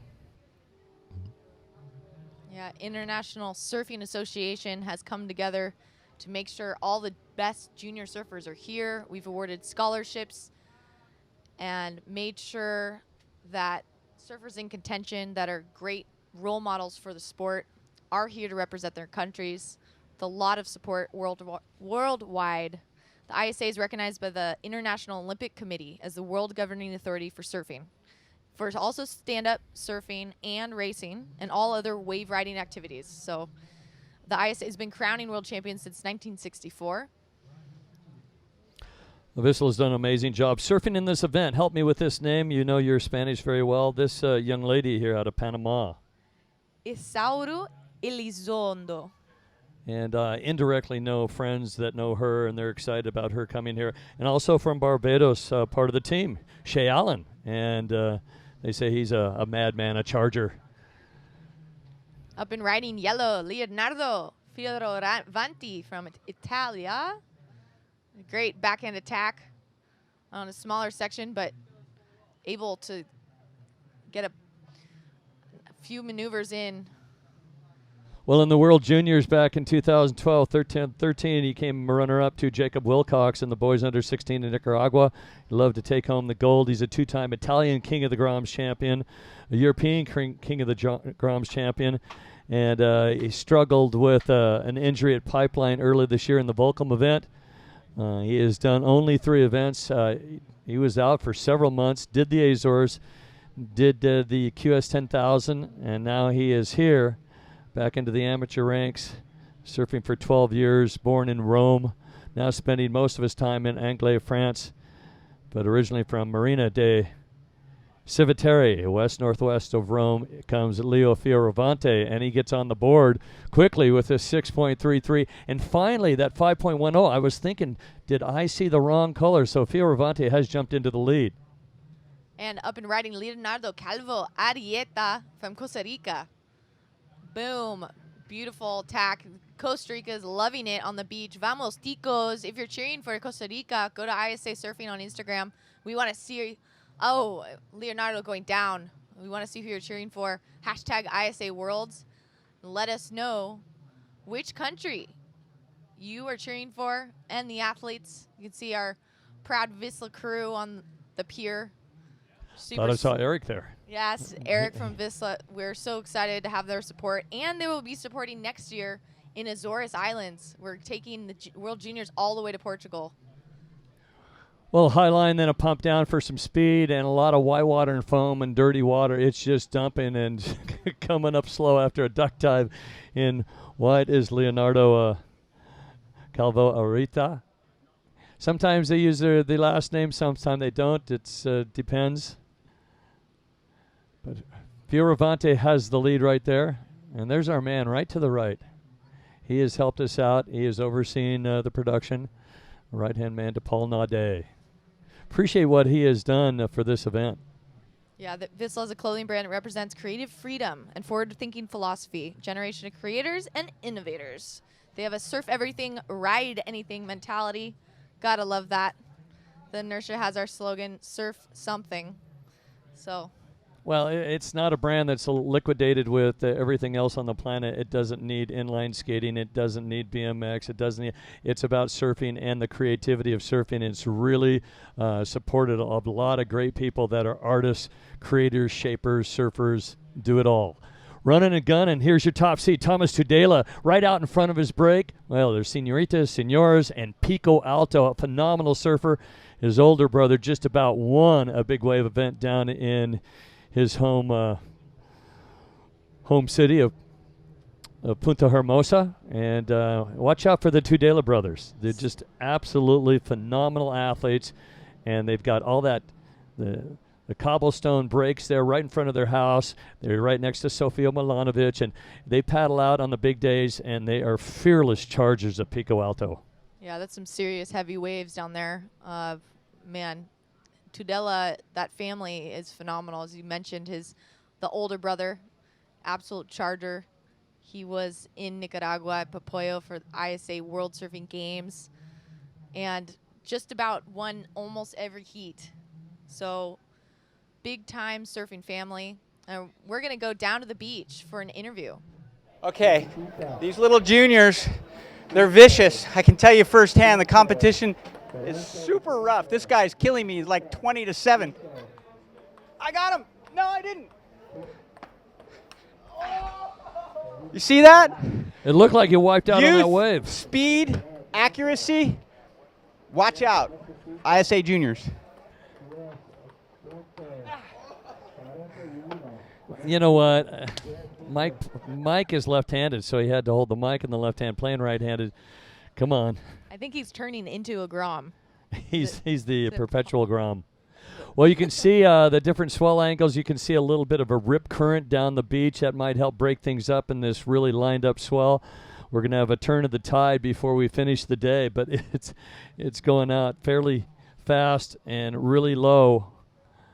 As our leader out of Italy is looking to replace a 5.10. We're down to the 5-minute mark. For the surfers indicating in the lineup, there will be a green disc that will go to yellow. And if they can't understand the beach announcer, which for the most part is doing a bit of English, they're looking back possibly at a coach, maybe helping them out with direction. And they can see on the face if the coach is stressed or not. Well, they are kind of, looks like they're pairing off, our surfer in white and surfer in red. And that's interesting. They must know what's going on because Tudela takes this wave. Now there is a slam dunk interference. Oh, my gosh, he's lucky he backed out of that. And who was it? Was that Fioravante? Let's see what jersey. I see a yellow jersey out there, and that could be. Looks like Neo Escalera dropping in at the last second. You know, luckily Thomas Tudela did come out just kind of like early out of that tube, but okay, so Leo Fioravante was out there, not part of it, and Neo just looked at that and said this guy has no chance of making it and dropped in, and he might get tagged for an interference. Right now he's in the 4th spot. Maybe he just had to go for it. But Tudela kept Leonardo Calvo off that wave, and it was a nice run. Let's take a look one more time. You see that replay. He drops in just ahead of where he was about to pop out. So probably going to be an interference call. Dangerous section there. Definitely glad there was no obstruction, no injuries, and it's just going to be hard after an interference call to get back on the board. That was that was a serious barrel. Luckily, well, he found a doggy door and he put on the brakes really quick. No harm, no foul, except to possibly Escaler's score if he does get tagged for an interference. 3 minutes and 5 seconds remaining. Fioravanti in the lead right now is two-wave total 11.43. Tudela with a 10.40. Two big guns. And one has the weight of Italy on his shoulder. The 17-year-old got a birthday coming up December 8th is Fioravanti. And if you take a look at the credentials, he's got some big ones, as well as Thomas Tudela. So let's see what Leonardo Calvo can do. Yeah, Leo from Italy has... Well, all he needs is a 6.41.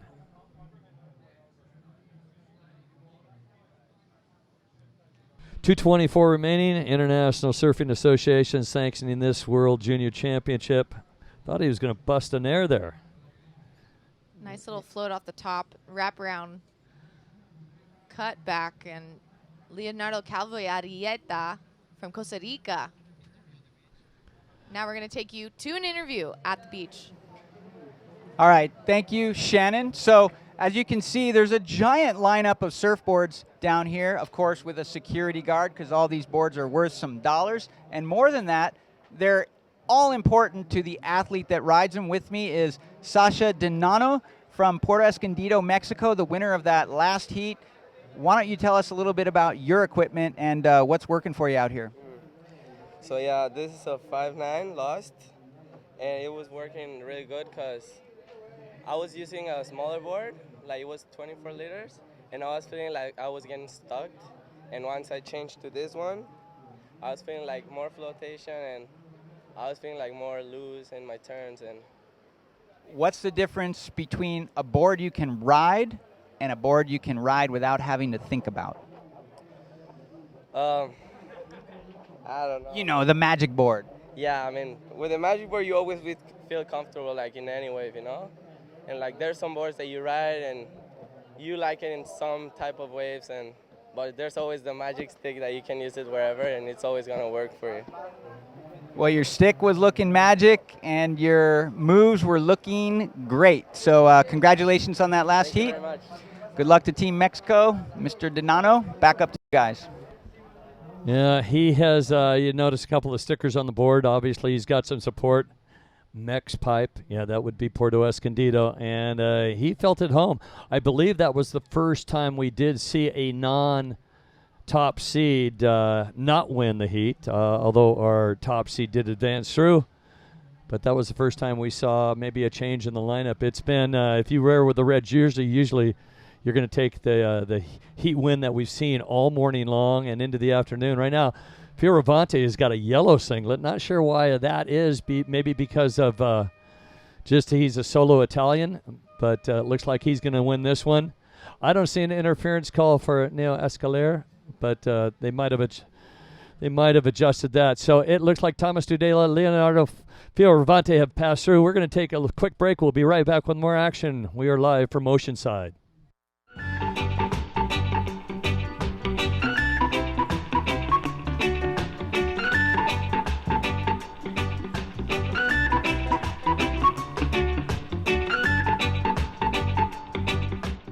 I heard stories of a man who lived alone on a remote island.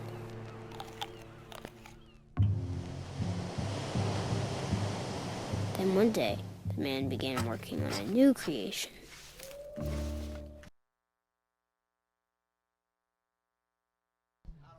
Welcome back to beautiful Oceanside, California for the 2015 VISSLA ISA World Junior Surfing Championships. We are at the beautiful Oceanside Pier on the south side as we're watching the world's best juniors compete for gold. And currently, right now, in the water is the boys 18 and under, qualifying round number 1. We are in heat number 23. And the surfers in the water are as follows. Daiki Tanaka from Japan in red, Manu Scott Areta from New Zealand in white, Sean Forrester from Canada in yellow, and Eric Ishmael Cruz from Nicaragua in the blue jersey. I'm Bo Hodge along with Mike Latronic, and we are just underway with this heat. Thank you, Bo. That was pretty fun getting out there and checking out the equipment. That young man from Puerto Escondido had the right idea and the right equipment. So people sort of overlook the fact that, you know, the less you think about the equipment, the better it is. When you're out surfing, you don't even want to be thinking about the board. You're moving across the wave, and your body and board sort of become as one. So when you have to start thinking about how you're going to turn your board and not catch a rail or something like that, that's when you kind of run into trouble. And here we go. A little open face here on a little one. That is our surfer in red. Looks like Daiki Tanaka from Japan in the red. Here we go. This is black jersey, Eric Ismael Cruz from Nicaragua. We also have Sean Forrester from Canada. He'll be in the yellow jersey. And Manu Scott Arita from New Zealand. He's in the white jersey. And there we have our surfers from the last heat. That is white. Leonardo Calvo Areta from Costa Rica. All right, looks like we got a scoreboard here, people. Yeah, we're up and running. Here we go, working down the line here. Nice carving maneuver up and down.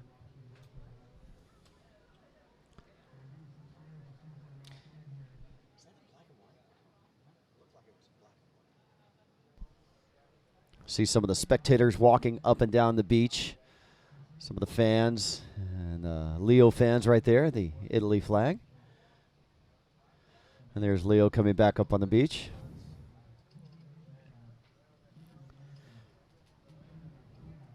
'15 ISA World Junior Championships being presented by VISSLA. We'd like to thank all of our world champion sponsors, all being made possible. Presented by Visit Oceanside, Surfing America. We are being supported by Fiat. Our media partners include Surfline, Surfos Magazine, Passion Extrema, and Via de Escape. So we're on standby for scores for the opening rides here in this heat. Heat number 23, round number 1. A total of 32 heats in this round. A massive amount of surfers competing. We have a world record, 322 surfers in competition, 36 nations being represented out of our 97 that are in the federation of the ISA, the International Surfing Federation. 97 nations being represented, and we have 36 here at Oceanside competing at the VISSLA ISA World Junior Surfing Championships. So score coming in for Eric Ishmael Cruz from Nicaragua, a 2.43, and for Daiki Tanaka, a 1.93 and a 1.17. Oh, yeah, there you see all 4 surfers momentarily on screen. Here's the proud flag of Nicaragua, blue and white. Looks like he's got a couple buddies there cheering him on. And still plenty of surf rolling in, so lots of activity, but really test to see where you can find the open face. There is our surfer in black once again. That was Eric Ismael Cruz from Nicaragua. He's going to put a second score on the board. It's actually going to move him into first place for the time being. And there is Manu Scott Arita from New Zealand, cracking the lip but unable to stay on his board. And here comes a scratch. Sean Forrester looking to open up his account from Canada. Nice bottom turn, top turn crack. Got caught for just a second, but able to pull through it and show the judges that he continued on that second crack as well. So that actually could be the highest score of the heat thus far. 2 good maneuvers. Yeah, we'll be on standby for scores. And don't forget, each and every day, 7 days of 7 Seas giveaway courtesy of VISSLA. Enter for a chance to win a 7 Seas wetsuit. How easy? Very simple. No money is needed. No credit card is needed. No PayPal. All you have to do is go to the Facebook page of VISSLA. Click on the Win tab. And each and every day between now and Sunday, VISSLA will be giving away a 7 Seas wetsuit to one lucky winner. And we're winding down. It's already 2:50 in the afternoon. In a couple of hours, we're going to be giving that wetsuit away. Well, from what I heard, we may need wetsuits by the end of the week. The water temperature is supposed to drop a little bit. The air temperature is supposed to drop a little bit. So could be back to a little more normalcy here for Southern California. The warm weather is nice. I was super stoked to surf without a wetsuit for 3 hours the other day. Completely unheard of in October. So combined with some pretty decent swell and a little bit late to the punch there for Ismael Cruz from Nicaragua. Once again, getting chopped by that low tide closeout. So he's going to have to find himself something a little more open-faced. Team Canada being represented on the beach, and here we go. Ouch! That was a little bit of a yard sail coming down. I hope he's okay. It looked like it board might have flopped up. He's checking his board now. Yeah, he's back on it. They're young. They heal in like, what, 45 seconds. You know, you give them stitches and they're pretty much Just rub healed. sand on it. Yeah. Okay, ready? Wax. Here we go, surfing yellow, Sean Forrester working down the line. Nice floater maneuver on his forehand. Banks one more off the top. Here he goes again, gaining some speed. Roundhouse cut back into the pocket. It's going to be a good way for Sean, our Canadian surfer, and a little bit of a claim there at the end, so he's pretty excited.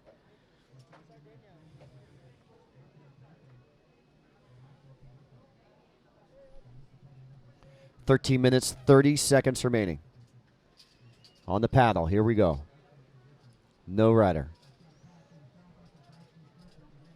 All right, we're going to get a little info on Sean Forrester in just a minute. Meanwhile, our surfer from Japan, Daiki Tanaka, just cracking some lip out there. Wants to improve with those small scores on his line right there. And we've still yet to see 2 scores drop for Forrester. I think he actually may end up in first place after we calculate his scores. He is born in Colorado Springs, Colorado, and he resides in Costa Rica, yet he holds a Canadian passport, obviously.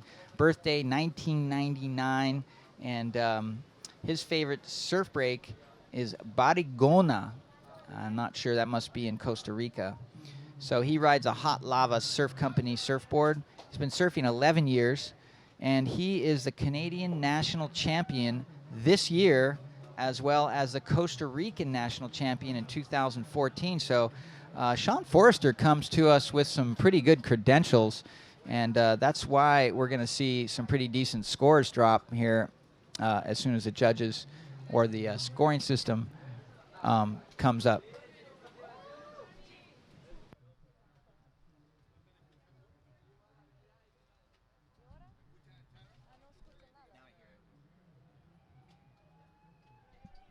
Okay, we're going to go down to the beach and check out Shannon. Shannon, take it away. Thanks, guys. We're here with Leonardo from Italy. You're representing your entire country, you alone with some friends.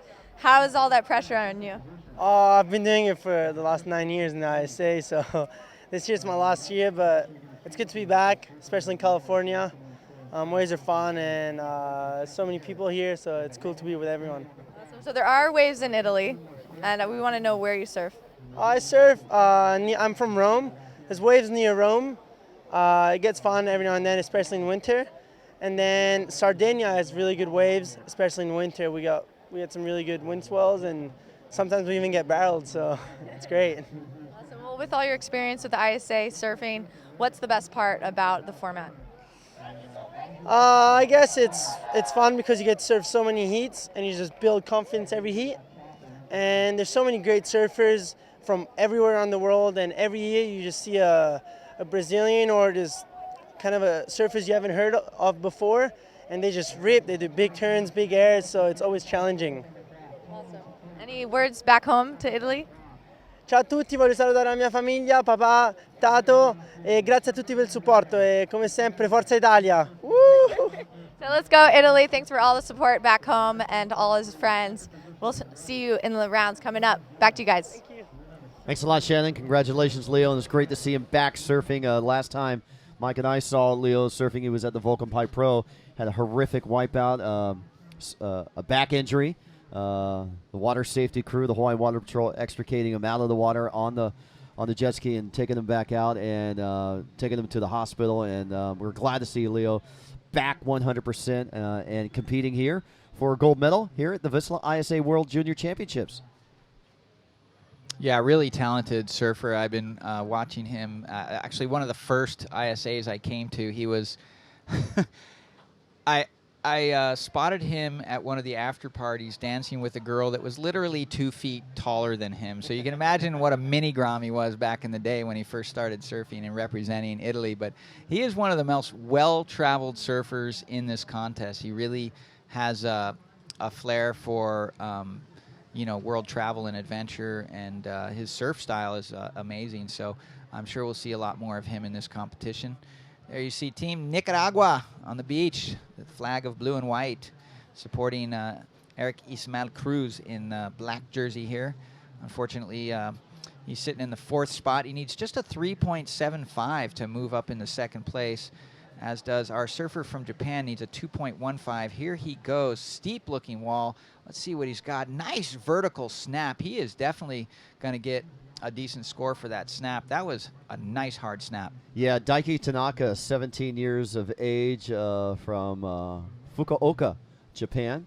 Some of his favorite surf breaks are at Snapper in Australia and his local break down in Japan. He is the 2015 NSA All Japan Surfing Champion and his first big win of his career in qualifying this year for the Japanese national team. And, of course, Japan taking a huge interest in the ISA Junior World Championships here being presented by VISSLA. Why? Because they are hosting the Summer Games coming up 5 years from now in 2020, and Tokyo has recommended to the IOC that surfing is included on the sports program for the Tokyo 2020 Olympic Games. The IOC will now take the final decision of the sports to be added for the 2020 program to the 129th IOC session, which will be coming up in Rio of August of next year when they host the next Olympiad coming up next summer. And the other sports included besides surfing is sports climbing and karate and baseball, softball, and skateboarding.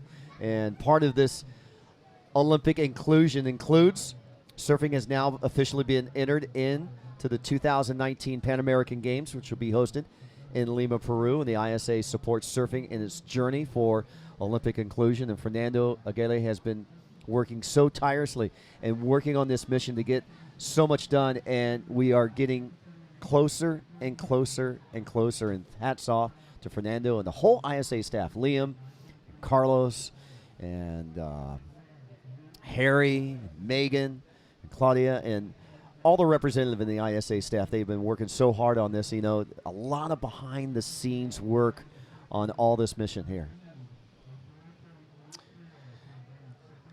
Yeah, there's a lot of people holding their breath. There's a lot of optimism, though. I think we don't want to get too far in front of ourselves, but with surfing being on the path to a potential Olympic slot in those Summer Games in Tokyo, but for a couple of reasons, we do believe that favor shall be on our side.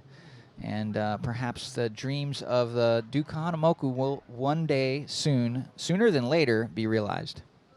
Yeah, and the ISA is supporting surfing in this journey as we see some of these surfers running up for their next heat. That is a surfer in red. That is our French surfer, Linz.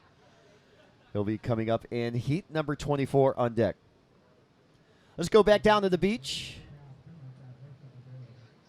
Sorry about that.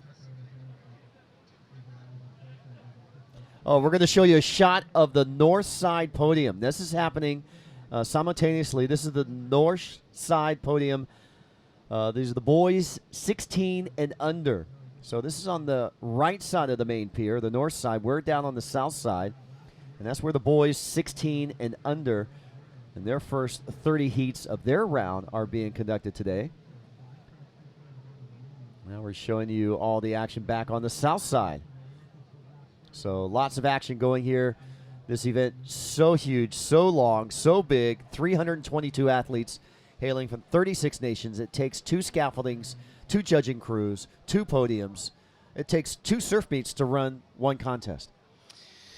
Yeah, it looks like they're holding the women's out there. I'm not sure who that was, but, nice to see some of the ladies get out there. We're going to be seeing the ladies come over to this side of the pier eventually during this contest. But tomorrow. For right now, we have Sean Forrester and the under-18 men here trying to hold on to that first place slot.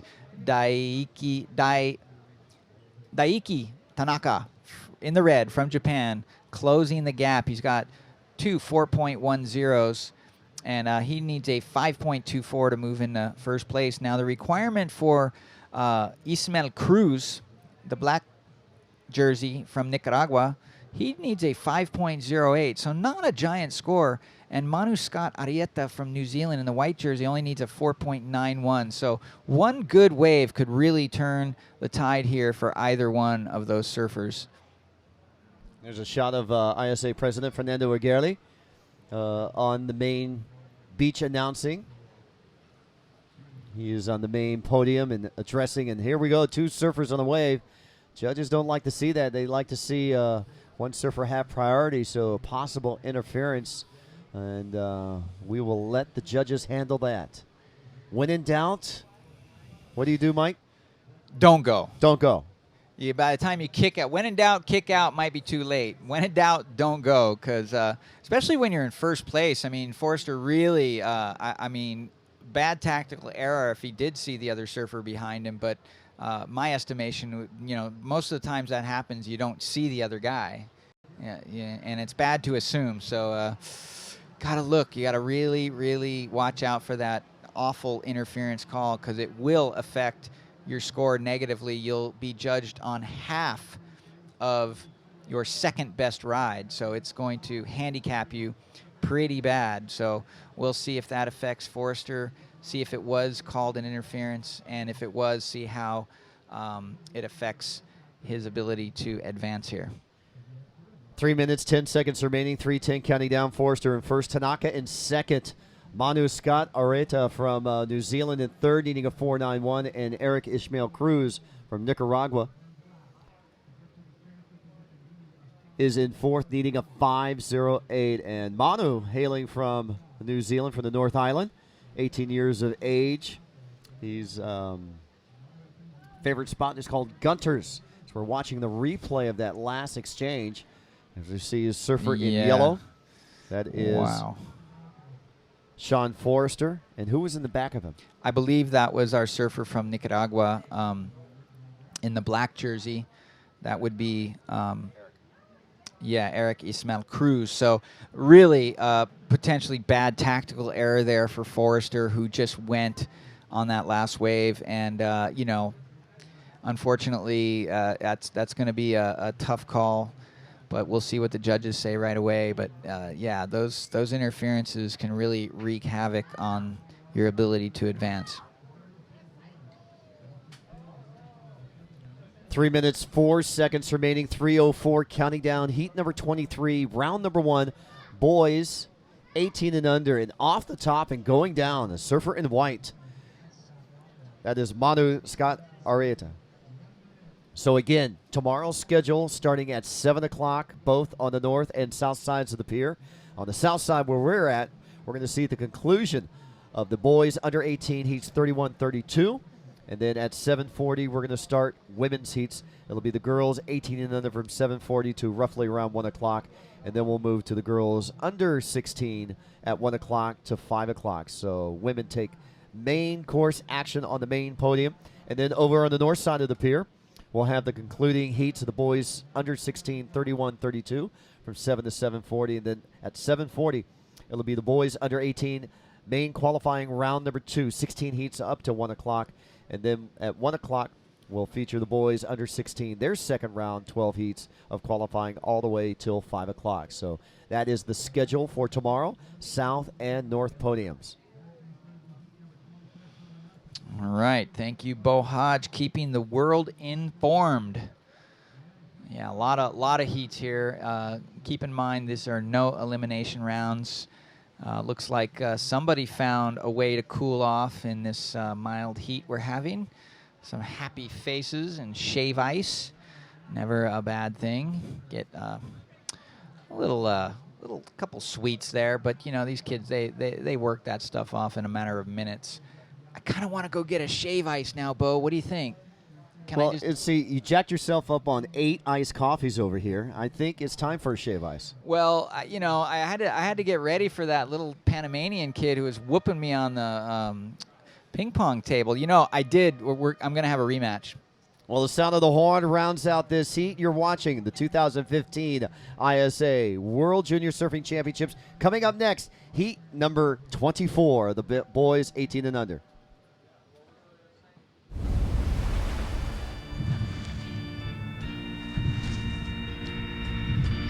Wonder if they...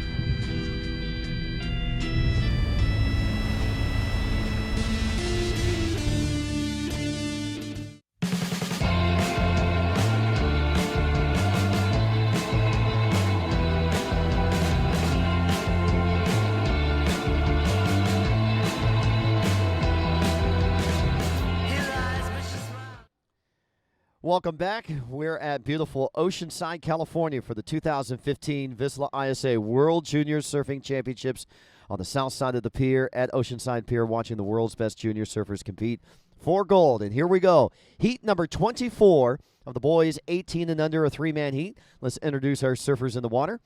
In the red jersey, hailing from France, from the silver medal team from last year, it'll be Lens Arancibia. In the white jersey, from Great Britain, Lewis Thomas Hudson. And from Mexico in the yellow jersey, Johnny Corzo. So 3-man heat. Top 2 advancing to the second round of the main event. And third place will be delegated into the repecharge round. I'm Bo Hodge along with Mike Latronic. Welcome to Oceanside, day number 1 of the VISSLA ISA World Junior Surfing Championship. All right, looks like we've got Johanny Corzo from Mexico in the yellow jersey drawing first blood. Saw the tail end of that little left-hander. See what he can do with it. You can see the currents just sweeping him down the beach there, that southwest swell sort of gaining energy. And, you know, last couple of days it was a little mix of west swell, so a little more peaky, a little less current. You know, now that the west swell is dissipating and the south is sort of just taking over by itself, that sweep's going to become more of a factor.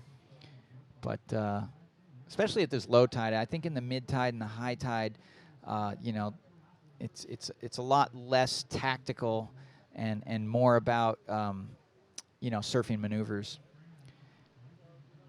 Well, there's Sean Forrester in the yellow jersey coming in from the last heat, Team Canada. Big smile on his face. Judges not calling the interference on him.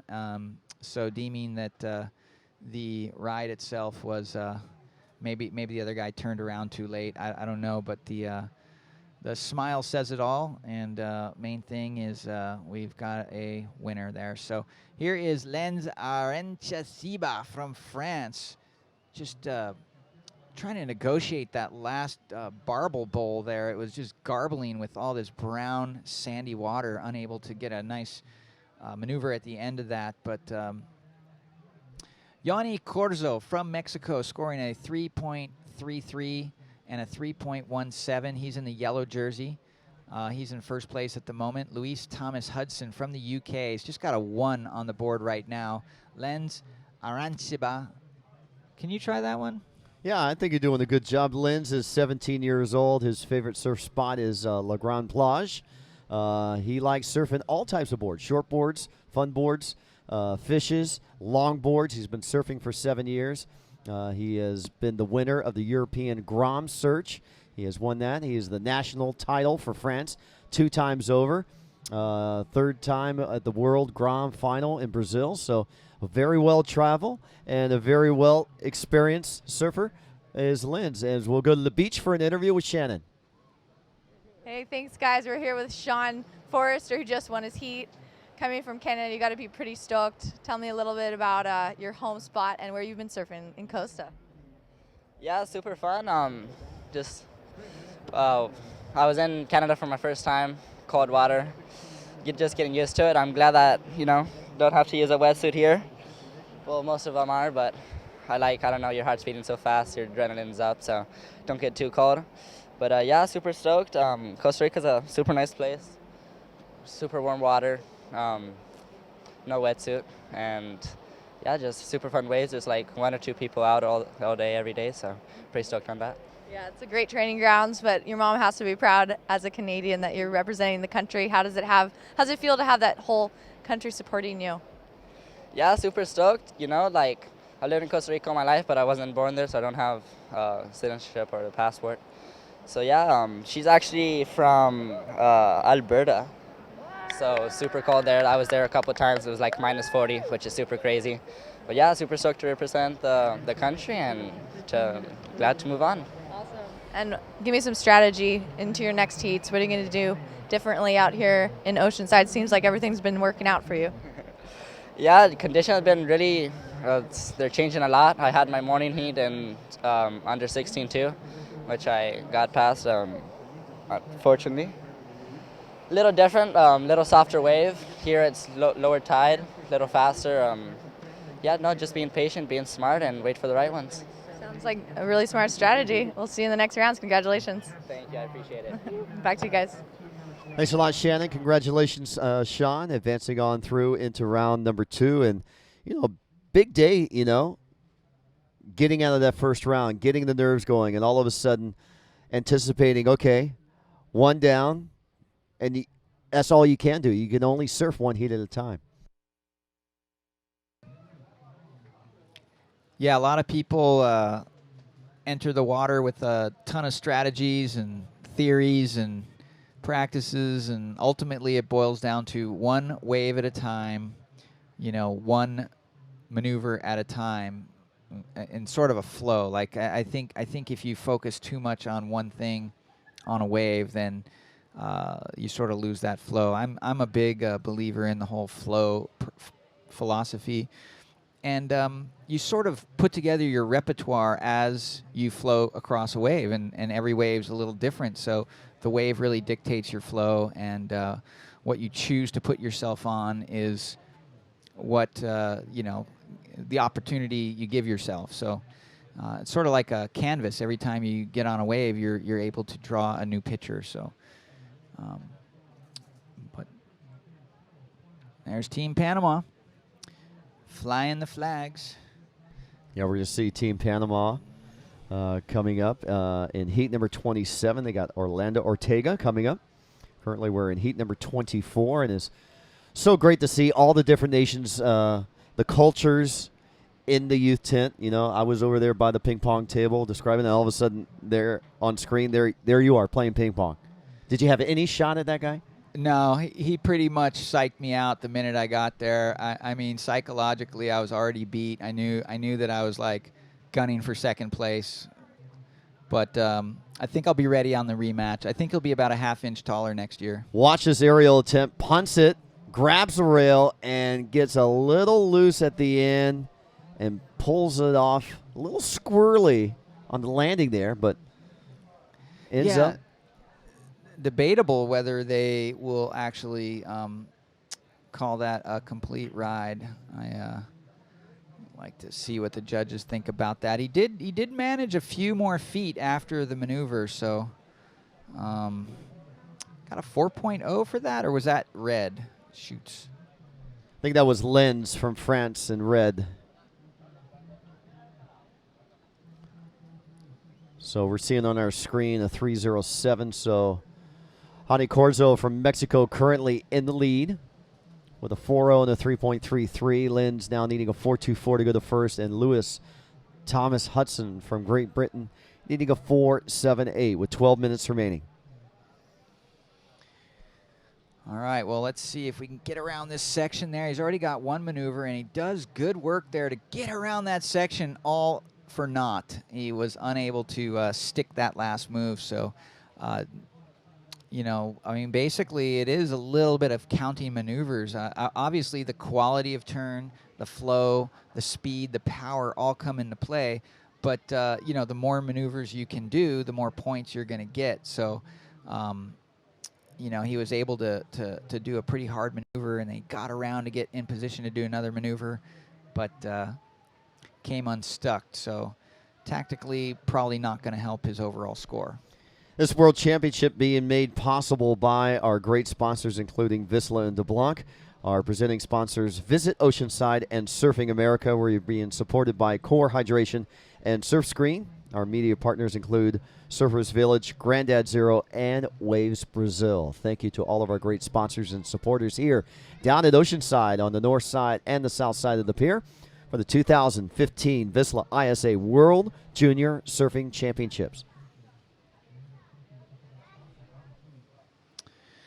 Well, a little slight in the action in the water. We've got the flags of France on the beach. Proud French people. And what the surfer's doing there is indicating to the beach announcer he wants updates and scores. And sometimes beach announcer doesn't have the updates and scores from the judges. Judges are reviewing situations, so he's being patiently waiting for that. Okay, so we got our answer here on Lens Aranchiba's last wave. It was a 1.5. So that would indicate the judges did not see him riding out of that aerial. Close, but no cigar. Commitment was there, the drive was there, and they want to see the surfers execute with full control these maneuvers. Looks a little bit squirrely. They're off balance. They're moving their arms. They're going to be docked some points there. But they pull it off cleanly and surf right out of it and surf within control. And then they're deemed as a completed maneuver, just like that one there from Honey. Corzo, full rotation. Well, really trying to make the most of those little whitewash chips on the inside, but you know, those can add up. I mean, a little 0.5 here and there often makes the difference. So Corzo from Mexico in the yellow really pulling out the stops to increase his lead. He's going to look to throw away a 3.33. And let's see if the boys can queue up a replay. See if we can get the DeBlanc replay on that last nice little release we saw.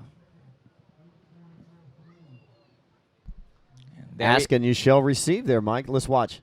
Gaining some speed. We put this in slow motion. Pops it, throws the tail, full rotation with control. No bobble there.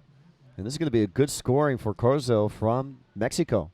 Yeah, it's only one maneuver, and it was on a smaller wave, but he did pretty well. I mean, it wasn't super high, but the rotation was smooth. The landing was fairly smooth, and I would expect a mid-range score out of that. But here we go, a little open face right, unfortunately, not panning out too much. That, again, was Lens in the red from France, finding himself a couple of maneuvers there. Not sure if he's going to replace one of his three-point rides. He's got a 3.07 and a 3.10, so looking to throw one of those away. And there's a shot of Tim Bissot from France. Or excuse me, that is Barbados. Dane Mackey in the yellow jersey getting ready for his heat. And here we go again. Corzo, keep him busy. Yeah, well, he got a 4.43 on that last aerial maneuver. So like I thought, a mid-range score, but well executed. Nice for the confidence. So right now he is solidified his first place position a little bit better.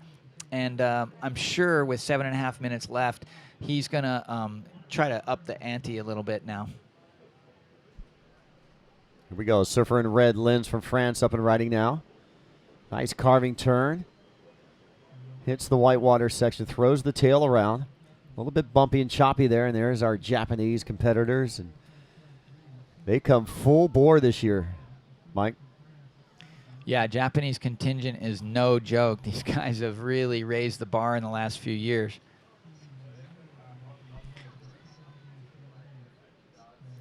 So this is a shot on the other side of the boys' 16s, on the north side of the podium, as They are running their first 30 heats of their first round of the boys 16 and under. Pretty cool wetsuit, man. Yeah, I like the design. Maybe a little bit of a Wilco influence. Maddie Wilco from Australia. Like we were saying earlier, these young kids are, youth is inspirational for creativity and progression. I mean, what can we say? They're rebellious. They want to do new things, and that's sort of the proving ground for progression. And one of the brand ethoses of the sponsor here from VISSLA is, to represent creative freedom. Get these kids to think forward and support a generation of creators and innovators rather than stagnant and the same old thing. So I think all of us here watching these kids, we really can tap into that attitude within the surf culture and enjoy performance surfing at the same time. It's a fun, creative reality that is being perpetuated. And it's great that VISSLA is on for a second year in a row, the overall sponsor of the ISA World Junior Surfing Championships. And not only are they back for a second year, but they're back with the giveaways to you, the public watching on the webcast at isaworlds.com. We have the 7 days of 7 Seas. Enter to win a chance to win a 7 Seas wetsuit. Go to the VISSLA Facebook page, click on the Win tab, and you can win one of 7 great wetsuits courtesy of VISSLA. Thank you, VISSLA. Well, let's not forget the Blanc offering up a free pair of shades. If anyone out there can grab a 10-point ride, whether there's 2 10-point rides in a day or 20, they're going to give away free shades to anyone in this contest that can grab a 10-point ride. And whether you grab a 10-point ride or not, they're going to give away a free pair of shades every day to the highest heat total. So a little bonus there for the surfers. Never hurts to have a little gift pack when you perform well. Nice pair of de Blanc shades. All right, so the situation with about 4 minutes, 15 seconds left. Ioanni Corzo in the yellow jersey from Mexico in first place. Lenz Aranciba from France. He's in the red jersey. He's in second place. Following far behind, needing a pretty big requirement right now. We haven't seen too many scores over the 5-point range, but he needs a 5.88. So that's Lewis Thomas Hudson in the white jersey from the UK. 3 minutes, 48 seconds remaining. Again, tomorrow's schedule now posted on the ISA website at isaworlds.com. And we'll tell you right now, right here where we're broadcasting from, the South Podium. We're going to conclude the boys under 18 final 2 heats of round number 1, the main round event, qualifying round 1, with heats 31, 32. And then it'll be women all day long from 7:40 to 5 o'clock. First up at 7:40. The girls under 18, round number 1.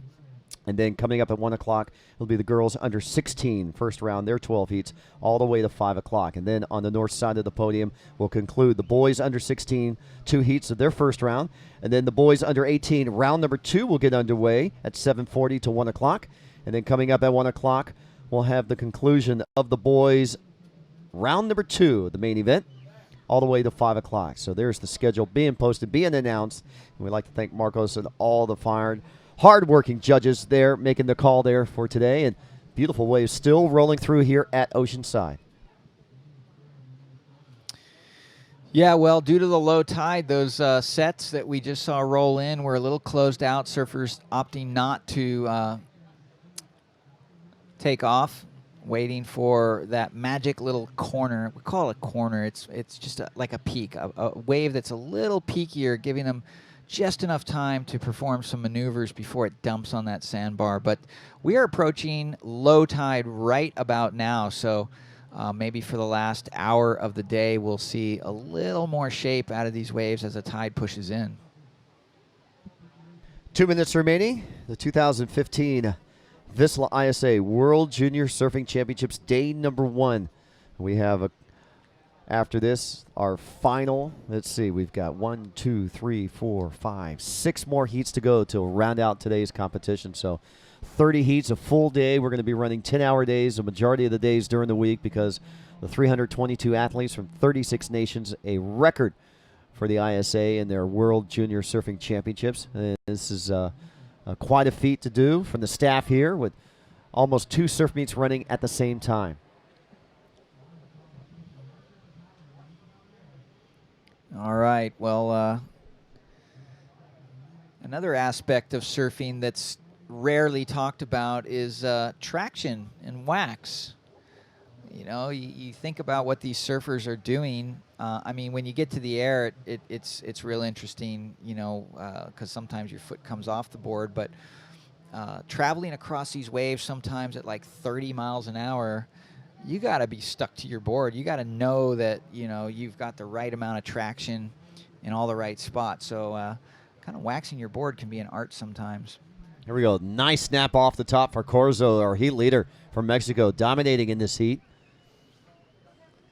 Bang. One more maneuver, one more time. And Team Mexico excited for Hani. And there's the action on the pier, Oceanside. You see the flags being flown. There's Great Britain. Yeah, well,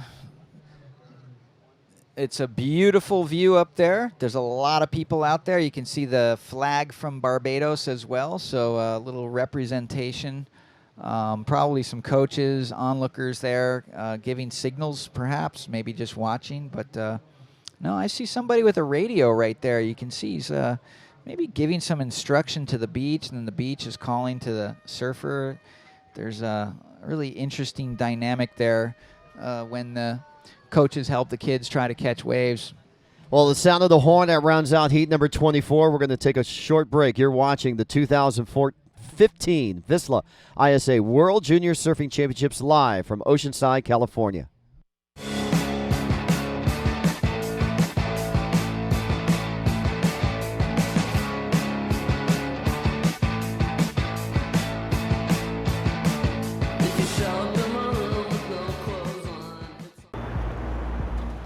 You know, once the building was set, Skunkworks kind of fell into place. It's like, all right, this is going to be the spot and the only spot that will sell our boards in order to simplify my life.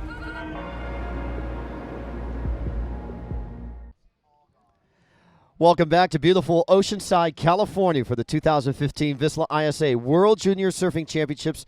We are on the Oceanside Pier for the world's best juniors competing for gold, and we are in heat number 25 featuring Tim Bissot from France in red, Leon Glatzer from Germany in white, and Dane Mackey from Barbados in yellow. I'm going to hand the mic over to David Stanfield to make the call here in heat number 25 along with Mike Latronic.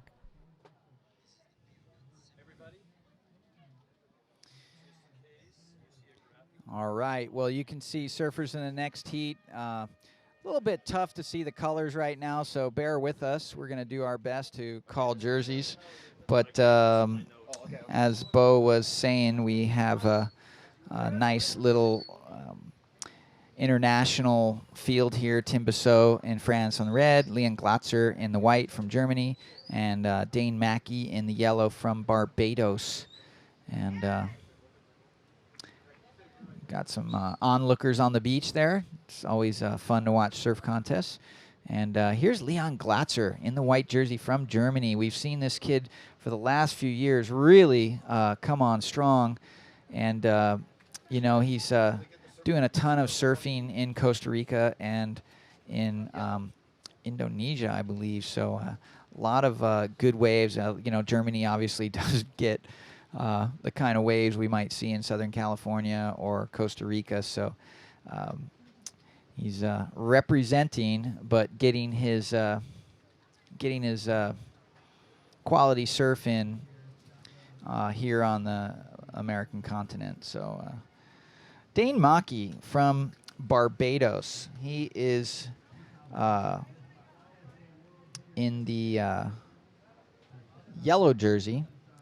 And he resides in St. George. He's 18 years old. He's born in 1997. Born in July. He's got the same birthday I do. Oh, yeah? I'm 2 years younger, though. Yeah. You could have almost been in this event, though. Yeah, Saw my passport. the Open 16 was full, and there's no slots for you in the 18 either. So, Hey, do you know Leo Glatzker? Do you know him? I've talked to him before. I've interviewed him before. He was born in Maui. He lives in Costa Rica. His favorite country is France, and he's surfing for Germany. I kid you not. Now, how's that for confusion? That's like James Bond goes surfing. Oh, he is. He is the James Bond. Pavones, Costa Rica. Chicho, 18 years of age, the goofy footer representing Germany. Whatever it takes to get into the ISA and surf this event and represent your home country. He's got a great air game, too. I hope we get to see it right now. You can see him hustle that wave off here. He's got a bit of speed, gets caught behind it, a little too fast. Let's see. Now he opts to get out, but you can bet once he gets a couple of waves under his belt, we're going to see him take to the air. Let's check it. Well, let's check in with Shannon on the Shannon.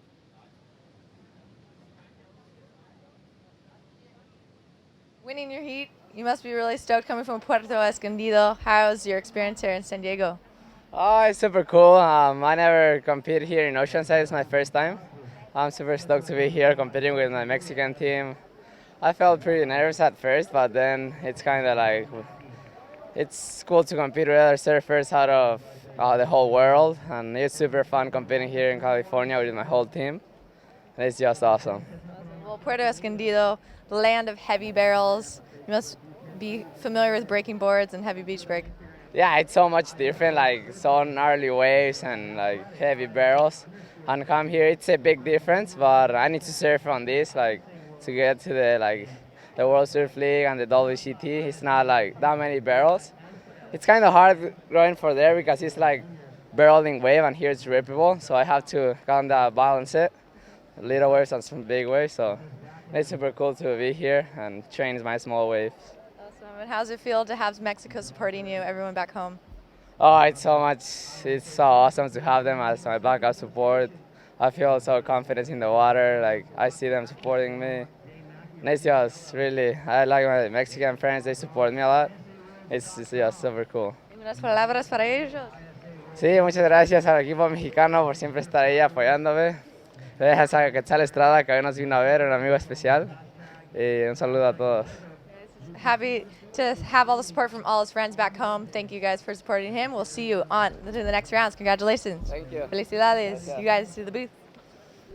Shannon, great job. Very, very, very good. And what I'm noticing now that surfers where they're actually residing, if they've got a good heavy breaking wave, they are pretty talented.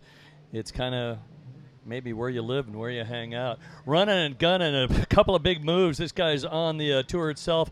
Huge. He's number 66 in the world on the qualifying series. Timothy Bisso, I just saw him in Portugal, and he is fired up, ready to go at 18 years of age, born in Guadeloupe, representing Guadeloupe, but he spends a lot of time in France. He knows how to surf. Yeah, and I can see he just took 9th place this year in the Azores. The SATA Azores Surf Pro. Hey, so there's Big Dave, Mike Latronic. We're stoked to be here, and stoked to watch Tim Bissot rip that last wave, but we'll see if he can muster enough points to get through. Guess what? I got some news, and we're not going to really tell it until it comes up on the screen, until our director gives it to us. But I can tell you, if you are in a time zone right now, and it's about, 11:30 at night, you possibly have won yourself the 7 days of 7 seas wetsuit. I do have the winner, the country where that surfer is from. But until we get the green light, somebody from the UK has won a wetsuit. So stay up late. Keep hanging with us. It's a nice gift. Again, you've entered, and we're going to do the giveaway for Monday, and we're going to tell you about it within the next hour. And I can tell you somebody from the UK won. Well, I heard the water's pretty cold in the UK, so that'll come in handy. All right, well, coming in handy was Leon Glatzer took to the air on that last wave. We're going to catch up on scores here in just a minute. We've temporarily lost our scoreboard, but it should be back real soon. There we go. So currently in the lead, Dane Mackey from Barbados in the yellow jersey. He's got a 3.83 and a 3.10.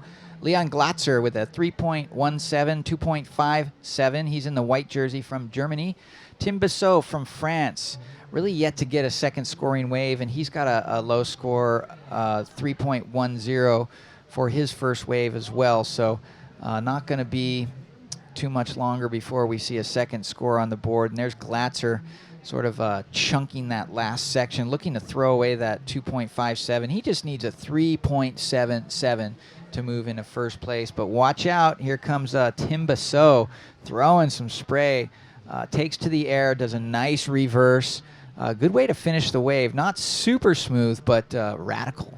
So that's going to help his cause. Well, that's the smallest wave ridden so far. I mean, we've seen some bombs come through, but I believe we have 2 waves for Bissot. He's looking for at least a 2.65. A 3-person heat we're watching, and Mackey now going to town. Here's the 18-year-old out of St. George, Barbados. Well, I think the strategy is to try to get these smaller waves so they can at least fit more maneuvers in before it dumps and close out. So probably, you know, a good strategy at this time of day with the tide being so low. When those bigger wave comes, it's really hard to find a series of open sections. So we'll see, you know, still some pretty low scores popping in. You can see this big peak coming in here. This looks like Leon Glatzer, or can't tell if that's yellow or white. Maybe yellow, but about to get caught inside by a nice size set. All right, you see flags of Barbados there in the foreground, and a little hustle on the outside. Looks like Glatzer taking a look, decides not to go, and probably a closeout. Well, we're at dead low tide in about 3 minutes, so hopefully things will change. And again, when they do this low tide, it's usually plus or minus maybe 15 or 20 minutes, and I believe they're taking the coordinates for the tides off at the harbor there. Johnny Carozzo from Mexico does win, and they're still celebrating that last heat. He advances through and lands Aranciba a second place. He advances through. So Lewis Thomas Hudson from the UK will go to the repechage. Well, I'll tell you, they party like the Hawaiians. They're raising Cane over there. Yeah, it doesn't take a scientist to figure out Mexican team is pretty happy right now. Their surfers are advancing. This is you know, some of the best performances we've seen from the junior team from Mexico to date. So, you know, it's not surprising that the competition is going to be thick here and continues to impress. There was Tim Bissot gets a nice one crack off the top, but then comes unstuck. Hit on his last wave, that you know, wave he finished with that 360 reverse. He got a 5.77, so he jets into first place. Dane Mackey now following in second place, needs a 4.78 if he wants to take the lead, and the requirement for Leon Glatzer has gone up now. He just needs a 4.01. I mean, I've seen this kid do amazing airs, so I wouldn't count him out until the horn rings. You're talking about Leon?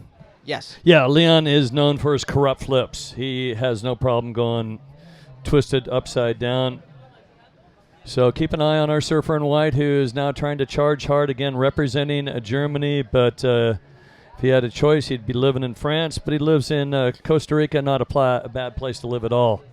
Here he is again, and on his backhand. Yeah, it looks like he's opted to go right. That's not panning out for him, so he'll scramble back out there. 9 minutes, 20 seconds remaining. Plenty of time on the clock, especially in these beach break conditions, unless you take one all the way to the beach. I think it's about a 2.5 minute paddle back out if you beach it.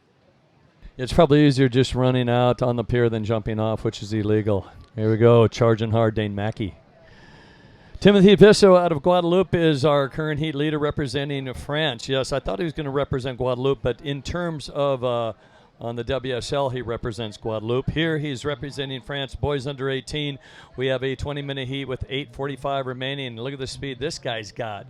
And boost of nice rotation, but can't land it. We've got a Mexican party right here, a fiesta directly in front of our location. There we are. We're where the blue ISA is, and you might be able to see Mexican. But there is a party right there. I'm not sure. We're not invited. But they're having fun here in Oceanside. 2 different arenas, 2 different podiums. We do have the under 16 going on to the north side, under 18 and under surfers to the south side. Tomorrow we'll get underway with our boys under 18 main event, the last 2 heats, and then we get into girls under 18 main event, 16 heats, followed by 12 heats of girls under 16. That's the full day south podium. We will feature that tomorrow, day 2, Tuesday, October 13th. Attention all team managers, make sure you check the schedule, and that schedule is subject to change, so you want to be on top of it every morning.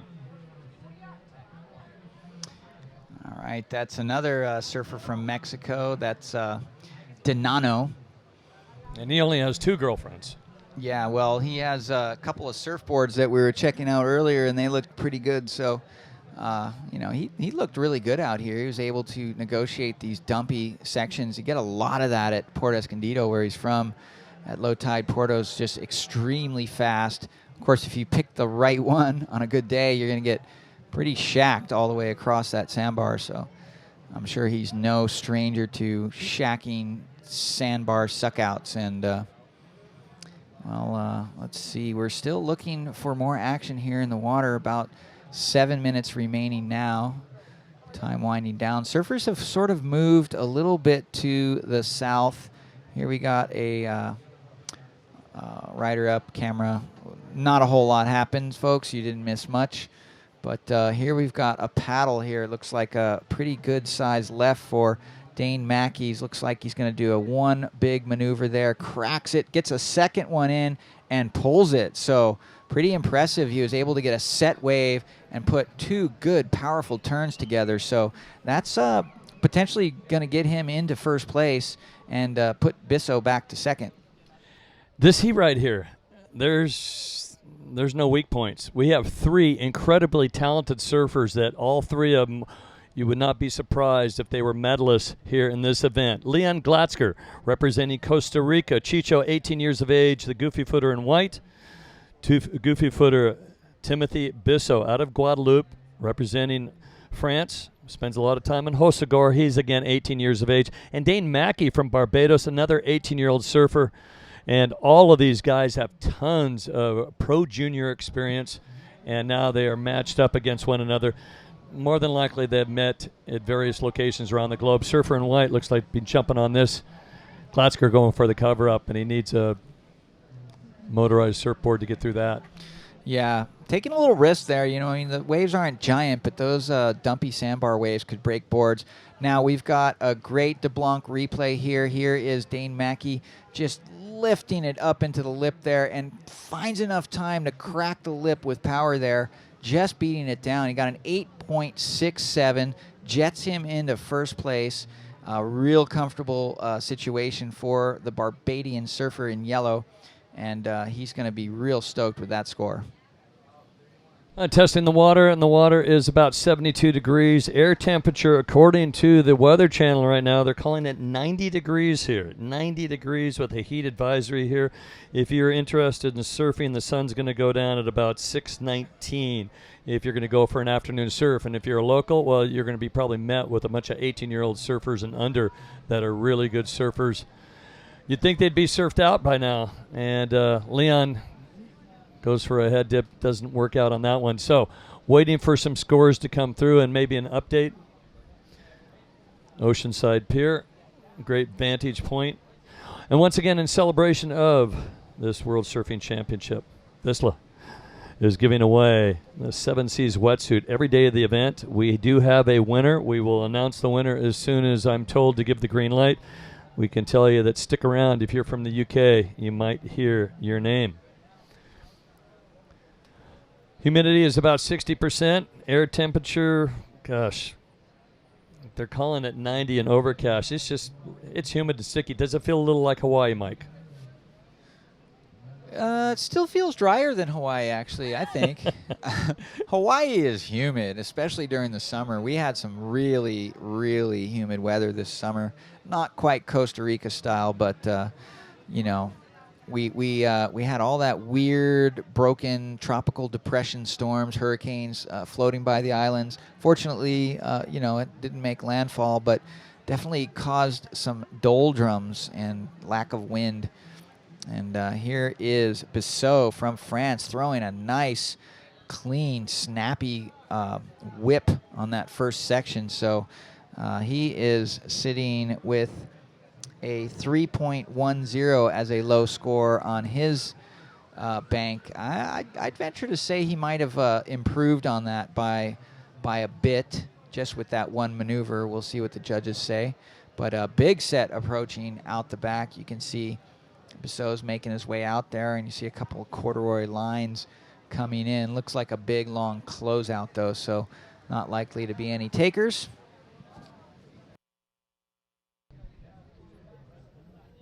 Well, again, tomorrow is another chance. 7 different wetsuits being given away. Be sure and tune into the live webcast. And obviously, you know about that. It's isaworlds.com. And one lucky winner every day. To sign up, go to the VISSLA's Facebook page and click on the Win tab. And then 10-point rides. Anybody get a 10-point ride yet? Not yet. Negative. Look at this paddle battle for positioning right here. And again, where are they going to go? I'm thinking there is a left, if anything, but somebody's looking at the right. And is this a suicide run? It is. Yeah, Leon's definitely, somewhere out there in the universe. Marvin Foster's going, hey, this kid, he charges, Like, not afraid to get his head wet. Yeah, that was a rail grab closeout in a sort of hellacious off-the-wall type of looking wave. So definitely... But sometimes to get your feet on the board and see how fast the waves are really dumping, a couple of hits out there, and you might feel confident when there is a little open section. You don't hesitate. You've taken 2 on the head. You've done that over your career. Once you maybe get one under the belt, okay, I can survive this. And it is really tricky. Asking for situation, I think it's Timothy Bissot out there was requesting information when the surfer put their hand up in the air. Maybe one hand touches the wrist, looking for time, or looking for a situation. We scan the horizon here. And these mid-side wave, we talked about the larger waves are pretty bomb and closeout. It's a mid-size wave that might have some opportunity. Yeah, I think, early in the heat we saw the surfers ride a bunch of small waves, but, The work's in the numbers, and Dane Mackey got the biggest score on a mid-size wave where he was able to do 2 good cracks. So judges definitely rewarding that power section, power moves.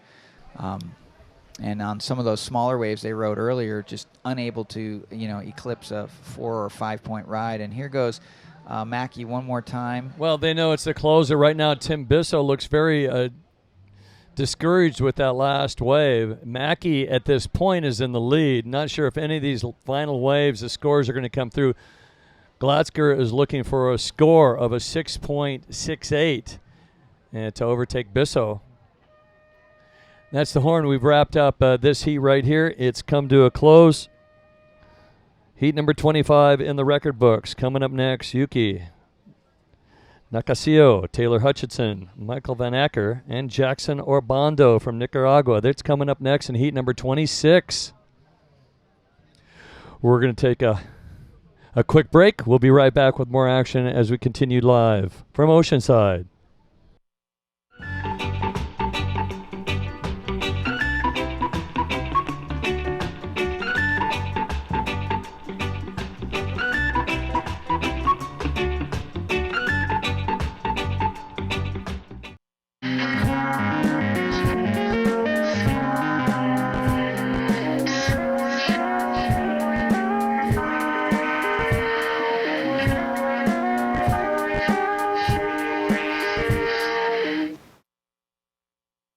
And welcome back, you sofa surfers. Yeah, I'll tell you, get a good burrito, let your dog take a bite of it.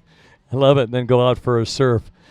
Some classic moving images there. Thank you very much. As we take a look at our lineup right now, and it's another international field, Japan, New Zealand, Belgium, and Nicaragua. Yeah, and You know that Nicaragua is on the beach cheering for Jackson Obando, who's been a stellar athlete. And if you saw the ISA surfing Instagram, he has some wicked free surfing and really strong competitor. All of these athletes in the lineup right now getting busy as blue Jackson Obando, first surfer to take a wave. Just a quick left there. Now, just so you know, we don't have the official results, and we usually wait for a printed sheet, because what they do is you might see an electronic score up there, but there is a tabulator that looks for any imperfections and mistypes into the computer. And once there's the tabulation, again, they write it down on a magic marker kind of a board. They put it in the computer, so there's a backup, and they do double check. Once we get that, we'll give you a result of that last heat. I can tell you that Tim Bisso showed a little frustration, and why these surfers might show frustration, because they saw some really good surf early this morning. For about 5 hours it was going off, and they got to surf essentially low tide, close out, and tried to make things happen. So that's the nature of the game. When you take a look at your heat draw, you don't pick when you surf. Basically, if you're out in heat number 24, and heat number 24 is at low tide, you just got to make it happen. Sure, and I mean everyone in the lineup is facing the same conditions. Definitely challenging. But yellow, Miker van Aker from Belgium, going to have his attempt at it to get a nice right. He's got some barrels at the back.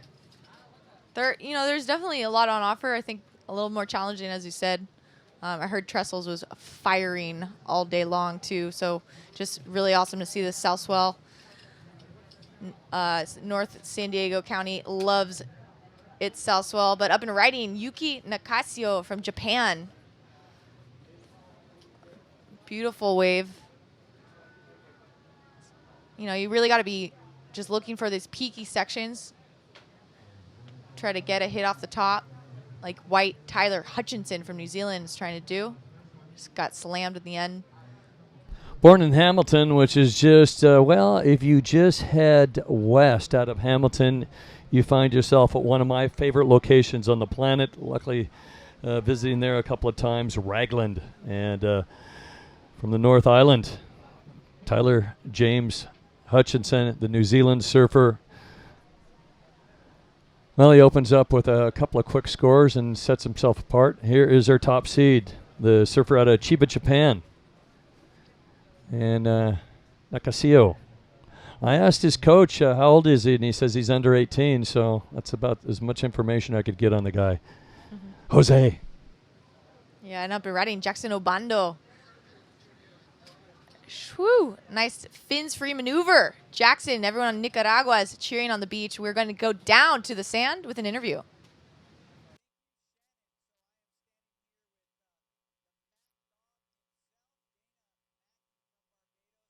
Pulled out the best score in that last heat on a medium-sized wave. How hard was it out there to pick waves that actually had an open face right now? Well, it was pretty hard because a lot of them look like they're going to be good, but then they close out, so you just kind of have to go and see what happens.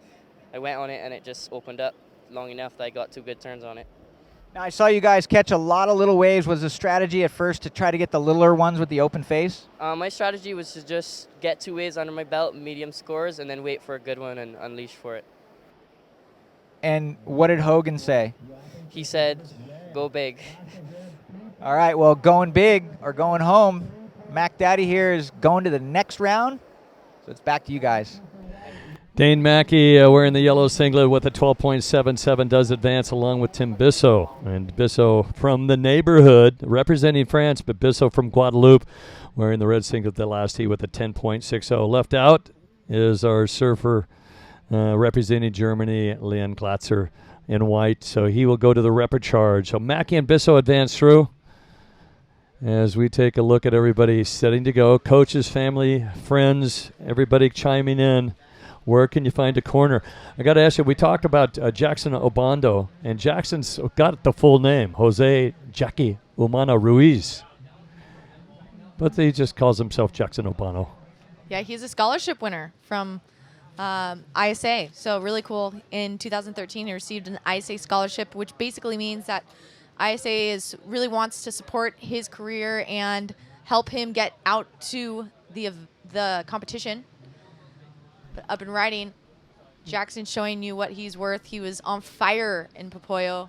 Really awesome to see. Definitely the home crowd at Popoyo cheering him on. It was phenomenal to watch. Just incredible what ISA has done with the development of surfing in Nicaragua. And now they're here in Oceanside. So really cool to have him. He's on a 5'7" squash tail. He loves Playa Colorados. Epic beach break. Really strong and powerful. So all these Nicaraguans here are just enjoying Oceanside, but they're used to heavier surf, so no biggie. Yuki Nakashio from Japan just in and out. You can see the whole beach paying attention to the south side of the pier right now. We are on both the south and the north sides of Oceanside Pier in North County, San Diego. But what you're seeing is the under 18 bracket. That's the division. We're going to be crowning a gold champion by the end of the week, running all the way through to the 18th of October. So if you're in the area or want to come check out the future of surfing, this is the spot to do it. You can come watch on the pier or come down to the sand, say hello. So a lot of really good energy, good smiles, and overall love for the sport. Beautiful afternoon conditions here as we continue to march through. The tide has officially bottomed out. Now we hopefully will see a little bit of a push, but it might not happen in the next heat or two. But as we close out, we're going to go to heat 30 and finish around the 5 o'clock hour. We go split of the peak. We take a look at the goofy footer. I believe this is Jackson. Yeah, Obando taking a whack off that on his forehand. He's going for that left, and a good option for him is you got a couple maneuvers there and throwing a lot of spray.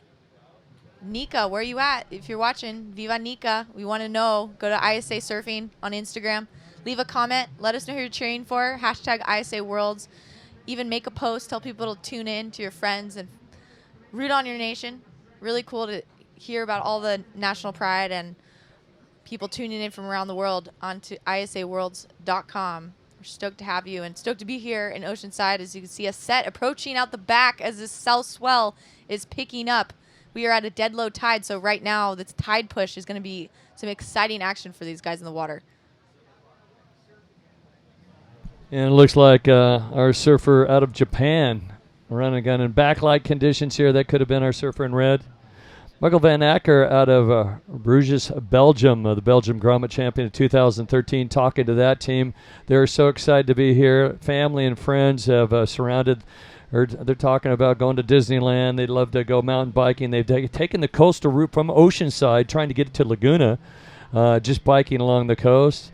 Looking south there, you can see the stacks of Carlsbad. We're in Oceanside, which is North San Diego County. They call it the North Shore of San Diego County. We're on the south side of the famous pier. And we do have a paddle battle. And there is the perfect example of a defensive play, possibly. But he didn't backdoor the peak, but the other surfer had to back off. It could have been an interference if he dropped in on him. He felt he was in prime position for that right. Coming up next, we keep an eye on our surfer. It looks like Bruno will be next. Yeah, Bruno Cavallo from Costa Rica. They have a pretty hot team. Their whole crew down here is just really fired up for Costa Rica, as the Ticos always are about surfing. Big hobby and pastime for a lot of Costa Rica. They have an amazing coastline down there, and they're going to be fired up for Oceanside as well. Up and riding yellow, Mika Van Acker from Belgium. The nice approach. Got some good time, a little floater. And not bad. You know, in the prime summer months on the beautiful sand dunes of Belgium, which I'm guessing about at least 60 miles of beachfront, they get the swells that are generated out of the North Sea, and they've got a really enthusiastic surfing population. They do have the grommet schools, and everybody's learned to surf in Belgium. Jackson Obando going down Nicaragua, but he's staying busy, trying to put something on the board. Jackson is a little firecracker from Nicaragua. Again, one of the ISA Surfing Scholarship applicants. And if you're interested in a scholarship, you can go to isasurf.org and apply. There's applications open until the end of December, and what ISA is looking for are role models for the sport. If you need help financially to travel and live your dream as a surfer and compete, and you're enrolled in school, you're 18 and under, check out isasurf.org. They're making it happen. Well, if you notice what I noticed, that the leaderboard right now has not changed for at least 10 minutes. We only are sitting with a 0.83. I believe these scores are frozen. We had 1 million waves. Riding here is our Japanese competitor out of Chiba, and it's Yuki. And these guys, this makes it even, it's tough on the surfers, even tougher on the judges to take a look at what somebody can do in a quick couple of turns before the wave closes out. And if they can find a corner and link a couple of turns together. We have seen a couple of barrel rides out here. We do have some texture on the water. And the sun is trying to break through. We do have clouds off to the west-northwest, so I'm not sure if they will totally break through. There's the local lifeguard department patrolling the beach in the yellow vehicle right there. And they are now part of the fire department here. So the brigade, the fire brigade and the lifeguards are one and the same here in Oceanside. And now he's going to check the north side.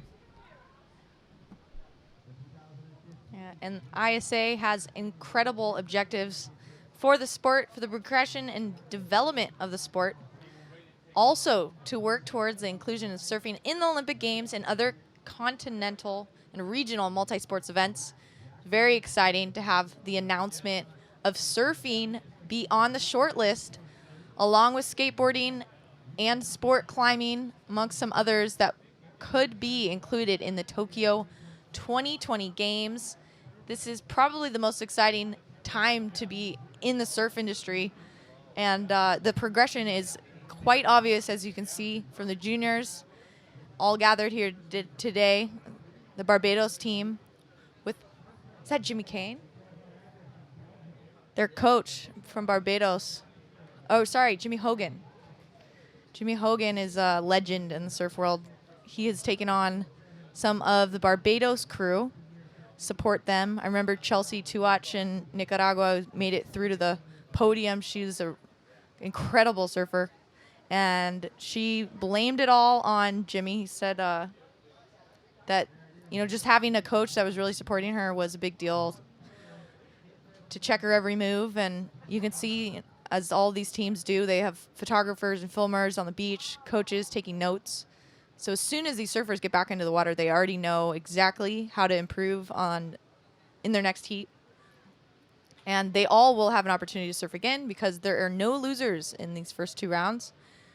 There are also repertoire rounds, so that if you do get knocked out in the first if you don't place first or second, you can go to the repertoire rounds and have another chance. If you surf all the way to the final of the repertoire rounds, then you have another opportunity to surf in the main event.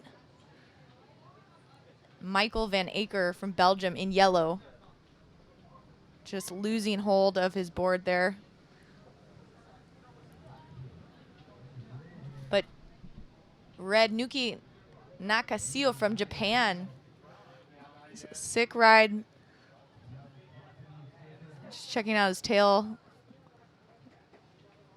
And that is, sorry, we're having a little issue with the color glare. I believe it was Jackson Obando. Okay. Jose, Jackie, Omano Ruiz, Jackson Obano.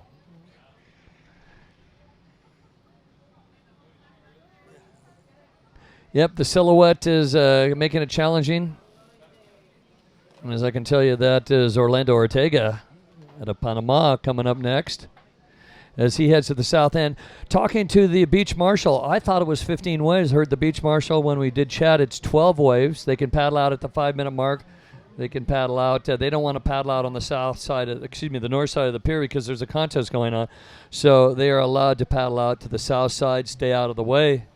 Don't interfere on the heat that's in progress. Usually about a 30-second transition between the heats, and they can catch 12 waves. The best 2 will count.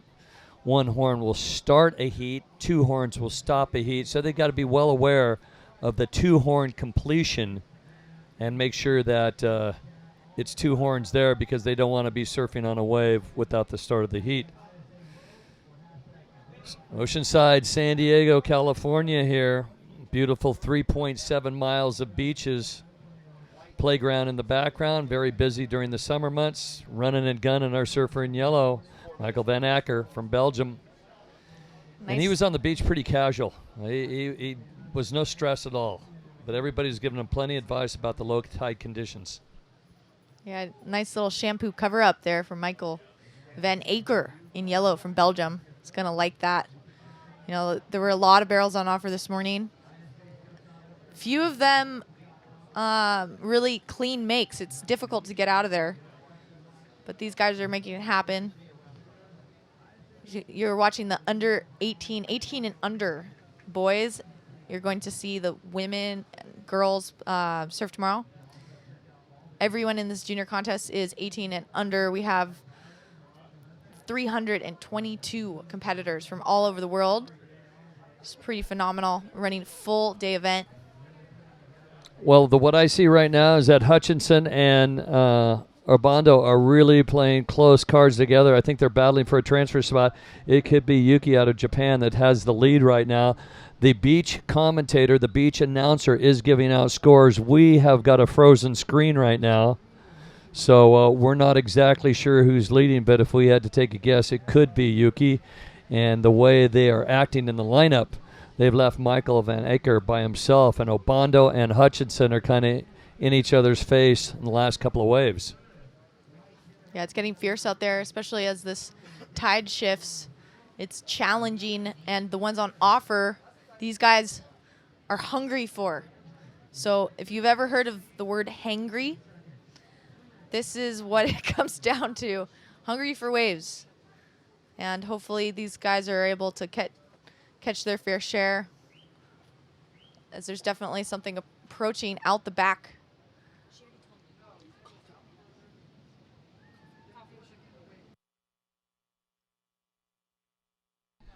Well, we got down to about 2 minutes. We know the clock is working, but we do not know the exact scores.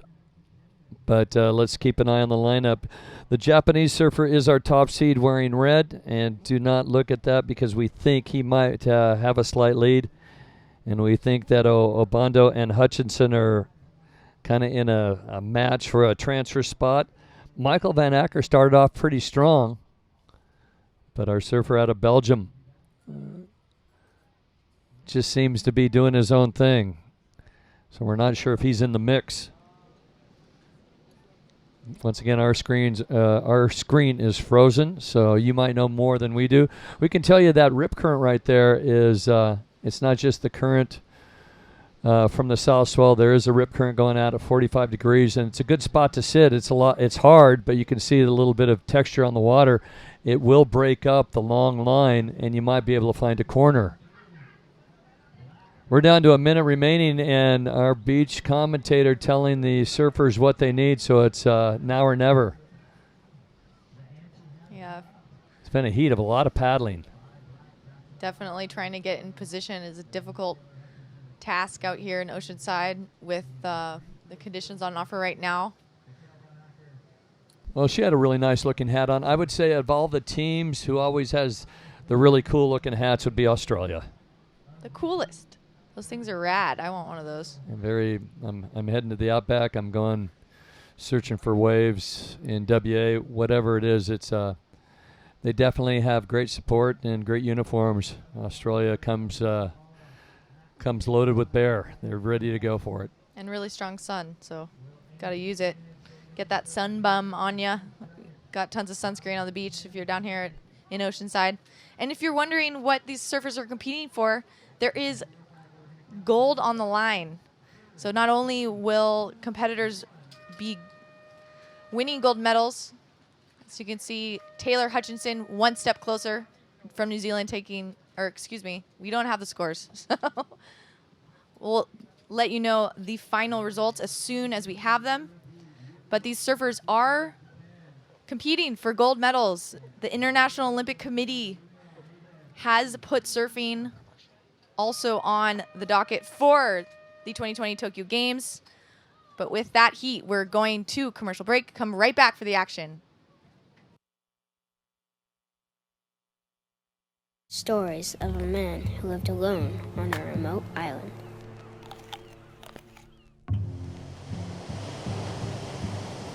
Then one day, the man began working on a new creation.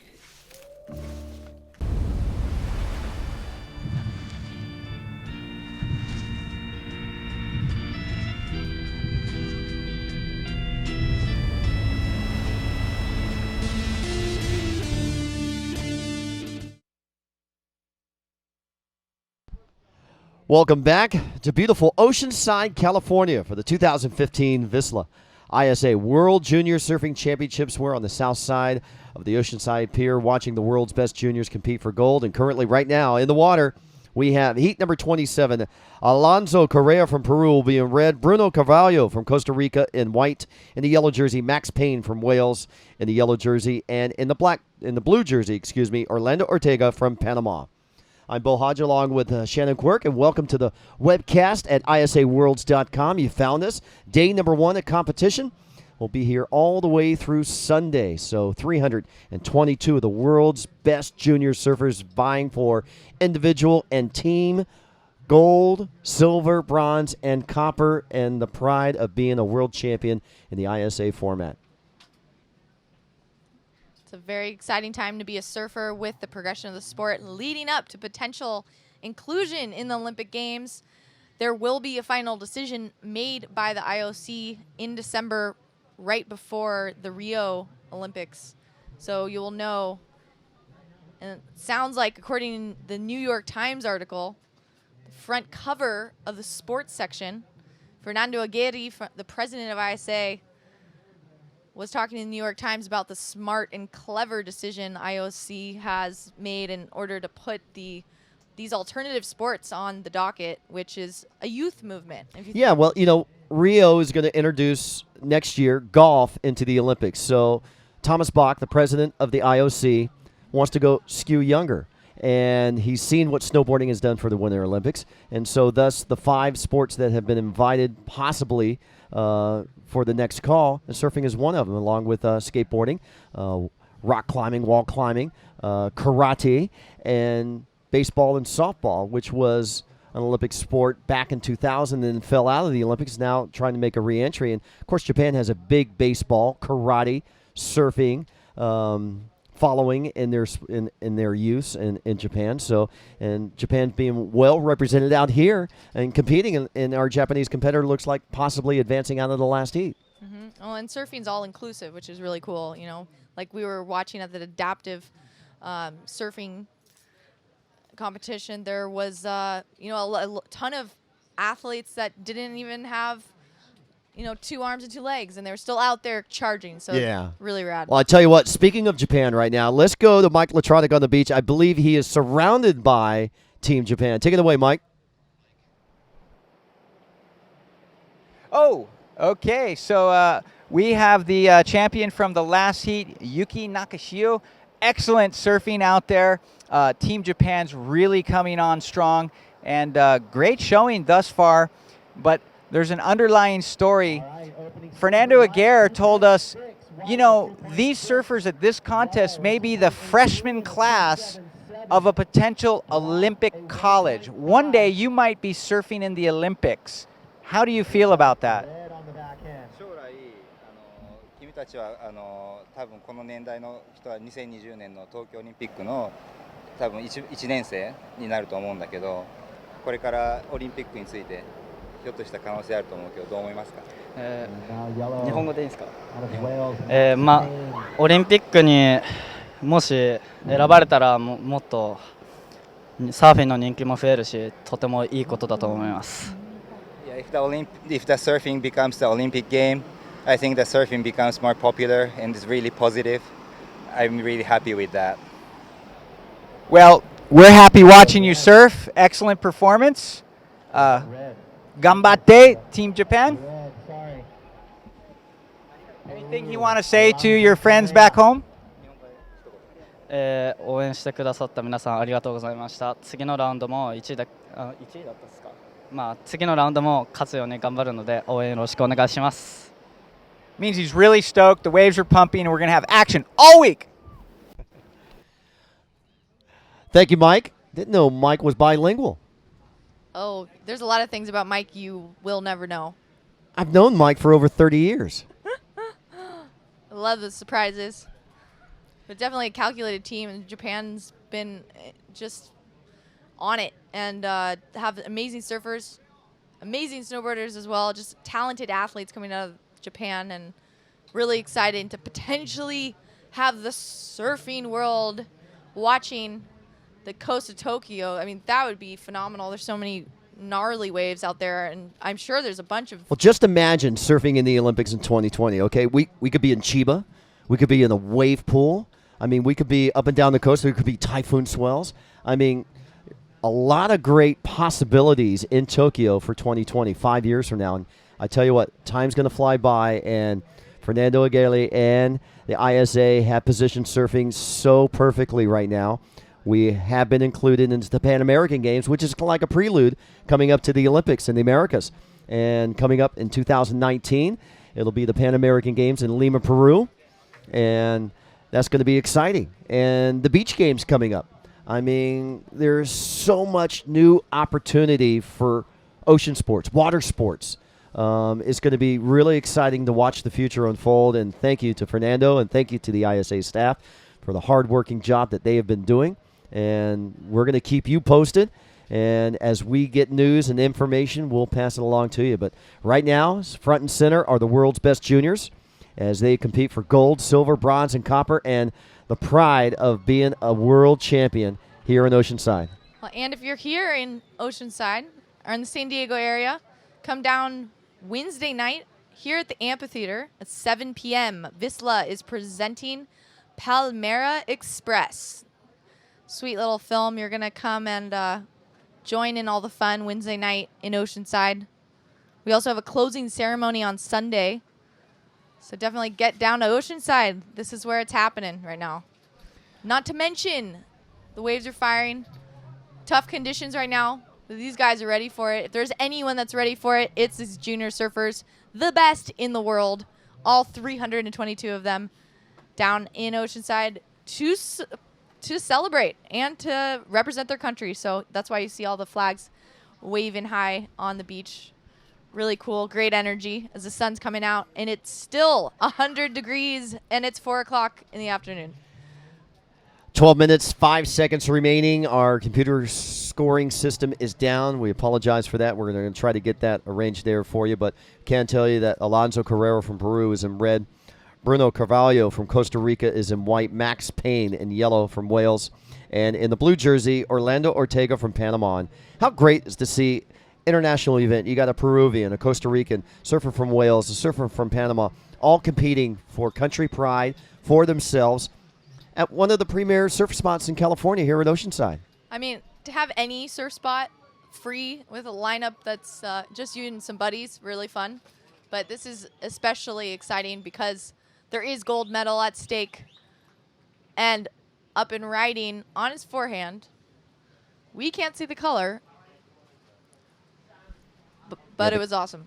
The glare is getting to us. We're beach level. We're on the sand. The sun straight in our eyes is reflecting right off our TV monitor, and we're having difficulties. We apologize that as we were trying to describe the action out in the water, but it's so exciting, so much going on. And tonight, the Aloha Beach Party for the competitors tonight here at the VISSLA ISA World Junior Surfing Championships, a tradition that is done each and every time as Fernando Aguirre and the ISA staff welcomes all the surfers from around the world. And it's going to be fun for them to get involved, to mingle and to exchange cultures and to meet new friends, to meet old friends, and just the share of the love of sport of surfing. And man, there's a lot of love for it, but this is a frustrating lineup right now. It is hard to position yourself in the right spot.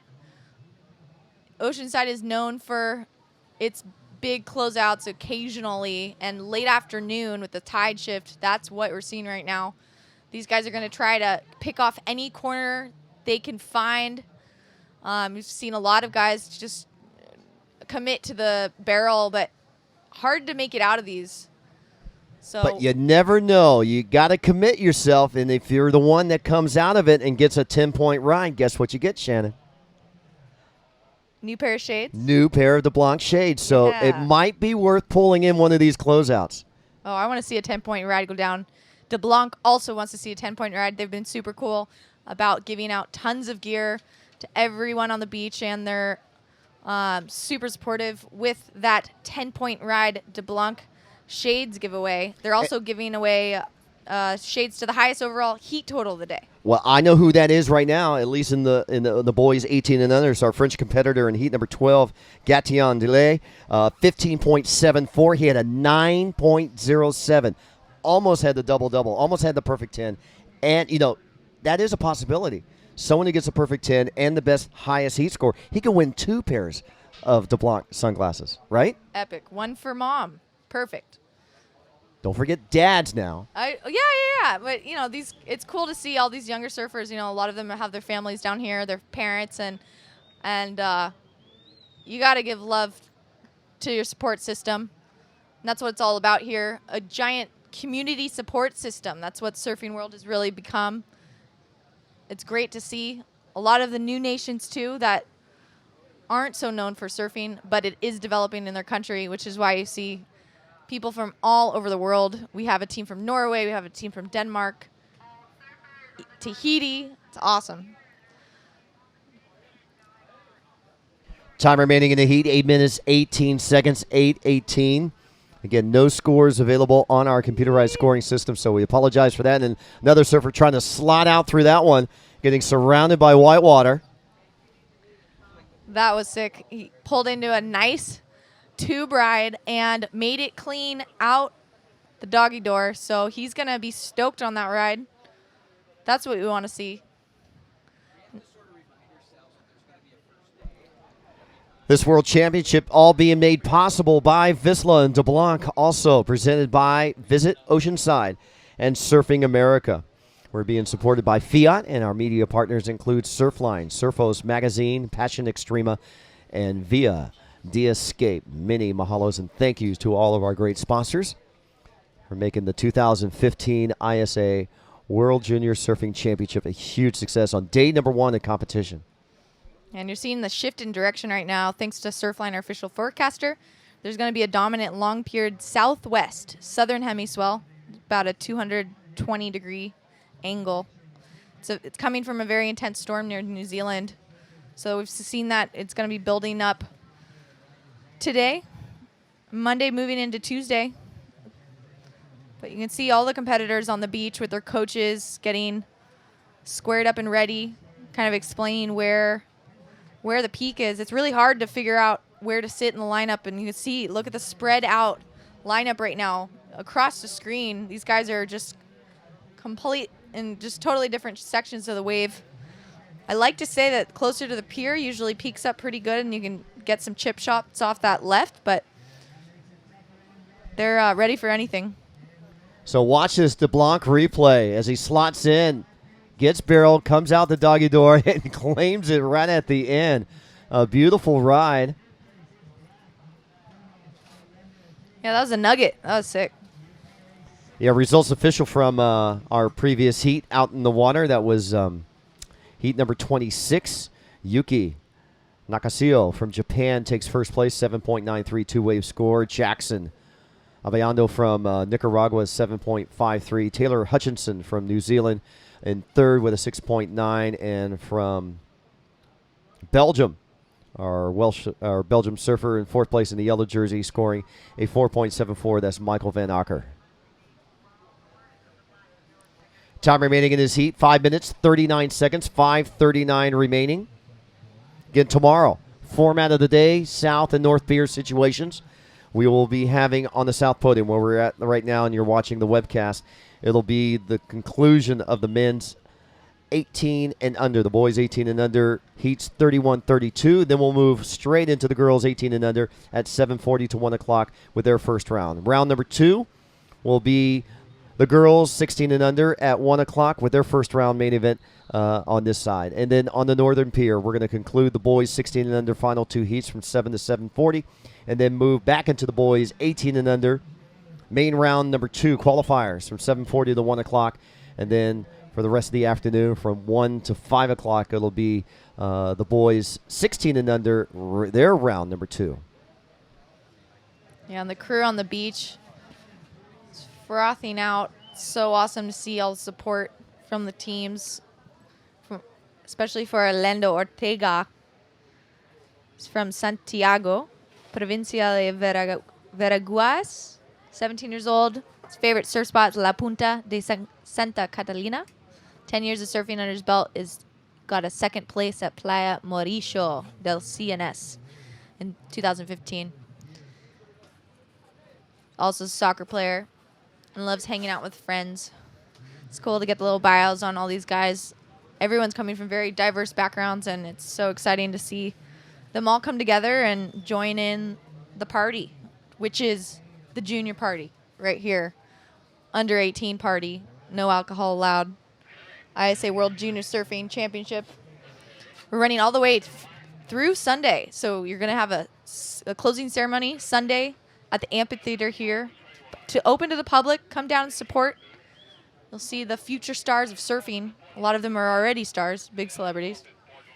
We love seeing all of the innovation, progressive nature the sport has to offer. Eclectic bunch, amazing crew down here, all good vibes. So definitely come down and bring the family. We'll be here waving. 3 minutes, 20 seconds remaining. 3:20 counting down, heat number 27.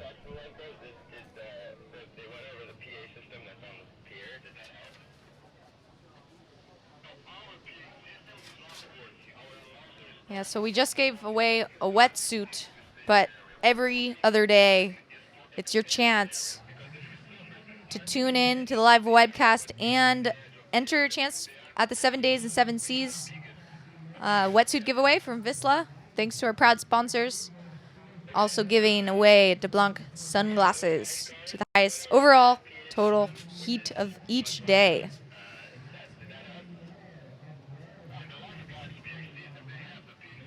Here we go. Watch this exchange out in the water now, stroking into this wave, pulling back.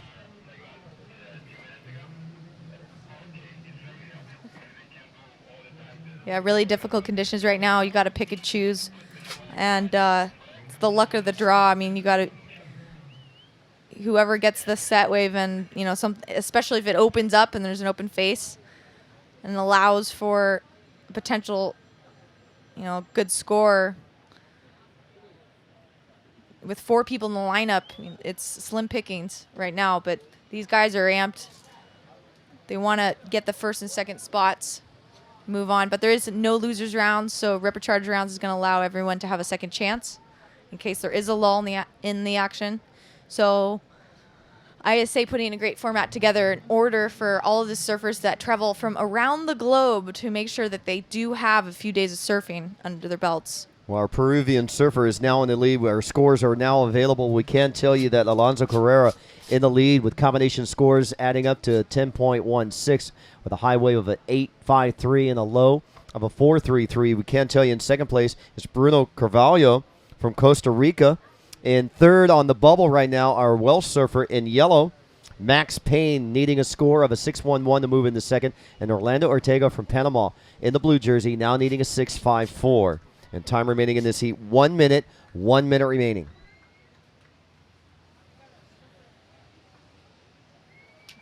It's a beautiful day here in Oceanside. We have had spectacular weather, super nice and sunny, warm water.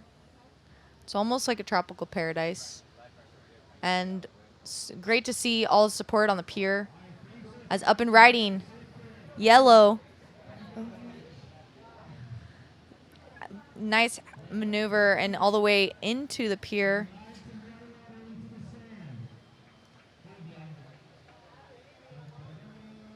Great surfing. We have some fans on the beach here in Oceanside. You can see our ISA crew filming.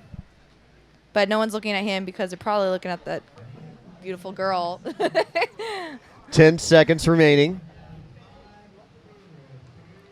And there's the countdown from the judging tower.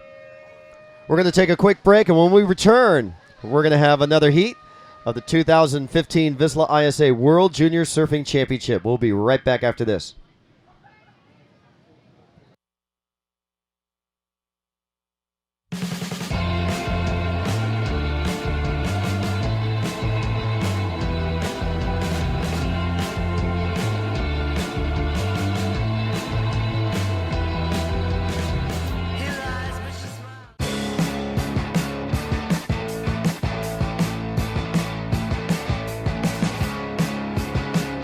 Okay.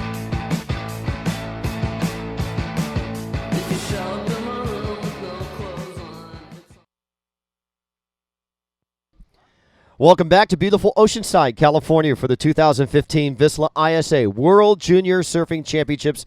We are on the Oceanside Pier watching the world's best junior surfers compete for gold, and we are into heat number 28. This is round number 1 of the boys, 18 and under, featuring the following surfers in the water from Australia: Jackson Giles in red, Jose Lopez from Venezuela in white, and Elliot Naipas from Tahiti will be in the yellow. Okay, here we go. The 7 days of 7 seas winner today is Craig McLuhan. Hey, Craig, congratulations. You just won a free wetsuit. And how easy was that?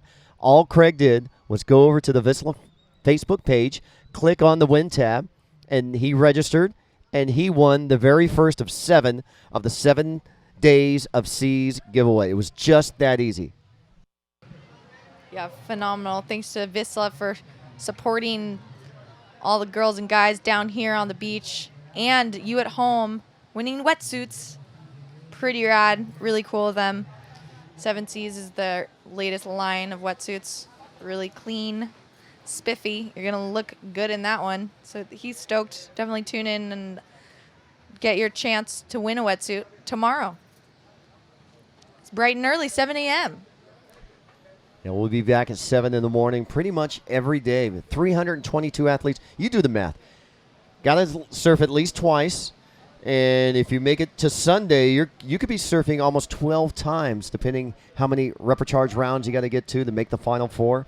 I mean, the possibilities are endless. So the fine staff here at the ISA has been crunching the numbers, and we're going to be having 10-hour surf days sessions with our competitors as they compete Monday through Sunday for the VISSLA ISA World Junior Surfing Championships. Already registered with his first score, Jose Lopez from Venezuela with a 2.83. Yeah, Jose in white, Jackson Gills from Australia in red, and Elliot Napias from Tahiti in yellow. You can see something brewing as both competitors are taking a look at this wave. Just paddling over. But it is, believe, yellow Elliot Napias who took a shot at that one. Just in and out, punched out the back. There's definitely little chips to be had, and a few barrel rides. We've seen plenty of competitors get some nice rides in the last few heats, so it's definitely possible. Anything is possible in your Grom if you put your mind to it, though, it seems. Well, these aren't just Groms. They're these are the 18 and unders. These are the juniors. These are the best juniors in the world. And they've surfed in their local regional contest in their countries. They surfed in their national regional contest in their countries to be representing of one of 36 countries that is here. And this is amazing. 322 of the world's best junior surfers have come to Oceanside. Yeah, I still call Mike Latronic a Grom, so I guess Grom for life. Well, he's as tall as a Grom. Oh, man, it's so fun to see all these flags on the beach. It's really cool to see all the support from the nation teams. A lot of pride. Really rad to see. Not something you see every day in surfing, but ISA is making it happen and putting a format together for a potential inclusion in Olympic Games where nation teams would be fighting for medals, battling it out, all in the good spirit of surfing and for the love of the sport. Yeah, Fernando Aguirre said this great quote. He said, if you grab all the sports in the world and say you want the ultimate sport for the youth demographics, for an impact of society because of the environmental side, the humanitarian side, the social side, the sport that has the most fans and is just a sport of a lifestyle and a culture.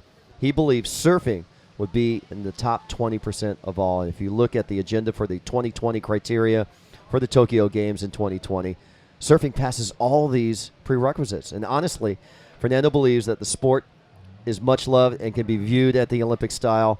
And, you know, with the lifestyle, you know, of the bathing suits of men and women and the beach volleyballs, you know, selling out tickets already in the Olympics. I mean, beach volleyball, two-man volleyball, two-women volleyball, that is one of the huge high-ticket price items at each and every Olympics. Imagine surfing. Definitely, beach volleyball has come a long way and definitely has some stars that touch everyone's hearts, especially when there's good storytelling involved. I think that's what the Olympics does the best, is really tell a compelling story about a character, and whether you participate in the sport or not, you know, relate to that person in some way or find some empathy in their story, and all of a sudden you're cheering them on through the Olympic Games. And that's what we're hoping for these surfers. We're hoping to shed some light on their day-to-day activities and tell you a little bit about their personalities, about who they are, so you can cheer them on, you know, whether you're from their country or not. So really cool to see. But right now, Jose Lopez leading with still almost 14 minutes on the clock from Venezuela. Jackson Gills from Australia in red in second, and Elliot Napias from Tahiti in third.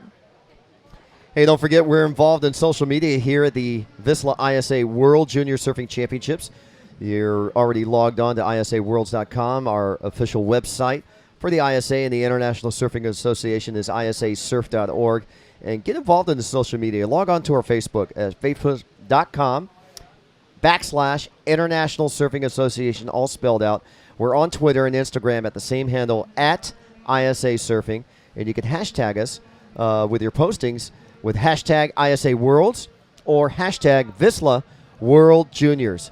And Snapchat us too at ISA_surfing. So get involved, spread the word, spread the aloha, spread the surfing style, spread the surfing spirit, and check out Jose. Already upped his margin, scoring now a 5.5 for his high wave. So he has put a little bit of lead over Jackson Giles from Australia, now needing a 5.81 to take first. And for Elliot from Tahiti, now needing a 1.68 to go to second. Yeah, it looks like yellow Elliot Napias from Tahiti up and riding. He's going to stay super busy on that ride. It's one of the smaller waves, but still able to get a few maneuvers in, and did a great job at that.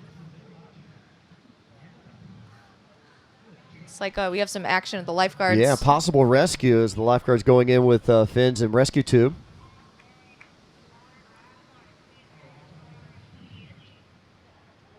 "12 minutes, 10 seconds remaining. We are in heat number 28 of the first round of the boys, 18 and under. 32 heats make up this round. We're going to get all the way through heat number 30 by day's end.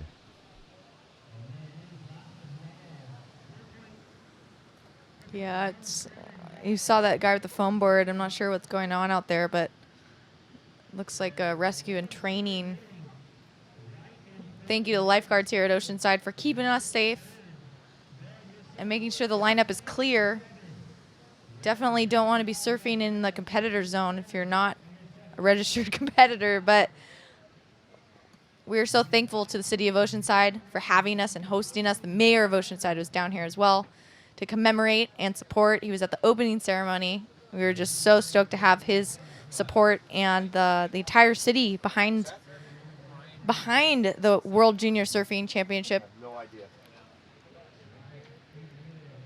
Results now official from heat number 27. It is official. Our surfer from Peru in first place, Alonso Carrera. Second place from Costa Rica, Bruno Carvalho.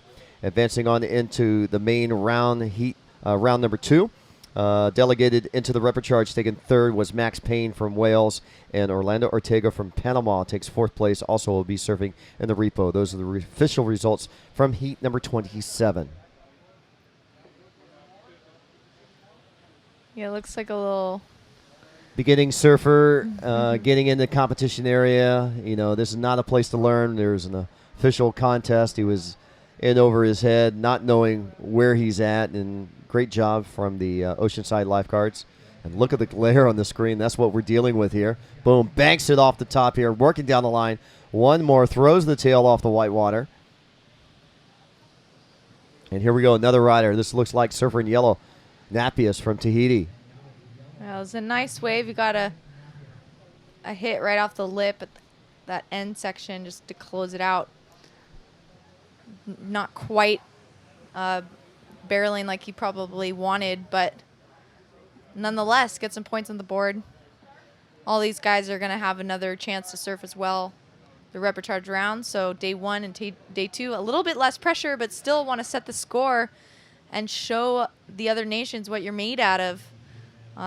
You know, everyone's still down here almost 5 o'clock, and this beach is packed with supporters, families, friends. You can see all the flags on the beach. Big crowd and a lot of team cheers. Really cool to see and hear all the different cheers from around the world. Venezuela there, Hawaii coming up in the next heat. We're going to see Elijah Gates representing Team Hawaii in the next heat, heat number 29. And we've got Venezuela leading right here in this heat. Jose Lopez with a 5.5 and a 4.6 with a 10.1 two-wave total. Time remaining in this heat, we're looking at 8 minutes, 50 seconds, 8:50 counting down. And there's a surf enthusiast catching his favorite surfer. It's a young Clark Little. It's about to capture the next Surfer Mag cover. Yeah, he might be posting it on social media. Hey, the best content these days is by under 18-year-old Surfer Kids magazine. Yeah, so really cool. See if we can get that kid on the mic, because I'm sure he has some good stories to tell. So a close battle for second place. Check this out. Just less than a half a point separates Elliott and Jackson. Jackson now delegated down to third, the Aussie, needing a 3:14 to get back into the top 2, and boom. 8 minutes remaining. So 7.7 for Elliott and 7.27 for Jackson. Here we go, surfer in white. This is Jose Lopez. Banks a nice maneuver right before the closeout section. And Lopez showing that representing Venezuela in this heat. You can hear the team cheering for him out in the water. Yeah, speaking of Instagram, if you go to ISA Surfing on Instagram, you can see all the action, all the highlights. We have sweet little video clips. Feel free to repost and share with your friends. We love all the support for the junior surfers. And you can see this beautiful silhouette effect as we have Elliott Napias from Tahiti staying active, staying busy. See, he wants it. Nice little pumping action to get as far as he could down that wave. This World Championship made possible by VISSLA and DeBlanc, and also being presented by Visit Oceanside and Surfing America. We're being supported by Core Hydration and Surf Screen. And our media partners include Surfers Village, Grandad Zero, and Waves Brazil. Yeah, thank you to all the support, especially to ISA, who has taken it on themselves to progress and develop the sport around the globe. As you can see, surfers from all over the world here to represent their country, and really awesome to see that support and hear about it. As you can see, on the beach, going wild. Venezuela cheering on for Jose Lopez on that last wave. 6 minutes, 15 seconds remaining. You know what today is, Shannon? Discoverers Day, Columbus Day. It is also Canadian Thanksgiving Day. Ooh, sounds delicious. Yeah. Maybe we got to go raid Team Canada's Thanksgiving turkey in their tent. Possibility? I mean, right now, I just want those California burritos. Oceanside's known for that. Got some just incredible city. If you haven't been to Oceanside, tons to do here. Lots of coastline. We also have the Oceanside Harbor just north of the pier. really great waves right there too. I love those. It's almost like a man-made point break with off the jetty, so super fun. A little easier to make. What you're seeing on the south side of the Oceanside Pier, some challenging conditions, but these guys are going for it. See a nice little corner up and at 'em. A little aerial attempt. Got to put a little Hail Mary on the board. We have 5 minutes remaining. Well, this is crunch time for Jackson. I mean, he's behind the 8 ball. He's the ranked surfer coming into this heat. Jackson coming into this heat as the number 12 ranked surfer because of Australia's fine performance as taking the bronze team medal last year in Ecuador. And he's needs a 3.14. The highest from Tahiti with a 7.70 two-wave total. Jackson Giles with a 7.27. So he needs his low wave and the difference between them. We say aloha to Chris Latronic, capturing every moment of the VISSLA ISA World Junior Surfing Championships for Board Stories and Free Surf Magazine. Yeah, and Jose Lopez in white from Venezuela is still leading the board, with Elliot Napias from Tahiti needs a 7.67 to take that leader spot. Well, I tell you what, he needs a good backup wave right now. He's holding a below average score of a 3.53. Jackson Giles only needs a low 3, a 3.14 to regain second because remember, top 2 go into the main advancing round. Third place here will get delegated into the repecharge round. As here we go. Here's a paddle, no rider. 3 minutes, 50 seconds. So a very close heat. The battle is for second. First is held by Jose from Venezuela. There's some surf fans up on the beach. All smiles. Wonder if they know that the whole world is watching. Really He's cool. watching. He's paying attention. Yeah, he's definitely in it to win it. Love all the support here in Oceanside. Really diverse crew of people and whole family affair. So come down and support these junior surfers. They are the best of the best. This is the future of the sport. These are the innovators and creators. All good things. All about love for surfing. And what better way to support than to get out in the water with a few friends. So, Shannon, are you bummed you didn't win the wetsuit today? Because I saw you register. You know, with as warm as the water is out here, I don't know how long it will be till I need one. Well, winter's coming around. You got to prepare for the season, right? Okay, tomorrow I'm trying again. Okay, try again tomorrow. I'm going to. We'll all try again tomorrow. 2 minutes, 40 seconds remaining. And Jose Lopez has upped the margin. He scored a 6.33 on his last wave, so Venezuela. That one's going to hurt. So the battle still for second place, held by Elliot from Tahiti right now. And Jackson Giles from Australia and Red needing a 3.14.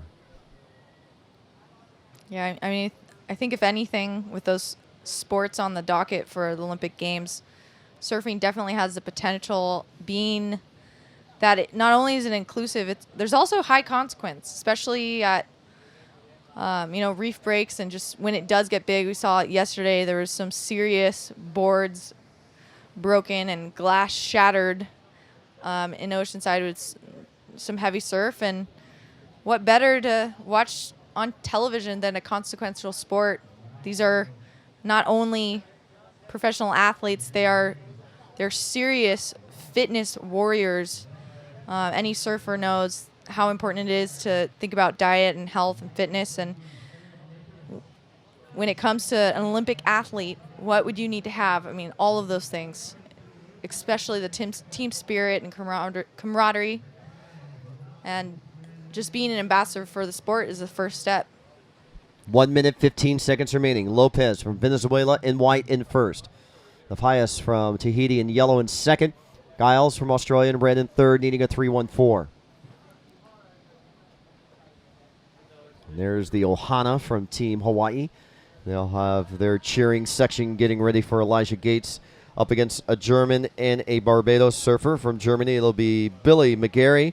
And from Barbados, it'll be Joshua Burke joining Elijah Gates in our next heat. Heat number 29 of the day.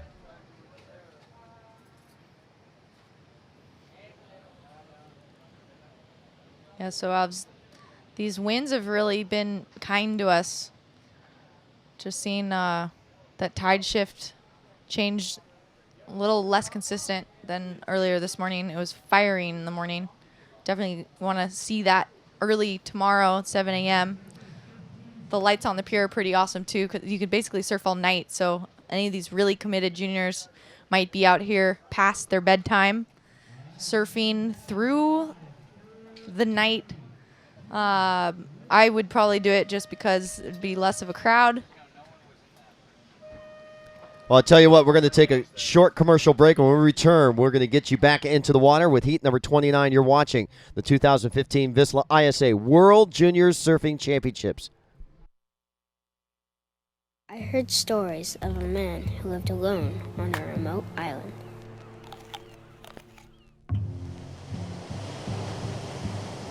Then one day, the man began working on a new creation.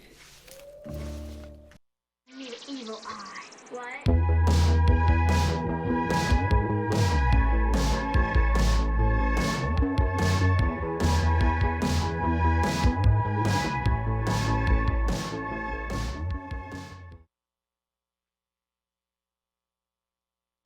It's Oceanside, and it is happening. We've got just a couple more heats to run, and the ISA has done an amazing job, and definitely for a better surfing future. The International Surfing Association, and what we're seeing out in the lineup is a mixed bag of enthusiasm. There are a lot of surfers representing the country, first time they've ever done it. There's a lot of nerves, and there are some seasoned veterans out there that have come over from the pro ranks, and it is important for their credentials, their resume, their future to possibly take home a gold medal and help their team.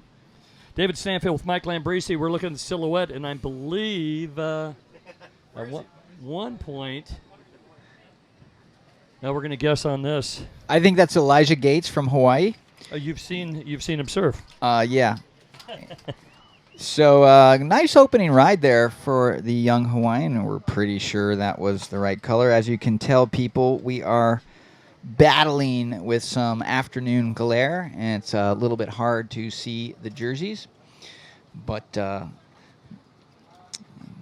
we still waiting for a score to drop in this last heat? Because I see the scores from the last heat are still up there.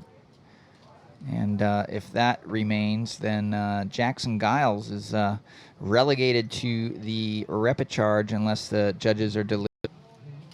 There you see, sunny Southern California, Oceanside has one more score.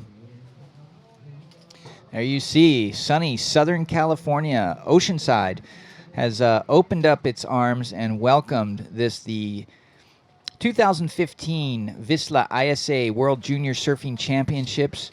And what a wonderful first day. Plenty of waves, glassy conditions, warm weather, and pretty smooth sailing. Lots of smiles on the beach, lots of handshakes, lots of hugs, lots of aloha.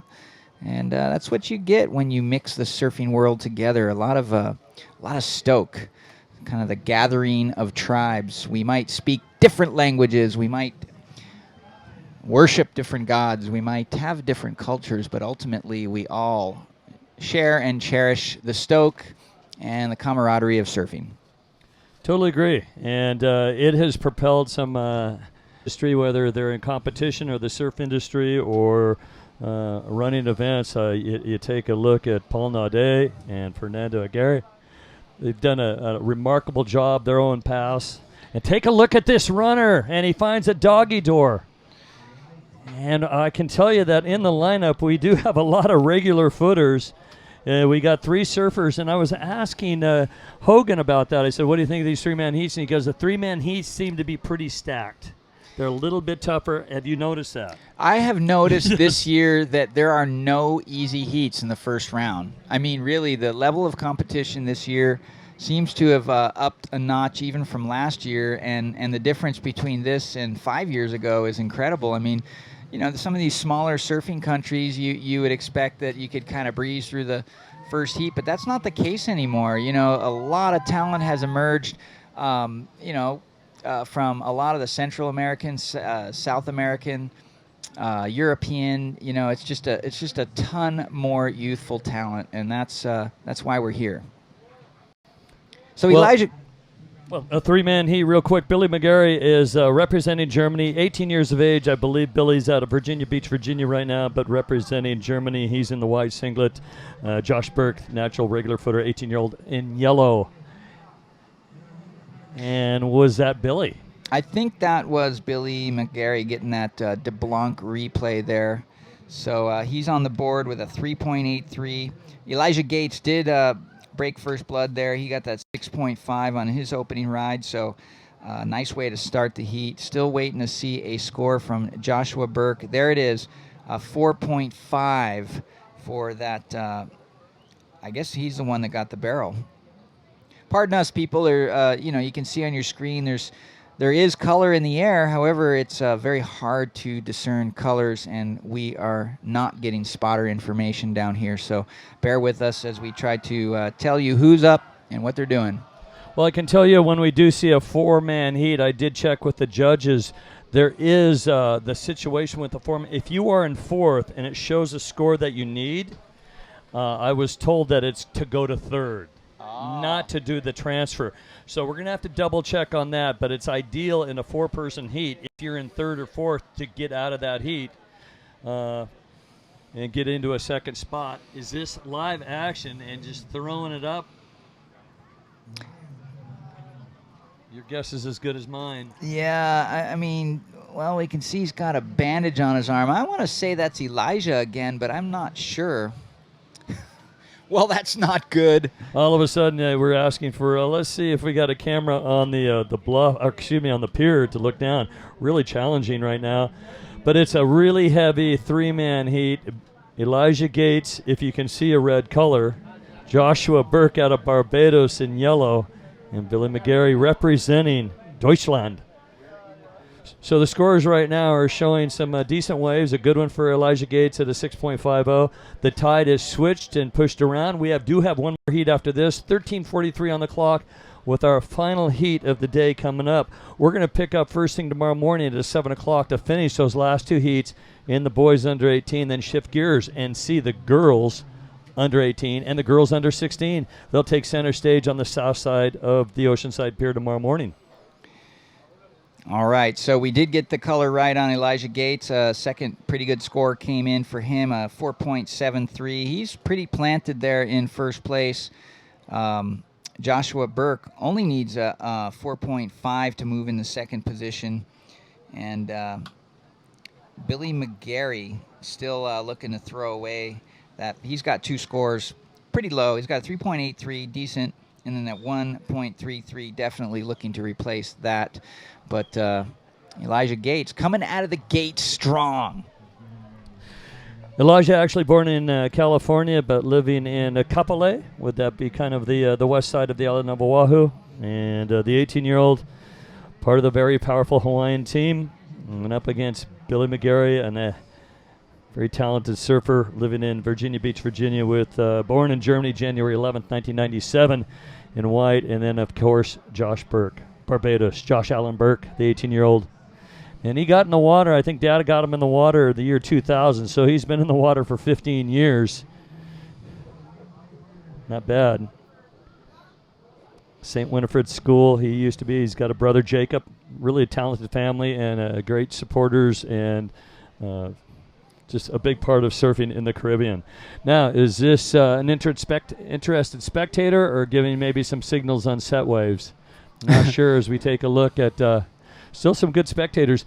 Well, we thought were warm temperatures early on. It is now smoking hot. It's well over 90 degrees here, and we do not see a lot of jackets, nor do we see a lot of wind. Local time, 4:58 in the afternoon here in San Diego County. Get the official forecast here. Well, you can see a lot of people staying cool there, even getting their feet in the water. I'm going to request at low tide we put this tent on the water's edge so we can actually put our feet in the water. I don't know. With this afternoon sunlight, I'd kind of rather be up on the pier so we can look down and see who's riding the wave. Yeah, well, it's all good. So we're here to bring you the news, bring you the information, deliver the proper colors, and just this time of day it's a little bit difficult, so bear with us. 11 minutes remaining in this heat. No change in the scores, no other waves ridden. Well, here we go. This looks like white. Yeah, Billy McGarry going for broke. Well, I was almost trying to pull that off there, but not able to get back up, and this looks like Elijah Gates. Gates just forces himself in and out of that. Once again, we're going to begin tomorrow morning, 7 a.m. start. Be sure and check team managers. Check the situation, but it's going to be the final two heats, heats 31 and 32 of our under-18 boys. Under-18 boys will continue on the north side with round number 2. We're going to feature the girls under-18 at about 7:40, and then at 1 o'clock, the girls under-16. Well, I teased those in Great Britain, in the United Kingdom, that there was a winner of the 7 Days of 7 Seas giveaway. But I have still waiting for that graphic and the green light to tell the winner. So we do have a wetsuit for a surfing enthusiast that have been watching, and there's going to be another one given away tomorrow. Not too difficult to sign up. Just go to VISSLA's Facebook page and click on the Win tab. Also, DeBlanc, 10-point ride. DeBlanc. High quality shades made, assembled, produced. Phenomenal polarized shades out of Italy. Look at how lovely the lighting is there on the beach. Who doesn't want to be in Southern California right now? Who doesn't want to be in Oceanside, Southern California?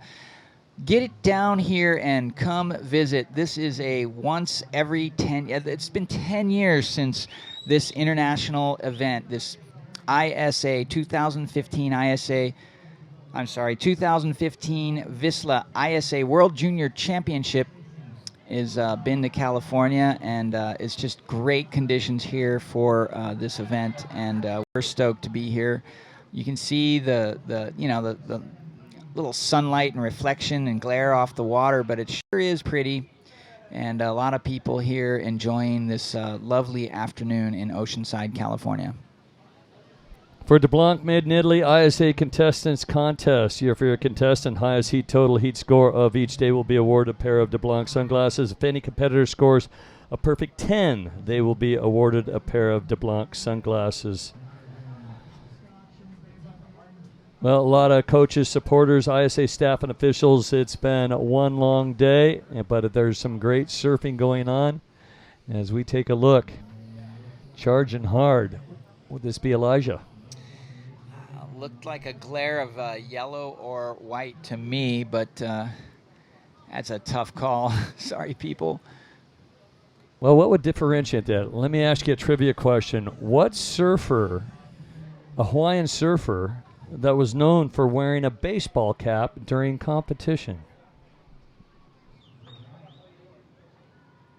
That would be our surfer, Billy McGarry, right there.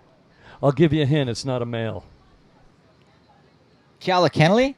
No, but close. I think you're on the right island.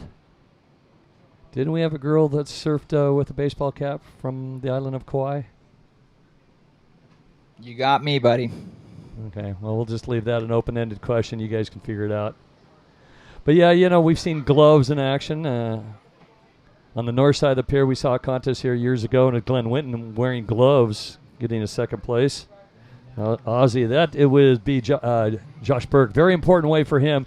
It's his second wave according to the judges' sheet. He needs a .67 to go to second.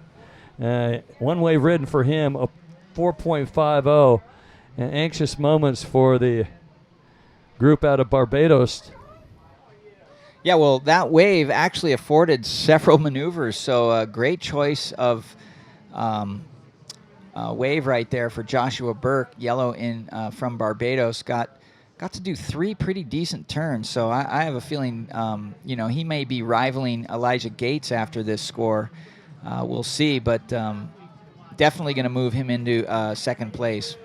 6:23 remaining. I believe we did see Brian Perez out of La Libertad, El Salvador, and I think he is walking up the beach. At the 5-minute mark, our final heat will take to the water. and they can catch 12 waves. If you do get an interference and you're interfered upon, you will be awarded a 13th wave you can ride. There is a surfing interference where you're going to lose a wave, and there's just a regular interference where you're going to get the second highest score cut in half with some speed. That was Elijah Gates. Yeah, I was going to say that's Gates. I can tell his style. Although he tends to make those more often than not, but maybe he got the sun in his eyes. So, yeah, we're still waiting on that score for Mr. Burke. If I say Elijah surfs a place called White Plains, that wouldn't be New York, would it? No. No, that's West Side, brah. Yeah, it's West Side. And if he's not there, he's over at Barber's Point, which is a great training ground, isn't it? Yeah, I mean, there's a lot of misto spots out there. There's a lot of messy surf, when the winds are trade winds. But the boys tell me, when it gets good, it gets really good. And they're always putting on an air show where it kind of really doesn't matter. If it's offshore, they're looking for barrels. If it's onshore, they and the Maui boys are looking to go above the lip. Yeah, it's a treadmill. I mean, they're definitely cycling through a lot of, windy closeouts type of sections. It definitely... some longer waves too, like there's like they reform and then they reform again, and so yeah, it is kind of one of Hawaii's better training grounds for competition surfing. Well, you think you've got it tough out in the lineup. How about the spotter for our judges on the south side, looking in basically on the sun, looking into the sun, trying to ID colors? And it would be okay if there was a couple of goofies and a couple of regulars and you had a tab on it, but we have three incredibly talented surfers, and they're all natural or regular left foot forward surfers. And it looks like Joshua Burke's still waiting on that second wave score. So hopefully our screen hasn't frozen up. The flags are still waving, and the Triton, very proud. The Barbados team has recruited a former San Clemente pro surfer. You might have surfed against Jimmy Hogan in your day. Oh, yeah. Oh, yeah. Oh, yeah. The surfing chicken. Jimmy Hogan and I have battled a couple times. He's definitely got me on the averages, but I'm the last to have beaten him, so I'm sure he wants to return the favor as soon as possible. It's amazing surfers have that good a memory about specific heats, right? Well, this was only 2 years ago. So. Oh, okay. Well, Jimmy Hogan now spending lots of time in Costa Rica, but helping out and working with the team out of Barbados. And Josh Burke from Barbados right now. I'm not sure if we've got a frozen screen, but he did get a great wave, but a second wave is not being posted up there. And then I was told there was a rumor on the north side. It was so much glare they held the contest off for a little bit, and there we go for a second. Little audible float move, floating re-entry. Yeah, that was a washing machine afterwards, so unsuccessful re-entry and not going to get the score he's looking for. Another in and out, so nothing there. Let's hope our scoreboard starts to cooperate and refreshes. Can't tell you what the situation is. We do believe that Joshua Burke got a pretty decent wave. This is Elijah Gates, so I can tell he's got that little double stripe on his arm, making it really easy to identify. So, well, that's a slam dunk keeper right there. Yeah, well, he's got a 6.5 and a 4.73, so we'll see if he's going to throw away that 4.73 and increase his lead. You wave that flag, girl. You wave it. Don't use it as a shade against the sun. You got to keep those flags waving. Well, it's all about waving. That's what these guys are doing, guys and girls. We're going to see the girls here tomorrow morning. Is that correct? Yes, the under 18 at about 7:40. These are 20-minute heats, and again, we're looking at a majority of the heats being 4 people in the heat, 2 advancing into the keep advancing into the winners bracket. The Reprecharge bracket. Well, we're not going to take a look at that for a while. We've got a lot of main event heats to run through. I see some flags out on the pier. It looks like maybe just giving it a look from out there. Coming up next, Michael Monk out of the Republic of South Africa, Francisco Duarte Portugal. Arnie Kent from Belgium. Brian Perez from, I believe, El Salvador. Well, it looks okay down the beach there, but we're not looking directly into the sun, so we can see the far end. If you have good eyes and you got a big screen, you can see a jetty down there. Harbor Jetties Oceanside, famous location for surf, and it's the entrance to the small boat harbor. And on the other side of that jetty is a place called DMJ's Del Mar Jetties, kind of a private campground for the Marines. And now and then the Surfing America gets to have a couple of events there, invited onto the base. Well, look at these beautiful conditions here. Kind of hard to spot, but take a look at this. Is this a suicide left? It's a fast runner. Ooh. Yeah, those pilings. This is not, I mean, it's dangerous enough to go through the pier at Huntington, but this pier is quite a bit more dangerous because it's, number one, the wave seems to be closing out closer to the pier on the outside. And number two, the pilings are a little tighter, so shooting the pier presents a bit more challenge. Well, that's it. We don't have the scores for you. Can't give you the final breakdown, but our assumption is that Elijah Gates definitely took that heat out. Joshua Burke, we're pretty sure that was yellow, and if so, he's probably got himself a second place over Billy Magari. We're going to take a quick break. We'll be right back with our final heat of the day, and hopefully we'll get the green light to talk about who is our big winner of the 7 days of 7 seas. Stay with us. Hey, Carlos, can somebody help call the colors for us?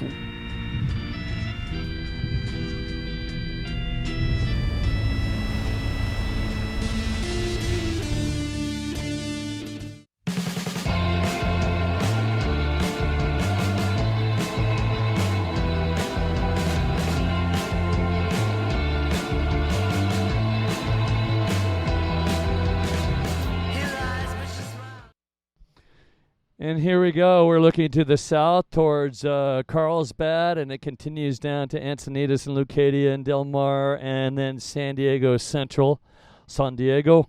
And we're in North County, San Diego at Oceanside as we continue with action. Our final heat of the day. It looks to be a good one. Michael Andrew Monk out of East London, South Africa, Nahoon Reef local. And he is wearing the red singlet. If you can spot that color, he's 17 years of age.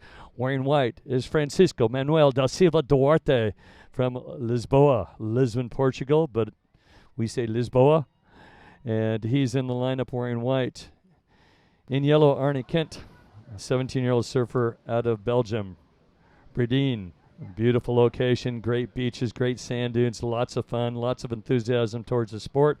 And finally, out of El Salvador, La Libertad in blue, Brian Perez. And Brian checks in at 17 years of age. Well, is Barbados celebrating right there? Does that mean he might have got a second place?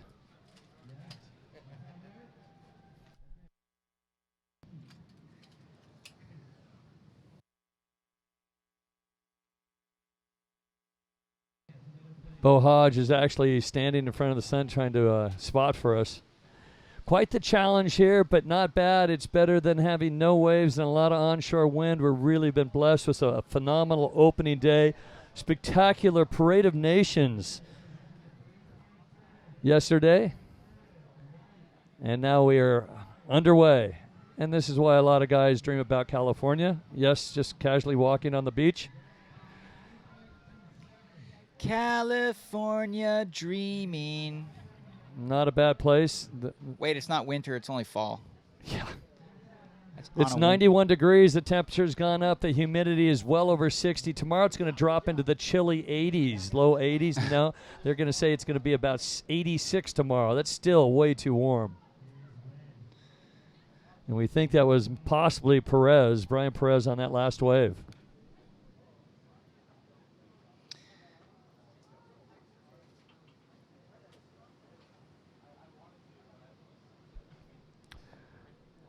Well, we do have the under-18 boys of heat number 28 official results. Jose Lopez and Elliot Napies do advance through. So the Venezuelan and Tahitian advance through. Jackson Giles out of Australia, unfortunately, going into the repechage. Another tough three-man heat. It was heat number 28. Official results have been printed out.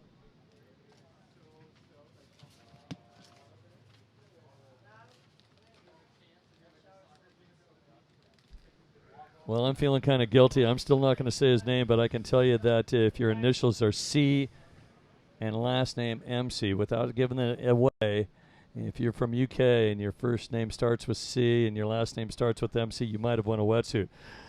And I teased that a while ago, but we have not been given the green light or the graphic to talk about it. Who would this be, Mike?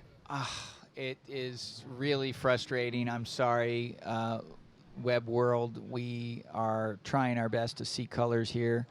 We're definitely going to make a communication effort with the powers that be tomorrow to rectify the situation so that we can actually get the same information the judges get from the spotter and then deliver that information to you folks. But I'd have to...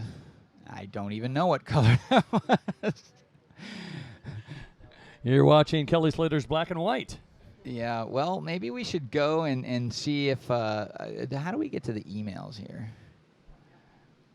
Anyway. Well, don't know the styles too well, but we do a couple of things. Not much, but we do have 3 17-year-olds.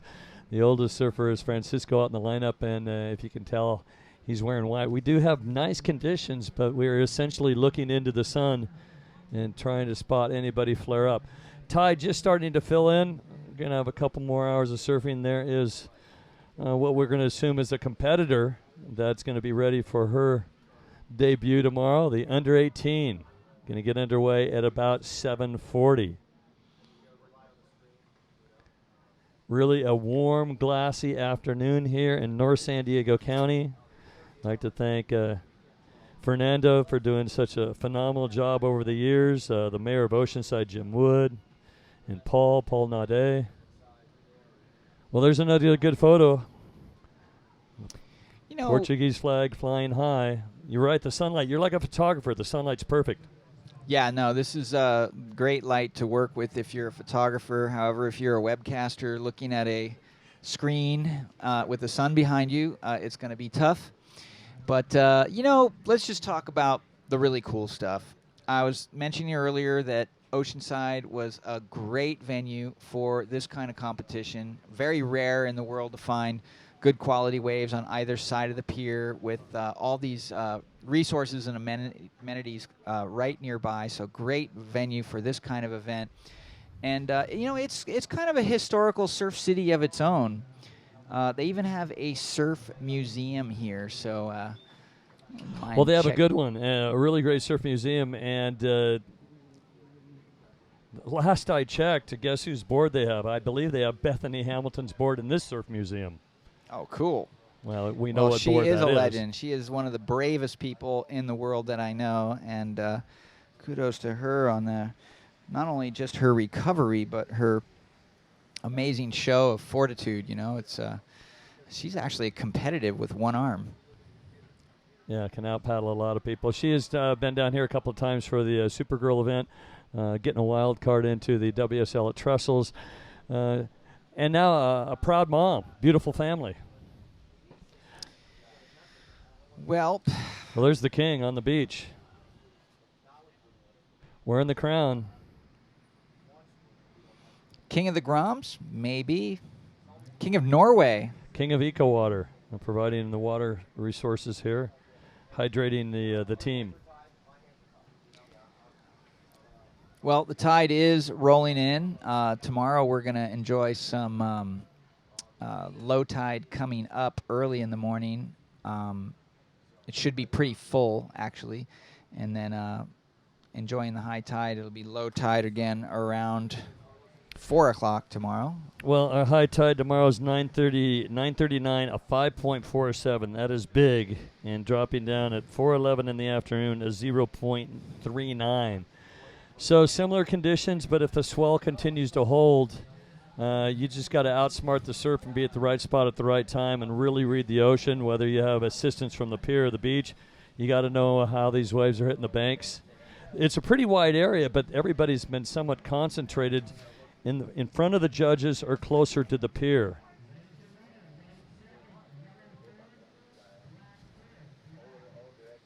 Well, there's what they call golden light. It's just you put your back to the sun, take a photograph. You can't go wrong because it's perfect lighting.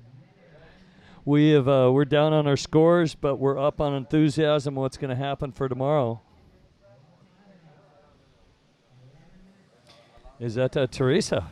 I just think I saw her in Portugal surfing in the as a wild card in the Women's World Championship Tour event in Bombalo.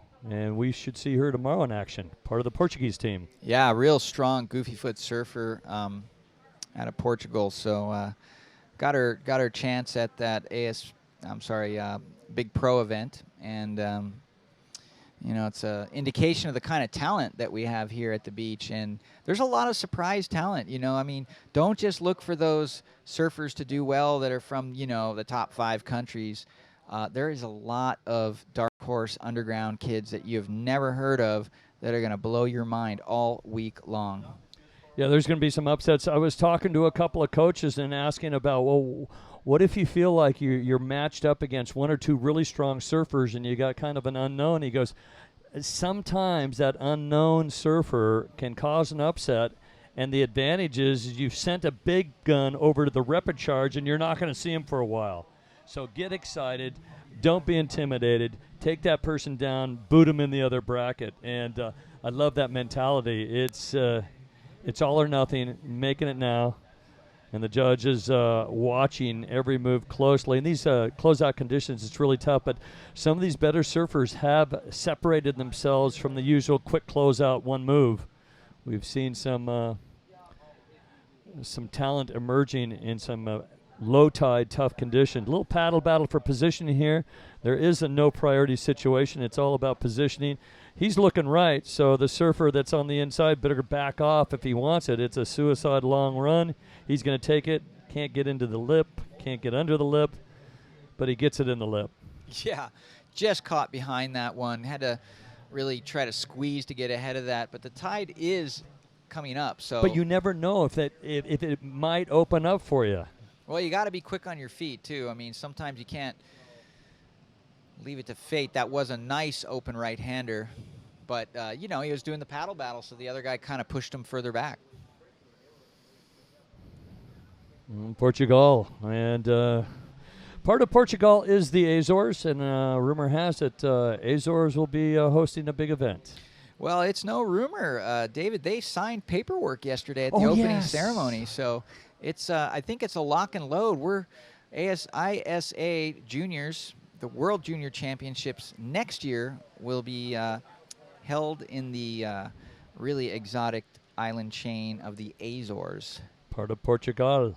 Yes, very cool. Well, look at that. Really paddling, trying to sell each other different directions, and either way, it's a no-win situation. You really maybe consider going to the far south end. There is a ride out there. 2 surfers are paddling for it, and they're still kind of deep in the lineup, going to run and gun our surfer in white. And this is Francisco Duarte, and he's got to give way because further down the beach on these, with this south swell and the angle, it's usually the surfer to the south end that gets up first that will take priority, and he had to back out of that.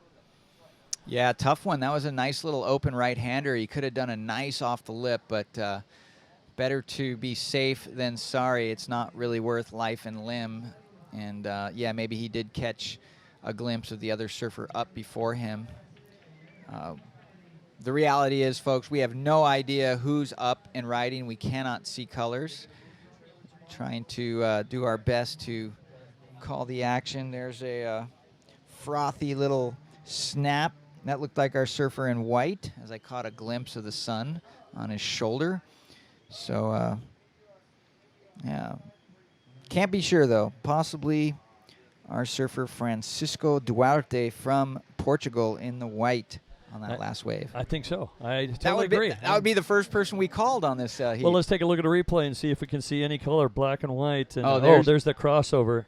And I believe that could have been Monk coming in from the far south. And now we're seeing synchronized flag waving on the beach, which is definitely... Well, there's no doubt that's Team South Africa. We can see those colors. And some are waving the flags, watching the action. Others are texting home. And that is an under 16 competitor texting. So this is October 12th. It's Columbus Day that's observed in the U.S. It's a kind of a controversial day. Either way, it is being observed. Christopher Columbus arriving in the Americas back in 1492. And some say, what? There's people here long before. Others say, let's just go ahead with it. Either way, whatever is politically correct, it is a somewhat of a holiday here in the Americas. Columbus Day coming to a close here as looking to discover some waves and opportunity. And I believe that might have been Francisco Manuel da Silva Duarte again. Well, from the pier, you can see there's some ominous clouds, but there's a big hole in those clouds, and the sun is beating down.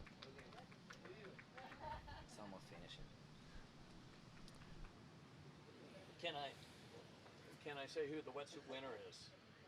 Yeah, we did. Oh, you already did? Yeah. Oh. Well, I personally haven't told the wetsuit winner. Hopefully somebody else did.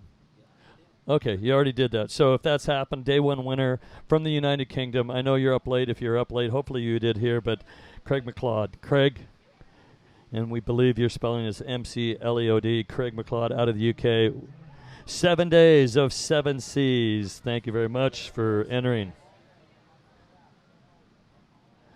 VISSLA's done a great job here. Look at the south end. Now, we do have a cloud that's coming over, and as we close down this heat, maybe a little opportunity. Might be able to see the colors a bit more. This morning, it was just absolutely beautiful conditions offshore. Kind of flat light, but the colors just jumped out at you. And what we see here is obviously a paddle battle for a transfer spot. What do you think? Well, based on us not being able to see the colors and having no scores, I'm not going to think about it. But that looked like a fun little I think that was hop. Brian Perez. Yeah, I think that was, but little bits and pieces. Well, the wind has been rotating around, but it's still pretty light. And this should be Arnie Kent from Belgium. Well, it's time to get creative here on the webcast, and I'm just going to mention that is the ethos of VISSLA, the presenting title sponsor of this ISA 2015 VISSLA World Junior Surfing Championship, and there it is. Officially, yeah. Take it away, Dan. Well, Dave. Craig McLeod out of the United Kingdom, 7 days of 7 seas, today's winner, and it is a spectacular wetsuit, really well thought of, and thank you very much, creators and innovators. VISSLA doing a phenomenal job here, our main sponsor, main supporting sponsor. And again, you can join tomorrow, be a part of it. Go to the Facebook page, click on Win tab, and you're good to go, and you might win yourself a full suit. Also, DeBlanc giving out some shades to the surfers. Uh-oh, we do have an interference. White on black interference, and that's going to just set Francisco back a bit. White on black, and it's actually white on blue. But our beach commentator, I think it's Travis AJ, Travis saying that Brian Perez now can catch a 13th wave, but an interference. So Francisco Duarte is going to be behind the 8 ball just a bit. Maybe it'll fire him up. A wounded lion is tough. Yeah, it definitely puts you into attack mode. I mean, the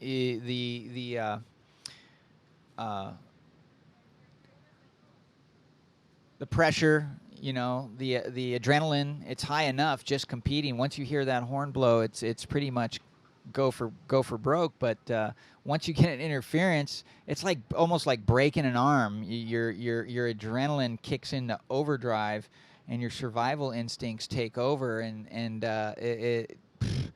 there's, you know, you're either going to blow up or blow out. Well, the event website, you know, it's isaworlds.com, and for all the ISA website information and past champions and what's going on in the world of ISA, it's isasurf.org, O-R-G organization. And then we like to thank our media partners, Waves Brazil, Gravidad Zero, Surfers Village.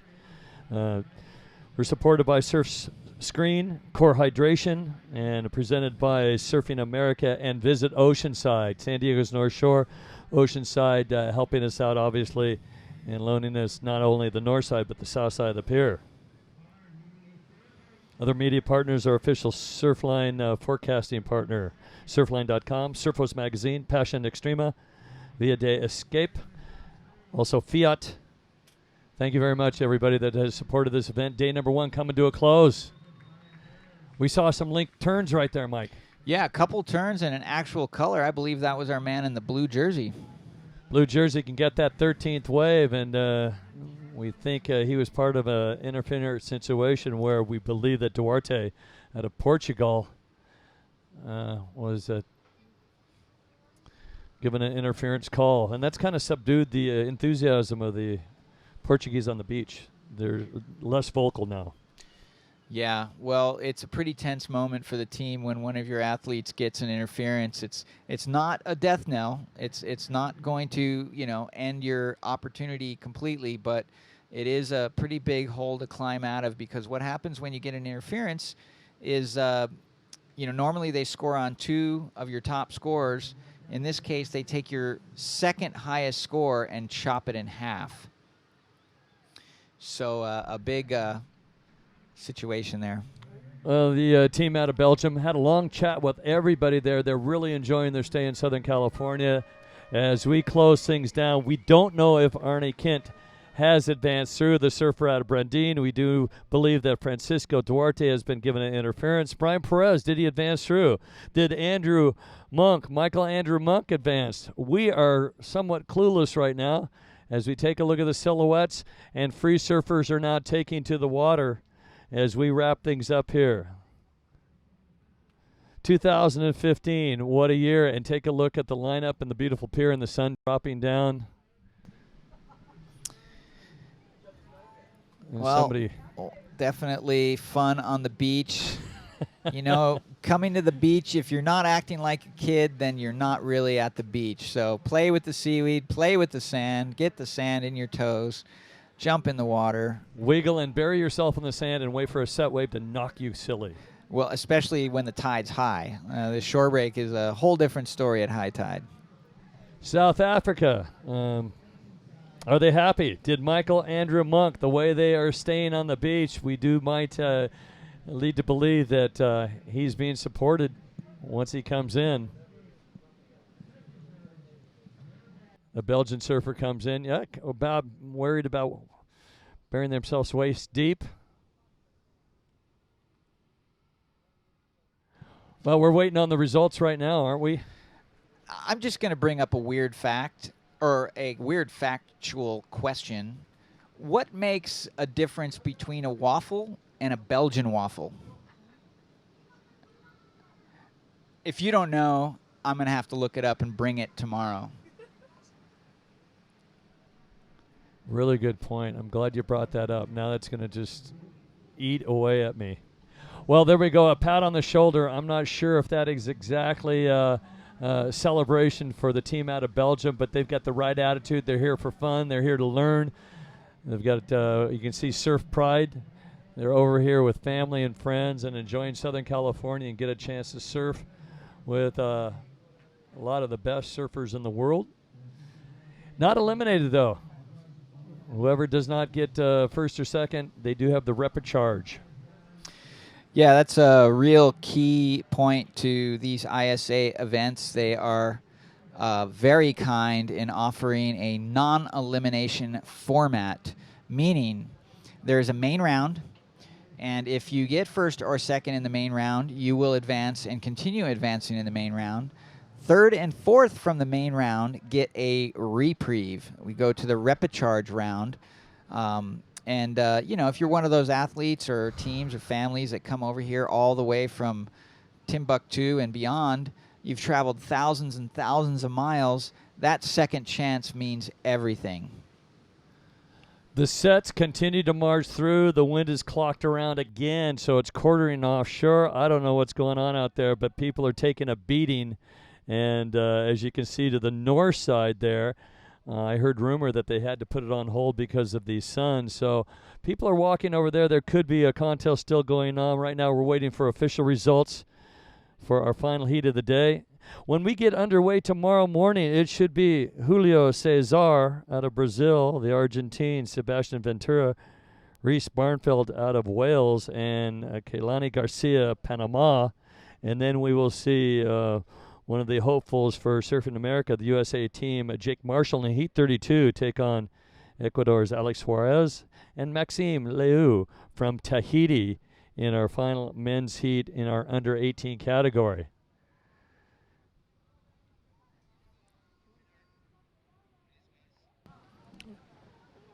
And again, once again, the winner, Craig McLeod out of the United Kingdom for day number 1, winning 7 days of 7 seas, day number 1, full suit. VISSLA has done an amazing job. The shirts that you and I are wearing, what do you think? So much style. Paul Naudet and team, you take a look. Paul Naudet and Fernando, good friends, surfers, shapers, businessmen in the sport. And why are they in the sport? They can do anything, but they love surfing so much. In fact, they usually meet sometimes, whether in the water or they meet at a surfboard auction, because they are auction specialists. They have some of the rarest surfboards in the world, both Paul and Fernando. You know what they call that, right? That's a board meeting. Okay, we're gonna wrap things up right here. You're gonna have to look at the results. You probably know them before we do. We're wrapping things up. Travis, AJ, great job on the mic. We'd like to thank Shannon. Shannon, beautiful job. Bo Hodge, Mike Latronic, and I'm David Stanford. We're gonna wrap things up again tomorrow morning, 7 o'clock. The last 2 heats of our men's under 18. Then we feature the ladies, girls under 18, girls under 16. We'll see you tomorrow morning. Thank you for joining us. Again, aloha from the North Shore of San Diego, Oceanside. Aloha. Don't go away. Highlights of today's action.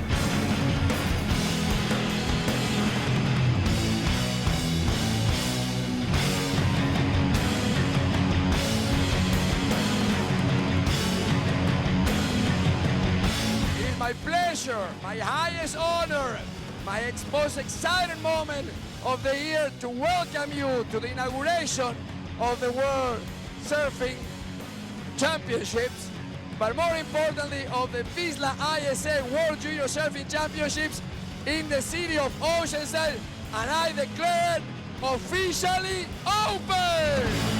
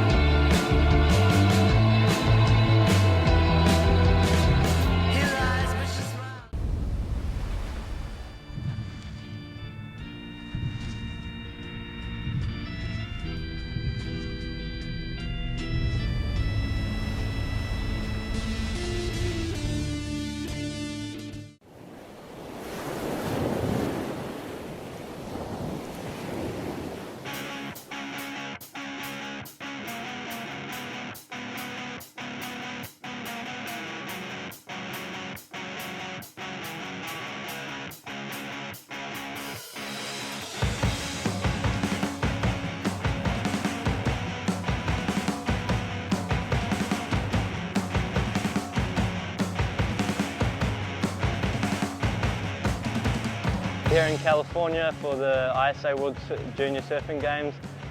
Third time in the games for me. First time surfing in America though. Yeah, waves are fun, and yeah, looking forward to competing.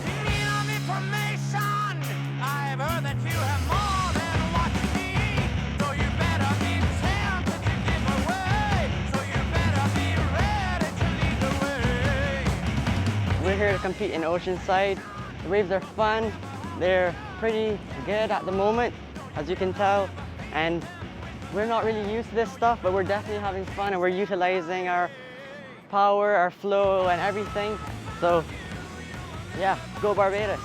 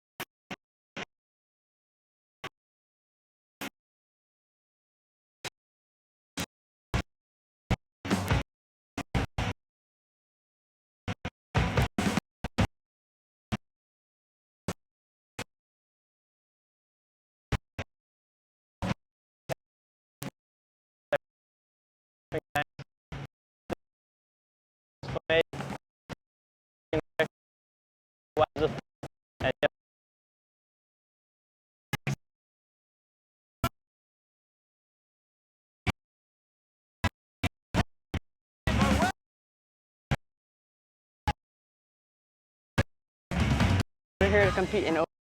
The waves are pretty good.